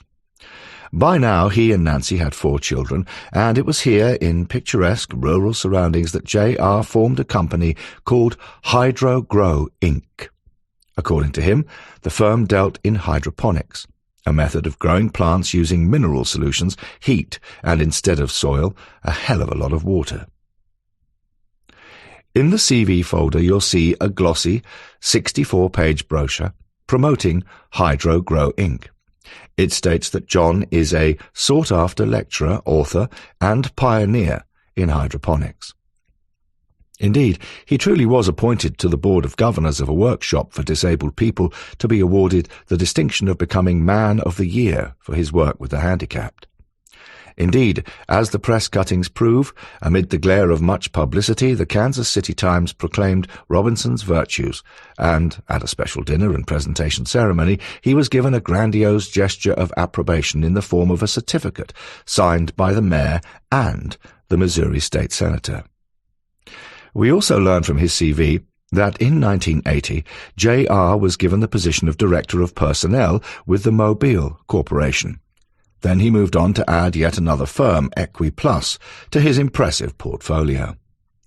The newcomer to the Robinson stable specialized in management consultancy and was very soon engaged by Back Care Systems, Inc., a well-respected company that ran seminars on the treatment of back pain. And did he give them a pain in the back? Did he ever? We can see from J.R.'s CV that he was now an established Kansas City high roller who had no problems attracting investors for his next venture, Equi2, an overland park corporation. He was presently describing himself as a consultant in medical, agricultural, and charitable ventures. Indeed, so impressed were they with J.R. that local companies and organizations were literally begging him to join them. The Truman Medical Center in Independence, a small city in Montgomery County, approached him. The doctors and medical hierarchy were so impressed with J.R. that he was invited to speak to their social workers, telling them that he, together with some other local businessmen, had formed Kansas City Outreach. This, he explained, while talking patronizingly over the top of his spectacles, was a charitable organization which would provide young unmarried mothers with housing and career training, along with a babysitting service. At the same time, J.R., using the Truman Medical Center's credentials, was also pitching the same project to Birthright, a set-up giving help to young pregnant women who in turn pointed him in the direction of Hope House, a refuge for single mums. J.R. was now considered a patron saint of lost causes, so much so that this St. Jude was affirming that Kansas City Outreach was likely to receive funding from Xerox, IBM, and other major corporations, and he provided the correspondence to prove it. So there we have the CV, which John Robinson has in a folder next to him, standing on his plinth. The Eagle Scout who entertained a British Queen and rubbed shoulders with famous entertainers. Well-educated with a degree in radiography. Happily married for 41 years with 4 adoring children. Lab technician and office manager to none other than a brigadier general who had been U.S. President Harry Truman and his wife's personal physician. Manager of a TV rental company.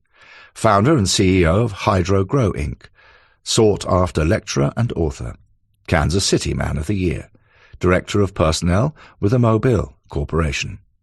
Founder and CEO of EquiPlus, consultants to Back Care Systems, Inc., founder and CEO of EquiPlus 2, consultants in medical, agriculture, and charitable ventures, consultant to the Truman Medical Center, fundraiser for Birthright and Hope House to help pregnant mothers with a refuge, education, work placement, and babysitting, with funding from Xerox, IBM, and major corporations. The problem was that all this was nonsense. And no one, not anyone, suspected that J.R. was a sexual deviant and soon-to-be savage, sadosexual serial killer from start to finish. So, having walked around JR and read the CV, he wants you to believe, and even today he still demands that you believe, he has a gilt-edged reputation. Let's take off his mask of alleged normalcy and see precisely what was going on inside this wicked man's head. Beginning with J.R.'s schooling. J.R. was an Eagle Scout, and that's as good as it gets. His record at Quigley Prep Seminary shows that he was a lackluster student and a discipline problem. So much so that he didn't return for his second year of study. He was denied admission as a sophomore due to his academic and behavioural shortcomings. His marriage. Indeed, so happy was his wife Nancy that after 41 years of domestic purgatory, and now aware of his philandering ways after his arrest for multiple homicide, another of her husband's notable shortcomings, she said that J.R. had never done an honest day's work in his life. Added to which was the not indelicate issue of her suddenly learning of him having murdered at least 7 women and stuffed their remains into steel barrels, where they were left to decompose in their own fluids. Oh yes, and Nancy was none too pleased to learn that he had also stolen the baby of one of his murder victims and sold the tot to his unwitting brother Don and wife Helen, the childless couple being anxious to adopt. For this service, J.R. generously discounted the cash price to £3,000 for the adoption certificate, which was signed by a notary, 2 lawyers and a judge, the entire document being phony. Previous to J.R.'s arrest for murder, Nancy, just like Sonia Sutcliffe and Primrose Shipman, had not suspected that her husband was a savage sadosexual serial killer any more than anyone else had. Dr. Graham. It is true that J.R. secured a job with this distinguished gentleman, but only after he'd provided phony credentials in the form of fake certificates that he himself had manufactured. And let's get this straight, for Dr. Graham was nobody's fool. This man was a former boxer with an interest in botany who featured in the New York Times magazine in 1964. What's more, he was a hero. In the spring of 1944, as a member of the 1st Hospital Unit of the 1st Army, Captain Graham had waded ashore at Easy Red, Omaha Beach, 4 days after D-Day. With the battle still raging just a few miles ahead, he treated the wounded in the thick of battle, and by nightfall his tents, with 400 beds, had taken in close to 900 of the wounded and dying.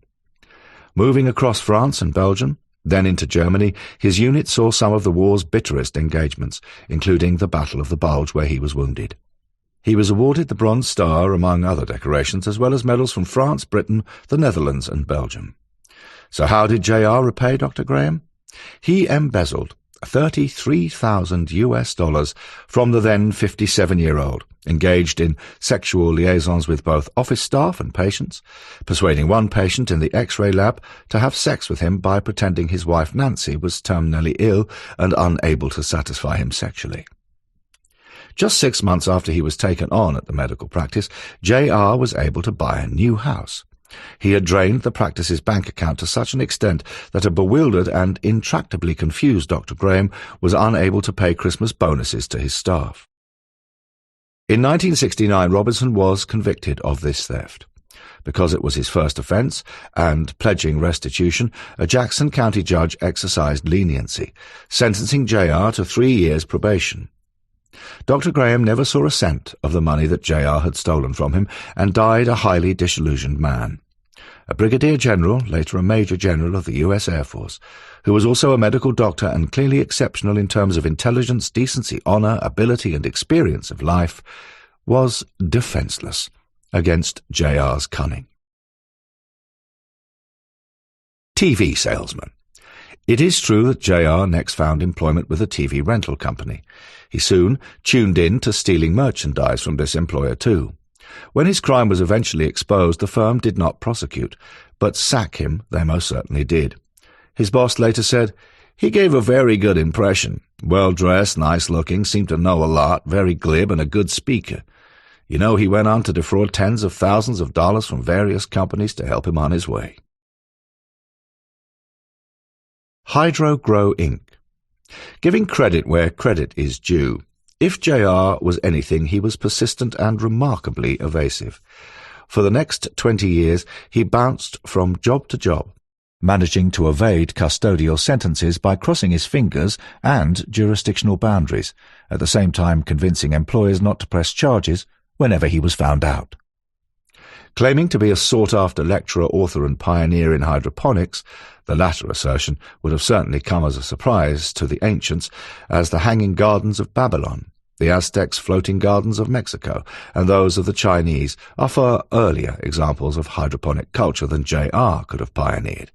Indeed, Egyptian hieroglyphic records dating back several hundred years BC describe the growing of plants in water. So hydroponics is hardly a new method of growing plants. But by the 1970s, it wasn't just scientists and analysts, many of whom worked for NASA, who were involved. The many virtues of this method of plant production also began to attract traditional farmers and eager hobbyists. But John E. Robinson, the self-proclaimed pioneer in hydroponics, and this will come as no surprise, was not listed among them. HydroGrow Inc. was of course a bogus setup, and in its development J.R. swindled a close friend out of $25,000. The man had been duped into investing because he hoped to get better investment returns to pay for his dying wife's medical care. The Kansas City Times.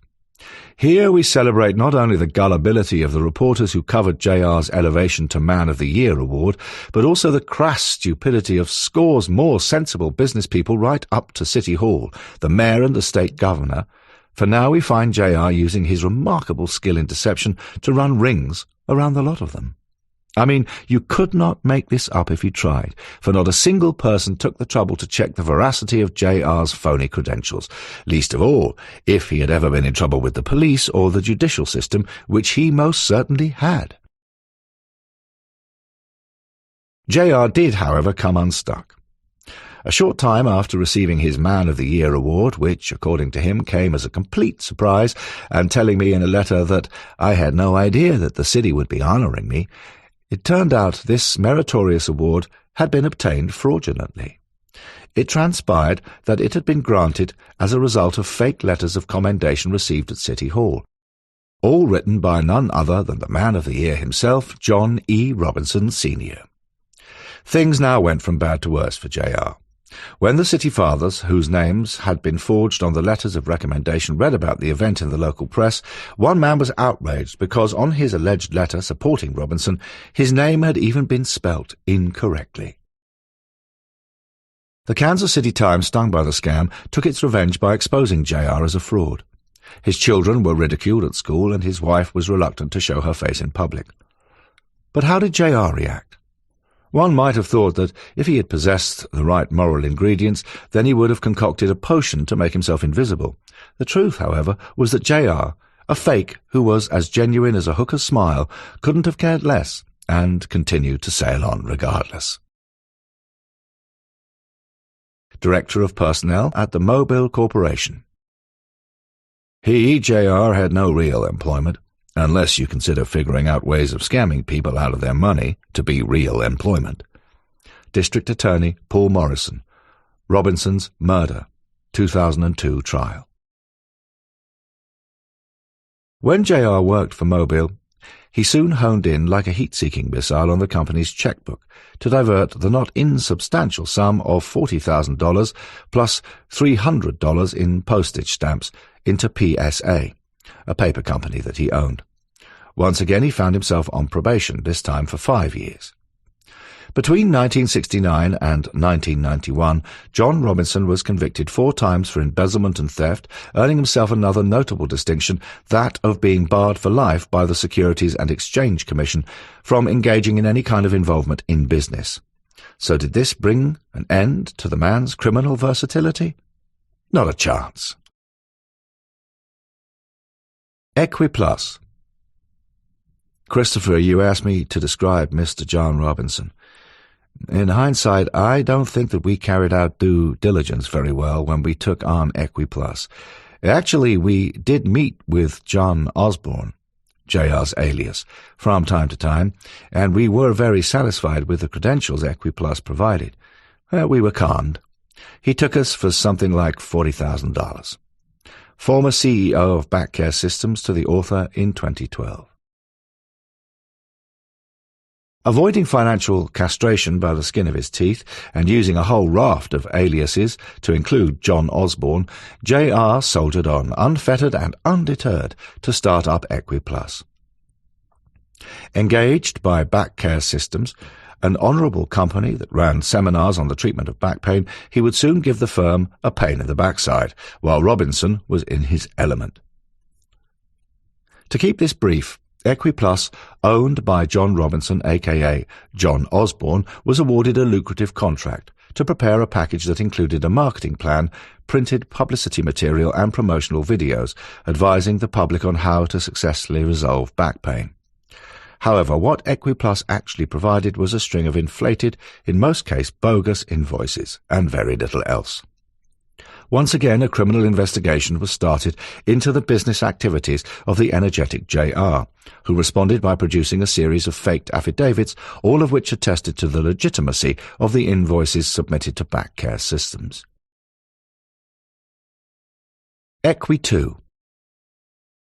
While the aforementioned investigation continued, this slippery eel founded Equi 2, a corporation in which he described himself as a consultant in medical, agricultural and charitable ventures. Using some of the money embezzled out of Back Care Systems, he acquired an apartment in Olathe, a city south of Kansas City. Here, in this most agreeable of extramarital climates, he was able to enjoy numerous sexual affairs with women, one of whom is quoted as saying, "John kind of swept me off my feet." Echoes of John Cannan here. "He treated me like a queen and always had money to take me to nice restaurants and hotels." Well done, John. But there's no such thing as a free lunch. Retribution loomed on the horizon for the thieving and libidinous Robinson. The theft of the money from Back Care Systems resulted in him being convicted, and, given his previous criminal record, this time he faced a possible prison sentence of 7 years. However, there was not much chance of J.R. doing 7 years behind bars, for he spent just a couple of months in jail while he assisted the warden in keeping better financial records before being placed on probation, this time for 5 years. The Killings.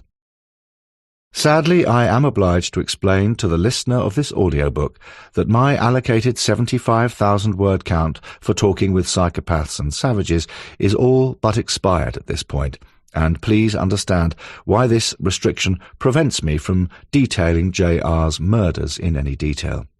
For this book is about getting inside the heads of these evil men and women, not so much about the intricate and disgusting details of their crimes. As I mentioned right from the get-go, I have thousands of official documents, scenes of crime photographs, countless upon countless letters from psychopaths in my library. Material never published before, let alone not having seen the light of day. Some of this invaluable research material has been copied and sent gratis to the FBI and other law enforcement agencies and institutions with a professional interest in the study of psychopathy. My book, Dead Men Walking, True Stories of the Most Evil Men and Women on Death Row, also published by John Blake, does have a chapter dedicated to John Robinson. This contains much fuller details of J.R.'s murders. He murdered Lisa Stasi after entrapping her during one of his outreach projects. After killing her, he sold her baby to his brother. While serving a much longer prison term for fraud in the Western Missouri Correction Facility, he befriended, of all people, the facility's doctor, one William Bonner. And while incarcerated, J.R. developed an extracurricular relationship with Dr. Bonner's vivacious 49-year-old wife, Beverly.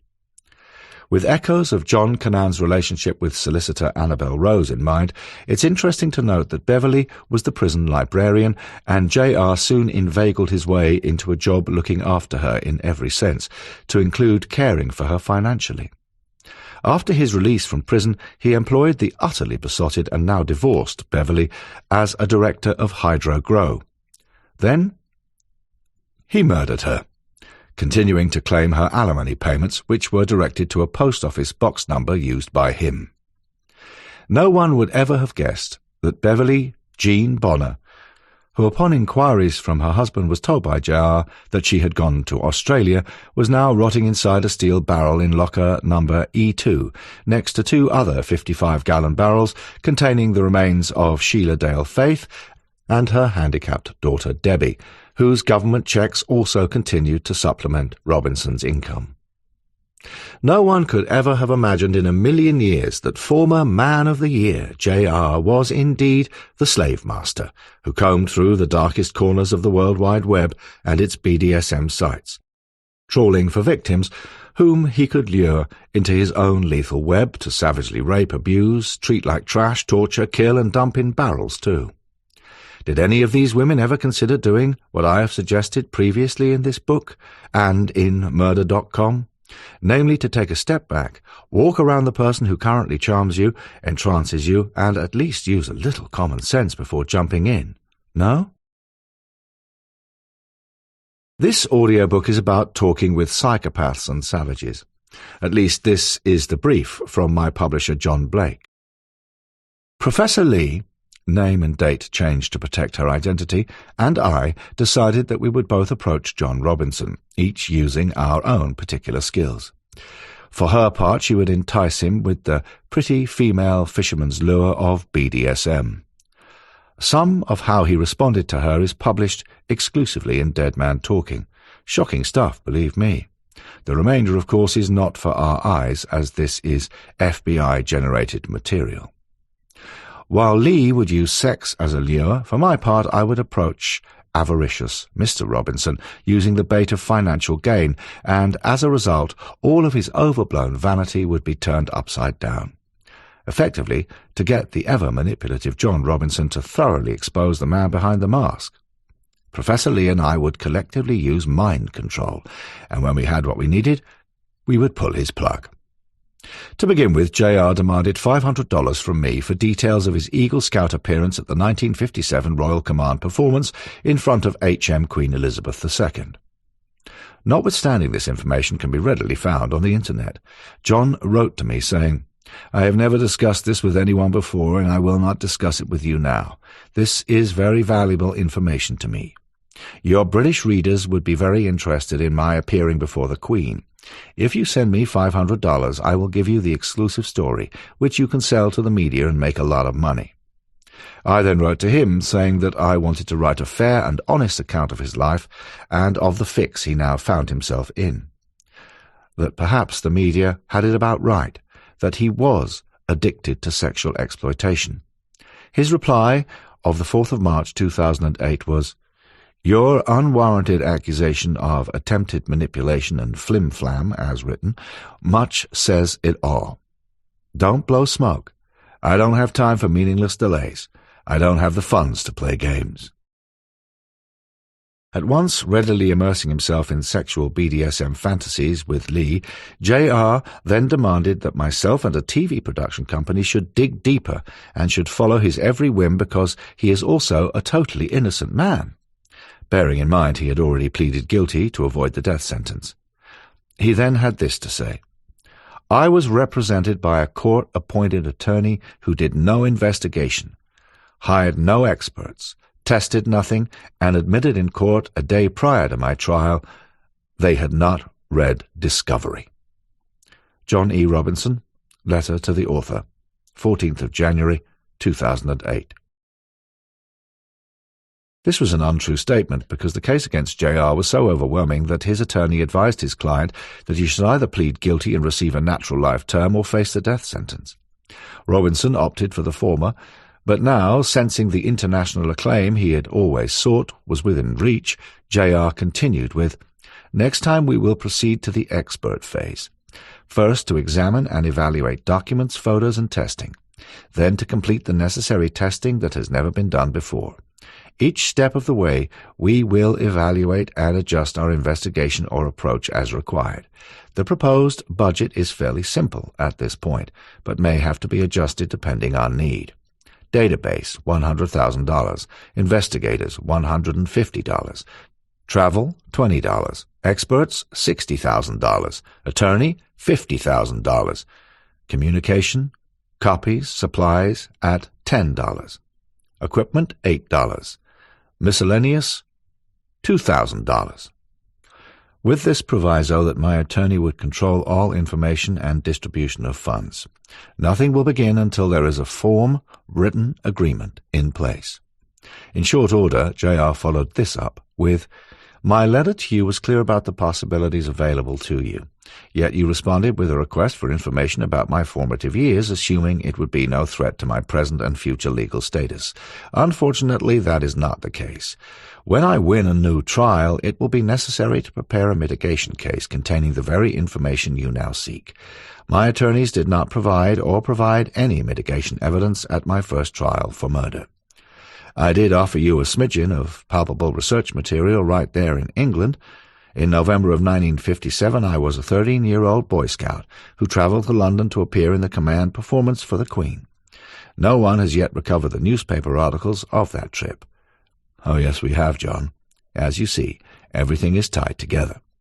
John went on to say, "Christopher, I offered you to do a real-life true crime book and documentary, one that would expose blatant police and prosecutorial misconduct, fairly present the real evidence, including complete details of the lives of the victims, and perhaps unveil the real killer.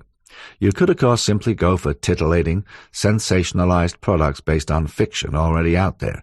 That decision, of course, is yours."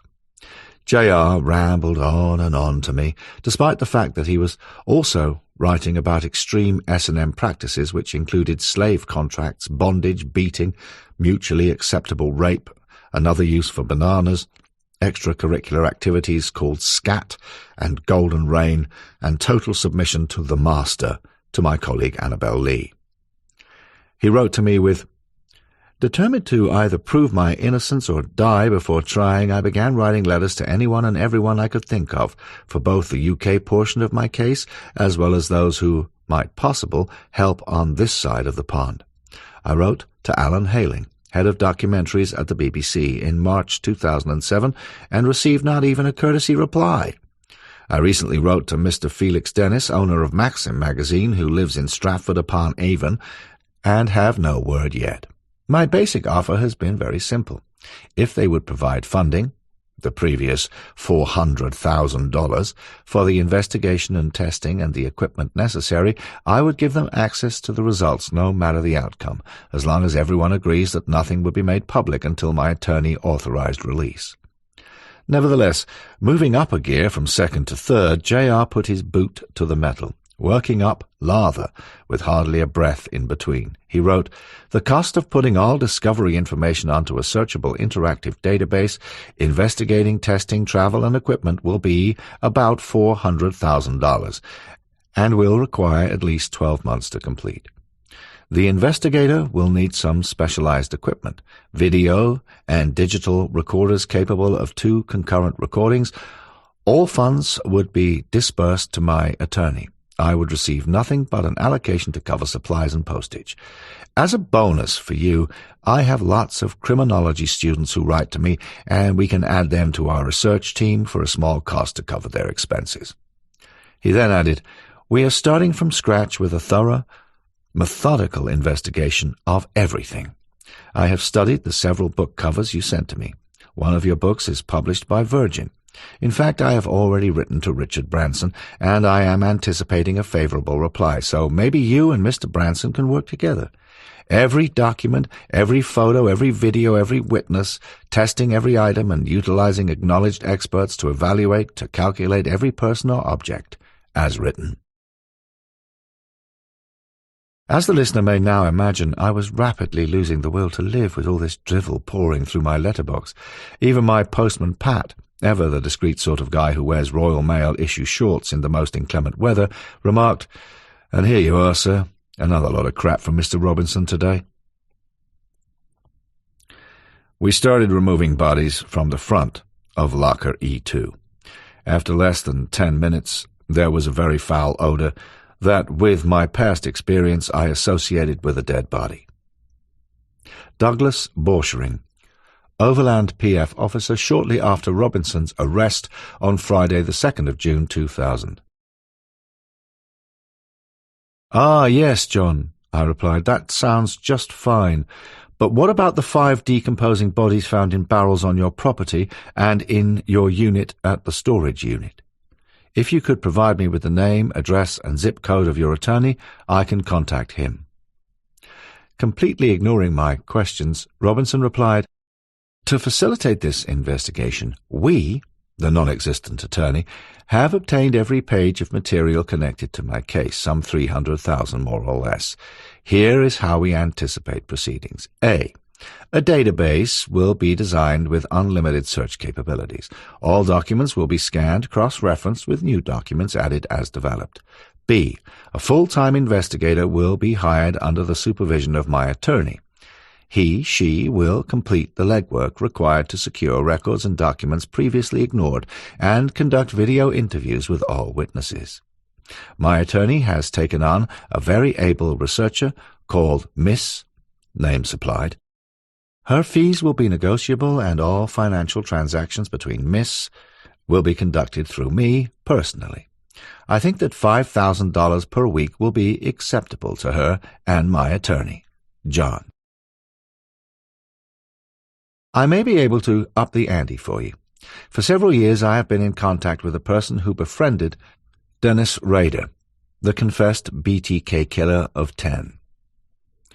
This person visited him in jail and corresponded with him regularly. This individual claims to have details and information never before revealed and has been working on a book. This person has information, wants to do a book, but has no industry name like you. The two of you should be able to do a great insider true crime book and a documentary about BTK. You and your publisher could end up getting 2 for the price of 1. I will await word from you. For God's sake, J.R., what about the 5 bodies in the barrels? For the record, I will explain exactly how the Kansas Department of Correction mail system works. When a letter is received, it is automatically date-stamped on the outside of the envelope. Then the letter is opened by the censors, date and time stamped, read, and all letters to the inmates in segregation copied. And so he goes on, and for 10 more pages of excruciating drivel, so it was at this point that I decided to pull the plug on J.R. By now I had seen a copy of the slave contract he ordered Annabel Lee to download from the internet. You can find these contracts if you have a mind to, and she signed it for him. However, what a slave contract basically entails is that the slave master, in this case J.R., completely controls and dominates his slave, in this case Annabel Lee, forever and a day. The slave will submit himself, to any form of extreme BDSM practices, to include waiting hand on foot, bondage, whipping, thrashing, and other forms of humiliation that my publishers absolutely forbid me from detailing here for fear of upsetting listeners of a more delicate disposition. And if this is not entirely sufficient, the slave master often demands control of all of the slave's finances too. What truly shocked me is the fact that several of J.R.'s murder victims actually signed slave contracts with him and ended up in barrels. When he learned from myself and Annabel Lee that he, this homicidal Del-boy, had been stitched up and conned, "You, Berry-Dee, have wasted my valuable time," he fumed from his special housing unit cell, where he lives in solitary confinement, like Kenneth Bianchi, because the other inmates would kill him. "I have never asked you for $400,000. I didn't say I was going to use students, and if you print this, I might sue you." This is what he wrote. "I fucking told you that I never used the internet, and I was never into BDSM, and I was never into kinky sex. Fuck off." This is all classic John Robinson. The guy was and is a gamesman to the end. District Attorney speaking to the Kansas City Star after Robinson's trial. J.R. loved mirrors. He spent half of his life admiring himself and polishing his act in front of mirrors. And could this man talk? He never stopped yapping on and on. I guess he had to, Chris, because he wasn't exactly a fine figure of a man, and he had a waddle to his walk. I now tell my colleagues that if it walks like a duck, preens its feathers like a duck, and screeches like a duck, then it's a Robinson. Stephen Hames, Former probation officer to John Robinson to the author at interview in 2012. And that was it. End of story. Clearly I'd pissed JR off.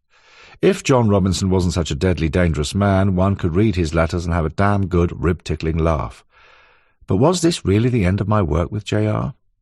I am mindful that he has not revealed the body deposition sites of 3 victims of whose murders he was convicted: Paula Godfrey, Lisa Stasi, and Catherine Clampett, thereby denying closure to their families. Therefore, Professor Lee and I set John Robinson up with Ms. Lee, using her cleverly designed honey trap and me offering the lure of untold riches. We effectively turned the tables on this man who has for decades been turning the tables on just about everyone he came into contact with. The results were disturbing, and when JR reads this book, he will flip again. For me and Professor Lee, who for decades has been covertly working with serial killers and has had many remarkable successes and contributed immensely to the FBI's offender profiling database, this was something of a Pyrrhic victory. John Robinson, in this respect, still remains in control, a slave master general and master manipulator, to the end. Chapter 10. Tailpiece. Could you have spotted these? Paedophiles. For decades, the now deceased psychopathic and self-obsessed paedophile Sir James Wilson Vincent Jimmy Savile, OBE, KCSG, 31st of October 1926 to the 29th of October 2001, aged 84, was feted by the British media. He hosted the BBC television show Jim'll Fix It, 1975 to 1994, and was the first and last presenter of the long-running BBC music chart series Top of the Pops. According to his Wikipedia entry, he raised approximately £40 million for charity. Did any of the scores of psychiatrists who must have read an edition of the Diagnostic and Statistical Manual of Mental Disorders or Professor Hare's checklist, child welfare workers, plus senior NHS management staff who gave Mr. Savile complete and unfettered access to the children's wards at Stoke Mandeville Hospital in Aylesbury, Leeds General Infirmary, and Broadmoor Hospital in Berkshire, as well as other places, suspect for one moment that he was a predatory psychopath? Absolutely not. During his lifetime, there had been allegations that he was abusing children, but they were dismissed, with the accusers ignored or disbelieved, some of whom he took legal action against. 14 police forces across the UK now believe that Savile was one of Britain's worst sex offenders, with some 300 victims, among them staff and patients from various institutions aged between 5 and 75 throughout several decades. Not psychopaths or savages, but monsters. The former radio and television presenter for the BBC, James Stuart Hall, born 25th of December 1929, spent most of his career parading himself across our television screens, becoming known nationally for presenting It's a Knockout and Jeux sans frontières, 1965 to 1999. In December 2012 and January 2013, aged 83, he was charged with multiple sex offences. He was sent to prison and was released on licence in December 2015. Did the millions of viewers who heard this monster reporting on football matches, or his wife of 57 years, ever consider him a pervert? No. In my former capacity as a freelance investigative journalist, I knew the London-based publicist Maxwell, Frank Max Clifford, born the 6th of April 1943. We met in his office, and it wasn't a plush place either. Did I suspect that this happily married man was a sexual beast? Not at all, and nor, it seemed, did the scores of newspaper people and the millions of readers who bought his most often controversial red-top kiss-and-tell stories. Indeed, I met his ailing wife, Elizabeth, who passed away in 2003. She doted on Max, and he on her. He married Jo Westwood in 2010. She rapidly divorced him in 2014 after he was sentenced to 8 years imprisonment when found guilty of 8 indecent assaults on 4 girls and young women aged between 14 and 19. At the time of writing, he is behind bars at H.M. Prison Littlehay in Perry, Cambridgeshire. During his long and successful career, did Elizabeth, later his second wife Jo, suspect that Clifford was a sociopath? Absolutely not. Then there is the convicted paedophile Rolf Harris, CBE, born 30th of March 1930. Adored by millions since childhood, now we learn, after so many Christmases have passed, that this once famous showbiz star and cartoonist, who rubbed shoulders with royalty, a pope, and who knows who else, most often had his didgeridoo in one hand and a hapless youngster in the other. I'll give him timey kangaroo down sport, for in my opinion this disgusting man should have been horsewhipped within an inch of his life. Those of us, especially people of around my age, will recall Harris presenting shows such as Rolf's Cartoon Club and Animal Hospital. In 2005 he was commissioned to paint an official portrait of Queen Elizabeth II. As I understand it, anyone even coming close to Her Maj must undergo a strict vetting process, let alone share her company while she sits for a portrait, which in Harris's case was not a very complimentary portrait at all. Of course, no one at the palace, nor his wife, Alwyn Hughes, nor anyone else involved in the arrangements had an inkling that the manipulative, amoral Aussie from Bassendean, Perth, would be jailed in 2014, aged 84, on 12 counts of indecent assault on 4 female victims, then aged between 18 and 19. This displeased Her Majesty, so much so that she stripped him of the many honours awarded him. My sources tell me that the portrait painted by Mr. Harris has since been destroyed. Harris is presently serving a prison term of 5 years and 9 months at H.M. Prison, Stafford, where he teaches his fellow inmates to paint. Chapter 11. Conclusions. Christopher, I have to tell you that it was after reading your book Talking with Serial Killers that I decided to study criminology and go for a degree. Thank you so much. Jake, now studying criminology, Hampshire, UK 2016. There. I think that I have arrived at the end of my journey with you on this brief visit to the almost unfathomable mindsets of psychopaths and savages, and I await the wrath of psychiatrists from almost any place in so doing. But this is not an audiobook intended for such an illustrious professional readership, because I am sure the experts will all know better than me, or maybe not, or they will sit on the fence as they so often do.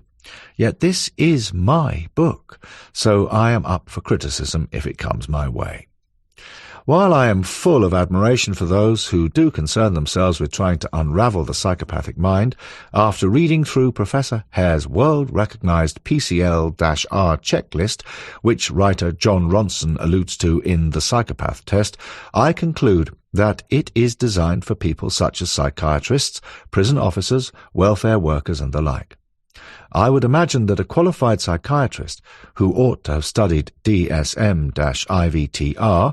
or any previous edition, would or should know what constitutes a psychopathic personality in the first place. I have talked with many correctional officers charged with looking after the welfare of convicted psychopathic killers and other savages, and quite frankly, whether or not a felon is a psychopath matters little in the performance of their daily duties. Whether an inmate is a mass murderer or a persistent shoplifter, a sociopathic bent lawyer, judge, showbiz star, sports person, rip-off banker, or expense-fiddling MP, they are all treated the same way within the correctional system, and this is a good thing. Serial killer Michael Ross learned and taught Braille while on the Green Mile. Rolf Harris teaches cons to draw and paint. Once that prison gate slams shut, they simply become a number within the correctional system, and that is a fact. As for welfare workers studying Professor Hare's checklist, well, these offenders only come to the attention of welfare workers once the criminal deeds have been done, and as the professor himself says, psychopathy is incurable in any event. So what's the point? The subtitle of John Ronson's book is A Journey Through the Madness Industry, and whoopee, has he got it right on this score with this suggestion. One can use all of the psychopath tests ever invented, but one cannot spot a psychopath until, most especially in the cases of homicidal psychopaths, it is far too late. I could have cited hundreds of cases where this dread scenario applies. One has only to research the thousands of cases going back decades where, like the aforementioned sexual predator Neville Heath, men, women, and ofttimes children have fallen prey to such killers without a clue that their lives were about to be snuffed out in an instant. And the reason why we do not suspect that evil may be coming our way is because we live in a bubble world. The furthest thing from our minds, even my mind, is to refer to some form of psychopathic checklist before we date someone, employ someone, or indeed are treated by a doctor such as Harold Shipman, who can be listed among the scores of doctors, psychiatrists, nurses, and surgeons who have committed homicide over the decades. Yet so many thousands of gullible men and women do indeed fall foul of such predators lurking in the darkest places on the internet or in dating agencies. In doing so, they may be offering themselves up on a plate to be conned, robbed, raped, or even murdered, as was the case with John Robinson. Using the internet, J.R. lured several of his female victims to their deaths by phony offers of well-paid employment. This form of deadly entrapment has been going on for decades using newspaper want ads, more recently Craigslist and the Lonely Hearts columns. I could write yet another book detailing cases running back 100 years on this subject alone. History confirms that psychopaths are incurable and savages cannot be tamed. A narcissistic personality is easier to spot within an interpersonal relationship, where red flags pop up, that underneath this narcissism, especially involving threats of violence, unreasonable control, unfounded jealousy, and blatant lying, there exists a metamorphosing psychopathy of sorts. Therefore, any further relationship should be avoided at all costs. We all want to see goodness reciprocated in others, but beware of the mask that hides the intentions of those not so inclined. And the psychopath and bullying narcissist are, at best, weak and lonely folk, for they have only one thing in mind: themselves. So, can you imagine having a twisted, corrupt mentality?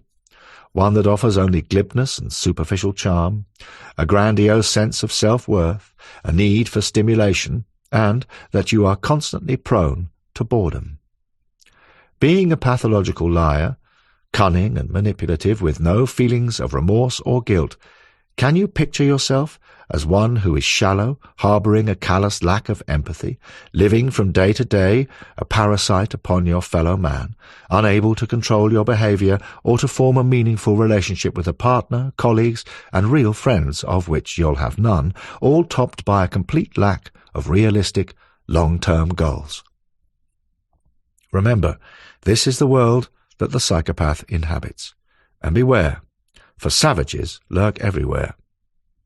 The naive person believes every word, but the shrewd one ponders each step. The wise one is cautious and turns away from evil, but the stupid one is reckless and overconfident. Proverbs 14, verse 15 to 16. For fear of seeming evangelical, this dark world is truly not a good place to be, except for the fact that psychopaths are, indeed, few on the ground, and the majority of us live healthy, decent, and honest lives. My book, Murder.com, was an early morning wake-up call to all who seek love on the internet, for in cyberspace there are countless human predators waiting to entrap you, rob you, rape you, or maybe kill you, as happened with many of J.R. Robinson's victims. So, talking to psychopaths and savages attempts to reinforce the writing on these two dark literary walls. If you even sniff that someone is an overt narcissist, or has the self-serving egotistical traits of a psychopathic person, or has moments when a savage nature peeks from behind a placid mask, avoid them like the plague. For your life, and the lives of those close to you, will be a lot safer and more enjoyable for it. I stated at the beginning of this audiobook that the world of psychopaths and savages is not a nice place to be, but I want to end on a much lighter note. one that I truly hope will bring a smile to your face, and this is a true anecdote indeed.